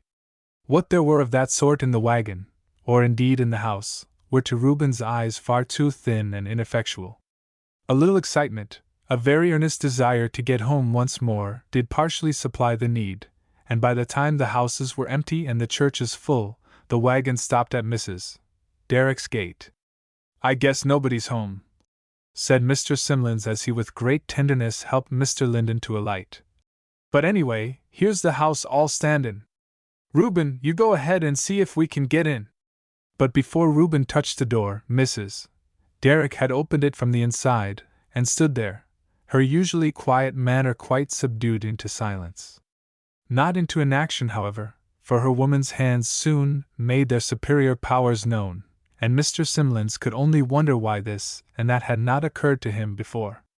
Quick and still and thoughtful, she had done half a dozen little things to make Mr. Linden comfortable before he had been in the house as many minutes, and assured the two others very confidently that he shouldn't faint again, if he wanted to ever so much. Well, I was sorry to let him go, said Mr. Simlins, and now I'm glad of it. It takes a woman. Where's somebody else? There's nobody else in the house, said Mrs. Derrick. Faith's gone to meeting, and Cindy too, for all I know. I'll send Dr. Harrison word in the morning where I am, said Mr. Linden, which Mr. Simlins rightly understood to mean that the fact need not be published tonight. He took gentle leave of this lost guest and went to church, excusing himself for it afterwards by saying he felt lonely. If Faith had seen him there, she might have jumped at conclusions again, but she did not, and after the service walked home, slowly again, though nobody was with her. A little wearied by this time with the night and the day's work, wearied in body and mind perhaps, she paced homewards along the broad street or road, on which the yellow leaves of the trees were floating lazily down, and which was all filled from sky and wayside with golden light. It brought to mind her walk of last Sunday afternoon and evening, the hymn, and those other lines Mr. Linden had repeated and which had run in her head 50 times since. And Faith's step grew rather slower and less lightsome as she neared home, and when she got home she went straight up to her room without turning to the right or the left. Her mother was just then in the kitchen and heard her not, and shielded by her bonnet Faith saw not even that Mr. Linden's door stood open, but when she came out again a while after, the full stream of sunlight that came thence into the passage drew her eyes that way. And Faith did not wonder then that her mother had been startled and unprepared by the doctor's words for the sight of what she now saw.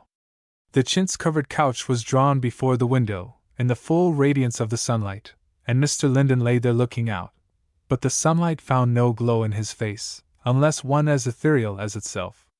The habitual sweet pure look was there, a look that reminded Faith of the one Johnny had worn in the morning, but the face was perfectly colorless. The bandaged arm was supported only by a sling, upon the other hand his cheek rested wearily.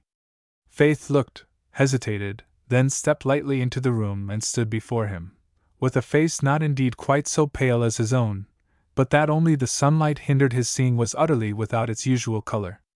She found nothing to say, apparently, for she did not speak, only held out her hand. He had turned at the first sound of her step and watched her, at first smiling, then grave, as she came near, and taking her hand as silently as it was given, Mr. Linden looked up at her face, perhaps to see whether his instructions had been obeyed. "I have had men's hands about me so long," he said, "that yours feels like—" He did not specify what, but held it a minute as if he were trying to find out. "Miss Faith, you want to be rocked to sleep." Could he see that her lips trembled? He could feel how her hand did, but her look was as frank as ever. "Are you less well today?" she said at last, in a voice that was little above a whisper, and stopped short of his name. "Less well than yesterday at this time, not less well than this morning. A little more tired, perhaps." He spoke very quietly, answering her words and letting his hand and I do the rest. "Has Mrs. Derrick a cradle in the house that would hold you?" Perhaps Faith hardly heard the question, for she did not acknowledge it by so much as a smile. She wished to ask the further question, whether the assurance of last night was still true, but his appearance had driven such fear to her heart that she dared not ask it. She stood quite still a minute, but when she spoke her words were in the utmost clear sweetness of a woman's voice. "Can I do something for you, Mr. Linden? You are doing something for me now. It is so pleasant to see you.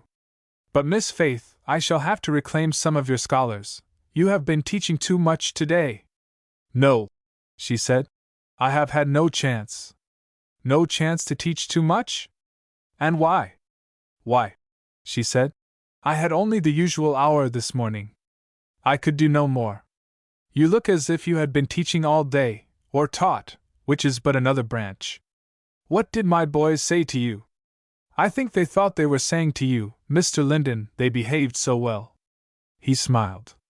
"I don't believe even your conjuring powers could bring about such a hallucination, Miss Faith. What a day it has been! Look at that sunlight and think of the city that hath no need of the sun." She looked where he bade her, but the contrast was a little too strong just then with the earth that had so much need of it. Only the extreme gravity of her face, however, indicated anything of the struggle going on. Her eye did not move, nor eyelid. "That is the only rest we must wait for," Mr. Linden said. "That remaineth." Faith answered nothing. But after a little while the shadow of that sunlight passed away from her face, and she turned to the couch again and asked with her former gentle expression, "Will you have tea up here, Mr. Linden?" "I'm afraid I must," he said, looking up at her with eyes that rather questioned than answered. "Does Mother know what you would like to have? Miss Faith, I wish you would tell me just what is troubling you." The question flushed her a little, and for a moment her face was a quick play of light and shade. Then she said, "It troubled me not to see you looking better." He took the force of her words, though he answered lightly, "I suppose I do look rather frightful. But Miss Faith, I hope to get over that in a few days. You must try and brace up your nerves, because if you cannot bear the sight of me I shall have to deny myself the sight of you." "Don't do that," she said, the light coming into her eye and voice as if by an actual sunbeam. "Then it is true, what you wrote me last night, Mr. Linden." "Well," he said, "I am not much in the habit of maintaining my own words, however, in this case I am willing to admit them true. If it will be any relief to your mind, Miss Faith, I will promise to remain in seclusion until you say I am fit to be seen downstairs." The answer to that was only a rosy little smile, like the sunlight promise of fair weather on the last clouds that float over the horizon. But perhaps his words had brought her mind back to the question of supper, for she asked again. "What are you to have for tea tonight, Mr. Linden? May I take a great liberty?" he said with a look as grave as before. "I don't know how you can," she said, and with eyes somewhat surprised, that said in their own way it was impossible. A little smile, which she scarce saw, came first, and then her hand was brought to his lips. But it was done too gravely and gently to startle even her. "Now you must go and rest," Mr. Linden said. "I want nothing for tea that shall cost one extra step." Faith went about as silently and demurely as a cat that has had her ears boxed and been sent out of the dairy. Only in this case she went to her dairy, from whence in due time she emerged with cream and butter and made her appearance in the kitchen. "Well, child," said Mrs. Derrick, "when did you get home? And what did you do with yourself? I've looked and looked for you till I was tired, and if you'd stayed 5 minutes more I should have run all over town after you." "Why, Mother," said Faith, "I was in my own room for a good while. I got home in usual time." "Well," said her mother, "I hope next time you'll say as much, that's all. Do you know we've got company, Faith?" "Who, Mother? Oh, I've seen Mr. Linden." "I meant him," said Mrs. Derrick. "I'm sure the house seems as if it had twice as many in it since he came. He ought to have tea now, Mother. Isn't Cindy home yet?" "No, but that's no matter. I'll take it up in 2 minutes. Where's the teapot?" "I think, Mother," said Faith as she was adding the last touches to the tray which was to go upstairs, "I must have put Mr. Linden in mind of his sister, or somebody, this afternoon. I am afraid he misses them now." "What do you mean by somebody?" said Mrs. Derrick. "Some of his own family, I mean." "I thought so. I don't believe you ever put anybody in mind of anybody else," said Mrs. Derrick confidently. "What made you think so, child?" "Something made me think so," said Faith rather abstractly. "Now, Mother, it is ready, and I'll take it upstairs if you'll take it then." "I guess I'm up to as much as taking it all the way," said her mother, lifting the tray. "I'll be down presently, dear, you must want your tea." And upstairs she went. Reuben came to stay all night, so the ladies had only to take their own much-needed sleep in peace, and a note of information was left at Dr. Harrison's door next morning, some time before that gentleman was awake. Chapter 21. "I know what I have to do today," said Faith the next morning. "Mr. Skip has got the box made, Mother, and now I want the stuff to cover it." "Well, that's ready, in my pantry, child." Whereupon Reuben offered his services, but all that was given him to do was to carry up Mr. Linden's breakfast. This was hardly well over when Dr. Harrison came. He was shown into the sitting room, just as Faith with her arms full of brown marine came into it also from the pantry. The doctor was not going to lose a shake of the hand, and waited for the brown marine to be deposited on the floor accordingly. "You are looking more like yourself today," he said. "I will call Mother," said Faith. Which she did, leaving the doctor in company with the brown marine. "Mrs. Derrick," said he, speaking by no means without a purpose, "I have cause of complaint against you. What have you done to allure my patient down here against orders?" "He's better here," said Mrs. Derrick with a cool disposing of the subject. "What did you want to keep him up there for, doctor?" "Only acted upon a vigorous principle of Mr. Linden's nature, Madam Dot. If I had ordered him to come, he would have stayed." "May I see him?" And Mrs. Derrick preceded the doctor upstairs, opened the door of the room and shut it after him. Mr. Linden was on the couch, but it was wheeled round by the side of the fire now, for the morning was cool. A little heap of unopened letters and post dispatches lay before him, but the white paper in his hand seemed not to have come from the heap. As the doctor entered, this was folded up and transferred to the disabled hand for safekeeping. Mr. Linden had that quality, much more common among women than among men, of looking well in undress. But let no one suppose that I mean the combination of carelessness and disorder which generally goes by that name, and which shews, most of all, undress of the mind. I mean simply that style of dress which Sam Weller might call ease afore ceremony, in its delicate particularity, Mr. Linden's undress might have graced a ballroom, and, as I have said, the dark brown wrapper with its wide sleeves was becoming. Dr. Harrison might easily see that his patient was not only different from most of the neighborhood, but also from most people that he had seen anywhere, and that peculiar reposeful look was strongly indicative of power. "Good morning," said the doctor. "Do you expect me to behave well this morning?" "Why, no," said Mr. Linden. "My experience hitherto has not led me to expect anything of the sort." The doctor stood before the fire, looking down at him, smiling almost, yet with a keen eye, as at a man whose measure he had not yet succeeded in taking. "What did you come down here for, without my leave? And how do you do? For you see, I mean to behave well."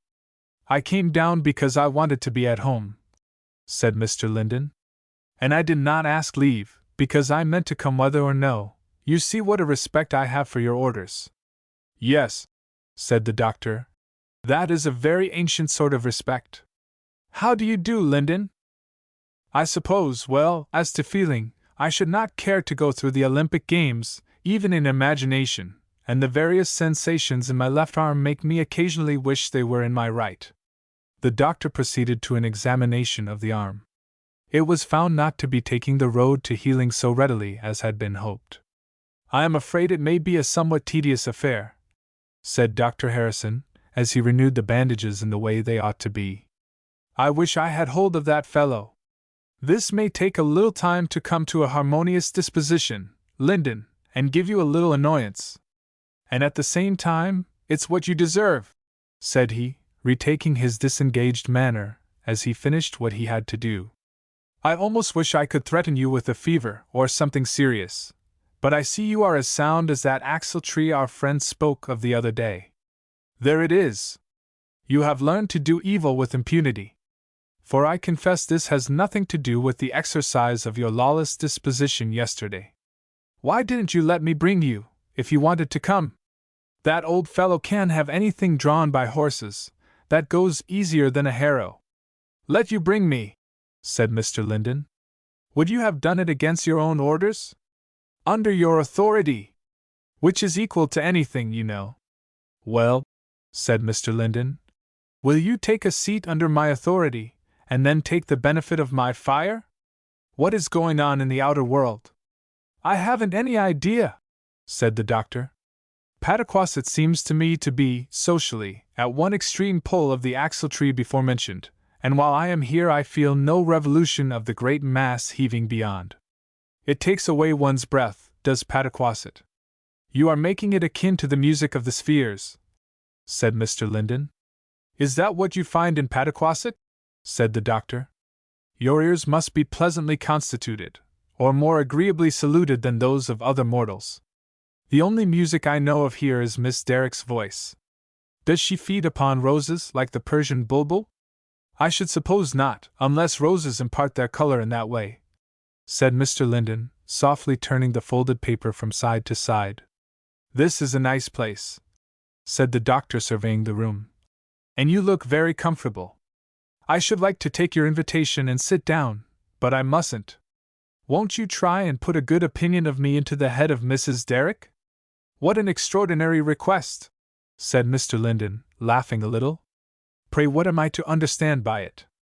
And why mustn't you sit down? Here is something to rejoice your heart with a few of the aforesaid upheavings of society."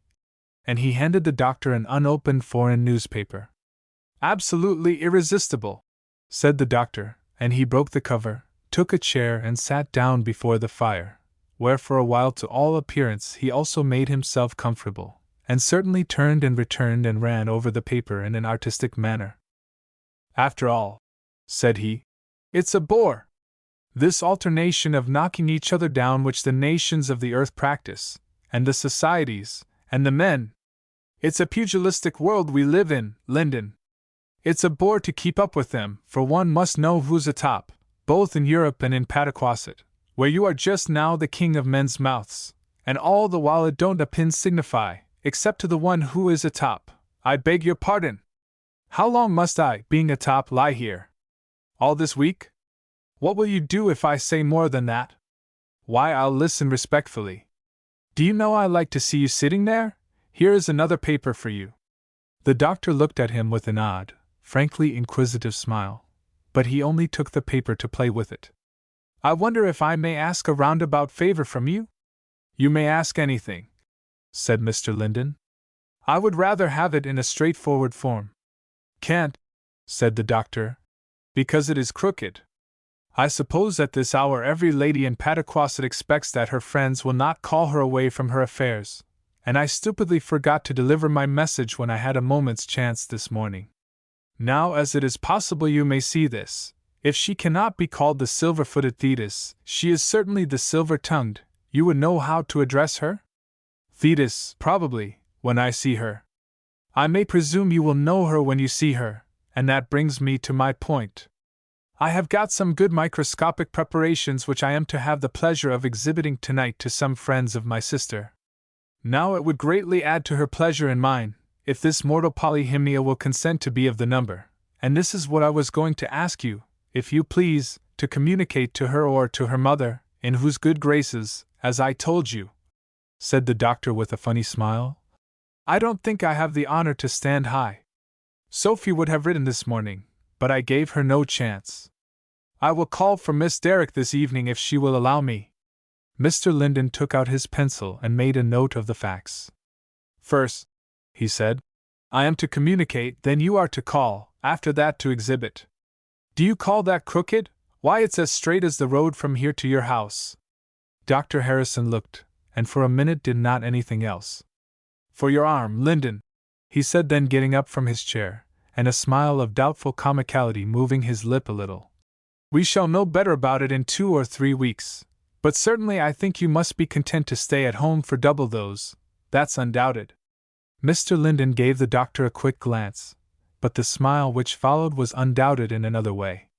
When two opposing forces meet at right angles, doctor, he said, you know what happens to the object. Not contented inertia. Contented? No, very likely, not when it is this object. But you will find a third force will establish the inertia. What is your third force? The necessity of the case, said the doctor seriously. But to that Mr. Linden made no reply.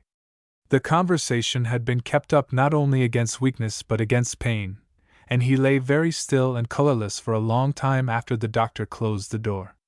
Meanwhile Faith, busy at her brown merino, made her mother's job of mending seem like embroidery, but by degrees Mrs. Derrick's face became thoughtful, and she said, rather emphatically, Child, have you been up to see Mr. Linden today? Faith's hammer dropped, and her hands too. No, mother, she said, looking at her. Why, child? Mrs. Derrick began, then she stopped and began again. I guess he'd rather see you than that box, child, if the doctor hasn't talked him to death. Mother, do you think he would like to have me come up and see him? Like it? Said Mrs. Derrick, her mind almost refusing to consider such an absurd question. I'm sure he likes to see you when he's well, Faith. Didn't he like it last night? Faith looked a little bit grave, then she hastily pushed her brown merino and box into a somewhat more orderly state of disorganization, and went upstairs, with a quick light step that was not heard before her tap at Mr. Linden's door. And then receiving permission she went in, a little rosy this time at venturing into the charmed region when its occupant was there, and came with her step a little lighter, a little slower, up to the side of the couch and held out her hand, saying her soft, How do you do, Mr. Linden? He was lying just as the doctor had left him, with the unopened letters, and the white paper which Faith felt instinctively was her own exercise. But eye and hand were ready for her. Courageous Miss Faith, he said with a smile. And so, she's gentle and not fearful? She smiled, with an eye that took wistful note of him. How do you feel today, Mr. Linden? Not very well, and not worse. Miss Faith, do you know that we have a great deal to do this week? You may lock up your stocking basket. Please let me do something for you, Mr. Linden, she said earnestly. That's just what I'm talking about. Do you think, Miss Faith, that if you brought that low chair here, and set the door wide open so that you could run out if you got frightened at my grim appearance, you would be willing to philosophize a little? Not today, Mr. Linden, said Faith. Don't speak so. I haven't any stocking basket in the way. Can't I do something that would do you some good? It would do me a great deal of good to get up and set that chair for you, but that is something I must ask you to do for me. I see you want coaxing," he added, looking at her. "Well, if you will do half a dozen things for me this morning, you shall have the reward of a letter and 2 messages."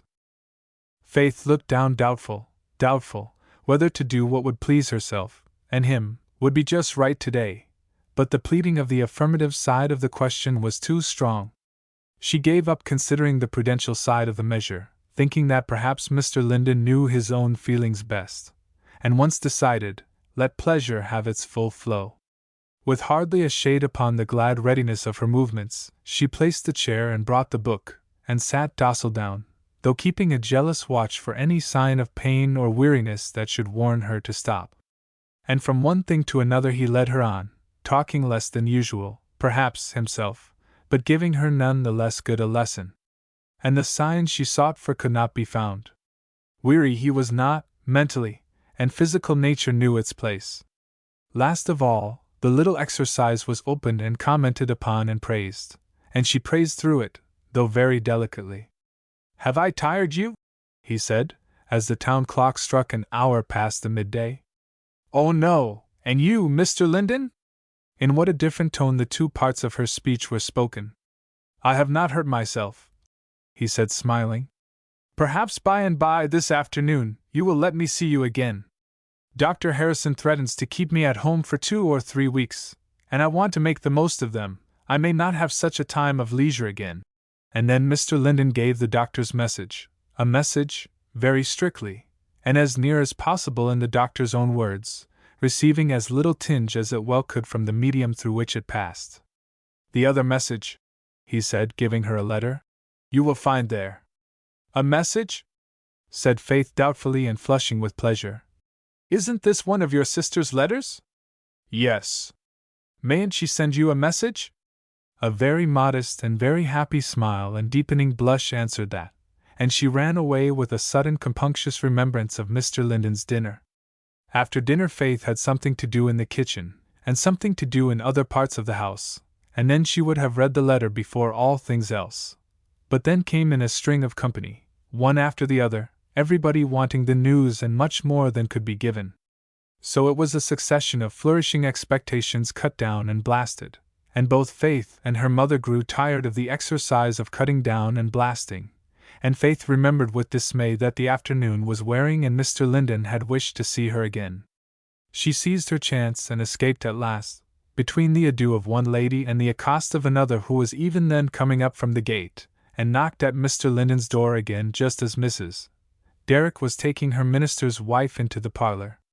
Her first move this time on coming in was to brush up the hearth and put the fire in proper order for burning well. Then she faced round before the couch and stood in a sort of pleasant expectation, as waiting for orders. "You are a bright little visitor," Mr. Linden said, holding out his hand to her.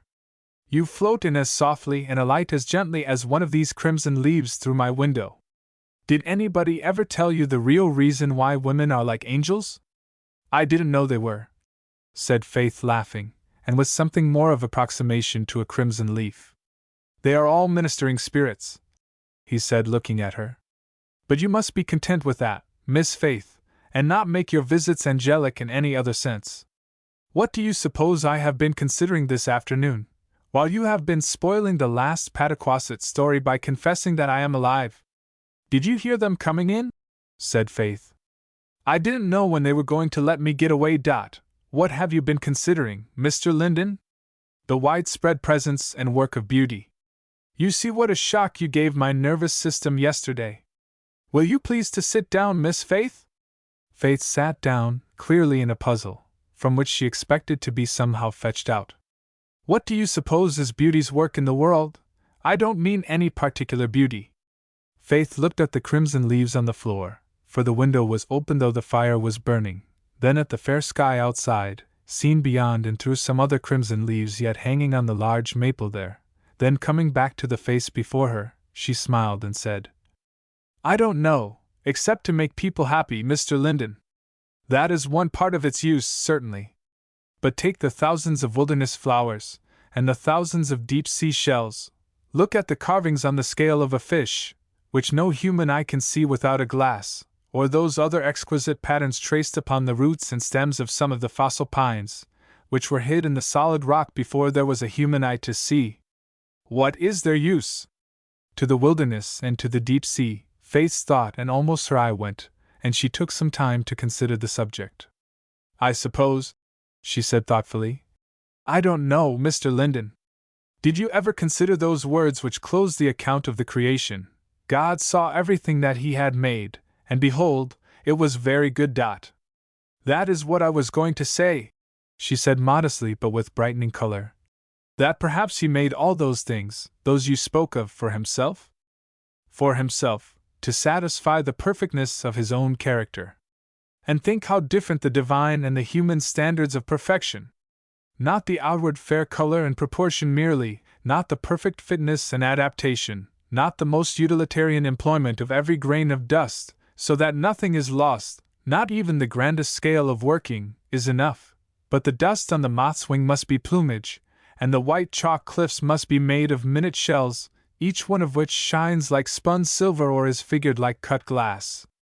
Not more steadily do astronomers discover new worlds, than the microscope reveals some new perfection of detail and finish in our own. Faith listened, during this speech, like one literally seeing into space, as far as an embodied spirit can, for the first time.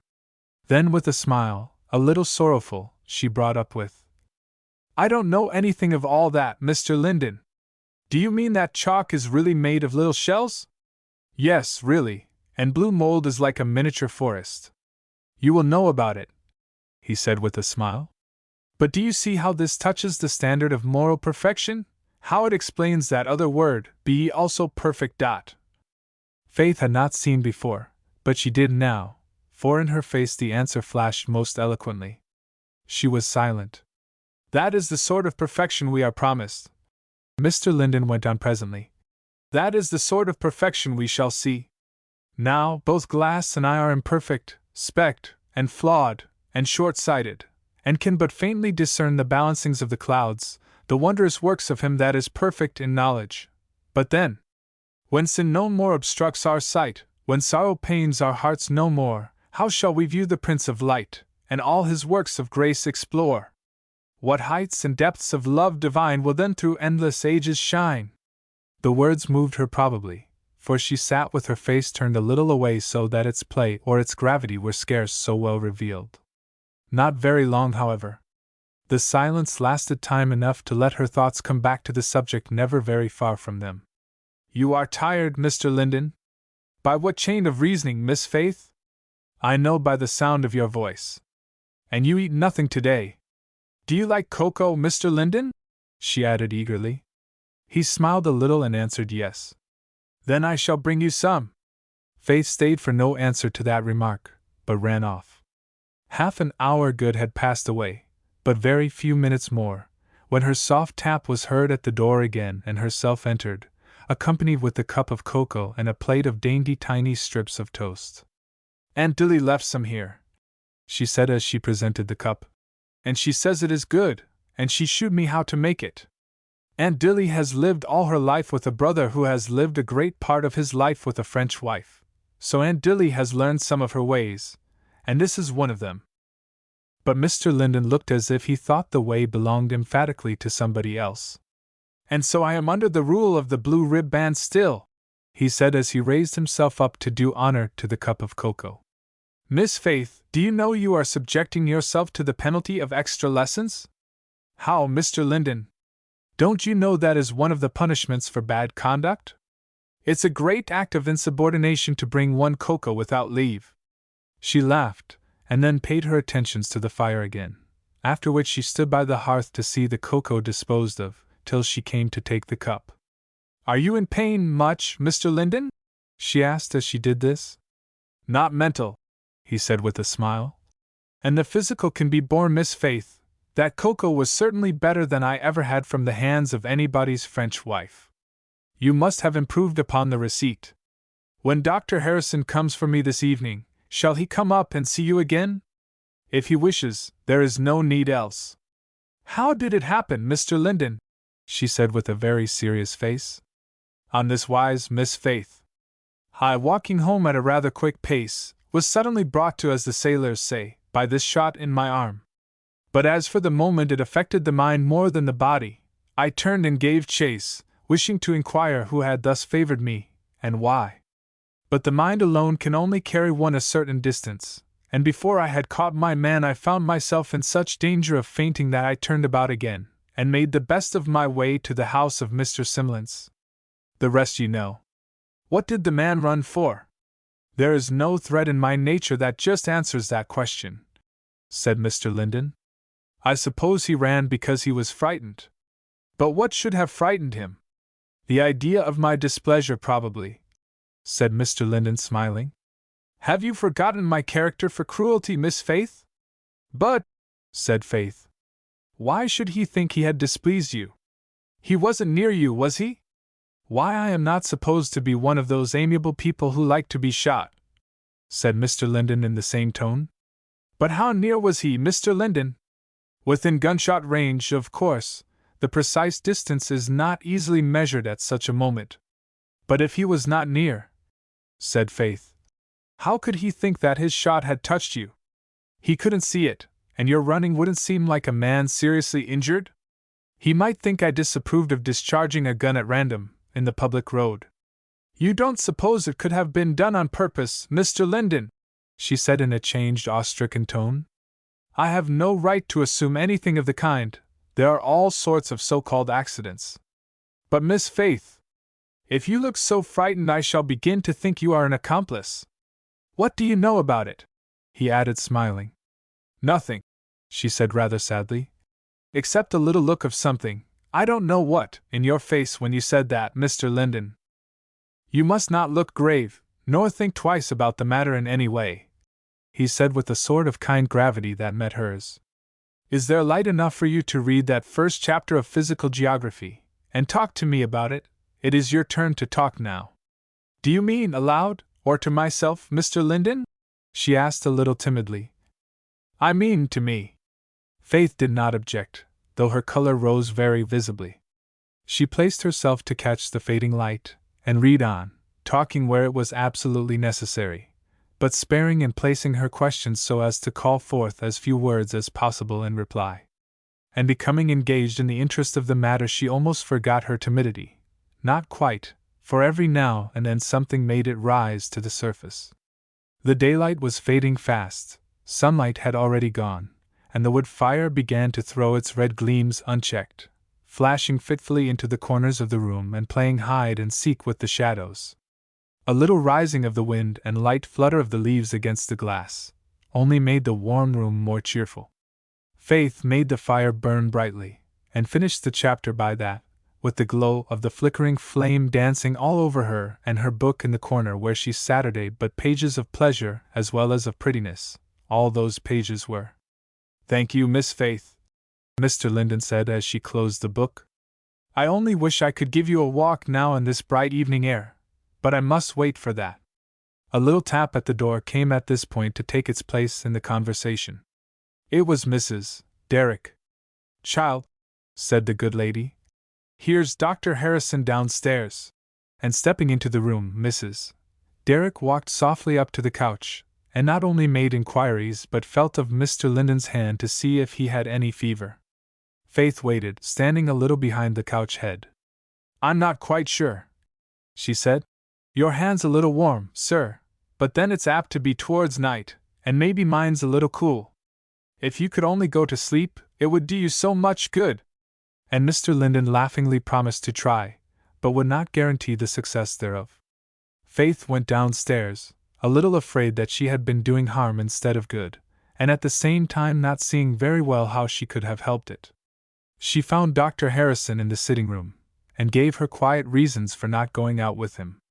The doctor declared he should be in despair, but that he had hope, and having made Faith confess that she would like to see his microscope, gently suggested the claims of the next 2 evenings, saying that he must be in Quillipeak for a day or 2 soon himself, and therefore was not impatient without reason.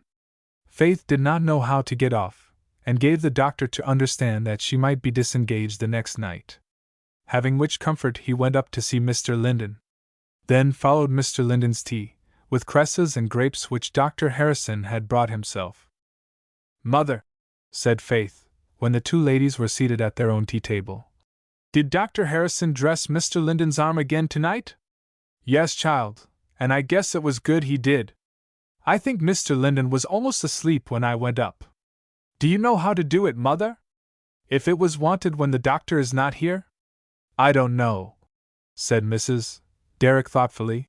"No, child, I don't know how, at least not so I'd like to try.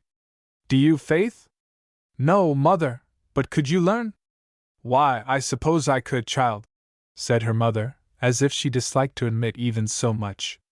"But I'd about as lieve have my own arm shot off. I'm so dreadfully afraid of hurting people, Faith, and I always was afraid of him. Why can't the doctor do it? He can come 6 times a day if he's wanted. I guess he don't do much else." Faith said no more on the subject, but hurried through her tea and sat down by the lamp in the sitting room to read her letter. A minute or two she sat thinking deeply, with her cheek on her hand. Then, dismissing everything else, she opened the precious paper at last. It was another Italy letter, but took her a very different journey from the last. A little graver perhaps than that, a little more longing in the wish to use eyesight instead of pen and ink, and as if absence was telling more and more upon the writer. Yet all this was rather in the tone than the wording that was kept in hand. But it was midway in some bright description that the message to Faith broke forth. "Tell Miss Faith," she said, "that I would rather have seen her roasting clams down at the shore than anything I have seen since I heard of it, which is none the less true that I should have wanted to stand both sides of the window at once. And tell her if you can, though I don't believe even you can, John Endy, how much I love her for taking such care of one of my precious things. I feel as if all my love was very powerless just now. However, you remember that comforting old ballad, where there is no space for the glowworm to lie, where there is no space for receipt of a fly, where the midge dares not venture, lest herself fast she lay. If love come he will enter, and soon find out his way. So, Miss Faith, you may expect to see me appear sometime in the shape of a midge. Endicott will tell you I am not much better than that now." So far Faith got in reading the letter, and it was a long while before she got any further. That message to herself she went over again and again. It was incomprehensible. It was like one of Mr. Linden's own puzzles for that. It was so strange, and at the same time it was such a beautiful thing, that Mr. Linden's sisters should have heard of her, and in such fashion as to make her wish to send a message. Faith's head stooped lower and lower over the paper, from her mother and the lamp. It was such a beautiful message too, the gracious and graceful wording of it Faith felt in every syllable, and the lines of the old ballad were some of the prettiest she had ever seen. But that Faith should have love sent her from Italy, and from that person in Italy of all others, that Mr. Linden's sister should wish to see her and threaten to do it in the shape of a midge, and whatever could Mr. Linden have told her to excite the wish? And what of this lady's precious things had Faith taken care of, such care of? "Mother!" Faith began once by way of taking counsel, but thought better of it, and went on pondering by herself. One thing was undoubted: this message in this letter was a matter of great pleasure and honor, as Faith felt it in the bottom of her heart. But in the midst of it all, she hardly knew whence, came a little twinge of something like pain. She felt it, yes, she felt it, even in the midst of the message. But if Faith herself could not trace it out, of course it can be expected of nobody else. Chapter 22. Phil Davids, taking his morning walk through the pleasant roads of Pataquasset, engaged in his out-of-school amusements of hunting cats and frightening children, was suddenly arrested in the midst of an alarming face, got up for the benefit of Robbie Waters, by the approach of Sam Stoutenburg. In general this young gentleman let Phil alone, severely, but on the present occasion he stopped and laid hold of his shoulder. "Phil Davids, I've a warrant against you. Hands off, Sam! And let a man alone, will you?" "What do you mean by that?" said Phil gruffly. "Yes, I'll let him alone, when I find him, if he's like you," said Sam with great coolness and some little contempt. But if you're tired of your own face, Phil, why don't you make up a handsome one, while you're about it? Keep out of his way, Robbie! Can't you? Guess you don't know what folks says o' yourn. Do you? Said Phil, wriggling his shoulder from under Sam's hand. I do. I guess I know as much as is good for me, replied the undaunted Sam. But that's none of your business just now. Mr. Linden wants to see you, Phil, and it ain't often anybody does that, so you'd better make the most of the chance. With which pleasing sentiment, Sam released Phil, and taking a sharp run after Robbie Waters enticed him into a long confidential conversation about his new Sunday school teacher, in the midst of which Phil's voice came again. "'Twon't hurt you, Sam, just listen once. They say Sam Stoutenburg would have been a lady apple, if he hadn't grown to be such a swore, and all the while he thinks he's a seek no further. That's what folks says. How do you like it?" "First rate," said Sam. "Glad I missed the lady apples, anyhow, and as for t'other, never thought myself one yet, don't like 'em well enough. When you get through paying me compliments, Phil Davids, you'd better go and see Mr. Linden." "Guess I will," said Phil, swaggering off. "When I want to see him, and that ain't today, by a long jump." "He said you were to come," Sam called after him. "If I wasn't a Stoutenburg sweeting, Phil Davids, I'd teach you to talk of him so.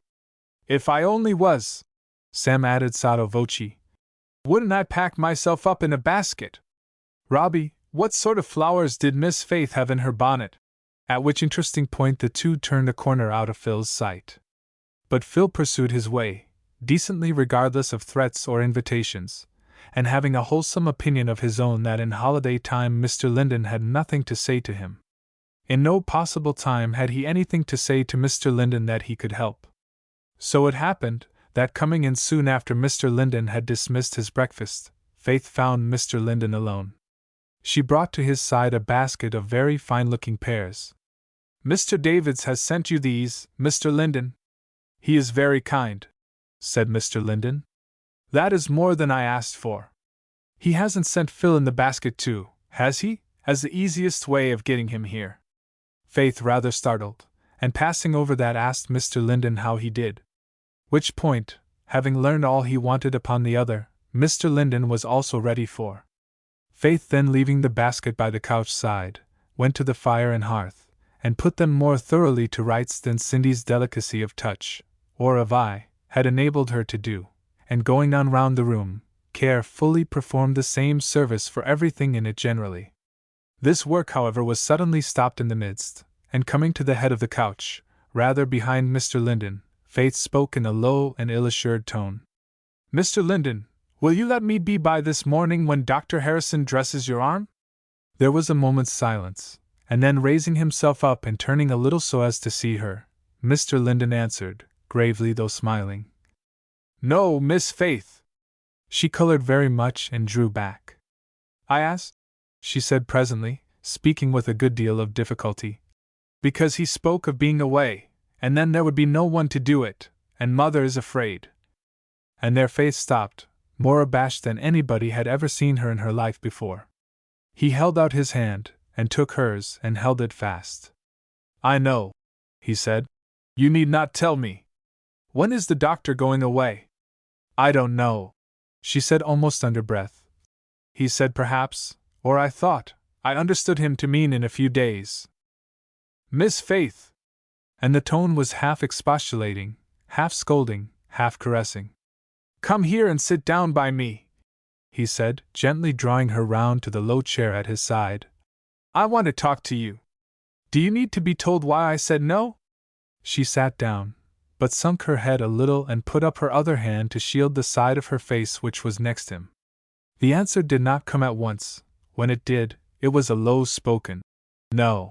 Her hand was held closer, but except that and the moved change of his voice, Mr. Linden took no notice of her fear. "I would not let Pet do it," he said gently, "if I could help it. My child, do you know what a disagreeable business it is? I could trust you for not fainting at the time, but I should like to hear of your fainting afterwards. And then if you chanced to hurt me, which the doctor often does, you would be unhappy for the rest of the day, which the doctor by no means is." That is all. I would a great deal rather have your hands about me than his. But a thing that would give you pain would give me very doubtful relief. I had rather go with my arm undressed. He had gone on talking, partly to give her time to recover, but the silent look that was bent upon that shielded face was a little anxious. She dropped the hand that shielded it presently, and shewed it flushed and wistful, yet with a tiny bit of smile beginning to work at the corners of the mouth. Then, Mr. Linden, she said almost in the same tone and without turning her face, if you have no other objection, please let me come. But that one is strong enough. You may send Cinderella up to take a lesson. You said that was all? She repeated. That is the only real objection. I would not raise even that in a case of greater need. But I suppose unskillful hands could hardly do me much mischief now. So if you will send Cinderella, he added with a smile, she may enlarge her world of ideas a little. Mr. Linden, said Faith, looking at him now fearlessly, I am going to come myself. You are, he said, looking at her, and then his eyes went from her to the fire, and back again to her face. Then if you faint away, Miss Faith, and I jump up to take care of you, which I shall certainly do, I may faint myself, at which stage of the proceedings Dr. Harrison will have his hands full. I shall not faint, before nor after, she said, shaking her head. I should not like to count too much upon your unfeeling disposition, said Mr. Linden, in whose face different currents of thought seemed to meet and mingle. And then you see, my senses may be guilty of as great a breach of politeness as the warder in a German story I was reading yesterday. What was that? It fell out, said Mr. Linden, that a lady of surpassing beauty arrived at a certain castle, and next day, the lord of the castle brought before her his warder, bound in chains for a great breach of politeness, he having failed to give his lord notice of the lady's approach. The warder thus defended himself. He had indeed seen the lady, but his dazzled eyes mistook her for another son. So, added Mr. Linden, smiling, if my eyes should mistake you for a sunbeam or a maple leaf, I might forget myself, and not keep my patience so perfectly as I ought under the hands of such a chirurgeon. What is going to try your patience, Mr. Linden? I, said Faith, now indubitably in a puzzle. Do you really want to do this for me? He said in a different tone, looking at her with that same grave, kind look which she had seen before. I think I can, and I should like to do it, Mr. Linden, if you are perfectly willing, Faith answered. I am willing, since you wish it, and now you must get the doctor's leave, or rather I must get it for you, but in the meantime, Miss Faith, we may go on with some of our studies, if you are at leisure. Faith went to get the books, but returned without them and with a disturbed face. Mr. Linden, one of the boys wishes to see you. I suppose it never was heard that a boy came at the right time, said Mr. Linden. Well, Miss Faith, I believe I must see him. Will you write another exercise for me? Here is your pen and paper. I will try not to be hindered long. Faith mutely took the pen and paper, and went out with a divided mind, for the boy whom she let in, Cindy being nowhere visible, was Phil Davids. Phil had thought better of his determination, and wisely judging that if Mr. Linden wanted to see him he probably would accomplish the measure some time, concluded the shortest way was to see him as smoothly as possible. So in he walked and made his bow, grumly civil, but civil. Mr. Linden's opening remark, after he had given the boy his hand, which even he liked to touch, was at least peculiar. Phil, do you know what a smart boy you are? And the answer was a strictly true, though blundering. No, sir. I don't know how smart you could be myself, said Mr. Linden. But I know you are very smart now. You always make me think of the man who found a bag of jewels lying in the road and didn't know what they were. It occurred to Phil's mind that not to know jewels when they were seen was a doubtful proof of smartness, so he answered with a somewhat surly, How, sir? This man, Mr. Linden went on, instead of having his jewels set in gold, to wear or to sell, went round the town flinging them at his neighbors' windows, or his neighbors' cats, as you do, Phil, with your very bright powers of head and tongue. Why don't you make a man of yourself, and use those powers for something worthwhile? You never see me doing it, sir, said Phil, answering the most interesting part of Mr. Linden's address. Don't I? said Mr. Linden. I see and hear a good many things. But nobody can get on in the world after such a prickly fashion. Why, even a porcupine smooths himself down before he tries to go ahead. If you were to be a lawyer, Phil, you'd fight your clients instead of helping them fight, and if you were a farmer, you'd be like the man who burned up 3 stacks of his hay because the 4th got wet. Phil reddened, though he couldn't help smiling, and was evidently getting angry. That farmer was a big fool, he said. Yes, we are agreed upon that point, said Mr. Linden. I dare say he would have said so himself next day. Well, Phil, this was not what I wanted to talk to you about today, much as I like to see smart boys make the most of themselves. I want to know exactly what it was that you heard Reuben Taylor say about Miss Derrick. Phil's eyes opened unmistakably. I never heard him say nothing about her, he said boldly. Then why did you say you did? Said Mr. Linden, with the cool face of one who knows his ground. I didn't, said Phil. I'm blessed if I did. No, you are not, said Mr. Linden gravely. People are never blessed who do not speak truth.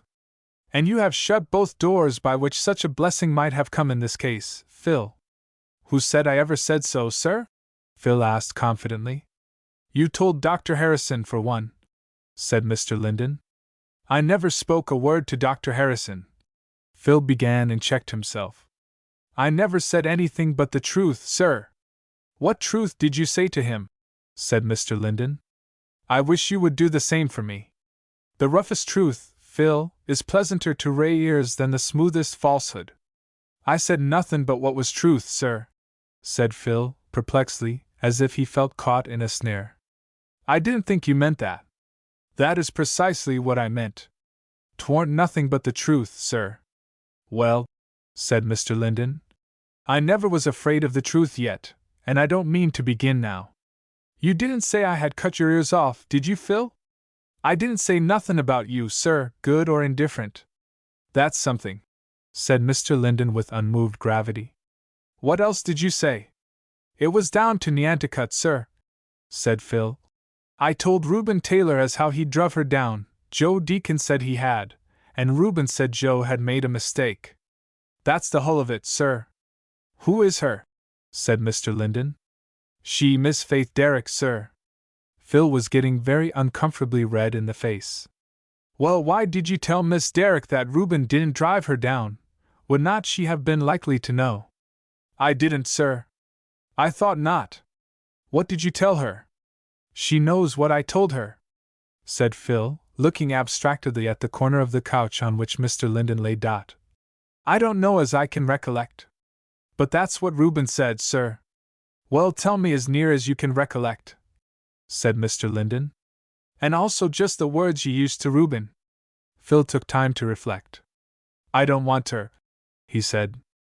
No, I see you don't, but I want to hear them, said Mr. Linden very quietly. But tell me the truth this time, Phil. Folks has a right to speak, said Phil, stating a broad proposition. But they hain't a right to tell all they say. Well? Said Mr. Linden, waving that. 'Twarn't nothin', said Phil.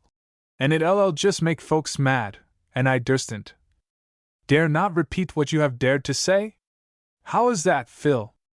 But my forgiveness always meets confession halfway, as you know, said Mr. Linden. Well, said Phil, I just told Reuben he'd druv her down, and Reuben said Joe was mistaken. It was Joe said it first. And what did you say before Dr. Harrison? I said what Reuben said, said Phil, feeling poorly. And what was that? Mr. Linden was as untirable as a minority juror. I said Reuben said she warn't what Joe said, Phil got out at last in a lowered tone.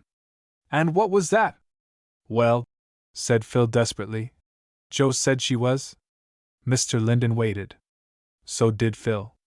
This is the house that Jack built, Mr. Linden remarked. What did Joe say she was? The answer came in articulation pretty well smothered up. Joe said she was Mr. Linden's sweetheart.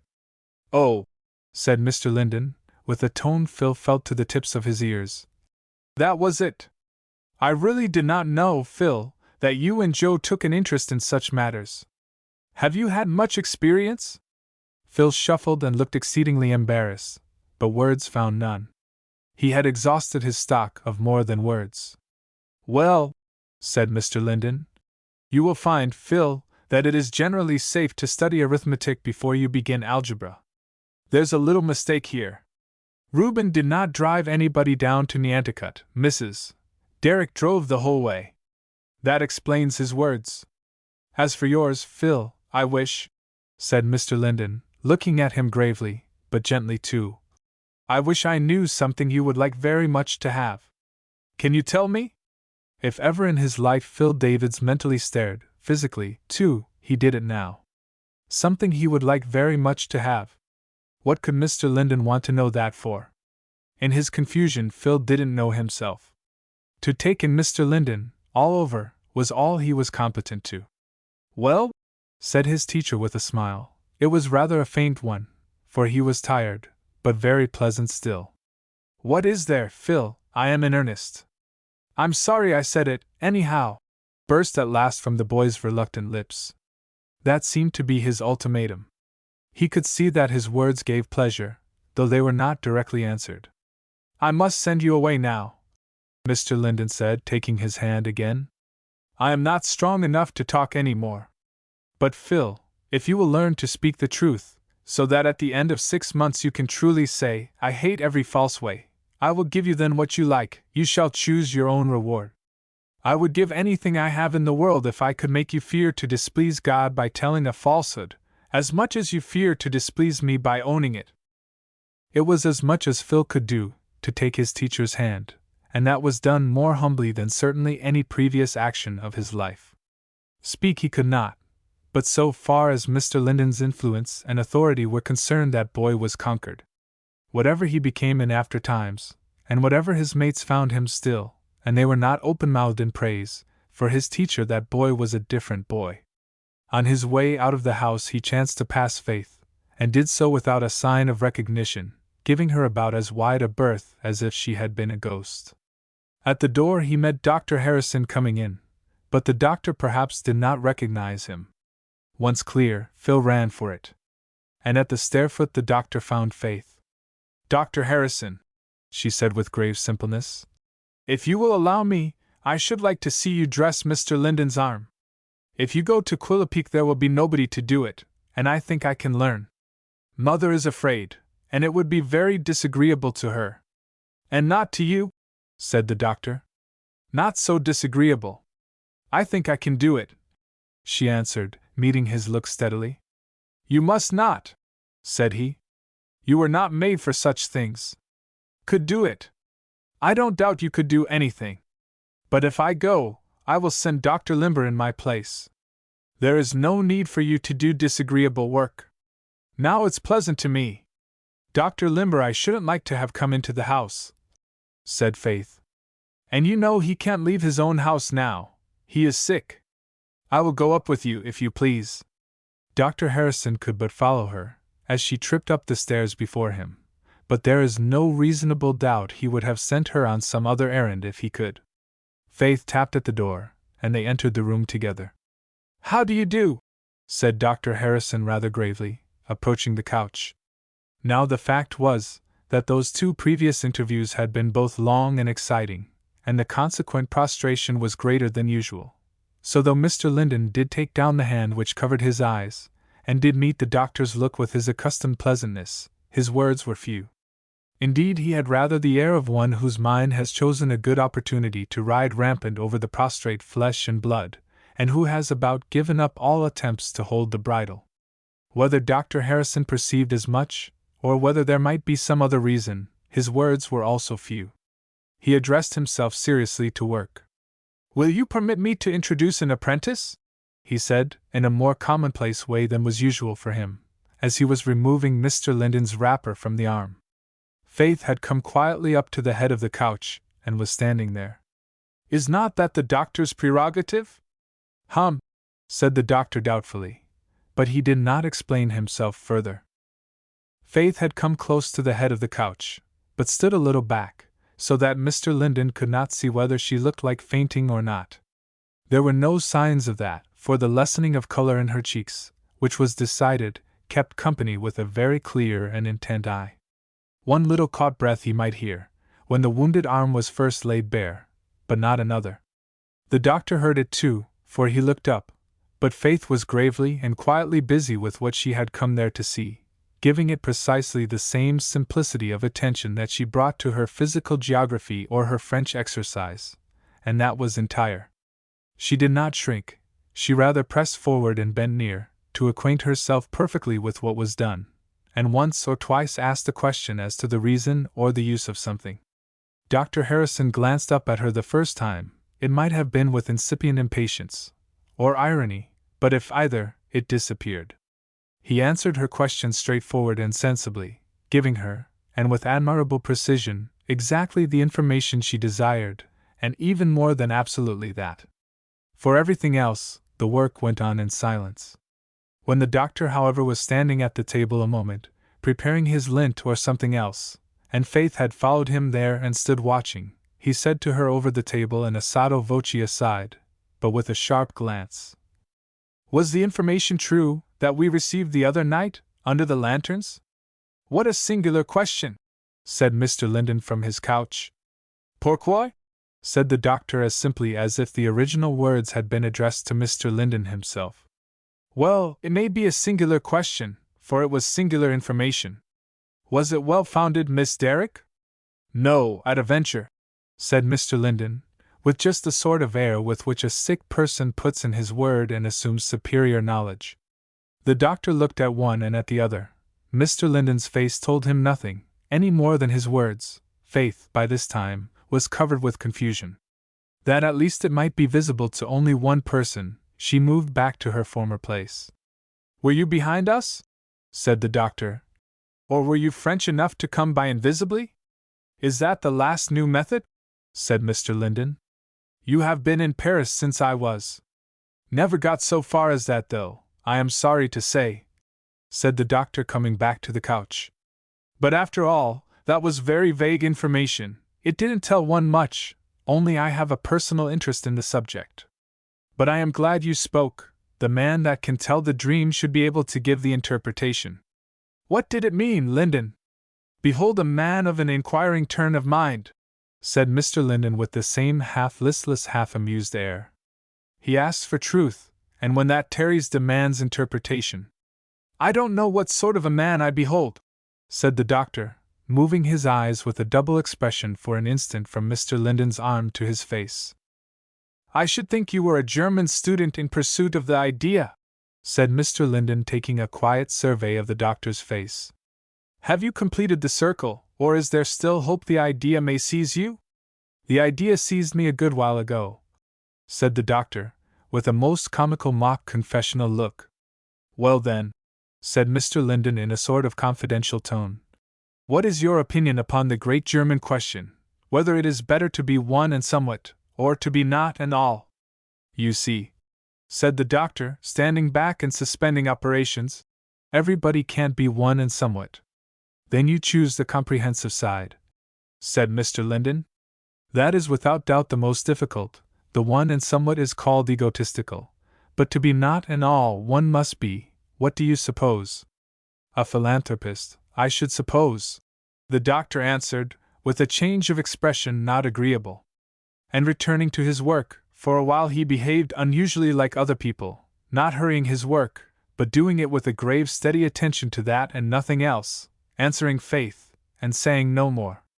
Perhaps, however, he thought silence might be carried too far, or else had an unsatisfied mood upon him, for as he was finishing what he had to do, he looked up again to Faith and remarked, "What do you think of this for our quiet town, Miss Derrick? Has Mr. Linden any enemies in Pataquasset, that you know?"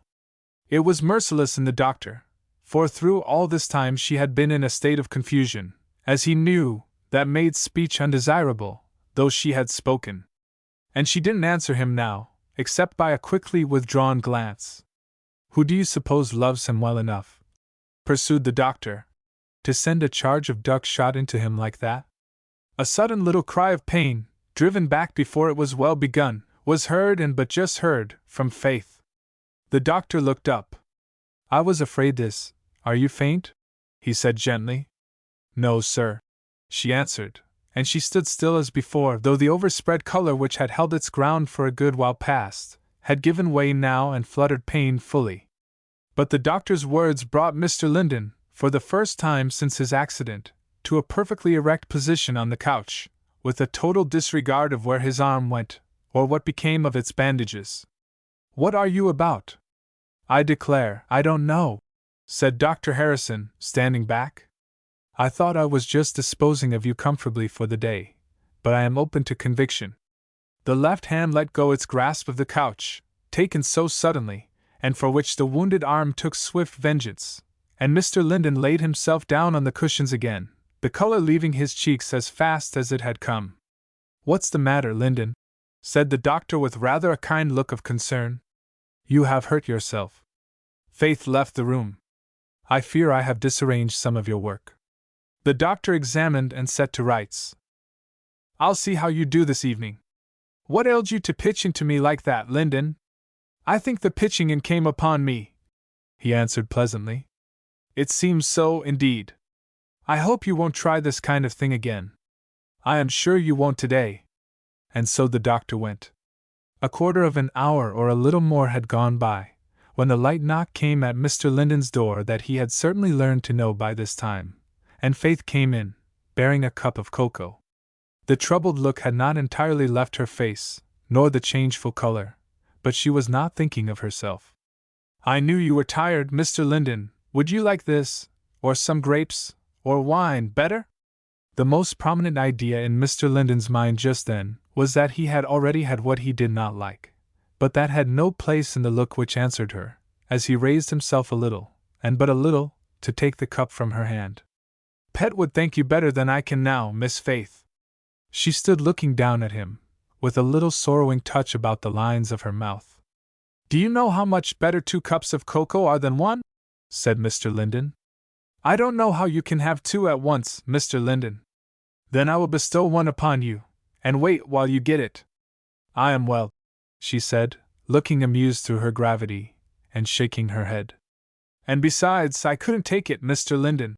And to put an end to that subject, Faith had recourse to the never-failing wood fire, and from thence went round the room finishing what she had failed to do in the morning, coming back at the point of time to take Mr. Linden's cup. He looked at her a little as he gave it back. You are too tired to go over all those lessons today. Which do you like best? Will you bring it? I am not tired at all, she said with some flitting color. But you are, Mr. Linden. Won't you rest, sleep, till after dinner, and then, if you like, let me come? I will let you come then, and stay now, he said smiling. Let me stay and be silent then, or do something that will not tire you. Please, Mr. Linden. Your line of action lies all within that last bound, he said gently. But you may read French if you will, or write it and let me look over you, or another geographical chapter. Neither need make me talk much. The hint about looking over her writing startled Faith amazingly, but perhaps for that very reason she took it as the delicate expression of a wish.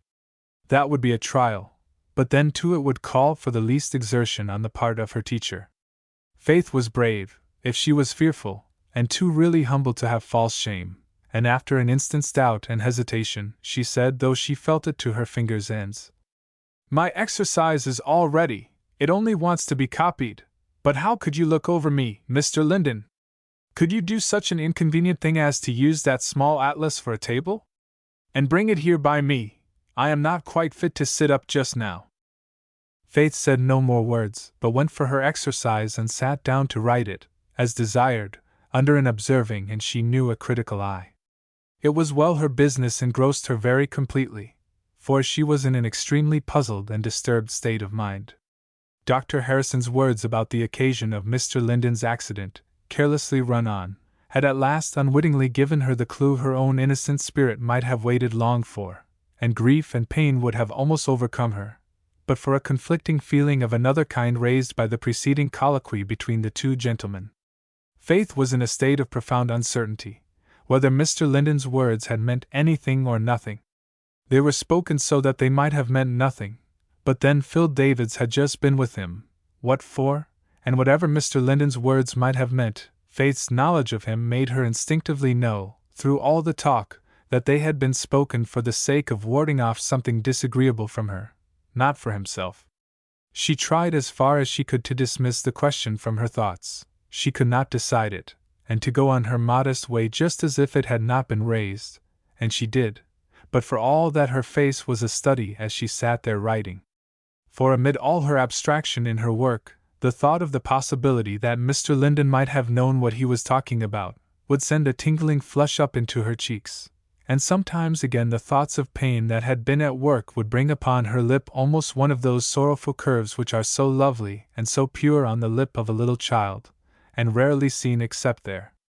All this was only by the way. It did not hinder the most careful attention to what she was about, nor the steadiest working of her quite unsteady fingers, which she knew were very likely to move not according to rule. For a little while she was suffered to go on without interruption, other than an occasional word about the French part of her exercise. But presently Mr. Linden's hand began to come now and then with a modifying touch upon her pen and fingers. At first this was done with a gentle, "Forgive me," or, "If you please, Miss Faith." After that without words, though the manner always expressed them, and once or twice, towards the very end of the lesson, he told her that such a letter was too German, or too sophisticated, and shewed her a more Saxon way. Which admonitions he helped her, as well as he could, to bear, by a quietness which was really as kind, as it seemed oblivious of all that had disturbed or could disturb her. And the words of praise and encouragement were spoken with their usual pleasure-taking and pleasure-giving effect. All this after a time effectually distracted Faith from all other thoughts whatever. When it was done, she sat a moment looking down at the paper, then looked up and gave him a very frank and humble, "Thank you, Mr. Linden," from face and lips both. If Faith liked approbation, that clover honey to a woman's taste, so far beyond the sickly sweets of flattery and admiration, she might have been satisfied with the grave look of Mr. Linden's eyes at her then. "You are a brave little child," he said. "I wish I could do something to give you a great deal of pleasure." "Pleasure," said Faith, and what was very rare with her, not only her face flushed but her eyes, so that she turned them away. "Why, it is all pleasure to me, Mr. Linden." "Such pleasure as I never had before," she was near saying, but she did not say. "Well, I must not let you tire yourself," he said with a smile, "for that would not be pleasant to me. Have you been out today?" "No," said Faith, thinking of her brown merino. "Nor yesterday. That will not do, Miss Faith. I am afraid I must give you up to the open air for a good part of this afternoon." "What shall I do there?" said Faith, smiling. "Let the wind take you a walk. I wish I could be of the party. But the wind is good company, Miss Faith, and talks better than many people, and the walk you want." "So I want to finish my woodbox," said Faith, looking at the corner of the fireplace. "And I should think you would be tired of seeing the wood lie there, Mr. Linden." "I am. I have got to go out this evening too," she said with a little hesitation, "to see that microscope." Mr. Linden was silent a moment. "The microscope does make some difference," he said. "As for the woodbox, Miss Faith, I don't think I can permit it to have any voice in the matter. You may leave it for me to finish. But if you are going up there this evening, there are 2 or 3 things I should like to talk to you about first." "Then shall I come by and by?" she said. "I must do something else before dinner." Chapter 23. "Well, child," said Mrs. Derrick as they took their seats at the dinner table, "what have you been about all day? I've just spent the morning looking over those apples, so I've had no chance to look you up. How's Mr. Linden? Does the doctor think he's getting better?" "He is, I hope, Mother. The doctor didn't say anything about it." And a little shudder ran over Faith's shoulders, which she was glad her mother could make nothing of if she saw. "I have been as busy as you have, Mother, so I couldn't look you up, nor my woodbox either." "Learning all the world," said her mother, smiling, though there was a little touch of regretfulness not quite kept down. "I think I'd rather sit and look at you, child, than eat my dinner. What are you going to do this afternoon?" "I've got a little ironing to do after dinner, Mother, and something to make for tea, and Mr. Linden wants to see me for something. I'll get ready for Judge Harrison's, and then after I am through upstairs I'll come down and see to you and my box together. I wish you were going with me, Mother. And Faith leaned her head on her hand. Don't you want to go, pretty child? Said Mrs. Derrick fondly. No, Mother, but I couldn't help it. I found I should have to go sooner or later. I'd go with you in a minute, said her mother, if it wasn't for Mr. Linden. I don't care a pin whether they want me or not, Faith, if you do. And I dare say some of the boys will be here. Mrs. Derrick looked perplexed, as at the feeling of some unknown possibility. Shall I, pretty child? She said with an anxious face. What are you thinking of, child? Faith came behind her, and put both arms round her and kissed first one side of her face, and then the other. Mother, she said with those silvery tones, I don't want anything. I suppose I shall like to see the microscope, but I'd rather stay at home and learn my lessons. Don't look so. Which, with another kiss upon her lips, finished off Mrs. Derrick's anxiety.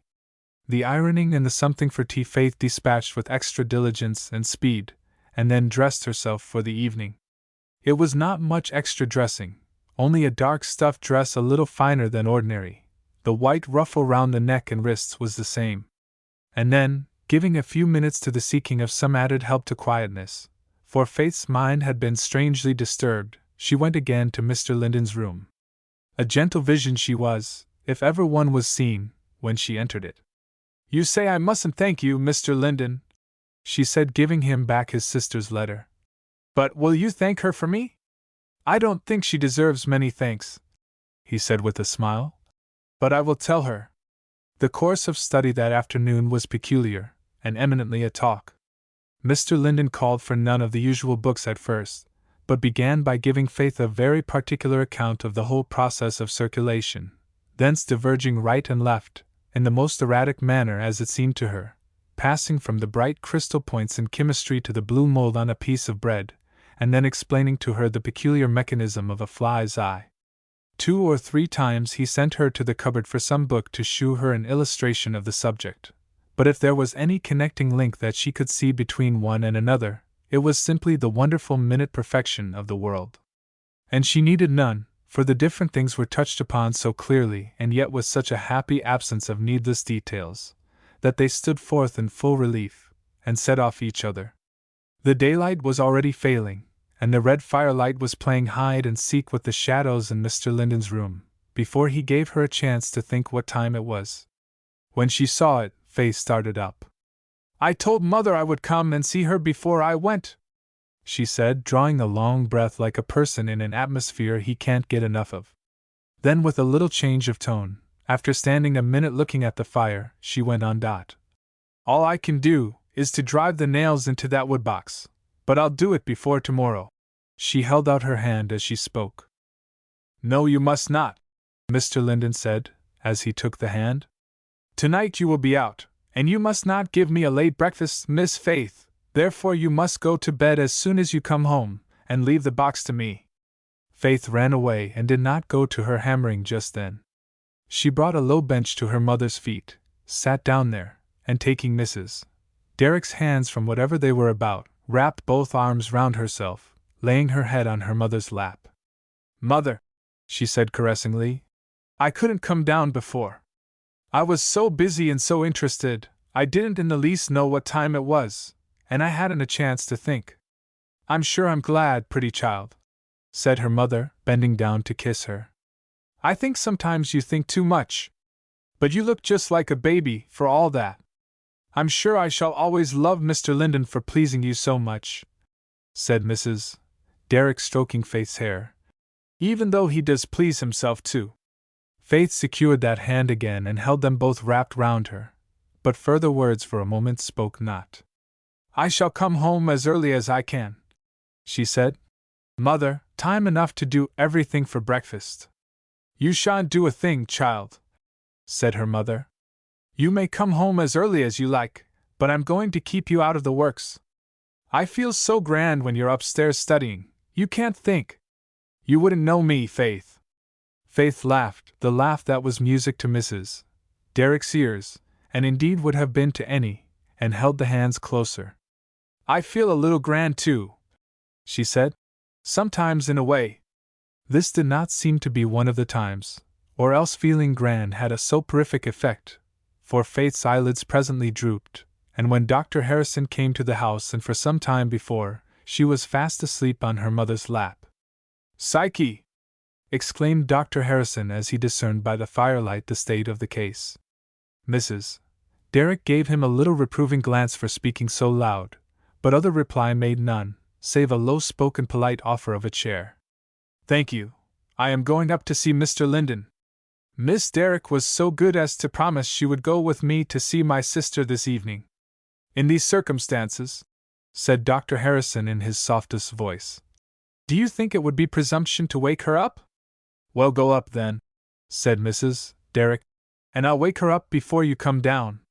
Which arrangement took effect, and in a very few minutes thereafter, Dr. Harrison's horse making much better speed than old Crabbe could do now, Faith was deposited safely at Judge Harrison's door.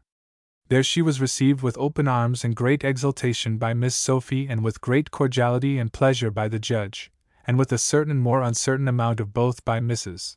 Summers, whom Faith found there, the only addition to the family party, while the doctor stood complacently on the rug, in silence surveying everybody, like a man who has gained his point.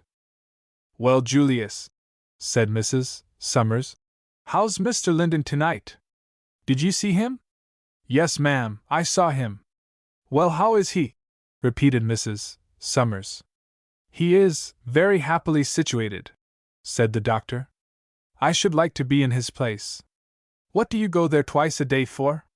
Do you think him worse?" "You began with going once," said Mrs. Summers. "Always begin gently," said Dr. Harrison. "You get on faster. How soon do you expect to take up your abode there altogether, at that rate?" "At what rate, Aunt Ellen?" "You are too fast for me." "Nonsense," said Mrs. Summers. "Do you suppose I want to be told what you go there for? What I do want to know is whether he's like to get well, and how soon." "He will be conquering Pataquasset in a few weeks," said the doctor. "I wonder whether he'll conquer Phil Davids," said Mrs. Summers. "I should like to see that done. Julius, did you ever find out anything about the man that fired the shot?"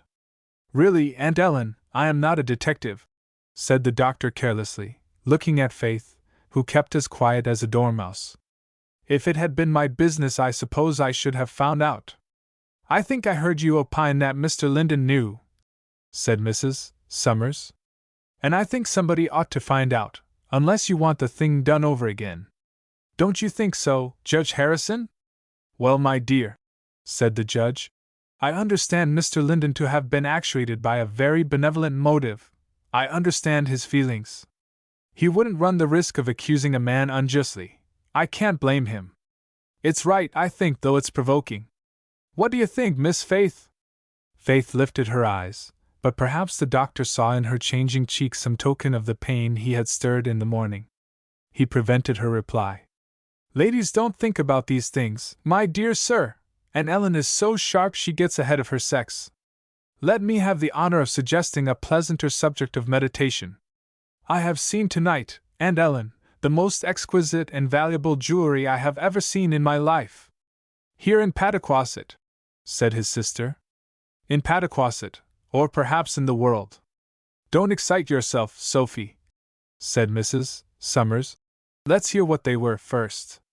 Faith, like everybody else, looked for the doctor's answer, though she hardly knew what she was looking at. "A lady, Aunt Ellen," the doctor went on, glancing at her, "had made a necklace of her mother's arms, and a cross, more precious than diamonds, of her mother's hands, and clasping this cross to her breast, adorned with this most exquisite and rare adornment, had gone to sleep." "And for once," said Mrs. Summers, "you preferred the wearer to the jewels and went into a trance. I can imagine you." "I? Not I," said the doctor. "I went upstairs. But you have no idea of the effect." Faith had been experiencing some of the scattering fire of society, which hits no one knows where and no one knows when. First the name of Phil Davids had plowed up the ground at her right. Then the question about the man who had fired the shot had plowed up the ground at her left, and shaken first by one and then by the other, she had welcomed the doctor's change of subject and now was smiling as pleased as anybody. "I didn't suppose the trance was a long one," said Mrs. Summers, with a little raising of her eyebrows. "Faith, my dear, what have you done to that little Seacombe child? I can't get over my astonishment at his transformation." "I am afraid there isn't much transformation yet," Faith said. "He listens very quietly and behaves well in school, but I don't know how he is at home." "You are not a school teacher too?" said the doctor. "It isn't a bad trade," said Faith, though her cheeks had answered for her another way. "Not a bad trade, certainly, but one may have too many trades. Aunt Ellen, I had the honor, do you believe it, of giving Miss Derrick lessons this morning. I think she was very good to permit it," said Mrs. Summers composedly. "She was very good," said the doctor demurely. "I am afraid that is her character generally." He was called off by his father, and Miss Harrison seized Faith and planted her between herself and Mrs. Summers on the sofa. "Don't mind his nonsense, Faith. Julius never can talk like anybody else. Why haven't you been here this age?" "I've been busy, Sophie." "Why wouldn't you go to ride with us?" "Julius wouldn't go after what you said." "Why wouldn't you?" "It was Sunday, Sophie." "Well, what if it was? Sunday isn't my day, I can't use it for my own work." "But taking a little ride isn't work." Faith hesitated. "Isn't it work to the horses, Sophie? And if it is only pleasure, Sunday has its own pleasures, dear Sophie. I can't have both." "Why can't you?" "Because if I take these, God will not give me those," Faith said very gravely. "But Faith," said Miss Harrison, looking disturbed, "you didn't used to be so religious?" Faith's face flushed a little and was touchingly humble as she said, "No, I didn't." "What's changed you so?" "It isn't a bad change, dear Sophie." "I don't believe anything's bad about you," said Miss Harrison, kissing her. "But don't change too far, dear, don't forget your old friends." "I want them to change too," said Faith, looking at her winningly. "That's right, Faith, stand by your colors," said Mrs. Summers, with a tone and manner that came quite from the other side of her character. "Sophie, your mother wouldn't know her child, to hear you ask such questions." Miss Harrison looked troubled, and left the room. Dr. Harrison immediately took her place, and almost as immediately tea came in. That is to say, tea and chocolate were handed round, together with a sufficient abundance and variety of delicate substantials to suit the air and the style of a country town. Judge Harrison's was the only house in Pataquasset where tea was served in this way, except perhaps the Distaffs. Though there was this difference to be observed, the Distaffs never had tea carried round unless when they had company. At the Harrisons it was never carried round unless they were alone. Dr. Harrison attended politely to his aunt, but he was eyes and hands for Faith, finding at the same time very agreeable occupation for her ears. If people could be content with being agreeable. But in the midst of cold tongue and chocolate the doctor broke out again. "After all," said he, "what about that piece of curious information, Miss Derrick? You know I was balked this morning and led a will-o'-the-wisp chase after the idea. Is Mr. Linden in the habit of spoiling people's fun in that manner?" Faith said simply she did not know. She did not, but in private she thought it likely enough. "Well, about the question," said the doctor, helping her to something at the same time. "What was the truth of it, Miss Derrick? You see I am interested. Was our little informant correct?" Now Faith had no mind, even in the dark, or about anything, to set her yes against Mr. Linden's no. Besides, she knew that the doctor had heard no names, and whatever might be the extent of Mr. Linden's knowledge, he knew nothing. And she was very willing to take the shelter of the shield which had been thrown round her. The deep, deep dye of her cheeks she could not help, but she answered with tolerable quietness, behind that shield, "I hoped you had got enough of the subject this morning." The doctor had enough of it now. He changed his ground with all speed, and for the rest of the evening Dr. Harrison shewed himself at his best. So soon as the removal of tea things gave him a clear field, he brought out his microscope, and from that instant Faith almost forgot and forgave him everything. She forgot everything present, the judge, Sophie, and Mrs. Summers, and came to the table so soon as the bright brass of the little machine caught her eye. The machine alone was a wonder in beauty. It seemed to Faith like an elegant little brass gun mounted on the most complicated and exquisite of gun carriages, with its multiplication of wheels and screws and pins, by which its adjustment might be regulated to a hair, with its beautiful workmanship and high finish, and its most marvelous and admirable purpose and adaptation. Dr. Harrison had never adjusted his microscope with more satisfaction, perhaps, than with those childish womanly eyes looking on, and neither he nor many other people ever performed better the subsequent office of exhibiting it. He troubled Faith now with nothing. His very manner was changed, and with kindness and sense most delicate, most thoughtful, most graceful always, gave her all he could give her. He was a trifle surprised to find that the amount of that was not more. There was no lack indeed. He could talk and she could listen indefinitely, and did. Nevertheless, he found some of his channels of communication stopped off.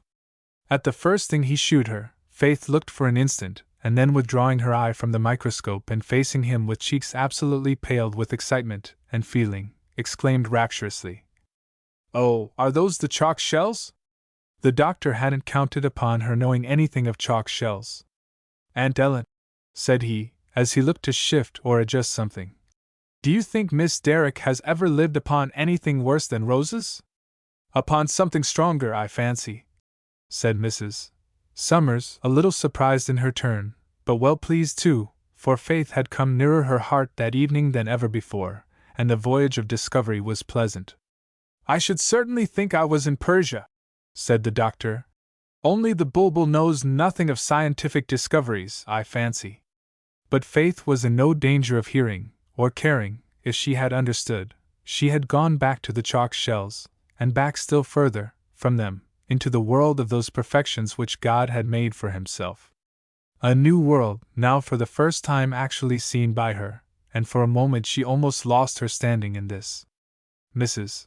Summers watched her, smiling and curious. She drew back presently with a long breath, to give the other ladies a chance. But Miss Harrison had looked all she cared to look, and Mrs. Summers was not new to the thing. They took a view occasionally, one for form, the other for real interest, but for the most part Faith found the exhibition was for her, and she and the doctor might have it all their own way. A long way they made of it, for the doctor found a good deal of talking to do, and Faith was most ready to hear.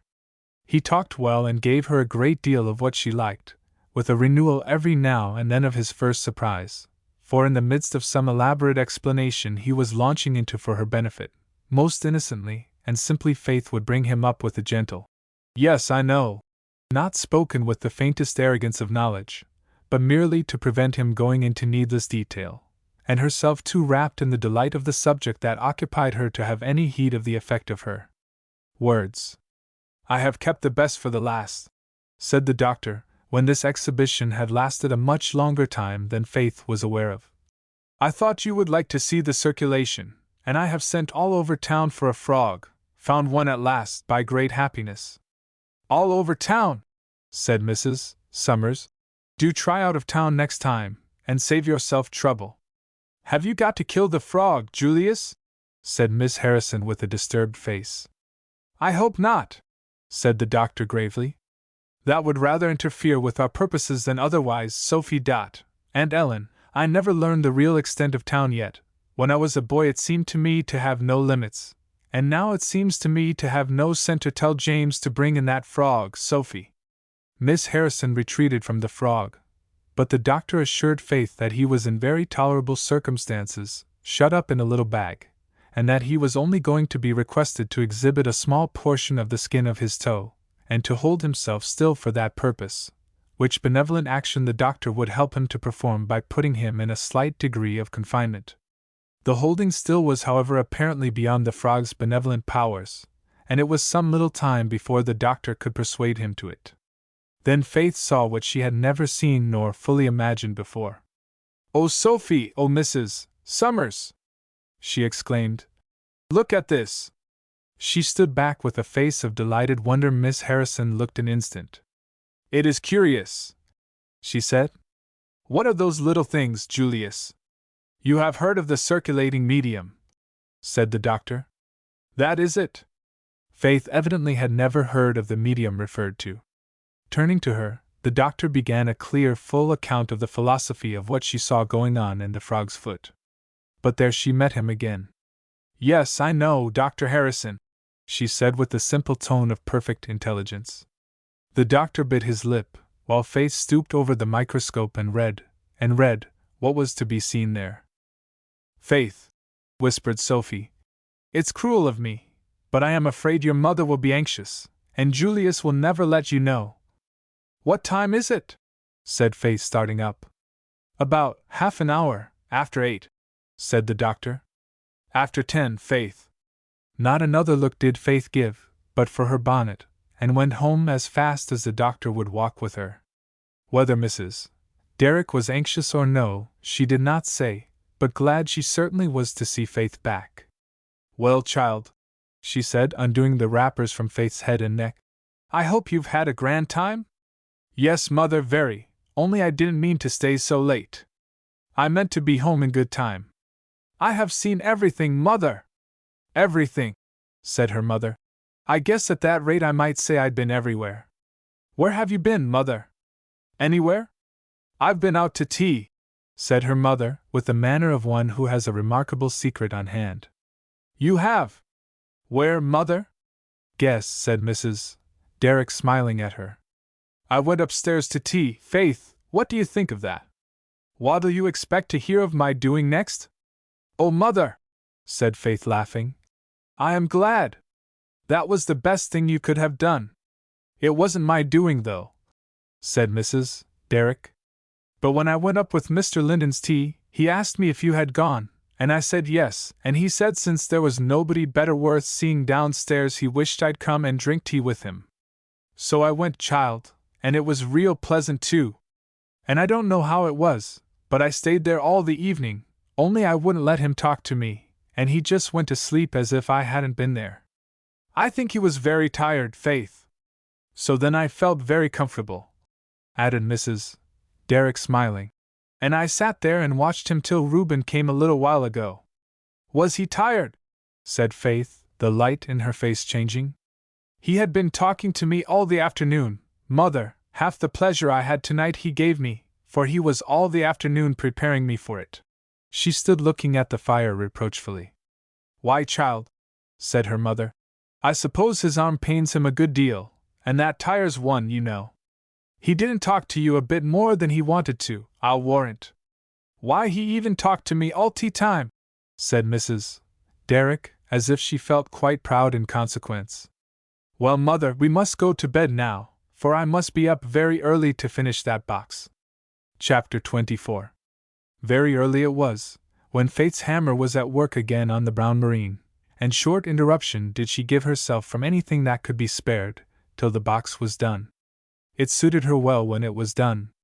The cover was stuffed, old-fashioned brown binding was lapped over the edges and seams, and fastened off with rows of brass-headed nails, which made it altogether an odd, handsome, antiquated-looking piece of furniture. With this, when her morning work was done and her exercise prepared, Faith went up to Mr. Linden's room, to see it brought in and placed properly. I shall have to put a stop to this state of things, he said. That blue rib band will work me mischief yet. Miss Faith, how can you take advantage of my disabled condition? Are you better this morning, Mr. Linden? The time has not quite come yet for me to be much better. But Miss Faith, if I had known that you would wake yourself up early this morning, what do you think I should have done? I can't think, Mr. Linden, she said, looking merry. I should have invited you and Mrs. Derrick up here to breakfast, which I only did not do, because I could not take the extra trouble upon myself, and because I knew you ought to sleep till this time. Faith shook her head a little, perhaps sorry to have missed the breakfast, then went off and brushed away the dust and chips left round the wood-box. Then came and sat down. I saw almost everything last night, Mr. Linden. Well, before you go off to last night, will you come tomorrow morning? Now, what did you see? The bright smile and flush and sparkle answered the invitation, and perhaps Faith thought no other answer was needed, for she gave no other. I know now, she said after an instant, what you were doing all yesterday afternoon, Mr. Linden. I know what you were, Miss Faith. She smiled innocently and went on. All that just fitted me, as you meant it should, to take the good of the evening, and I had a great deal, she said gravely. I saw almost everything you spoke of, and other things. I saw the chalk shells, Mr. Linden, and the circulation in a frog's foot, and different prepared pieces of skin, and the moth's plumage, and the silver scale armor of the lepisma, as Dr. Harrison called it, and more. And with very great delight, as I knew you would. I am very glad. Yes, said Faith. I know a little better now how to understand some things you said the other day. I am very glad I went, only for one thing. What was that? Dr. Harrison asked such a strange thing of me as we were walking home, at least it seems to me strange. May my judgment be brought to bear upon it, Mr. Linden said after a moment's silence. Yes, indeed, said Faith. That was what I was going to ask. He wants me to go with him to see a woman, who is dying, he says, and miserable, and he wants me to talk to her. He says he does not know how. And half modestly, half timidly, she added, Is not that going out of my way? A quick, peculiar smile on Mr. Linden's face was succeeded by a very deep gravity. Once or twice the lips parted, impulsively, then took their former firm set, and shading his eyes with his hand he looked into the fire in profound silence. Very soberly, but in as absolute repose of face, Faith now and then looked at him, and meanwhile waited for his thoughts to come to an end. Dr. Harrison said, she remarked after a little while, that you once told him he had but half learned his profession. What did you say, Miss Faith? I mean, not to that, but to the question? I didn't know what to say, I didn't want to go at all. I don't know whether that was wrong or right, but at last I said I would go. Do you think I was right, Mr. Linden? Did you promise to go with him? I didn't know any other way to go, said Faith. I don't know where the woman lives, and he said I couldn't find it. An old crab has a lame foot. Dr. Harrison asked me to go with him. I don't think I should have minded going alone. Neither should I mind having you, said Mr. Linden, with a look more doubtful and anxious than Faith had often seen him wear, though it was not bent upon her. Do you think I said wrong then, Mr. Linden? I did not like to go, but I thought perhaps I ought. I don't think you did wrong, was the somewhat definite answer. I wish I had been alongside of you when the request was made. A wish which he had not been the first to know. Faith was silent. You made a fair promise? He said. And feel bound by it? I said I would go, she said, looking at him with her fair, grave face. If you thought it was wrong, or that I was putting myself out of my way, I would not, Mr. Linden. He asked if he might come for me at 2 o'clock, and I said yes. Miss Faith, you must not make such a promise again. She looked at him inquiringly, very soberly, and then her eyes went to the fire and mused there. Mr. Linden was looking at her then, though with eyes still shielded. Once indeed the hand came with a soft touch upon her hair, drawing it back where it had fallen a little, but the motion was quickly checked. She started, looked round with a little frank smile and color, and instantly went back to her musing. I'm afraid I must let you go, Mr. Linden said presently, smiling a little too, as if it were no use to be grave any longer. I'm afraid I have no right to hinder you. If I had, I would. Some other time I will tell you part of the wherefore, but the less I say to you before you go, the better. About that, he added in his usual manner, I think we might write another exercise. She started up, but paused. Mr. Linden, she said timidly, Dr. Harrison said he would not be here this morning. Would you like to have me first? It would be only pleasure to me, if you are not afraid, do what he does for you? He answered at first rather quick, as if he knew what sort of pleasure it was. Oh no, I can wait, it cannot signify very much. And then with as quick a recognition of the real pleasure it would be, after all, Mr. Linden compounded matters. I am afraid. Miss Faith, I am naturally timid. What does that mean? Said she, coming before him and looking with an inquisitive smile. I don't know, Mr. Linden. Do you expect me to explain such a humiliating confession? No, certainly not. I thought, perhaps, you wouldn't keep to it, after all. I am a little afraid for you. What do you suppose I shall do this afternoon while you are gone? I don't know, she said, looking a little wistfully. I shall lie here and study that woodbox. You see, I carry out my principles, Miss Faith. I have not thanked you for it. I don't think you'll study it very long, said Faith. There isn't much in it. Somebody has said, replied Mr. Linden, that in every subject there is inexhaustible meaning. The eye sees in it what the eye brings means of seeing. You must not limit my power of eyesight. If you wouldn't limit my power of something else? She said with gentle persistency. He looked up at her. I will not, Miss Faith. Then will you please perform your kind office at once? It will be a great comfort to me, and I shall be the better able to do something for you afterwards. And the manner almost made Faith feel as if the proposition had come from her at first. She went about it, not this first time without some trembling of heart, but with also a spirit that rose above and quite kept down that. She knew exactly and intelligently what was to be done. It was only the hands that were unwanted, and therefore she feared unskillful. But there are things that some women have by nature, and a skillful hand is one of them, and it was Faith's. Her womanly love and care were enough for all the rest. She made no mistakes, nor delays, and her soft fingers inflicted no pain that it was in the power of fingers to spare. A little longer than the doctor she was perhaps about it, not much, and not more awkward, and that is saying enough. So soon as that was done, Faith went for her exercise, and sat down as yesterday to write it. He too went on with the exercise, but watching her, lest relief might be wanted in another quarter. There was nothing of that, though.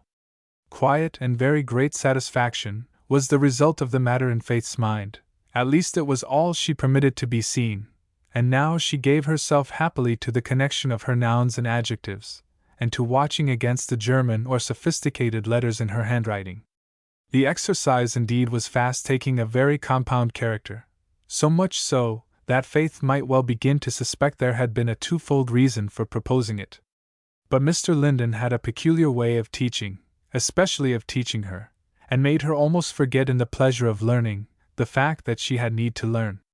And as for his memory on the subject, or his perception of how it might touch her, they were out of sight. She might have been a little child there at his side, for the grave simplicity and frankness of his instructions. And so exercise and reading and philosophy followed on in a quiet train, and the surface of the earth revealed new wonders, and the little French book was closed at the end of a pretty chapter. Whenever I get about my duties again, Miss Faith, Mr. Linden said, I shall make one very stringent rule for our future intercourse. What's that, Mr. Linden? She said, with the face of quick, deep pleasure she always wore when about any of her studies with him. From the time when I come home to dinner till I go off again, I will neither speak nor be spoken to, Miss Faith, except in French. That is, you may speak, but I shall not answer. Faith started a little, looked puzzled, and looked terrified, as much as she ever did, but rather closed with looking as if it was impossible. I should make the rule at once, said Mr. Linden, smiling, but I foresee that you would absent yourself entirely. Now when I am downstairs you will have to see me, whether you want to or not. But I don't know one word, said Faith breathlessly. I am afraid I shall not say, or hear, much, Mr. Linden. Oh, you shall hear a great deal. I will take that upon myself. Faith shook her head, gave the fire a final mending, and ran off, for it was again an hour past the midday. Mr. Linden's dinner came up, and was hardly removed before Dr. Harrison followed. Well, Linden, he said, coming jauntily in, I hope you haven't missed me this morning. Not in the least. I am glad of that. How do you do? I will try and put you in condition not to miss me this evening, though it is benevolent, added the doctor, pulling off his left glove. It is a great secret, to make oneself missed. It is a secret your gloves will hardly find out, by my fire, said Mr. Linden. How well you look, doctor! Not a bit like not and all. No, said the doctor. I believe I disclaimed that particular sphere of existence yesterday. One had need be one and somewhat in this wind, if one will keep a place in a wagon, or elsewhere. But fire mustn't tempt me, Linden. I'll see to you and be off, and decide what I'll be afterwards. You may be off without preamble. Do you mean to dismiss me? Exclaimed the doctor, raising his eyebrows. Have I said that you must accept my poor services? Why, no, said Mr. Linden. Doubly no. I am most happy to see you, doctor. The happiness will be mutual when I have the felicity of understanding you, said the doctor, settling himself in an attitude. Mr. Linden surveyed him from head to foot. I perceive indeed that you are one and somewhat, he said. You still need the 4 azure chains. Do you need explanations too? If you'll be so good, said the doctor. Or, you don't mean that, do you? My arm has been dressed, said Mr. Linden quietly. Never trust a woman, said the doctor, wheeling round. I thought she had got enough of that yesterday. Did she do it well? Excellently well. Your face says so as well as your tongue, said the doctor, with an odd manner of despair. I have lost, not my occupation, for I never had any, but I have lost my power over you, and she has got it. I don't know how to whistle, or I suppose I could take comfort in that. Mr. Linden did not whistle, nor laugh, nor speak. All that could be said of him was that he lay there very quiet, with his eyes open, looking remarkably well. Let a woman alone for doing what she has a mind to, the doctor went on, in his usual manner now, putting on his gloves. I tell you what, Linden, they're the hardest creatures to manage there are. Boys are nothing to them. Well, good morning. Good morning, said Mr. Linden. I hope you will be able to manage the wind. The Dr. Harrison who had been upstairs was not at all the Dr. Harrison that met Faith in the hall and escorted her to the carriage. Grave, gentle, graceful, but especially grave, for some reason or other, he was, and not the less for that agreeable, she thought. Faith was in a sober mood herself, for she was about an undertaking she did not much like, and which Mr. Linden had liked even less. Faith pondered, as they drove swiftly along, what the particular objections had been which he had not chosen to tell her, and now and then thought a little uneasily of the coming interview with the doctor's patient, with Dr. Harrison himself for auditor and spectator. She did not like it, but she had honestly done what she thought right, and Mr. Linden had said she was not wrong. And she was bound on the expedition, which she could not get rid of, so though these considerations did float over and over her mind, they did not shake what was nevertheless a very happy peacefulness. Faith was glad the doctor was pretty well engaged with his horses, and let her own musings run upon the pleasant things of the morning, and of yesterday, with glances at the delightful new world of work and knowledge into which she had entered, or was entering, and happy resting down on the foundation for all joy so lately known to her. Whirled along on smooth-going wheels, in that bright brisk day, little interrupted with talk, these thoughts and meditations took fair little flying passages through her head, chasing and succeeding each other, put in and put out by the lights and shadows, the hills and fields, sky and trees and wind clouds, as the case might be, and mixing up with them all. Dr. Harrison had come for her this time in an easy, pleasant-going quickle, drawn by beautiful animals, and who felt beautifully in that gay wind. They looked so, certainly, every motion from ears to tail telling of life and the enjoyment of it. You are not afraid of anything, I know, said Dr. Harrison, one time when he had been obliged to hold them in with a good deal of decision. Or I would have brought the old family trotter for you. What makes you think so, Dr. Harrison? I have had proof of it, said he, looking at her. Faith shook her head a little, and could have told him several things, but did not. You are not afraid of these fellows? She said no. There is no pleasure in handling what gives you no trouble, don't you think so? Faith sought for illustrations of the subject in her own experience, did not find them. Now look at those fellows, the doctor went on. They are fit to fly out of their skins, but a little bit of steel in their mouths, and a good rein, and a strong hand at the end of it, and they are mine, and not their own, said he, giving them a powerful check at the same time which brought them on their haunches. And they know it. Now isn't there some pleasure in this? It is rather a man's pleasure, said Faith. Isn't it? Do you think so? Said the doctor. Ah, you know better. Do you mean to say, he added softly, that a woman doesn't know the pleasure of power? I don't think I do, said Faith, meeting his eyes with a smile. He smiled too, a different smile from what was usual with him. The drive was long, much longer than Faith had counted upon, although they went so fast. Down by the river, the doctor had said, but it appeared not yet what part of the river he was aiming for. Still it was beautiful, the broken country, open and free, with the cloud shadows and the brilliant sunlight driving across it, and grey sharp rocks everywhere breaking it, and tufts and reaches of brown or sere woodland diversifying it, was not easy to weary of. Nor did Faith weary. The doctor's words had sent her off on a long journey of thought, while she traveled over all that open, sunlight and shadow country.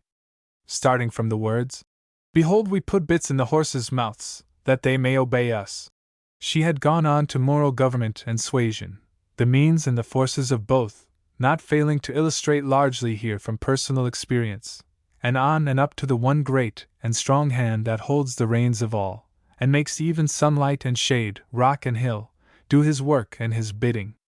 But now in all that broad picture of life and life-work, appeared a little dark spot, which, small as it was, formed for the moment the vanishing point, where every line of beauty and sunlight met and ended. For with that strange recognizing of unknown things, Faith saw before her the house where the dying woman lay, and knew it for that, before the doctor spoke. A plain, brown, unpainted house, straight and square, with no break of piazza or window blinds, tapestried on the front with frost-bitten gourd vines, the yellow and green fruit yet unscathed. The usual little gate and dooryard common to such country houses, the usual remains of autumn flowers therein, the usual want of trees. Yet by the universal law of indemnification, the house was more picturesque than painting and architecture could have made it. Neighbors it had none for contrast, but a low woody point of land stretched off behind it, reaching out even into the Mong. And the Mong itself, with its cool sharp glitter in the stirring wind, and the swash of its blue waves at the very foot of the little paling about the house, its white-sailed craft, its white-winged sea-gulls. Our lives are rivers, gliding free to that unfathomed, boundless sea, the silent grave. Thither all earthly pomp and boast roll, to be swallowed up and lost in one dark wave. Thither the mighty torrents stray, thither the brook pursues its way, and tinkling rill. There all are equal. Side by side the poor man and the son of pride lie calm and still. Of the two that now entered that little dooryard, one felt all this and one did not. The one who had felt the power of an endless life perceived the narrow bounds of this. To the one who had nothing beyond, its domain was vast. And as is often the case, the man went first, and the angel followed. The doctor stepped up to the bedside and made some general inquiries. But it did not appear that there was much he could do. "Mrs. Custers," said he presently, "you know I promised I would bring, if I could, a lady to see you. Here she is, Miss Derrick." Faith came to the side of the bed. Little her quiet face shewed how she was trembling. In her soft, sweet way she asked the sick woman how she did. And Mrs. Custers turned her head a little, and gazed up into the blooming face with strange, eager, feverish eyes that thirsted, but with no bodily thirst. Then she closed them again and turned her face away, but said nothing. "Have you been sick long?" asked Faith. She did not answer then, though as if the tones of Faith's voice were making their way, there came presently a slight quiver of the face, and a bright drop or two that the closed eyelids could not quite keep back. But she was at that point of time where the fear of man has lost its power, where the doctor loses his supremacy and visitors their interest, where men and things are pushed like shadows into the background, and the mind can see no object save the great white throne. This was what the silence expressed. It was not dislike, nor churlishness, but those surface questions failed to reach her where she stood. The next gentle and tender, "What is the matter?" was so spoken that it found her even there. Her eyes came back to Faith's face with the sort of look they had given before. And then she spoke. "Where would you be going if you were lying where I be?" Faith heeded not the doctor then, nor anything else in the world. She waited an instant, She had drawn herself up on hearing the question. Then leaning forward again she said slowly, tenderly, I should be going, to be happy with my divine Redeemer. Are not you? What makes you think you would? Because I have his word for it, said Faith. He says that whoever believes in him shall not perish, and that every one that loves him shall be with him where he is. I believe in him and love him with my whole heart, and I know he is true. He will not cast me away. Slowly, clearly, the words were spoken, so that they might every one enter and be received by the ears that heard. The woman looked at her, scanned her, examined her, looked down towards the foot of the bed at the doctor, then back at Faith. Do you believe all that? She said. I know it, said Faith, with a tiny bit of joy-speaking smile. Again that intent look. Well, he don't, she said with a motion towards the doctor. Which of ye am I to believe? Don't believe either of us, said Faith quickly, her look rather brightening than otherwise, though the play of her lips took a complicated character. Believe God. Don't you know his words? I suppose I do, some of them. I can't believe anything with him down there looking at me, she said impetuously. He said he didn't believe, and I keep thinking of that. Will you believe him, rather than God, rather than the Lord Jesus, who came and gave his very life for us, to bring us to heaven? Do you think he would tell us anything but truth after that? His words are, He that believeth in me, though he were dead yet shall he live. Well, I'm most dead, said the woman in a sort of cold, hopeless tone. Let Jesus make you live, said Faith, in a voice as warm and loving. The doctor said he couldn't, she answered in the same tone as before. He believes that, anyhow, Faith answered. My sheep hear my voice, and I know them, and they follow me. And I give unto them eternal life, and they shall never perish, neither shall any man pluck them out of my hand. That same little quiver passed over the face, but it changed into an irrepressible shudder. Sit down here on the bed, she said, looking up at Faith, and put your face so I can't see his in, and then you may talk. And with that fair head for a screen, as if it really warded off some evil influence, Mrs. Custis lay and listened quietly for a while. But then her hands were clasped over her face, and she broke into a low sobbing fit, as if mind and body were pouring out their griefs together. Not loud, not hysterical, but weary, subdued, overpowering, until the utter exhaustion brought sleep. Faith got off the bed then, looked at her, looked at the doctor, and then by an irrepressible feeling, sunk on her knees. Leave her, go out of the house with him, she could not, until she had put the cause of them all into the hand she knew her friend and wished theirs. A few moments' motionless hiding of her face, during which, as indeed during the whole conversation, Dr. Harrison was nearly motionless too, and used his eyes silently, and Faith rose from her knees. She gave another look at the poor weary face that lay there, and then led the way out of the house. The doctor followed her, having perhaps got more than enough of the result of his ride. But as he was unfastening his horses, or rather after he had done it, and was waiting to hand her in, Faith addressed him. Dr. Harrison, on whose errand do you go telling that woman that God's word is not true? She spoke gently, yet as the doctor faced her he saw that her soft eye could be steady as an eagle's. He did not answer. Not for God's service, she went on answering herself. Nor for yours.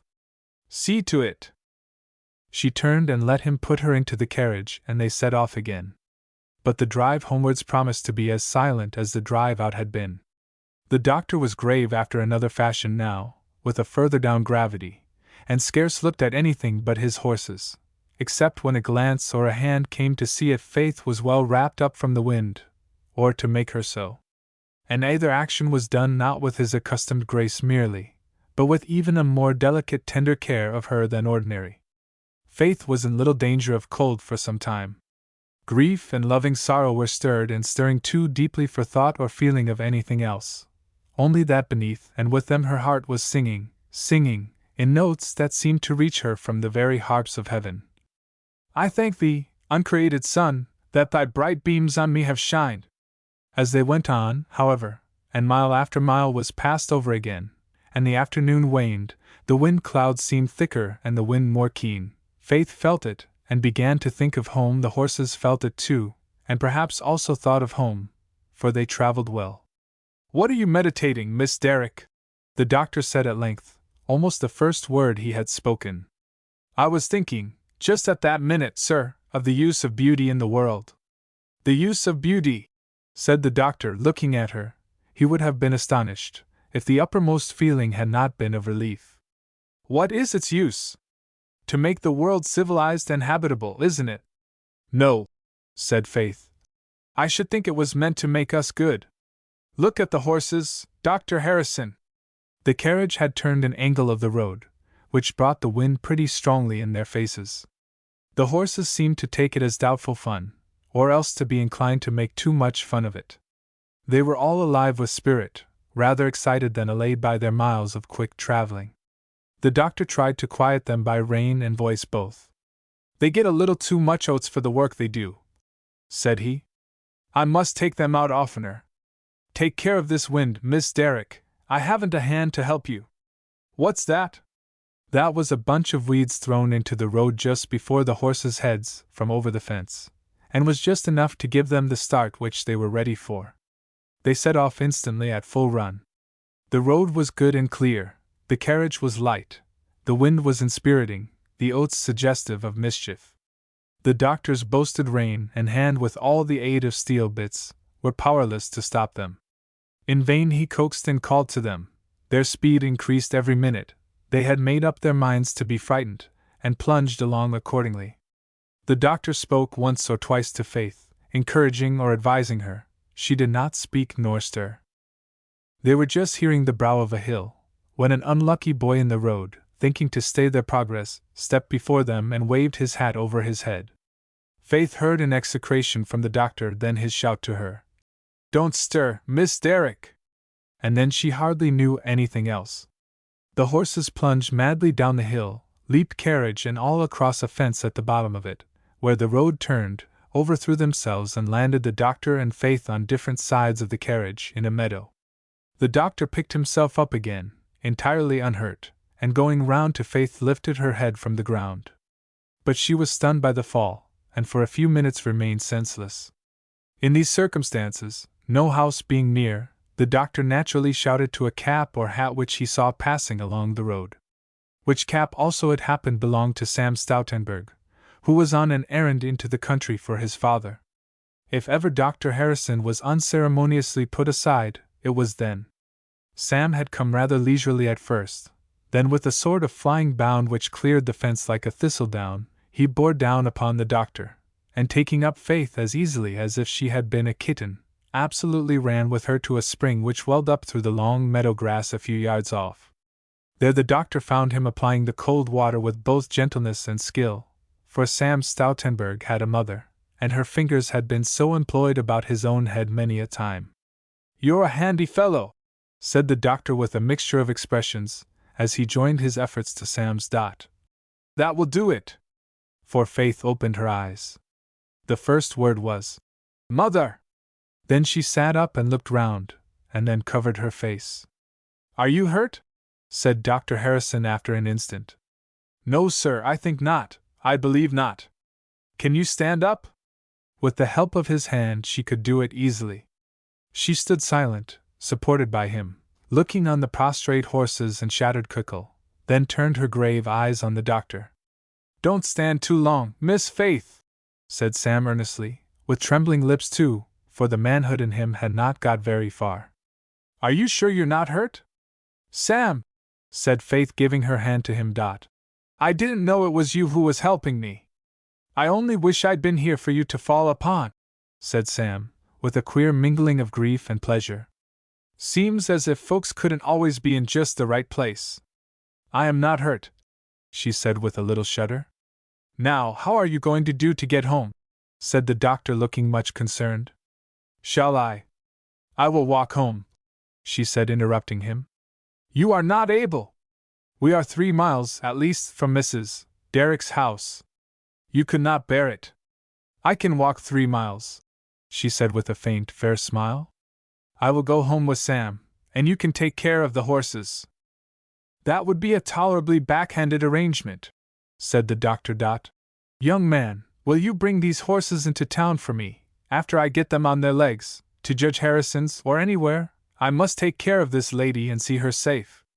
Yes, I'll bring him into town, said Sam. But Miss Faith's to be seen to first, if they don't get on their legs all night. That'll be a work of time, I take it. Miss Faith, could you walk just a little way? There's a house there, and maybe a wagon. You don't understand me, said the doctor. I asked if you would do me the favor to bring my horses into town. I will take care of the lady. Sam considered a minute, not the doctor but things. Miss Faith, he said, I can run faster than you can walk, beyond all calculation. If you'll keep warm here, I'll run till I find a wagon, for if you don't ride and tell the story someone else will, and then there's two people will be worse hurt than you are. You'd get home quickest so. Faith was about to speak, but the doctor prevented her. Then you refuse to take care of my horses? He said. I told you I would take care of the lady. Bother the horses, said Sam impatiently. Who's to think about horses with Miss Faith here frightened to death? I'm ready to drive them all over creation, when I get ready, Dr. Harrison. Faith in her turn interposed. I would rather walk than wait, Dr. Harrison. If Sam knows some house nearby, I would rather walk so far with him than wait for him to go and come again. We could send someone to help you then. Sam, you'll help Dr. Harrison get the horses up. So much Sam was willing to do, and the doctor with such grace as he might, accepted, that is, with no grace at all. The horses with some trouble and difficulty were raised to their feet, and found whole. The carriage was broken too much to be even drawn into town. Faith then set out with her escort. How far is your house, Sam? But Sam shook his head at that. The nearest one of any sort was a poor sort of a place, where they sometimes had a wagon standing and sometimes didn't.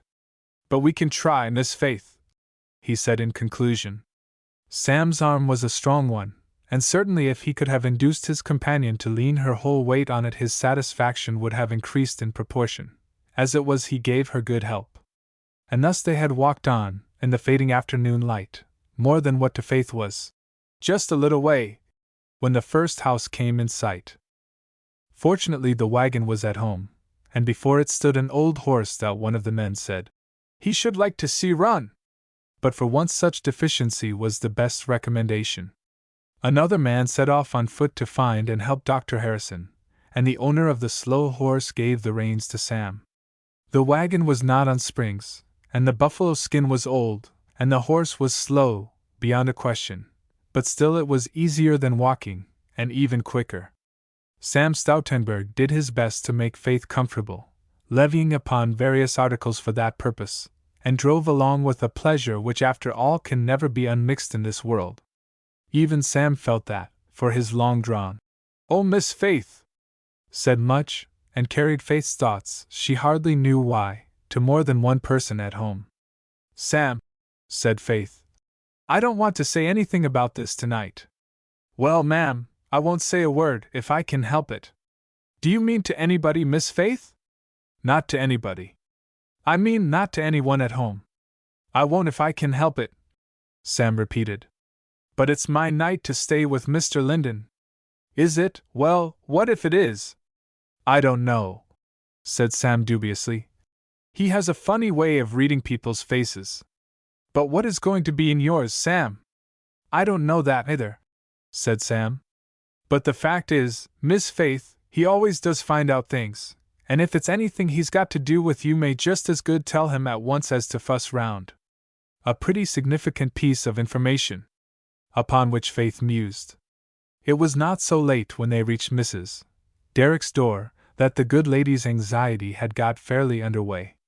At that moment indeed she had quitted the front of the house, and gone to hurry Cindy and the tea kettle, so that Faith was in the house and her escort dismissed, before Mrs. Derrick appeared. Why, pretty child, she said, here you are. I was very near getting worried. And I went up and asked Mr. Linden what time it was, lest the clock shouldn't be right, but he seemed to think it wasn't worth while to fret about you yet. You're tired to death, she added, looking at Faith. You're as pale as anything, child. Yes, mother, I'm very tired. and very glad to get home, she would have said, but her lips failed it. Well, do sit down, child, said her mother, and I'll take your things upstairs. Tea's all ready, that'll do you good, and then you shall go right to bed. But that did not seem what Faith was ready to do. Instead of that, she preferred to sit down by her mother, and wrap her arms round her again and lay her head in her mother's lap. Even then she did not sleep, though she was by no means inclined to talk, and answered Mrs. Derrick's fond or anxious words with very few in return, low and quiet, or with quiet caresses. And when her mother was silent, to let her sleep, Faith was silent too. They had sat so motionless for a while, when Faith changed her posture. She got up, sat down on a chair by her mother's side, laid her head in her neck and wrapped arms round her in turn. Mother, she said most caressingly, when will you begin to follow Christ with me? I want that, I want that. Chapter 25. While Dr. Harrison was sleeping off the effects of his exertions, mental and physical, of the preceding day, and his horses in their stable realized that the reaping of wild oats has its own fatigues, Mrs. Derrick was stirring about with even unwonted activity, preparing for that unwonted breakfast upstairs.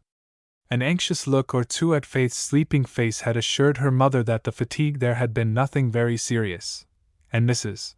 Derrick went down with a glad heart to her preparations. Their Faith joined her after a while, and as breakfast time approached, Mrs.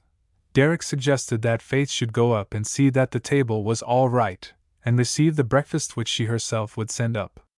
Cindy was already there, passing back and forth, and the door stood open to facilitate her operations. If Faith had felt curious as to the success of Sam Stoutenberg's efforts at concealment, her curiosity was at once relieved. The room as she saw it through the half-open door was bright with firelight and sunshine. The spoons and cups on the little table shone cheerily in the glow, and all things were in their accustomed pretty order and disorder. But the couch was empty, and Mr. Linden stood by the mantelpiece, leaning one arm there, his face bent down and covered with his hand. Faith had no need to knock, the door being open and Cindy in full possession. But as her light step came near the fire, he turned suddenly and held out his hand to her without a word. Then, gently pushing her back to the corner of the couch, Mr. Linden bade her sit down and be quiet, and he himself took a chair at her side. She could hardly tell how he looked, the face was so different from any she had ever seen him wear. For a minute she obeyed orders, then she said, though with an eye that avoided meeting his, I mustn't be quiet, Mr. Linden, I must see to the breakfast table. If his first motion was to hinder that, he thought better of it, and suffered her to go and give her finishing touches, watching her all the time, as she felt, but without speaking, and when Cindy shut the door and tramped downstairs, the room was very still. Only the light crackling of the hickory sticks in the chimney, and those soft movements about the table. If ever such movements were made with pleasure, if ever a face of very deep peacefulness hovered over the placing and displacing of knives and forks, plates and salt cellars, it was then. Yet it was not a very abstracted face, nor looked as if the outward quiet might be absolutely immovable. The last touch put to the table, Faith glanced at the hickory sticks on the fire, but they wanted nothing, and then her look came round to Mr. Linden, and the smile which could no longer be kept back, came too, a smile of touching acknowledgment. Miss Faith, will you come and sit down? She came, silently. One deep breath she did hear, as Mr. Linden arranged the cushions and with gentle force made her lean against them, but either he did not feel himself able to touch directly what they were both thinking of, or else thought her not able to bear it. His tone was very quiet, the rest of his hand upon her hair hardly longer than it had been yesterday, as he said, What will my scholar be fit for today? Anything but sleep. For a moment it was a little more than she could bear, and her face for that moment was entirely grave. Then she smiled up at him and answered in a tone lighter than his had been. Fit for anything, and more fit than ever, Mr. Linden. I only rest here because you put me here. The next remark diverged a little, and was given with darkening eyes. How dared he take you with those young horses? He thought he could do just what he pleased with them, said Faith, shaking her head a little. And with you, was in Mr. Linden's mind, but it came not forth. Where is your mother? Does she know? Mother's coming, said Faith, raising herself from the cushions.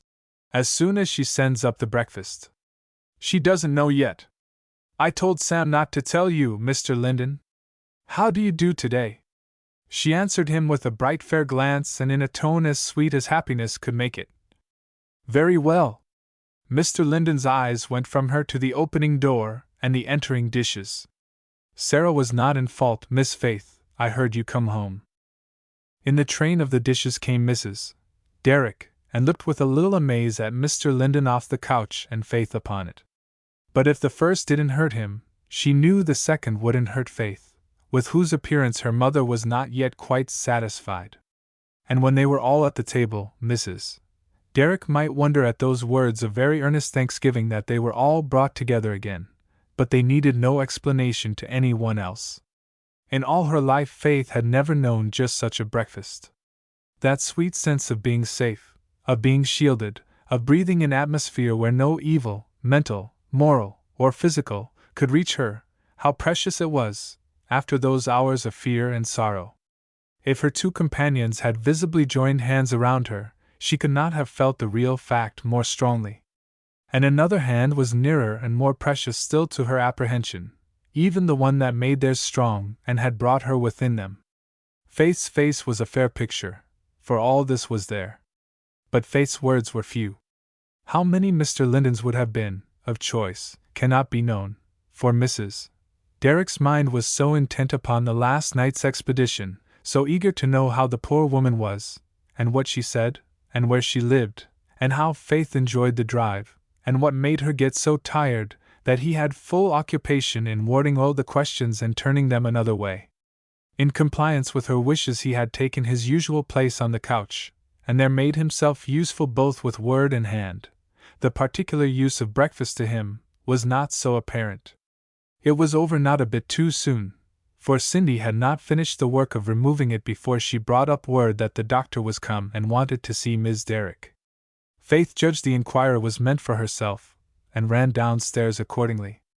The doctor was satisfied that she was none the worse of her ride with him, but had brought a very serious face to the examination. Have you forgiven me, Miss Derrick? I have nothing to forgive, sir, Faith told him with a look that gave sweet assurance of it. I am not hurt. I am very glad I went. May I say, said the doctor, and he looked as if he was uneasy till he had said it, that you misjudged me yesterday from that woman's words. I did not choose to interrupt her, and the severity of your remarks to me, he said with a little smile which did not want feeling, took from me at the moment the power to justify myself. But Miss Derrick, I have not done what you seem to suppose, and fairly enough, for she gave you to understand it. I never set myself to overthrow her belief in anything. I have hardly held any conversation with her, except what related to her physical condition. If I have said anything, it has been a word intended to quiet her. I saw her mind was very much disturbed. Faith had looked very grave, with eyes cast down, during the hearing of this speech. She raised them then, at the end, and said with great gentleness, There is but one way to give quiet that will stand, Dr. Harrison. I am sure you are right, he said, looking at her with an unwonted face, nearer to reverence than Dr. Harrison was often known to give to anything. I hope you will go and see that poor creature again and undo any mischief my careless words may have done. Won't you undo them yourself, Dr. Harrison? I will endorse yours so well as I can, he said. But won't you see her again? If I can, I will try to go. May I see Mr. Linden? Was the next question in a lighter tone, and receiving permission the doctor moved himself upstairs.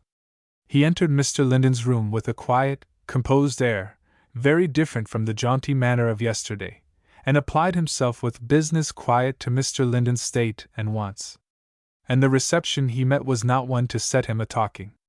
It was not tinged with the various feelings which the thought of him had stirred in Mr. Linden's mind that night and morning. If they lived still, it was in the background. The grasp of his hand was firmer than usual, the tone more earnest, which said, I am very glad to see you. And yet the doctor felt that in them both there was more, and also less, than mere personal feeling. He had nearly finished the arrangements of Mr. Linden's arm when he remarked, "Did you hear the result of our expedition yesterday?" A grave yes answered him. "You see," said the doctor, "I couldn't manage the wind." But to that there was no reply. "It was just that," said the doctor. "Those horses had been taking whiskey, I believe, instead of oats, and the wind just made them mad. They ran for pure love of running, till a little villain threw up his hat at them, and then indeed it was which could catch the clouds first." If the doctor wanted help in his account, he got none. He drew back and took a survey. "What's the matter, Linden? You look more severe at me this morning than Miss Derrick does, and I am sure she has the most reason. I have a prudent fit come over me once in a while," said Mr. Linden good-humoredly, but with a little restless change of position. "I'm afraid if I talk much upon this subject I shall get out of patience, and I couldn't lay all the blame of that upon you." "What blame do you pretend to lay upon me, as it is?" said the doctor not ill-humoredly.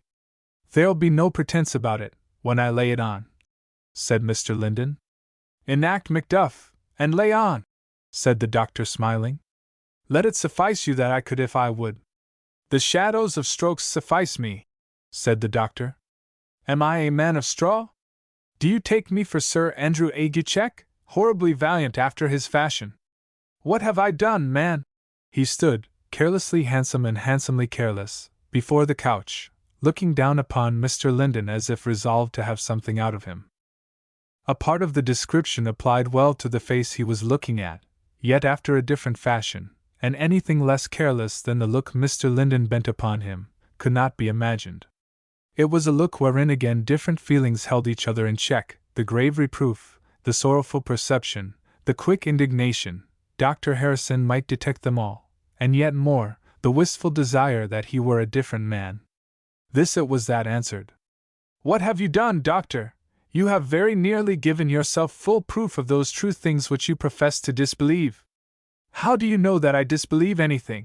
said the doctor, with a darkening yet an acute look. "Much more that I profess to disbelieve? How do I know whether a ship carries a red or a blue light at her masthead? You don't, if she carries no light at all, and I do not remember that I ever professed myself in your hearing on either side of the things I suppose you mean. What do you say of a ship that carries no light at all? Must a ship always hang out her signals, man?" "Aye," said Mr. Linden. "Else she may run down the weaker craft, or be run down by the stronger. Suppose she don't know, in good truth, what light belongs to her. It is safe to find out. Who has told you, Linden, that I believed or disbelieved anything?" "Yourself." "May I ask if any other testimony has aided your judgment, or come in aid of it?" "No," said Mr. Linden, looking at him with a grave, considering eye. "I am not much in the habit of discussing such points with third parties." The doctor bit his lip, and then smiled. "You're a good fellow, Linden. But you see, I can afford to say that now. I have you at advantage. As long as you lie there, and I am your attending physician, which latter I assure you I look upon as a piece of my good fortune, you can't knock me down if you feel disposed. I am safe, and can afford to be generous. As to the lights," said the doctor taking up his hat, "I agree to what you say, and that's more of a concession than I ever made on the subject before. But in the atmosphere I have lived in, I do assure you I have not been able to tell the blue lights from the red." "I believe you," said Mr. Linden. "Nor was it altogether the fault of the atmosphere. Even where the color is right, the glass is sometimes dim." "What then?" "What then? Why, the inference is plain. If one cannot be distinguished from the other, one is as good as the other. And both shine with a steady clear light upon the heavenward way." "There's no question of shining," said the doctor half scornfully, half impatiently. "If they shew color at all, it is on a way that is murky enough, heaven knows." "Then what have they to do with the question?" said Mr. Linden. "You are applying rules of action which you would laugh at in any other case. Does the multitude of quacks disgust you with the science of medicine? Does the dim burning of a dozen poor candles hinder your lighting a good one? You have nothing to do with other people's lights, let your own shine. Dr. Harrison stood looking at his advisor a minute, with a smile that was both pleased and acute. "Linden," said he, "it strikes me that you are out of your vocation. When I heard that account last night," Mr. Linden went on, and he paused, as if the recollection were painful. "The second thing I thought of was your own words, that heaven is not in your line." "Well?" said the doctor, swinging his hat and beginning to pace up and down the room, and speaking as if at once confessing and justifying the charge laid to him. "Now and then, I believe, a bodily angel comes down to the earth and leaves her wings behind her, but that's not humanity, Linden. True servant of God is as fair a name as angel," said Mr. Linden. "And that is what humanity may be and often is, though crowns are wanting, and bright pinions folded." "I don't know," said the doctor. "I shouldn't have wondered any minute yesterday to see the pinions unfold before me," which remark was received in silence. "If such an angel were to take hold of me," the doctor went on meditatively, "I believe she might make me and carry me whither she would. But I wonder if I shall be forbid the house now." He stopped and looked at Mr. Linden with a face of comic inquiry. "You may come and see me," said Mr. Linden, with comforting assurance. "Do you think I may?" said the doctor. He sat down and threw his hat on the floor. "What shall I do with Mrs. Derrick? She will want to send me off in a balloon, on some air journey that will never land me on earth, or find some other vanishing medium most prompt and irrevocable, all as a penalty for my having ventured to leap a fence in company with her daughter." But the prudent fit had perhaps come back upon Mr. Linden, for except a sudden illumination of eye and face, the doctor's speech called forth no opinion. "The best driver on earth can't be a centaur, man. Horses in these days will have heads of their own." But then the doctor rose up and came gracefully and gravely again to take his friend and patient's hand. "I agree to all you say," said he, looking down with a good-humoured, wilful expression to Mr. Linden's face. "And I know no other man to whom I would own as much, after such words and such silence as you have bestowed on me. Goodbye. But really, remember, a man is not answerable for all his horses, or all his wits may do." The doctor went, and then there was an interval of some length. Faith had found several things to do in her downstairs department, which she would not leave to her mother, especially after the shock Mrs. Derrick's mind and heart had received from the communication of what had happened the day before. So it was a little later than usual when the light tap was heard at Mr. Linden's door and Faith and a cup of cocoa came in. She set the cup down, and then went out again for a dish of grapes and pears, Judge Harrison's and Farmer David's sending, which she brought to the table. "I didn't know which you would like best, Mr. Linden, so I brought both. I should like to be waiting on you," he said. "Miss Faith, you ought not to be waiting on me. I shall bestir myself and come downstairs." There was expression in the kind of happy silence that answered him, as she offered the cocoa. "I don't know where to begin to talk to you this morning," said Mr. Linden. "Everything demands the first place. Miss Faith, when you feel that you can, will you tell me all about yesterday? I wish I could give you this couch again, but I suppose in prudence I ought to lie still." She saw him served with what he would have, then sat down, and a shadow of sweet gravity came over her. "The ride out was all very pleasant. There wasn't much talk, and I could just enjoy everything. It's a long way, Mr. Linden," she said, glancing at him. She spoke generally with her eyes bent somewhere else. "It must be 10 or 12 miles, for we went very fast, and it was beautiful, with the wind and the driving clouds and shadows. So I enjoyed all that part, and wasn't afraid of the horses, or not much afraid, though they went very fast and I saw they felt very gay. I liked the going fast, and I thought the doctor could manage them." She paused. "Are you sure you want to talk of this now?" Mr. Linden said. "You know we have other things to do. This can wait till you choose." "I like to tell it," she said with another quick glance and a quick breath. "But the visit comes next, and I don't know how to tell you of that. Mr. Linden, I wish you could see that woman, and if you can't soon I must somehow. If I can't, or if I can, I will find you the somehow, if you want to go. And if you will let me," he added. "Is she really dying?" "She says so," Faith said low, and was silent a bit. Then we set out to come home, and all went very well till we were halfway on the road, but then the horses seemed to grow more frisky than ever. I think the wind excited them, and Dr. Harrison had his hands full, I could see, to hold them in, especially after we turned Lamprey's corner and the wind was in their faces. I think it was something suddenly flung over the fence that started them off to run, and then they ran faster and faster, and reins and bits were of no use at all. Faith was excited herself, and spoke slowly and low and with hindered breath. I saw they were getting more and more furious, and there were a few minutes, Mr. Linden, when I thought I should maybe never see home again. And then I thanked you in my heart. Me? He said with quick emphasis, and looking at her. Faith did not look at him, but after a pause went on very quietly. I mean, on earth I thanked you. The end of it was, they took a new fright at something, I believe, just at the top of a hill, and after that it was all a whirl. I hardly knew anything, till I found myself lying on the ground in the meadow. The horses had jumped the carriage and all clean over the fence. The fence was just below the foot of the hill. The road took a turn there. Sam told you the rest, didn't he, Mr. Linden? He said. Yes. And not another word, but lay there still with those closely shielded eyes, and lips unbent from their usual repose, with grave humbleness and grief and joy. The silence lasted till Faith spoke again. And that was some little space of time. A shade graver and lower her tone was when she spoke. I shall never forget after this, that it is part of a Christian's sailing orders to speak every vessel he meets. I think I shall never forget it again. Mr. Linden did look then at the little craft that had begun her voyage so undauntedly under the Christian colors, though what he thought of her he said not. Apparently his own words were not yet ready, though he spoke. Be strong and of a good courage, be not afraid, neither be thou dismayed, for the Lord thy God is with thee whithersoever thou goest.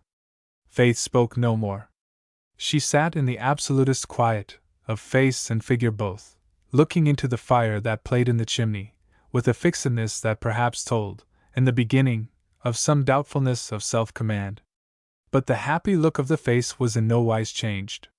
A knock at the door was the first interruption, a knock so low down that the latch seemed quite too high to match it.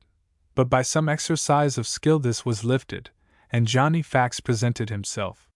He looked very wide awake, and smiling, and demure, as was his wont, though today the smiles were in the ascendant, owing perhaps to the weest of all wee baskets which he held in his hand. Coming close up to Mr. Linden, and giving him the privileged caress, Johnny stood there within his arm and smiled benignly upon Faith, as if he considered her quite part and parcel of the same concern. Who smiled back upon him, and inquired where he had come from? Johnny said, From home, ma'am, and looked down at his tiny basket as if it were a weight on his mind that he did not know how to get rid of. Johnny, said Mr. Linden, what have you got in that basket? You couldn't guess, said Johnny with a very bright face. I couldn't guess, said Mr. Linden. Don't you suppose I can do anything? Yes, said Johnny, shaking his head. But you can't do that. Then I shall not try, said Mr. Linden. And you'll have to tell me. Johnny put his face close down by Mr. Linden, and whispered, but not so low that Faith could not hear. It's 2 white eggs that my black hen laid for you, sir. Well, I never should have guessed that, said Mr. Linden, smiling. I didn't suppose there was a hen in the world that cared so much for me. I don't believe she would if she was not your hen, Johnny. Which last sentence Johnny understood just well enough to feel delighted, and stood with a glad little face while his teacher opened the basket, and taking up first one egg and then the other, commented upon their size and whiteness. As soon as I can get out I shall come and see that hen, said Mr. Linden, drawing the child closer and giving him another kiss, which Johnny thought was worth a whole basket of eggs. So you must tell her to have her feathers in good order. Now what have you to say to Miss Faith? Oh, she talks to me, said Johnny. Does she? Said Mr. Linden. Is that the division of labor? What does she talk about, Johnny? Let me see how well you remember. It was said with a little acknowledging look that he was asking that to which somebody would demur, but also with a wilful assumption that somebody would come to no harm. So though Faith flushed and started, she sat back in her seat again without making any word interposition. Johnny stood and thought, for he was a real little literalist. She talked about heaven, he said slowly, and how to get there, and said she was going, and we must too. That's what she said Sunday. And at Judge Harrison's she said she was glad I'd got a red ribband, and down to Nantucket she told me to run away. I'm sure that was a gentle way of dismissing you, said Mr. Linden, stroking the child's forehead. Well, Johnny, are you trying to follow her in that way to heaven she told you of? The yes was given without hesitation, and came with strangely sweet effect from those childish lips. Then after a minute Johnny added, as if he feared some misunderstanding, It's the same way you told me, sir. Yes, I trust you will see me there too, Mr. Linden said, with a rather moved look at the little face before him. What made Faith, at those last words of Johnny's, jump up and spring to the fire? And after a most elaborate handling of the sticks of wood, she did not come back to her seat, but stood still with her back turned to the couch and the little witness who was testifying there. He was not called upon for any more evidence, however. Mr. Linden talked, or let him talk, about various important things in Johnny's daily life and experience, and gave a promise that he himself would be at school as soon as the doctor gave his permission. Mrs. Derrick's soft knock and entrance came now, she herself looking in good truth as if a tear-storm had passed over her. But she brightened up a little at the sight of Faith. Pretty child, she said, coming up to her. And so you're here? I couldn't rest any longer without seeing just where you were. Faith put one hand on her shoulder as she stood, and then clasped the other upon that. Pretty child, her mother repeated, in a tone that spoke more of pain than pleasure, and Faith could feel the shudder that passed over her then. But she controlled herself. Do you know it's dinner time, Faith? How is Mr. Linden? There he is, said Faith, smiling. I don't know, Mother. He don't look to me as if he had ever been asleep, said Mrs. Derrick, but whether that shewed want of sleep, or the reverse, was, as Mr. Linden remarked, quite doubtful. Mrs. Derrick looked at him, met his smile, then her whole heart answered to something it said. Oh, Mr. Linden! Think of her being in such danger! And there was a minute of deep silence. Nay, he answered softly, and the face was beautiful in its changing expression. Think of her being so safe! Mrs. Derrick could bear neither word nor look after that. The two ladies went down together, leaving Johnny to dine with his teacher. Chapter 26. The dinner upstairs was a very quiet and uninterrupted one. The dinner downstairs was destined not to be so. The first break was the entrance of Cindy with a bunch of flowers, which the doctor had sent to Miss Derrick, with the desire to know how she was. Faith received the flowers with a dubious face and put them in water on the dinner table, where they looked splendid. Mrs. Derrick could hardly see their splendor. He needn't think to come round me that way, she said. Child, I wouldn't let you go off with him again for 20 kingdoms. Not with those horses, Mother. Nor with any others. I shan't ever want to have you go with anybody again, Faith. What's going on here? Said a growling voice which they knew, before Mr. Simlins entered the door of the dining room. That gal o' yourn wants me to stay politely in the parlor yonder, but I ain't polite, and I come to see you, not your doors and windows nor the pretty paper on your walls. What are you all about, Mrs. Derrick? I hear the very spirit of turbidness has got into this house. There's not much spirit in me today, said Mrs. Derrick. Nor spirits either. I've lost what little I had.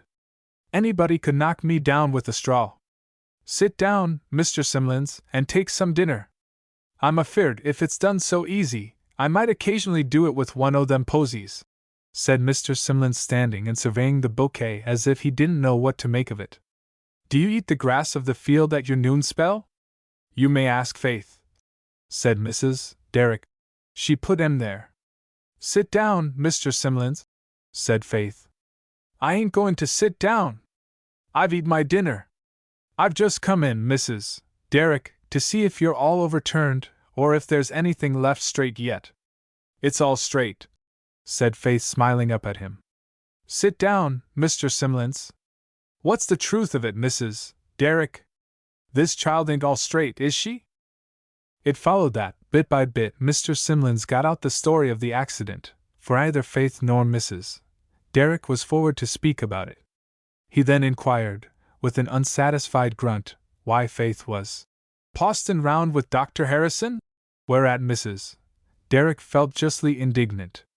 Why, she ain't, Mr. Simlins. She went down there on business, and there was nobody else at hand to take her just then. What do you call bein' at hand? Said Mr. Simlins. I've got 2 hands and more'n 2 horses, that won't run away neither. It's only my cows do that. Where's Mr. Linden? Oh, he's upstairs, said Mrs. Derrick. He's not been down yet. Faith, don't you think he's some stronger today? And so, said Mr. Simlins, turning to her again reproachfully, while he's lyin' up there and can't stir, you go drivin' over the country with t'other one. But that brought out Faith's round low laugh, so incontrovertibly merry and musical that it changed Mr. Simlins' face on the instant. It came to an end almost as soon, but short as it was better than the warble of any nightingale, inasmuch as the music of a good sound human heart is worth all the birds in creation. When's Mr. Linden going to be downstairs, where a body can get sight of him? The doctor says he mustn't go out for a long time yet, said Mrs. Derrick. When are you going to find the man that shot him? That's what I want to know. When I get a composition from the only witness, Mr. Simlins answered. And as the witness ain't particular about testifying, I'm afeard it'll be a spell o' time yet. It'll come out. I should think the fellow'd ha' made tracks, fust thing, but I ain't heerd of any one's bein' missin' from town, except.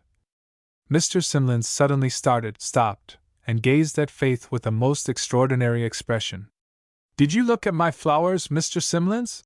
Said Faith quite quietly, though without meeting his eye. I've seen nosegays afore, growled Mr. Simlins in a very uninterested manner.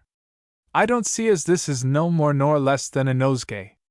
Do you suppose I might go up and see somebody upstairs for 2 minutes, without creating any confusion? Mr. Simlins went up and shortly afterwards went away. But if Faith anticipated a good long lesson that afternoon, to make up for the morning and afternoon in which she had had none, albeit the morning had been better than lessons, she was to be disappointed.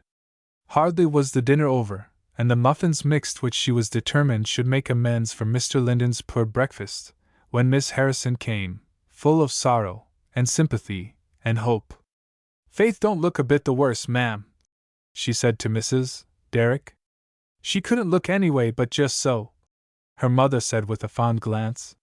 Why, she could look pale, but I don't see that she does even that, unless, perhaps, just such a tingy paleness as is rather becoming than otherwise.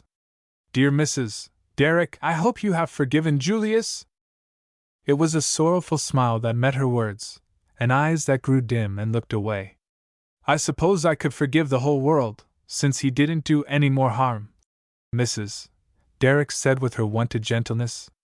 But I wouldn't see her go with him again, Miss Sophie, if that's what you call forgiveness. Why not? Dear Mrs. Derrick, why not? Said the good lady. Why, Faith's used to being taken care of, Miss Sophie, and I'm used to seeing it. My dear Mrs. Derrick! Miss Harrison exclaimed out of breath. Do you think she was not taken care of? Julius knows his horses, and he is a capital hand with them. He says himself he thinks he should have brought them too, if that little wretch of a boy hadn't thrown up his gnat before their eyes. No horses would stand that, you know. And the best man in the world, and the best driver, can't be certain of his horses, Mrs. Derrick. Not take care of her! I don't mean to say that he didn't mean to, said Mrs. Derrick quietly, but I don't think he knows how. You needn't look so, Miss Sophie. I'm not saying a word against your brother. But Faith's only part of the world to him, and she's the whole of it to me. He should have taken horses, he was sure of, said Mrs. Derrick with a little flush on her cheek. I don't know, said Miss Harrison softly, and looking at Faith. I don't know just what part of the world she is to him, but I think, and am very sure, he would have thrown himself out rather than her. Can anybody do more? Can any man do more, Mrs. Derrick? She said, smiling. I know you are her mother, and though I am not her mother, I think of her just as you do. I can't say what any man can do, said Mrs. Derrick pleasantly. I haven't tried many. And you can't tell how I feel, Miss Sophie. It isn't cross if it sounds so. How long has Dr. Harrison had those horses? Why, not very long, said Miss Harrison. He hasn't been home long himself.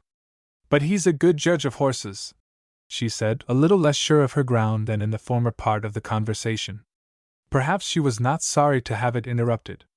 My dear Mrs. Derrick, said Mr. Summers, entering, I have come to congratulate you. Miss Harrison, I see, is before me in this pleasant office. Miss Faith, I am glad to see you looking so well after your overthrow. Mr. Summers went round shaking hands as he spoke. Mrs. Summers will be here presently to join me. She stopped a few minutes by the way. Mrs. Summers always has more business on hand than I can keep up with. Mrs. Derrick, I have rejoiced with you, indeed, ma'am. Summers had managed to keep up with her business and him too, for she came in before Mr. Summers had well taken the measure of his chair. She walked up to Faith and kissed her, with a sort of glad energy, gave her a comprehensive glance from head to foot, and then turned to Mrs. Derrick with, There's nothing amiss with her, after all.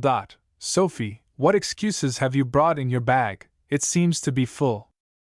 I wish you'd make some for Julius, Aunt Ellen. I can see Mrs. Derrick has only half forgiven him. Has she got so far as that? Said Mrs. Summers. I don't know. Faith, you might come and say something, you know, if it isn't true, and Mrs. Derrick will hear you. Faith was busy giving Mrs. Summers a chair, and certainly looked as if she had nobody to forgive anything in the wide world. What do you want me to say, Sophie? Why, that Julius wasn't to blame. I find it is still a disputed point, whether a man has a right to break his own neck, said Mrs. Summers. I think he hasn't myself, but most people don't agree with me. Mr. Summers thinks people may run away alone or together, just as they've a mind. I don't know whether it's the fees or the freedom that takes his fancy. I suppose, my dear, said Mr. Summers, a man may lawfully set out to take a ride without intending to break his own neck, or anybody else's, and find it done at the end, without blame to himself. I never was, I hope, a promoter of, flighty marriages, to which you seem to allude. If he finds it done at the end, it isn't done very thoroughly, said Mrs. Summers. But Pataquasset's growing up into a novel, last week furnished with a hero, and this week with a heroine. The course of things can't run smooth now. So we may all look out for breakers of horses, I hope, among other things. Oh, Aunt Ellen! Was Miss Harrison's not gratified comment on this speech. I hope Mrs. Summers don't mean that we are to look out for breakers of hearts, among the other things, said Mr. Summers. Look out for them? To be sure, said Miss Harrison. Always and everywhere. What would the world be without them? The world would not be heartbroken, said Mrs. Summers. Faith, which of you came to first? Who picked you up? I don't know, Mrs. Summers. Sam Stoutenberg was passing just at the time and Dr. Harrison called him. I don't know who picked me up. Sam Stoutenberg, said Mrs. Summers. Well, he's made, if nobody else is. He'll bless Julius for the rest of his life for giving him such a chance. Do you know how that boy watches you, Faith? I mean to speak to Mr. Linden about it the very first time I see him. Something in this speech called forth Faith's color. She had spoken Sam's name herself with the simplest unchanging face. But now the flushes came and came abundantly. I don't know what good that would do, Mrs. Summers. Nor I till I try, said the lady, smiling at her. But if the mere suggestion is so powerful, what may not the reality do? I'll say one thing for Mr. Linden, he makes all those boys come into church and get seated before the service begins, which nobody else ever did yet, if they ever tried. I was curious to see how it would be last Sunday when he wasn't there, but they were more punctual than ever. It's quite a comfort. If there's anything I do hate to see, It's a troop of men and boys outside the door when they ought to be in. What are you afraid he'll say to Sam, Faith? Faith's eyes were looking down. The question brought them up, and then her smile was as frank as her blushes had been. I am not afraid he'll say anything, Mrs. Summers. I don't know why he should, my dear, said Mr. Summers. We all like to use our eyes. You can't very well blame a boy. Oh, Mr. Summers, said his wife, with that air which a woman puts on when she says she believes what she wouldn't for the world say if she believed. Of course you think that. Don't I know how you broke your heart after a green veil when you were in college? I don't think it's been right whole since. Now I have some feeling for Sam, or his future wife. Well, Mrs. Derrick, what shall I tell Julius? Said Miss Harrison as she rose to go. Tell him? Said Mrs. Derrick inquiringly. He wouldn't care to hear anything about me, if you did tell him, Miss Sophie. Well, he'll have to come and talk to you himself, said Miss Harrison. Faith, stand up for the right. Faith went to the door with her and returned ushering in a newcomer, even the wife of Farmer Davids. Husband wanted me to come and see how Mr. Linden was, she said in meek explanation of her appearance. He would have come himself, but he was forced to be in the field, and he said he wished I'd come myself. How is he, ma'am? I hope he's better, said Mrs. Derrick, giving her new visitor a kind reception and a seat. He don't get strong very fast. How are you all at home, Mrs. Davids? We're considerable comfortable, ma'am, said Mrs. Davids, taking the chair in an unobtrusive spirit. I am happy to have the occasion to make your acquaintance better. Husband would have come himself, only he couldn't. Mr. Linden don't get strong? Not very fast, said Mrs. Derrick. I don't know just when the Dr. L.L. let him go to school again. I suppose you're anxious about Phil, Mrs. Davids. But all the boys have to be out, now. Yes, ma'am, we're anxious, and husband is anxious about Mr. Linden, and he sent me to know. But there is such a change in Phil, ma'am, she said, turning to Mrs. Summers. Such a change, you wouldn't believe. He never would go to school before, not regular, not for nobody, not for his father, nor for me, and it was more'n my life was worth. My husband, he said it was my fault, but I don't know how 'twas. And now, sir, he don't want a word spoke to him. He's off before it's time in the morning, and he learns too, for I catch him at it, and my husband don't think anything in the world is too good for Mr. Linden, nor of course I suppose I don't. But however he's managed or overcome it, to make Phil draw in harness, I don't know, and husband says he don't. And ma'am, was those pears good? Or what does Mr. Linden like? If it's on the farm he'll get it. It would have taken more conversational skill than Mrs. Derrick possessed, to give a summary answer to all this. But her simplicity answered as well, after all. I guess he'll like what you've been saying better than anything, Mrs. Davids, I'll tell him. Do, said Mrs. Davids. I wish you would. Husband would have said it completer. He thinks, ma'am, turning to Mrs. Summers again, that Mr. Linden is a wonderful man. And I'm of the opinion he's handsome. Faith had been sitting, quiet and demure, for some time past, hearing what was going on, but this last sentence drove her to the right about like lightning. She found something to do in another part of the room. Did you ever hear anybody say he wasn't? Said Mrs. Summers. Mr. Summers, it's time we were going. Ah, there's Squire Stoutenburg. Faith, come here. And Squire Stoutenburg, appearing in the doorway like the worthy father of his stout son, bowed to the company. Well, Mrs. Derrick, he said. Good day, Mr. Summers, and Mrs. Summers. I beg pardon. Well, Miss Faith. I'm glad it is well, I'm sure. My dear, how do you do? Why, very well, sir, said Faith. Why, so it is, said Squire Stoutenburg, taking hold of both her hands and looking at her. Sam said you were as pale as a ghost when he carried you down to the spring, but Sam don't always see straight when he's excited.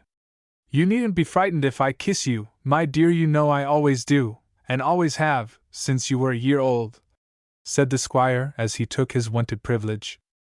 Faith gravely submitted, not letting the squire, however, get any further than her cheek, which ought to have contented him. "Sam was very good to me yesterday, sir," she answered. "I think, squire," said Mr. Summers, "your son was, in luck, as we say. A fortunate chance. What most people would have thought a disagreeable office." "Sam's a good boy," said his father. "A very good boy, always was. He does crow a little over Dr. Harrison, I must say. But what shall we do with the doctor, Mr. Summers? What does he deserve for running away with our Pataquasset roses and turning them into meadow lilies?" Yes, Miss Faith, you may look as pink as you please now, it won't help the matter. What shall we do with him, sir?" "My dear," said Squire Stoutenburg, seating Faith by his side and dropping his voice, "you're growing wonderfully like your father." A changed, sweet glance of Faith's eyes answered him. "Yes," the squire repeated meditatively and looking at her. He was a fine man. I used to think he couldn't be better, but I suppose he is now. My dear, you needn't wonder when I tell you that I thought more of your mother last night than I did of you. But you don't remember all about that. Well, I shall go home and tell Mrs. Stoutenburg that you're as pretty as a posy, and then she won't care what else is the matter," he said, getting up again. "Mrs. Summers, I see the parson durstn't say a word about Dr. Harrison before you." I declare I don't think Dr. Harrison is very much to be blamed, squire," said the parson thus called upon. "And Mrs. Summers is so well able to speak for herself. I have no doubt, Squire Stoutenburg, if it wasn't for Mrs. Summers, I dare say I might like to do as much as the doctor did, myself." "Bless my life," said Squire Stoutenburg, "I can't stay to be a party to confidences of that sort. I must go." And he departed, laughing and followed by the two others. But even as they went, Faith, who with her mother had accompanied them to the door, was electrified somewhat doubtfully at the vision of Miss Deacon just within the gate. Miss Cecilia came forward, also with some doubt upon her spirit, to judge by her air. But Faith's greeting of her was so pleasant and kind, though she could not prevent its being grave, that the young lady evidently took heart. Being reassured, she sat and talked at leisure, and at length, using her eyes as well as her tongue, thus making herself mistress of all the truth she could get at, and of some more. She was thorough in her investigations as to all the drama of the last 7 days, and all and each of the actors therein, and at the close of her visit declared that Sam had been a great fool to go away, and that she had told him so before, and departed at last with her head full of Dr. Harrison. But detentions were not over. Miss Bazak came before Miss Deacon was quit of the parlor, and before Miss Bazak had been 2 minutes there, other members of the Pataquasset community came pouring in. Everybody must see Faith, hear particulars, discuss realities and possibilities of the accident, and know how Mr. Linden was getting along. The hours of the afternoon waned away, but people came as people went, and it was not till long shadows and slant sunbeams began to give note of supper time that the influx lessened and the friends gathered in Mrs. Derrick's parlor began to drop away without others stepping in to take their place. "Faith," said her mother when they were at last alone, "I can't bear this any longer. I shall go crazy if I hear that story one other time tonight." And she put her arms round Faith, and leaned her head wearily on her shoulder. "I'll sit up to tea," she went on presently. "And then if the rest of the town comes, you'll have to see 'em, for I can't." Faith gently put her into a chair and holding her in her arms stooped over her.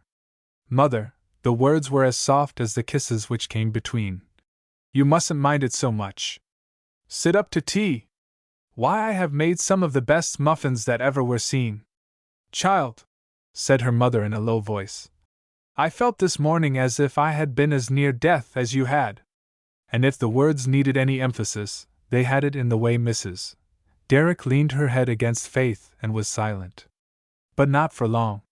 She got up, and kissing Faith 2 or 3 times, said, "My pretty child," in a tone that indeed told of possible heartbreak, and then half holding her, half held by her, drew her on into the tea-room.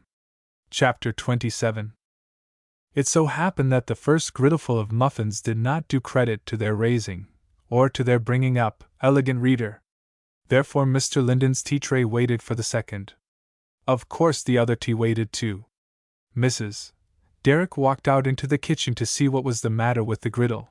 Faith discovered that one spoon on the tray looked dull, and went to the spoon basket to change it.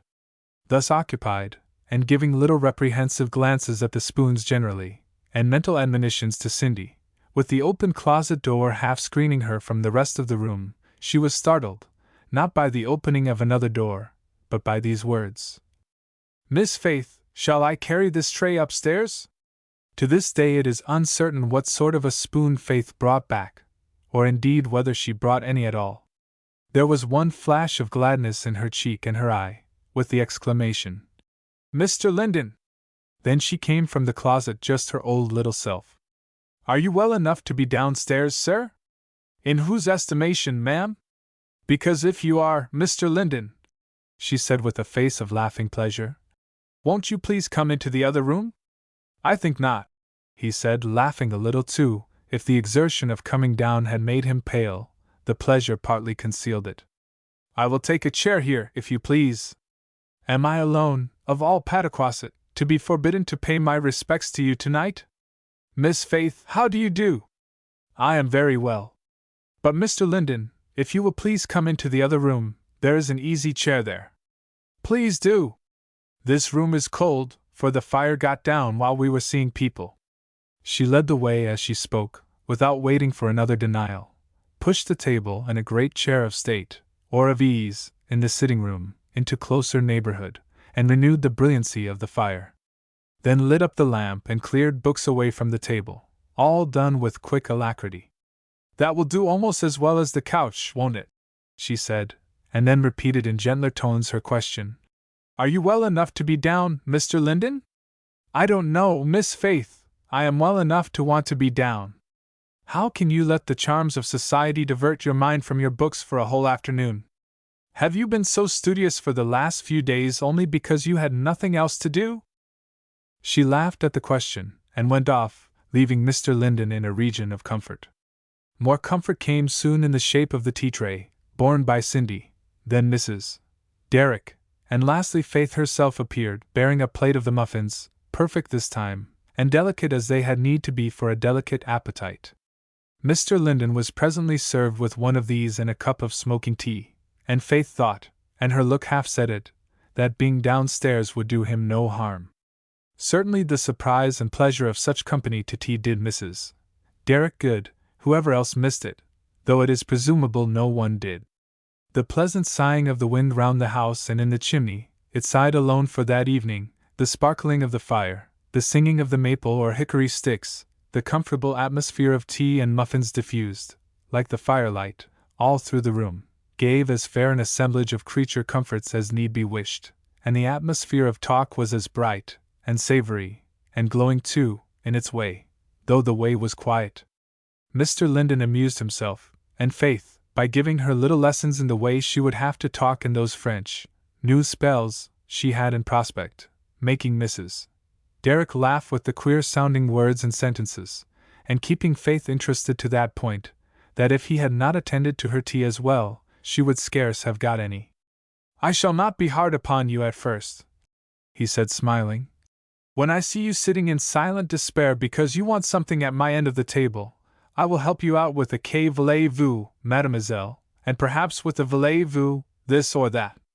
But after a week or two, Miss Faith, if you go without any dinner, it will not move me in the least."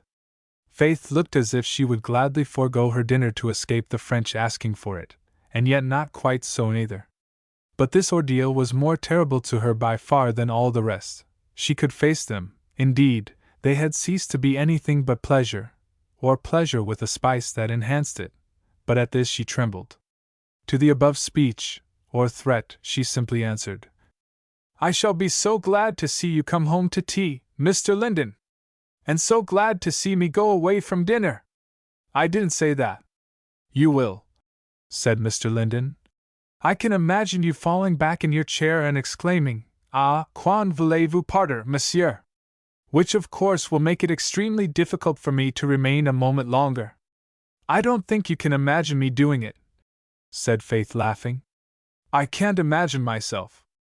That proves nothing. Only don't ever say to me, Monsieur, partez à l'instant. Because what, Mr. Linden? Said Faith seriously. Because we might disagree upon that point, he said with rather a demure arch of his eyebrows. Faith's full silver rang out, softly. You see, she said. It's beginning already. I don't know in the least what you are talking about. No, you do not, was the laughing reply. But Miss Faith, if I am kept at home long enough, and society keeps at home too, instead of coming between us and our exercises, those conversations will seem less terrible by the time they begin. I should certainly get you a pocket dictionary, but I prefer to be that myself. How far can you ride on horseback at once? On horseback? Said Faith, much as if those words had been also French, or an algebraical puzzle. That was what I said. I know that was what you said. I didn't know what you meant, Mr. Linden. I have never been really on horseback but a few times in my life, then I rode a few miles. I don't know exactly how many. I wonder people don't do it more, said Mrs. Derrick. When I was a girl that was the common way of getting about, and nobody ever got thrown either. Wouldn't that be the pleasantest way of getting to Mattabeesit? Said Mr. Linden. An illumination answered him first, then, Oh, yes. I want you to see what is to be seen over there, he said. Shall we go some day, if I get well enough before cold weather?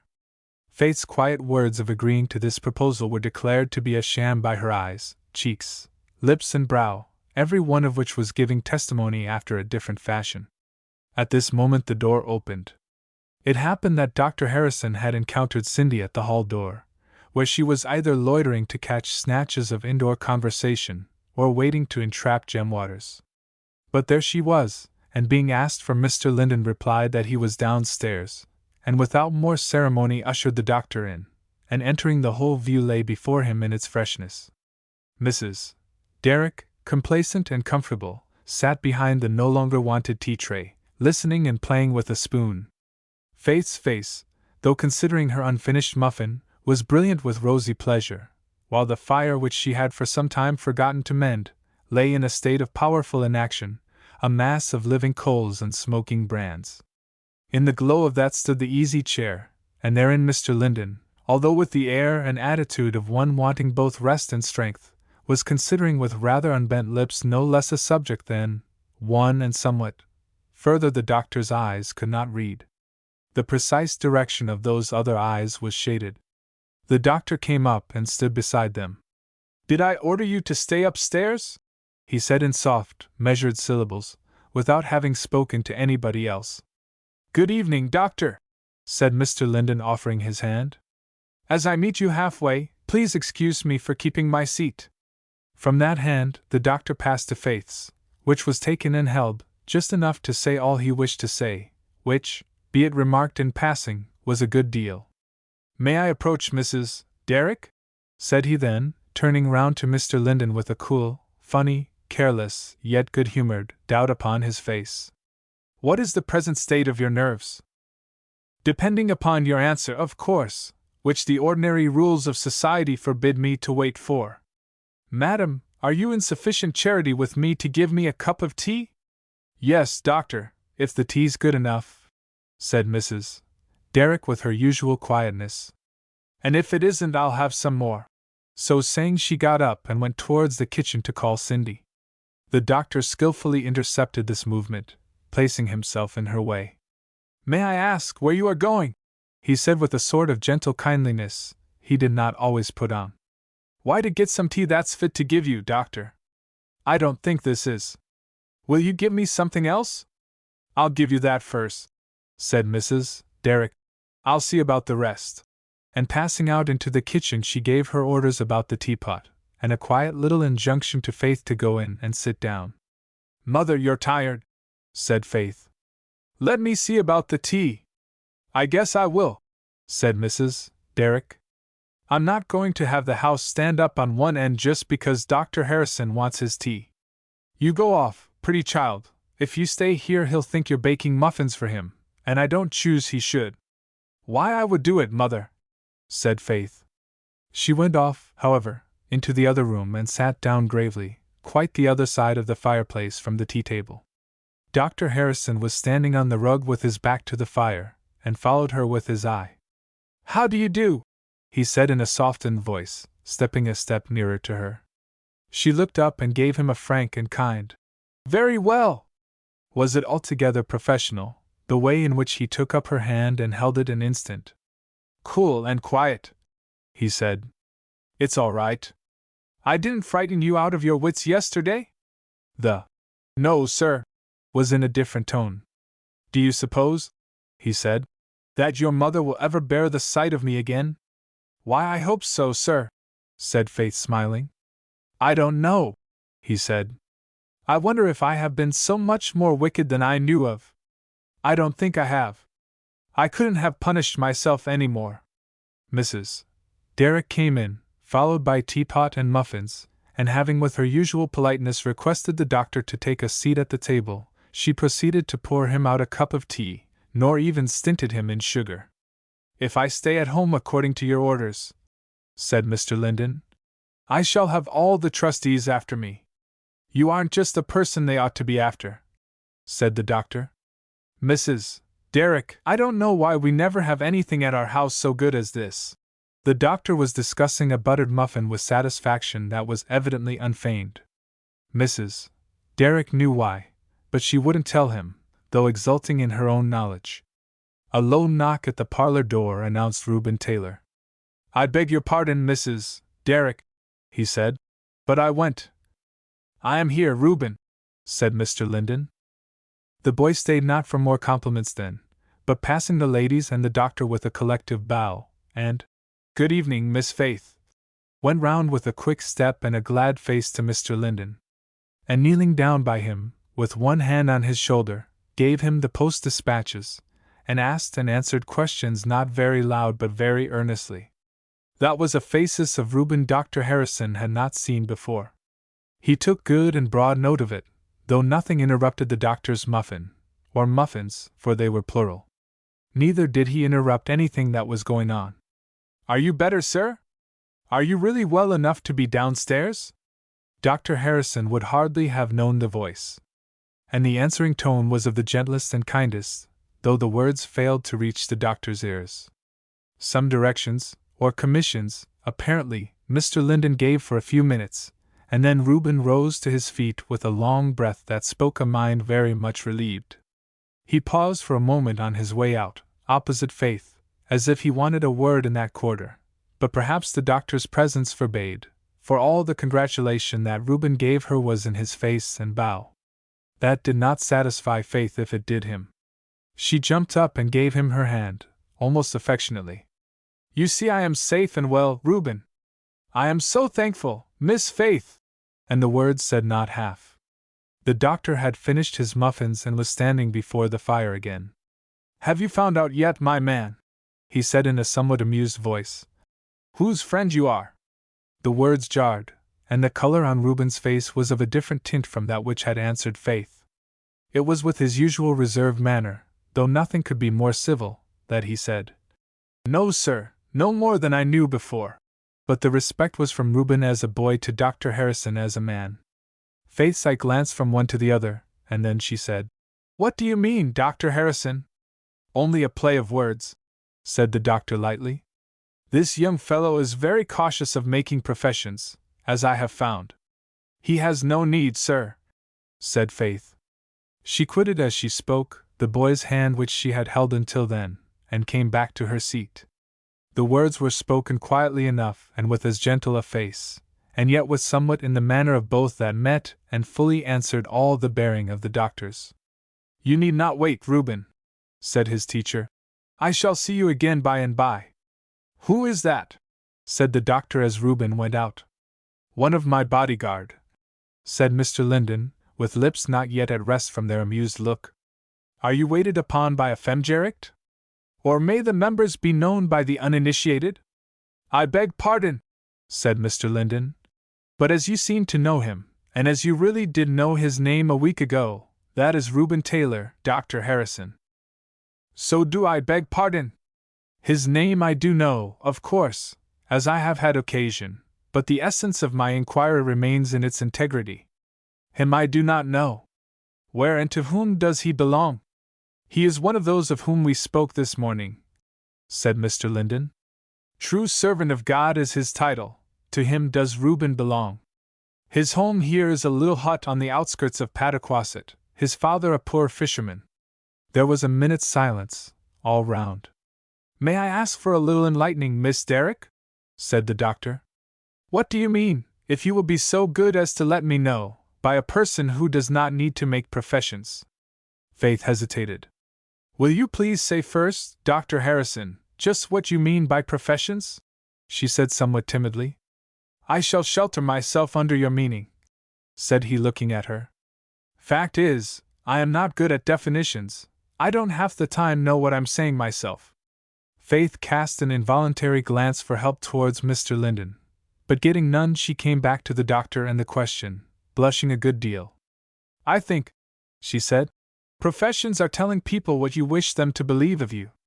The doctor looked comical, also threw a glance in the direction of Mr. Linden, but put his next question seriously. Why do you say this Reuben Taylor does not need to make professions? According to this definition. Because those who know him know what he is, without them. But do you mean that there is no use in making professions? How are you to know what a man is? Unless he tells you, said Faith, smiling. The doctor stood, half smiling, evidently revolving more thoughts than of one kind. With a face from which every shadow was banished, he suddenly took a seat by Mrs. Derrick. Do you know, he said with gentle pleasantness of manner and expression, how much better man I should be if I should come here and get only one definition a day from your little daughter. What one has she given you now? Said Mrs. Derrick, whose mind evidently stood in abeyance upon this speech. One you didn't hear, ma'am. It was a definition of me, to myself. It isn't the first, said the doctor gravely. Mrs. Derrick, are you friends with me? As much as I ever was, said Mrs. Derrick smilingly. I always thought you wanted putting in order. How did you know that? Why, because you were out of order, said Mrs. Derrick, knitting away. The doctor uttered the lowest of whistles and looked down at his boot. It's because of that unlucky dog, he muttered. Linden, glancing up from under his eyebrows. When I was a boy, I set my dog on Miss Faith's cat. Felt yourself called upon to uphold natural antipathies. Miss Faith, have you a cat now? Said the doctor, looking over to her. No, sir. And I have no dog, said the doctor. I have only horses. If I could manage to do without animals altogether, Mrs. Derrick, have you forgiven me? This last was in a changed tone. I don't want to talk about it, doctor, said Mrs. Derrick very soberly. About forgiving me?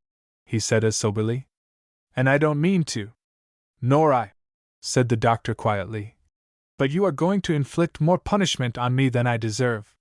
What am I going to do? Said Mrs. Derrick. If you know I don't. Refuse to give me your hand, perhaps.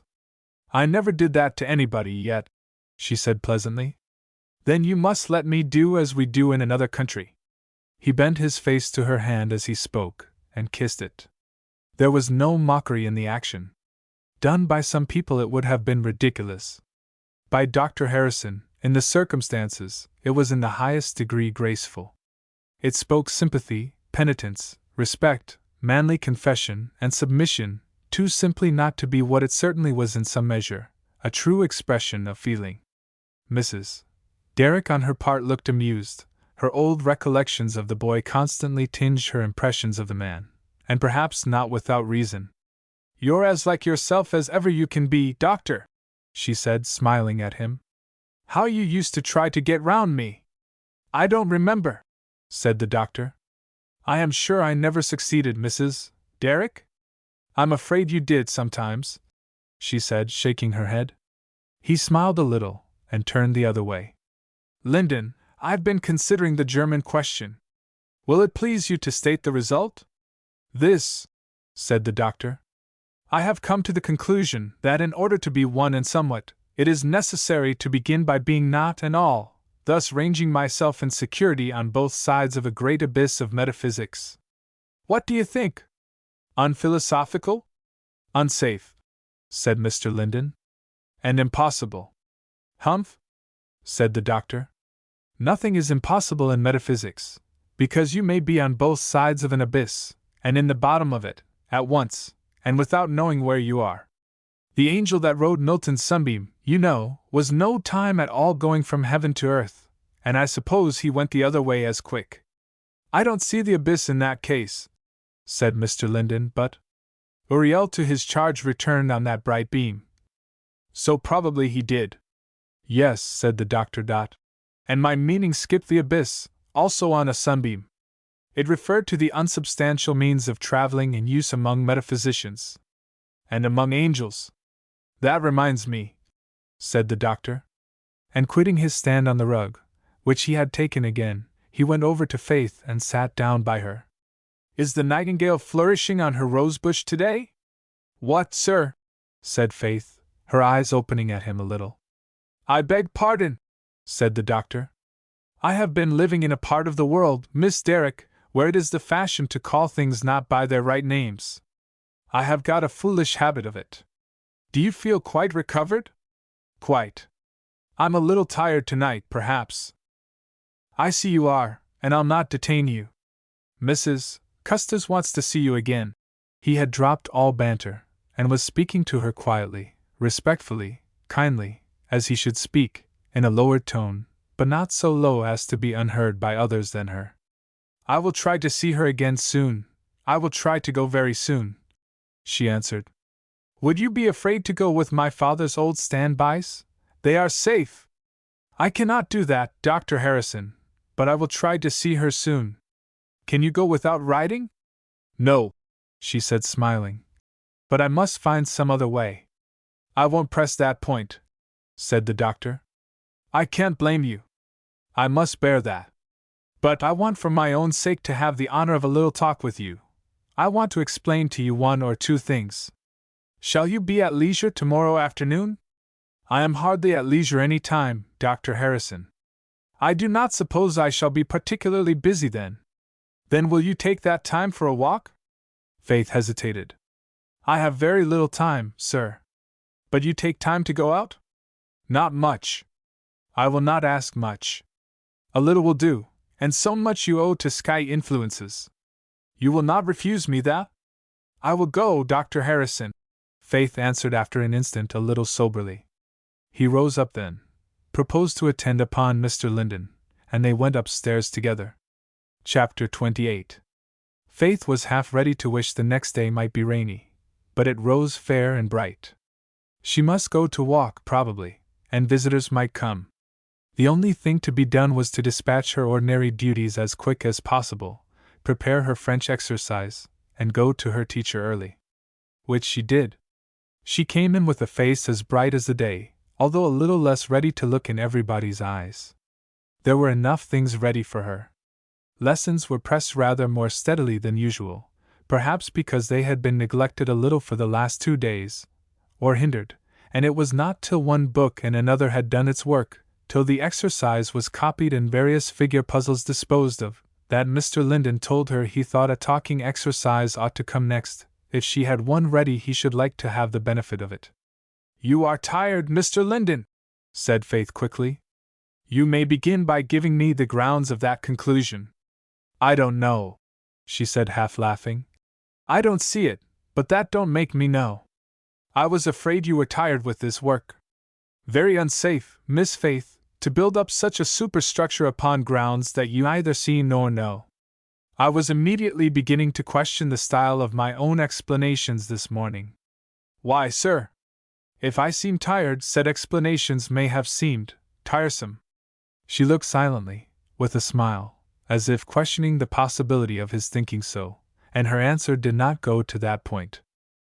You didn't seem tired, Mr. Linden. I had no reason for thinking so, I suppose. I was only afraid. I was going to ask you what Dr. Harrison meant last night by the angel riding upon a sunbeam? I saw you knew what he meant. Mr. Linden got up and went for a book, then came back to his couch again. Precisely what Dr. Harrison meant, Miss Faith, I should not like to say.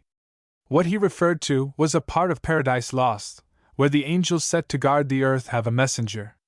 Thither came Uriel, gliding through the even on a sunbeam, swift as a shooting star. Who is Uriel? An angel?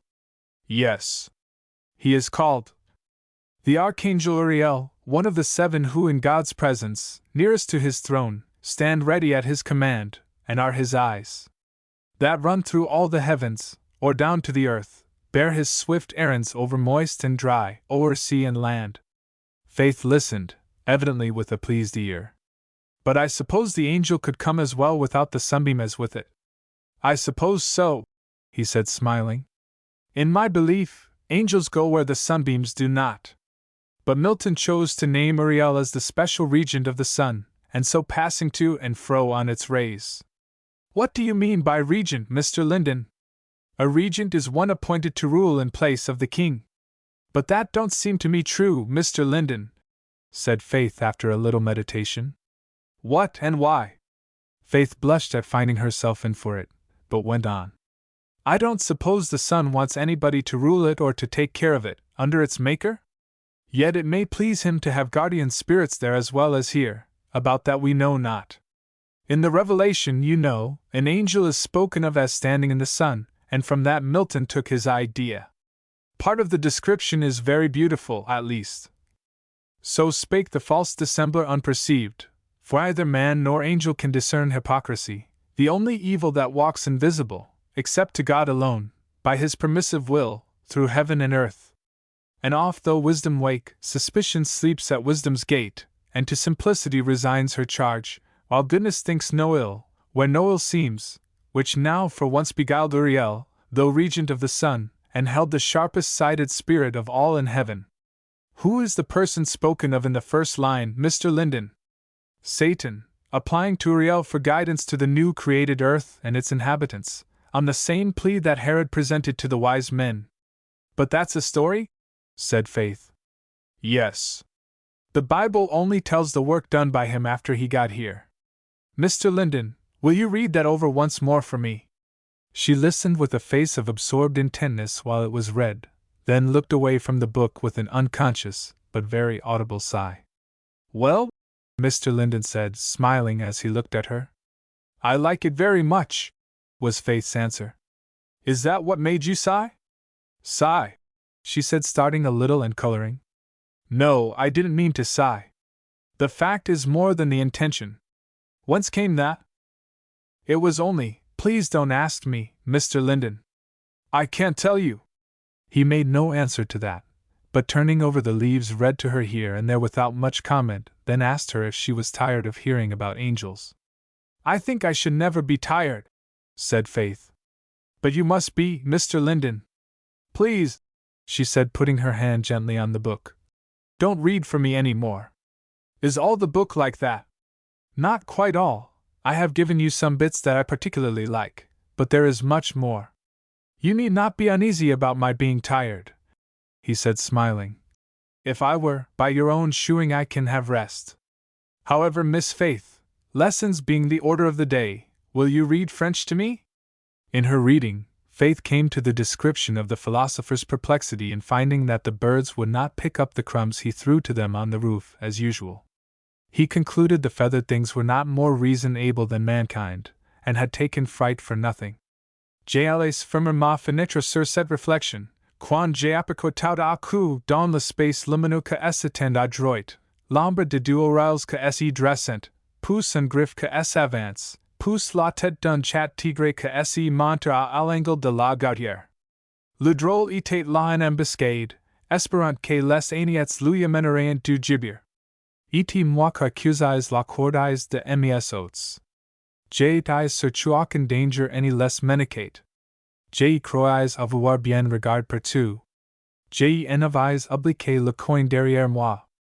Dans la vie comme sur l'estuts, que de malheurs arrivent pour avoir oublié un seul coin. Faith closed the book then, very much amused with the philosophers. Chat tigre. But often one can't see round the corner, she remarked. A little gesture of lips and brow, half asserted that if one could not, one could, but Mr. Linden only said, Most true, Miss Faith. Nevertheless, the knowledge that there are corners is not to be despised. I don't know. I shouldn't like to live always in fear of seeing the shadow of a cat's ears come in. Have you quite outgrown the love of cats? Said Mr. Linden, smiling. No, but I was talking of the fear of corners, she said with an answering smile. I don't think I want to remember the corners, Mr. Linden. I don't think I want you should. Philosophers and birds, you know, go through the world on different principles. She laughed a little at that, gave the hearth a parting brush, and went off to dinner. Business claimed its place after dinner, business of a less pleasant kind, quite up to the time when Faith must put on her bonnet to walk with Dr. Harrison. Faith had no great mind to the walk, but she couldn't help finding it pleasant. The open air was very sweet and bracing, the exercise was inspiriting, and the threatened talk went well with both. There was nothing whatever formidable about it. The words and thoughts seemed to play, like the sunlight, on anything that came in their way. Dr. Harrison knew how to make a walk or a talk pleasant, even to Faith, it seemed. Whatever she had at any time seen in him that she did not like, was out of sight. Pleasant, gentle, intelligent, grave, he was constantly supplying ear and mind with words and things that were worth the having. Probably he had discovered her eager thirst for knowledge, for he furnished her daintily with bits of many a kind, from his own stores, which were large. She did not know there was any design in this.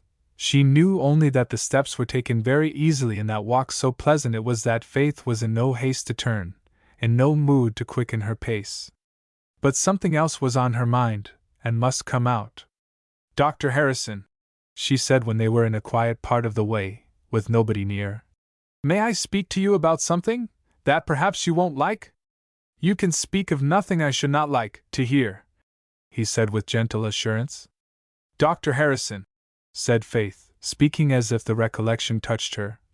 When you and I were thrown out in that meadow the other day and came so near losing our lives, if the almost had been quite, if we had both been killed, I should have been safe and well, I believe. How would it have been with you? Dr. Harrison looked at her. If I had gone in your company, he said, I think it would hardly have been ill with me. Do you know so little as that? She said, in such a tone of sorrow and pity as might have suited one of the ministering spirits she had been likened to. I don't think I am as good as you are, the doctor said with a face not unmoved. Good, said Faith. What do you mean by goodness, Dr. Harrison? I shall have the worst of it if I try to go into definitions again, he said, smiling.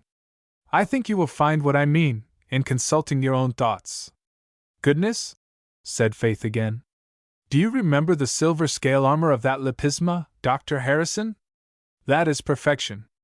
That is what God means by goodness, not the outside things that every eye, or your own, can see, but when the far down, far back thoughts and imaginations of your heart will bear such looking at and be found faultless. Less than that, God will not take from you, if you are going to heaven by your own goodness. He looked at her. They had changed sides, and as fearless now as she was the speaker, and he had little to say. I don't know much about these things, Miss Faith, he answered soberly. I don't know much, Dr. Harrison, she said humbly. But think what you were near the other day. I don't know, said he, as if making a clean breast of it. She paused. Dr. Harrison, will a wise man leave such a matter in uncertainty? I am not wise, said he. I am ignorant, in this. You know you need not remain so. That is not so certain. I have seen so much, of what you have seen so little, my dear Miss Derrick, that you can scarce understand how light the weight of most people's testimony is to me. But there is the testimony of one higher, said Faith. There is God's own word. I don't know it. Won't you know it, sir? I will do anything you ask me in that voice, he said, smiling at her. But after all, one reads people and people's professions, Miss Faith, and they make the first impression. I dare say it is often not true, said Faith sadly. You are true, said he. And you may say to me what you will, on this subject or any other, and I will believe it. They walked a little distance in silence. What are you thinking of? Said the doctor in a very gentle accent of inquiry. I am sorry, very sorry for you, Dr. Harrison. Why? said he, taking her hand. Because it seems to me you are not caring in earnest about this matter. He kissed the hand, without asking permission. But it was done with a grateful, warm expression of feeling. I will do whatever you tell me to do, he said. How Faith wished she could send him to another adviser. But that she could not. Tell me, he repeated. I will do it. The look and tone were earnest, moved, and warm. She had hardly seen the like in Dr. Harrison before. Then, Dr. Harrison, I wish you would read the Bible, with the determination to do what you find there you ought. I will, he said, smiling. And if I get into difficulty, you must help me. The rest of the way was extremely pleasant, after that. Only it seemed to Faith that they met all the world. First there was Cecilia Deacon, whose eyes took good note, she thought, of both the walkers from head to foot. Then they met at intervals every one of Faith's Sunday school scholars, for every one of whom she had a glad greeting and word which she must stop for, somewhat to the doctor's amused edification.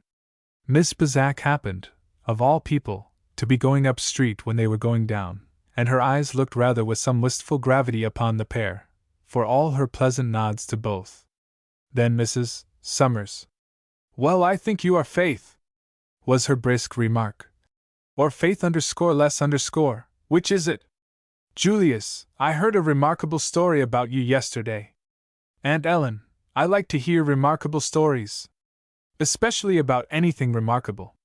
Well, this isn't one of that sort, said Mrs. Summers.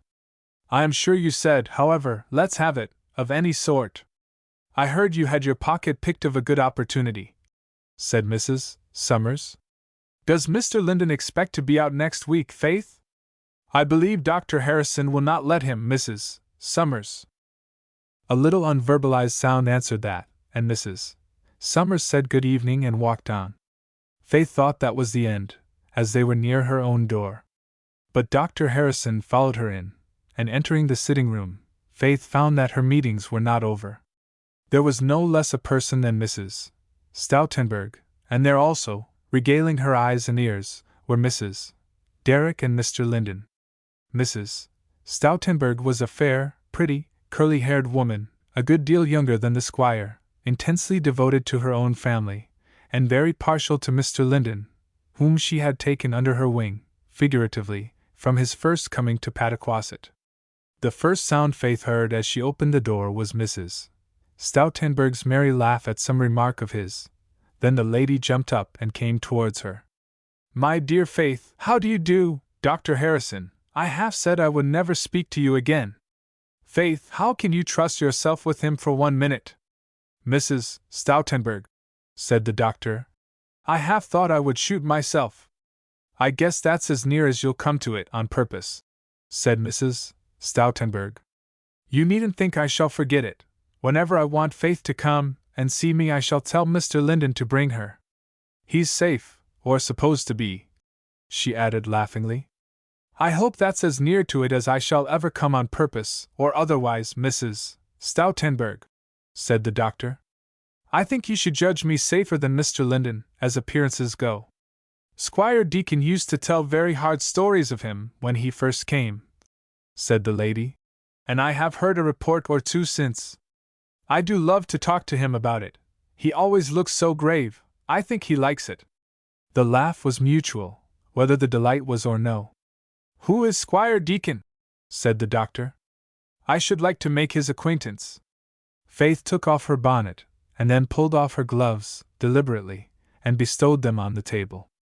Oh, he's a Pataquasseter, said Mrs. Stoutenburg. Haven't you seen his sister?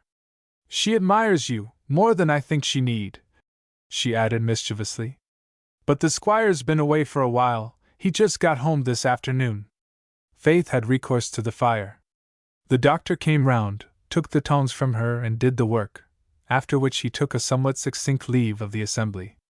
By the way, Linden, he said, pausing by his chair a moment, I expect to be in Quillipeak for a few days. I am very sorry, but I must. You won't want me, I think. Limber can do all that is necessary. I shall see you Monday or Tuesday again. Doctor, said Mrs. Stoutenburg, I want you to take me home. Mr. Stoutenberg always makes such a fuss if I'm out after dark and don't bring anybody home to tea, that I never dare do it. Will you trust yourself with me, Mrs. Stoutenberg? Said the doctor, standing in comical doubt. Just wait a minute, said Mrs. Stoutenberg, as she went round with her pretty, free, womanly manner, and laid her hand on Mr. Linden's forehead and hands, just as if he had been one of her own boys. I tell you what, I don't think you cure him up half fast enough among you. If I had him up at my house I'd take better care of him. No, Mrs. Stoutenberg, even you could not do that, he said, looking up at her. She stood still a moment. You shouldn't look at me so, she said. I shall go home and feel real bad for all the nonsense I've been talking. You know, she added, with the mischievous look coming back, I never did believe one word of it, except— and the sentence was finished softly. Now I'm ready, doctor. Oh, Faith, I had a message for you, but Mr. Linden will tell you. Goodbye. No, doctor, I'm not going to trust myself with you, you're going to trust yourself with me. Dr. Harrison was for once quiet, and went off without a repartee. Other eyes looked with a different anxiety at Mr. Linden then, and another voice, more grave as well as more timid, asked, at his side, Are you not so well tonight, Mr. Linden? He smiled, and gave her his hand by way of answer before he spoke. I think I am, Miss Faith. You know Mrs. Stoutenberg has not seen me before since I was quite well. She brought both hands to test the feeling of his, for an instant, without speaking.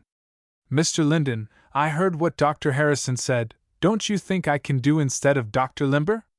Yes, Miss Faith, if you will be so good, he answered without hesitation and with the simplest tone and manner. Her brow lightened immediately, and happy and quiet as usual, and that was very happy, she began to make her preparations for tea, clearing the table and rolling it to its last night's position, in which last operation she had assistance. Then she went off for her tea, and the lamp and the firelight shone again presently on the pleasant scene of last night. Don't you want to hear your message, Miss Faith? Mr. Linden said. Yes, but I wasn't in a hurry, Mr. Linden. I supposed it would come. It is in 3 parts. The first is nothing new, being merely that the birthday of the young heir of the House of Stoutenberg occurs on the 29th of November. Whether the second part is new, I, being a stranger, cannot tell, but the day is to be graced with various suitable festivities. It's all new to me, said Faith, laughing. Of the novelty of the third part you also must judge, said Mr. Linden with a smile. The aforesaid young heir will consider the festivities entirely incomplete without your presence, nay, will perhaps refuse to have his birthday come at all, and wish that these happy returns had never had a beginning. Faith's laugh came with its full merry roll now, and she withal colored a little. What must I do then, Mr. Linden? I generally incline to the merciful side, Miss Faith. I believe I should advise you to go. Then I, not having such power in my hands, may not appreciate its fascinations. Such power? As what, Mr. Linden? I ought in conscience to tell you, he went on without answering her. It has been on my mind ever since that the other night, and the look was grave for a minute. The trophy of a broken rosebud was picked up where you fell, and I had not the heart to reclaim it, Miss Faith, Mr. Linden said, with a submissive air of confession. She looked at him with the prettiest look in the world, of grave, only half-conscious inquiry, and then the lost rosebud was more than replaced in her cheeks. That is the state of the case, Mr. Linden said, as gravely as if both rosebuds had been out of sight and mind. But your mother refuses to go. And it seems that I also am wanted on the 29th, so if you please, Miss Faith, I will try to see that you make the journey both ways in safety. I should like to go, said Faith quietly. They are pleasant people. The tea things were withdrawn, and Cindy was no more needed there, and Mrs. Derrick also had gone into the other part of the house to attend to some business. Faith stood before the fire looking meditatively into it. I wish, she said slowly and soberly, Dr. Harrison would please to talk to you instead of to me, Mr. Linden. Talk to me? Mr. Linden repeated, looking at her. About professions? No, indeed, said Faith, first astonished and then smiling. I mean very different things. About religion, and what he thinks of it. Rather soberly the words were received, and soberly answered, not at once. Do not let him say much to you on that last point, Miss Faith. How can I help it, Mr. Linden? She said instantly. Forbid him, if need be. If he asks for information, and you choose to give it, that is one thing. You are not obliged to hear all the skeptical views and arguments with which he is furnished. Your statement of the truth has nothing to do with the grounds of his unbelief. But Faith got no further. She stood thinking of that afternoon's talk, and of the certain possible hindrances to her following such advice. I am talking a little in the dark, you know, Mr. Linden said. I am only supposing what he may say and ask you to say, and I do not think much of such conversation between any parties. Press home the truth, and like David's pebble it may do its work, but in a fencing match David might have found it harder to maintain his ground. And his overthrow would not have touched the truth of his cause, nor perhaps his own faith, yet the Philistine would have triumphed. Thank you, Mr. Linden, she said with a grateful smile. That is just the truth. But do you think Dr. Harrison is exactly a Philistine? Not in all respects, he said smiling. What do you mean by a Philistine? I thought you put him in the place of that Philistine, she said. Yes, for the illustration. But I do not know him to be strictly a champion of unbelief, although he avows himself on that side. His conversations with me have left me uncertain how far he would go. Faith was silent and looked thoughtful. Have I touched any of your difficulties? May I hear any more? No, she said. I believe you have said all you can say. And it is good for me. I have not said all I could say, but it is not easy for me to talk to you about it at all. You see, Miss Faith, said Mr. Linden smiling, there cannot be such an anomaly in nature as a philosophical bird, so what am I to do? Faith smiled a little and thought that as long as he gave her the benefit of his philosophy, it did not much matter. Which recondite view of the subject she did not put into words. The days began to roll on smoothly once more, subsiding into their old uneventful flow. The flow of talk indeed had not quite subsided, but as nothing came to throw any light on the point of the unknown sportsman who chose his sport so strangely, curiosity took a modified, condensed form, and the whole matter was stowed away in people's minds as the one Pataquasset mystery.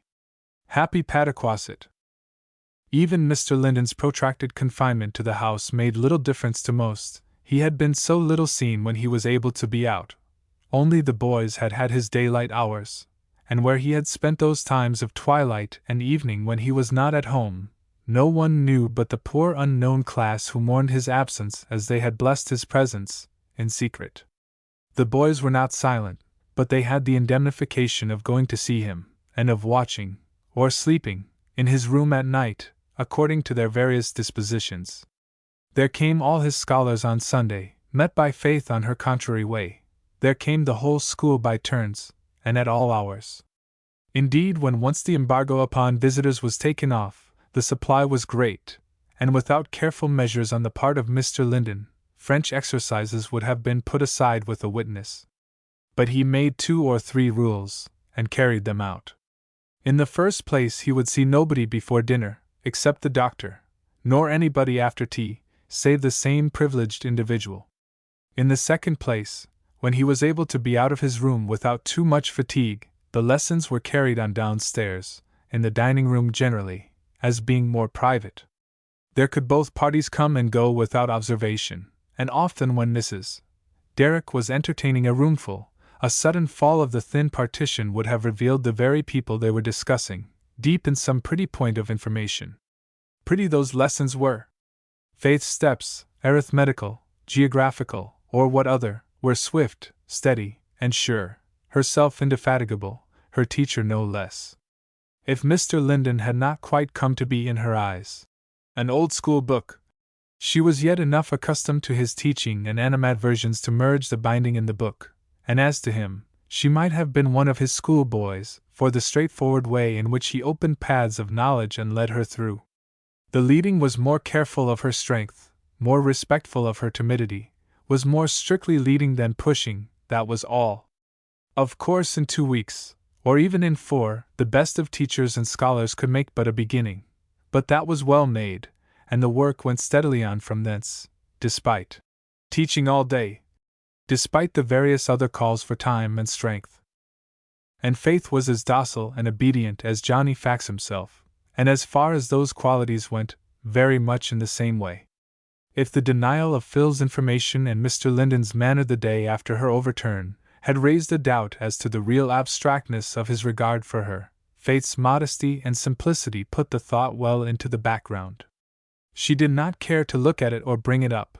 In the full, happy, peaceful hours she was enjoying she had enough, for the present, and so Faith went on very much after her old fashion.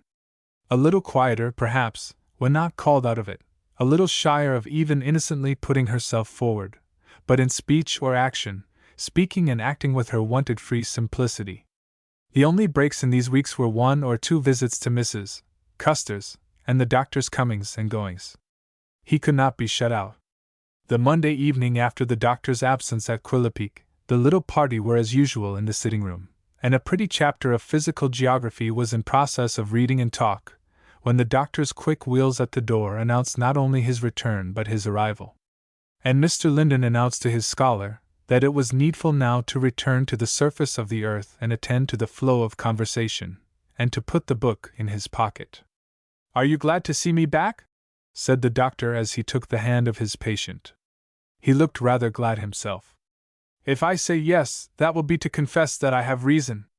You perceive my dilemma," Mr. Linden said, but with a smile that was certainly as kind and trustworthy as any the doctor had seen since he went away. "Do you mean that you have no reason to be glad?" said Dr. Harrison slowly, eyeing the smile and giving it, to judge by his own, a trustful regard. "Certainly not. It's a comfort to have somebody at hand who is ready to fight me at any moment," said Mr. Linden. "What have you been doing since I went away?" "Reading, writing, and considering the world generally." "From this Pataquasset center?" "Why not, if lines meet and make it one?" "How do you get the ends of the lines in your hands?" said the doctor. "A center, I feel it to be, but very like the center of the earth, socially and politically. You see, I have just emerged to the surface, and come down again. Who has taken care of you?" "I feel quite equal to the task of taking care of myself, thank you, doctor." "You don't mean to say, man, you have dressed your arm yourself? What do you suppose my powers are equal to?"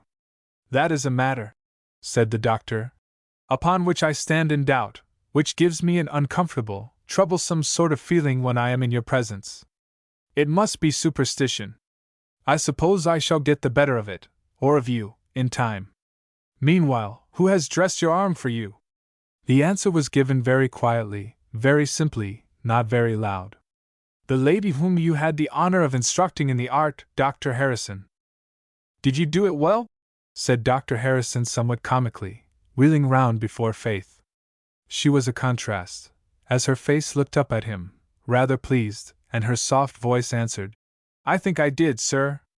"I don't doubt you did. And I don't doubt you would do anything. Are you preparing to be another Portia? And am I to be Bellerio?" "I don't know what you mean, Dr. Harrison. Do you know the story of Portia, in The Merchant of Venice?" "I never read it."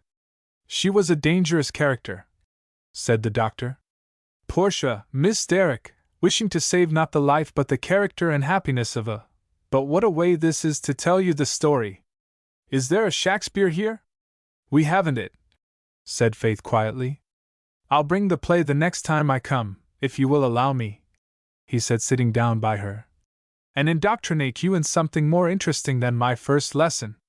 How shall I thank you for doing my work for me? It became my work. I am in your debt nevertheless, more than you can know without being one of my profession. I have something that I wish to submit to your inspection, and to take your advice upon, too. It will be fit to be seen, I hope, by the day after tomorrow. If I could, I would bring it here, but as that is not possible, will you go to see it?" "Where is it?" "Not far, but it will cost you the taking of a few steps." Faith declared she had hardly time to go to see anything, but was obliged finally to yield to persuasion, and Thursday was the day fixed. The thing, whatever it was, however, was not ready when the day came, and the exhibition was put off indefinitely. Chapter 29. Those weeks, like others, came to an end.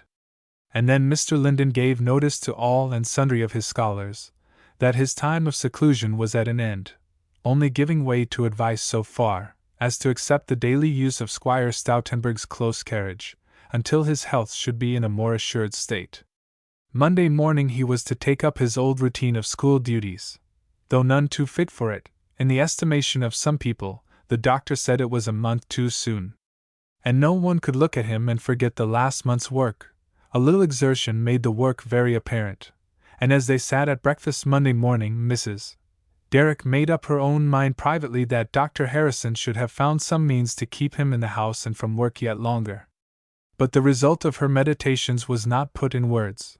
The effect betrayed itself in the extra care bestowed upon cups of coffee, the only thing within her reach.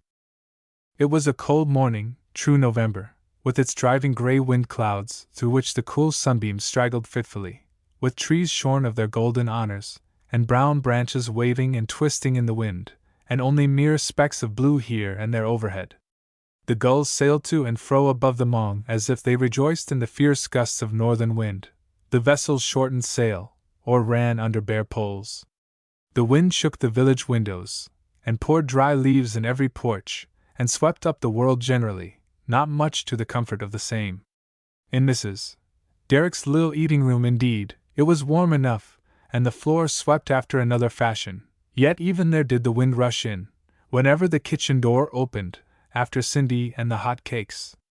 "Mr. Linden," said Faith after her eye had gone exploringly to the window, the wind and the clouds, "I wish you would give the boys only half a day today. I fancy you could have your wish seconded 30 times, he said, smiling. "No, not 30 times, but perhaps 20. I don't think those wishes would be worth minding, but I think mine is, Mr. Linden. I mean the reason of it. I think yours is, if I could mind it." "What is the reason, Miss Faith?" "I am afraid you are not quite fit for a whole day's work. In school," she added, smiling. "You don't know what you are asking. If I stay at home I shall talk nothing but French the whole afternoon." "Well," said Faith laughingly, "I should only be still. I could bear that." "I couldn't, and you wouldn't. But you need not be uneasy, Miss Faith. I must not be at home." She looked grave, but said no more. The wind was not more busy out of doors that day than the people within. Diligent and quick hands moved about in dairy and kitchen, and a quick and diligent spirit as earnestly, for in Faith's mind it was all one work, that was on the way to this, dealt with problems and idioms in the study room that Faith liked best, and where she was most secure. But long enough before dinner she was helping Mrs. Derrick in the kitchen again. "Mother," she said, "you can't think how I dread to see Mr. Linden come home today. He won't speak one word of English to me." "I guess he would, if you wouldn't speak one word of French to him," said Mrs. Derrick sagaciously. "What are you afraid of, child?" "I am afraid just of that," said Faith, sighing. "Of having to speak those French words." "Why, you've been reading them to him, I'm sure," said her mother. "I didn't know anybody was afraid of him but me, Faith. But if you don't like it, why don't you tell him so?" Faith, however, negatived that proposition with a dubious shake of the head, which meant, probably, that neither Mr. Linden nor herself would be satisfied with such a mode of procedure, and confined her present attentions to the dinner preparations, in which and other matters she became so engaged that she forgot her fears, and going into the dining room some time after with a dish in her hands and finding Mr. Linden there, Faith asked him earnestly and with great simplicity how he felt after his morning's work. Then remembering, or reminded by something in his face, she started away like a deer before any answer could be given, and only came back demurely with her mother, to receive his grave reverence, and "Me voici, mademoiselle," given just as if he had not seen her before. The half-grave, half-laughing flash of Faith's eye spoke as much of amusement as of fear, yet afraid she certainly was, for she did not so much as speak English to her mother. The language of the eye was all she ventured, nor that boldly. It had to come, however, fear or no fear, the English might be dispensed with but not the French. She could not but try to understand the remarks or bits of information which were given her, sometimes gravely, sometimes laughing, and if Mr. Linden was evidently waiting for an answer, what could she do but try that too? He was an admirable dictionary, very quick at seeing and supplying her want of a word, and giving his corrections of her phraseology and pronunciation so gently and by the way, that fear partly lost itself in interest. His own speech was singularly smooth and perfect, and whenever Faith found herself getting frightened, she was sure to be assailed with such a volley of swift flowing syllables, that she could do nothing but laugh, after which Mr. Linden would come back to the slower utterance which she could better understand. After all, Faith's words that first time were few, and it may safely be asserted that she did not in the least know what she was eating, and made no sort of a dinner. Of that last fact her instructor was well aware, but as his first "Mais Mademoiselle Manges" received but little attention, he postponed that point till just as he was going away, and then made a rather stringent request to the same effect. So the afternoon passed on, and blew itself out, and the sun went to bed and night began to light her candles. Faith, standing at the window, it was too cold to be out, saw the red gleam fading from earth and sky, and the cold bright stars coming one by one into view. Then the boys began to pass by, some together and some alone, walking or running home, or playing ball by the way. Mr. Linden's carriage was a little behind them all, but he came at last, and gave her a bow and a smile from the gate, though she thought herself standing too far back to be seen. "Now, Mr. Linden," said Faith when he came in, "I am so glad to speak to you again. How do you do?" The question was not lightly given. "Miss Faith, did you finish your dinner?"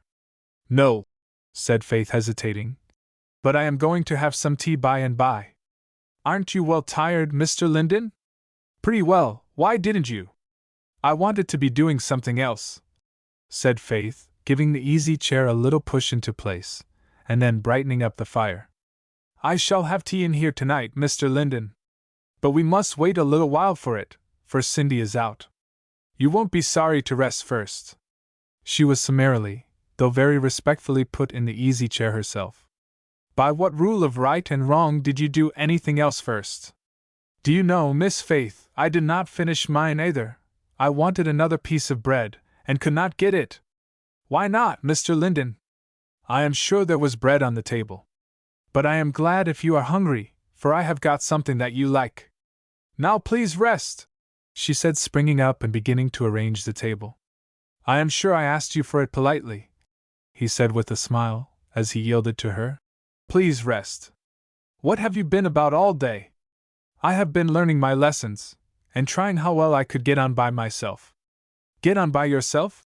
he said rather slowly and inquiringly. "In what?" "In the books, in my studies, Mr. Linden. Are you tired of my help, Miss Faith?" She gave all her eyes to the answer, both in their sweetness and their gravity. "Do you think I could let you spend all your time upon me, Mr. Linden, when your whole day is given to such work? I'll come to you for help whenever I can't get on without it," she said with a smile, not exactly an enjoying one. "But I know I can do a good deal by myself." His eyes were given to the answer too, a little intently, but the smile that followed was different. "I think you will let me do what I shall do, Miss Faith." "I suppose that," said Faith with a bright gleam in her eyes. She went out to see if Cindy had come back, but returned immediately, sat down and looked gravely into the fire. "What is the use of startling people in that way?" Mr. Linden said, looking at her. "I didn't know but you were going to send me to take up my abode at Mrs. Seacombe's." "Startling, Mr. Linden," said Faith, opening her eyes at him. "I said it because I thought it was right. I didn't think it was pleasant." "Well," said he, "we were agreed upon that point. Now, Miss Faith, as my time is precious, and I cannot well give any of it to people who have enough of their own, would it disturb you if I were to read aloud a little here for my own amusement?" She changed her place to come nearer, without saying anything, but with a face of quiet delight only half revealed. "What do you think of the relative and respective charms of mirth and melancholy, Miss Faith? I mean their charms to inward perception, not outward sight." "The pleasure of them?" said Faith. "Yes, pleasure and satisfaction. I never thought there was any pleasure in melancholy. said Faith, smiling at the idea, but smiling inquiringly too. In answer, Mr. Linden opened his book and gave her the Allegro and Penseroso, gave them with not only a full appreciation, but with a delicate change and suiting of voice and manner, and look, even, that made them witching. And if ever a hero was bewitched, that was Faith. She lent her ear to the music, her eye to the eye, her thought to the thought, in utter forgetfulness of all else. At first she listened quietly, sitting where she was, looking sometimes at the fire, sometimes at the reader, but then she abandoned herself to full enjoyment, left her chair for a low seat near Mr. Linden, almost at his feet, and with upraised face and intent eye and varying play of lip, devoured it all. Sometimes the poetry certainly got beyond the bounds of her stock of knowledge, but that mattered not, for whenever the reading failed, the reader filled up all the gap and Faith listened to him. Precisely what it was to have just such a hearer was best known to the reader himself, but he closed the book silently. Faith's comment was peculiar. It wasn't made at first. Her look had come round slowly to the fire and slowly subsided. After sitting a minute so, she made her remark. But Mr. Linden, none of that seemed much like melancholy to me? That may be called the ideal of melancholy, he said, smiling. What is an ideal? But oh, said Faith, starting up. It is time to have tea. What is an ideal, Mr. Linden? It was impossible not to laugh a little, but equally impossible to take that laugh amiss. The particular mental standard of perfection by which every person measures other people and things, and as that is generally more perfect than reality, the ideal is supposed to exist only in the idea. She stood pondering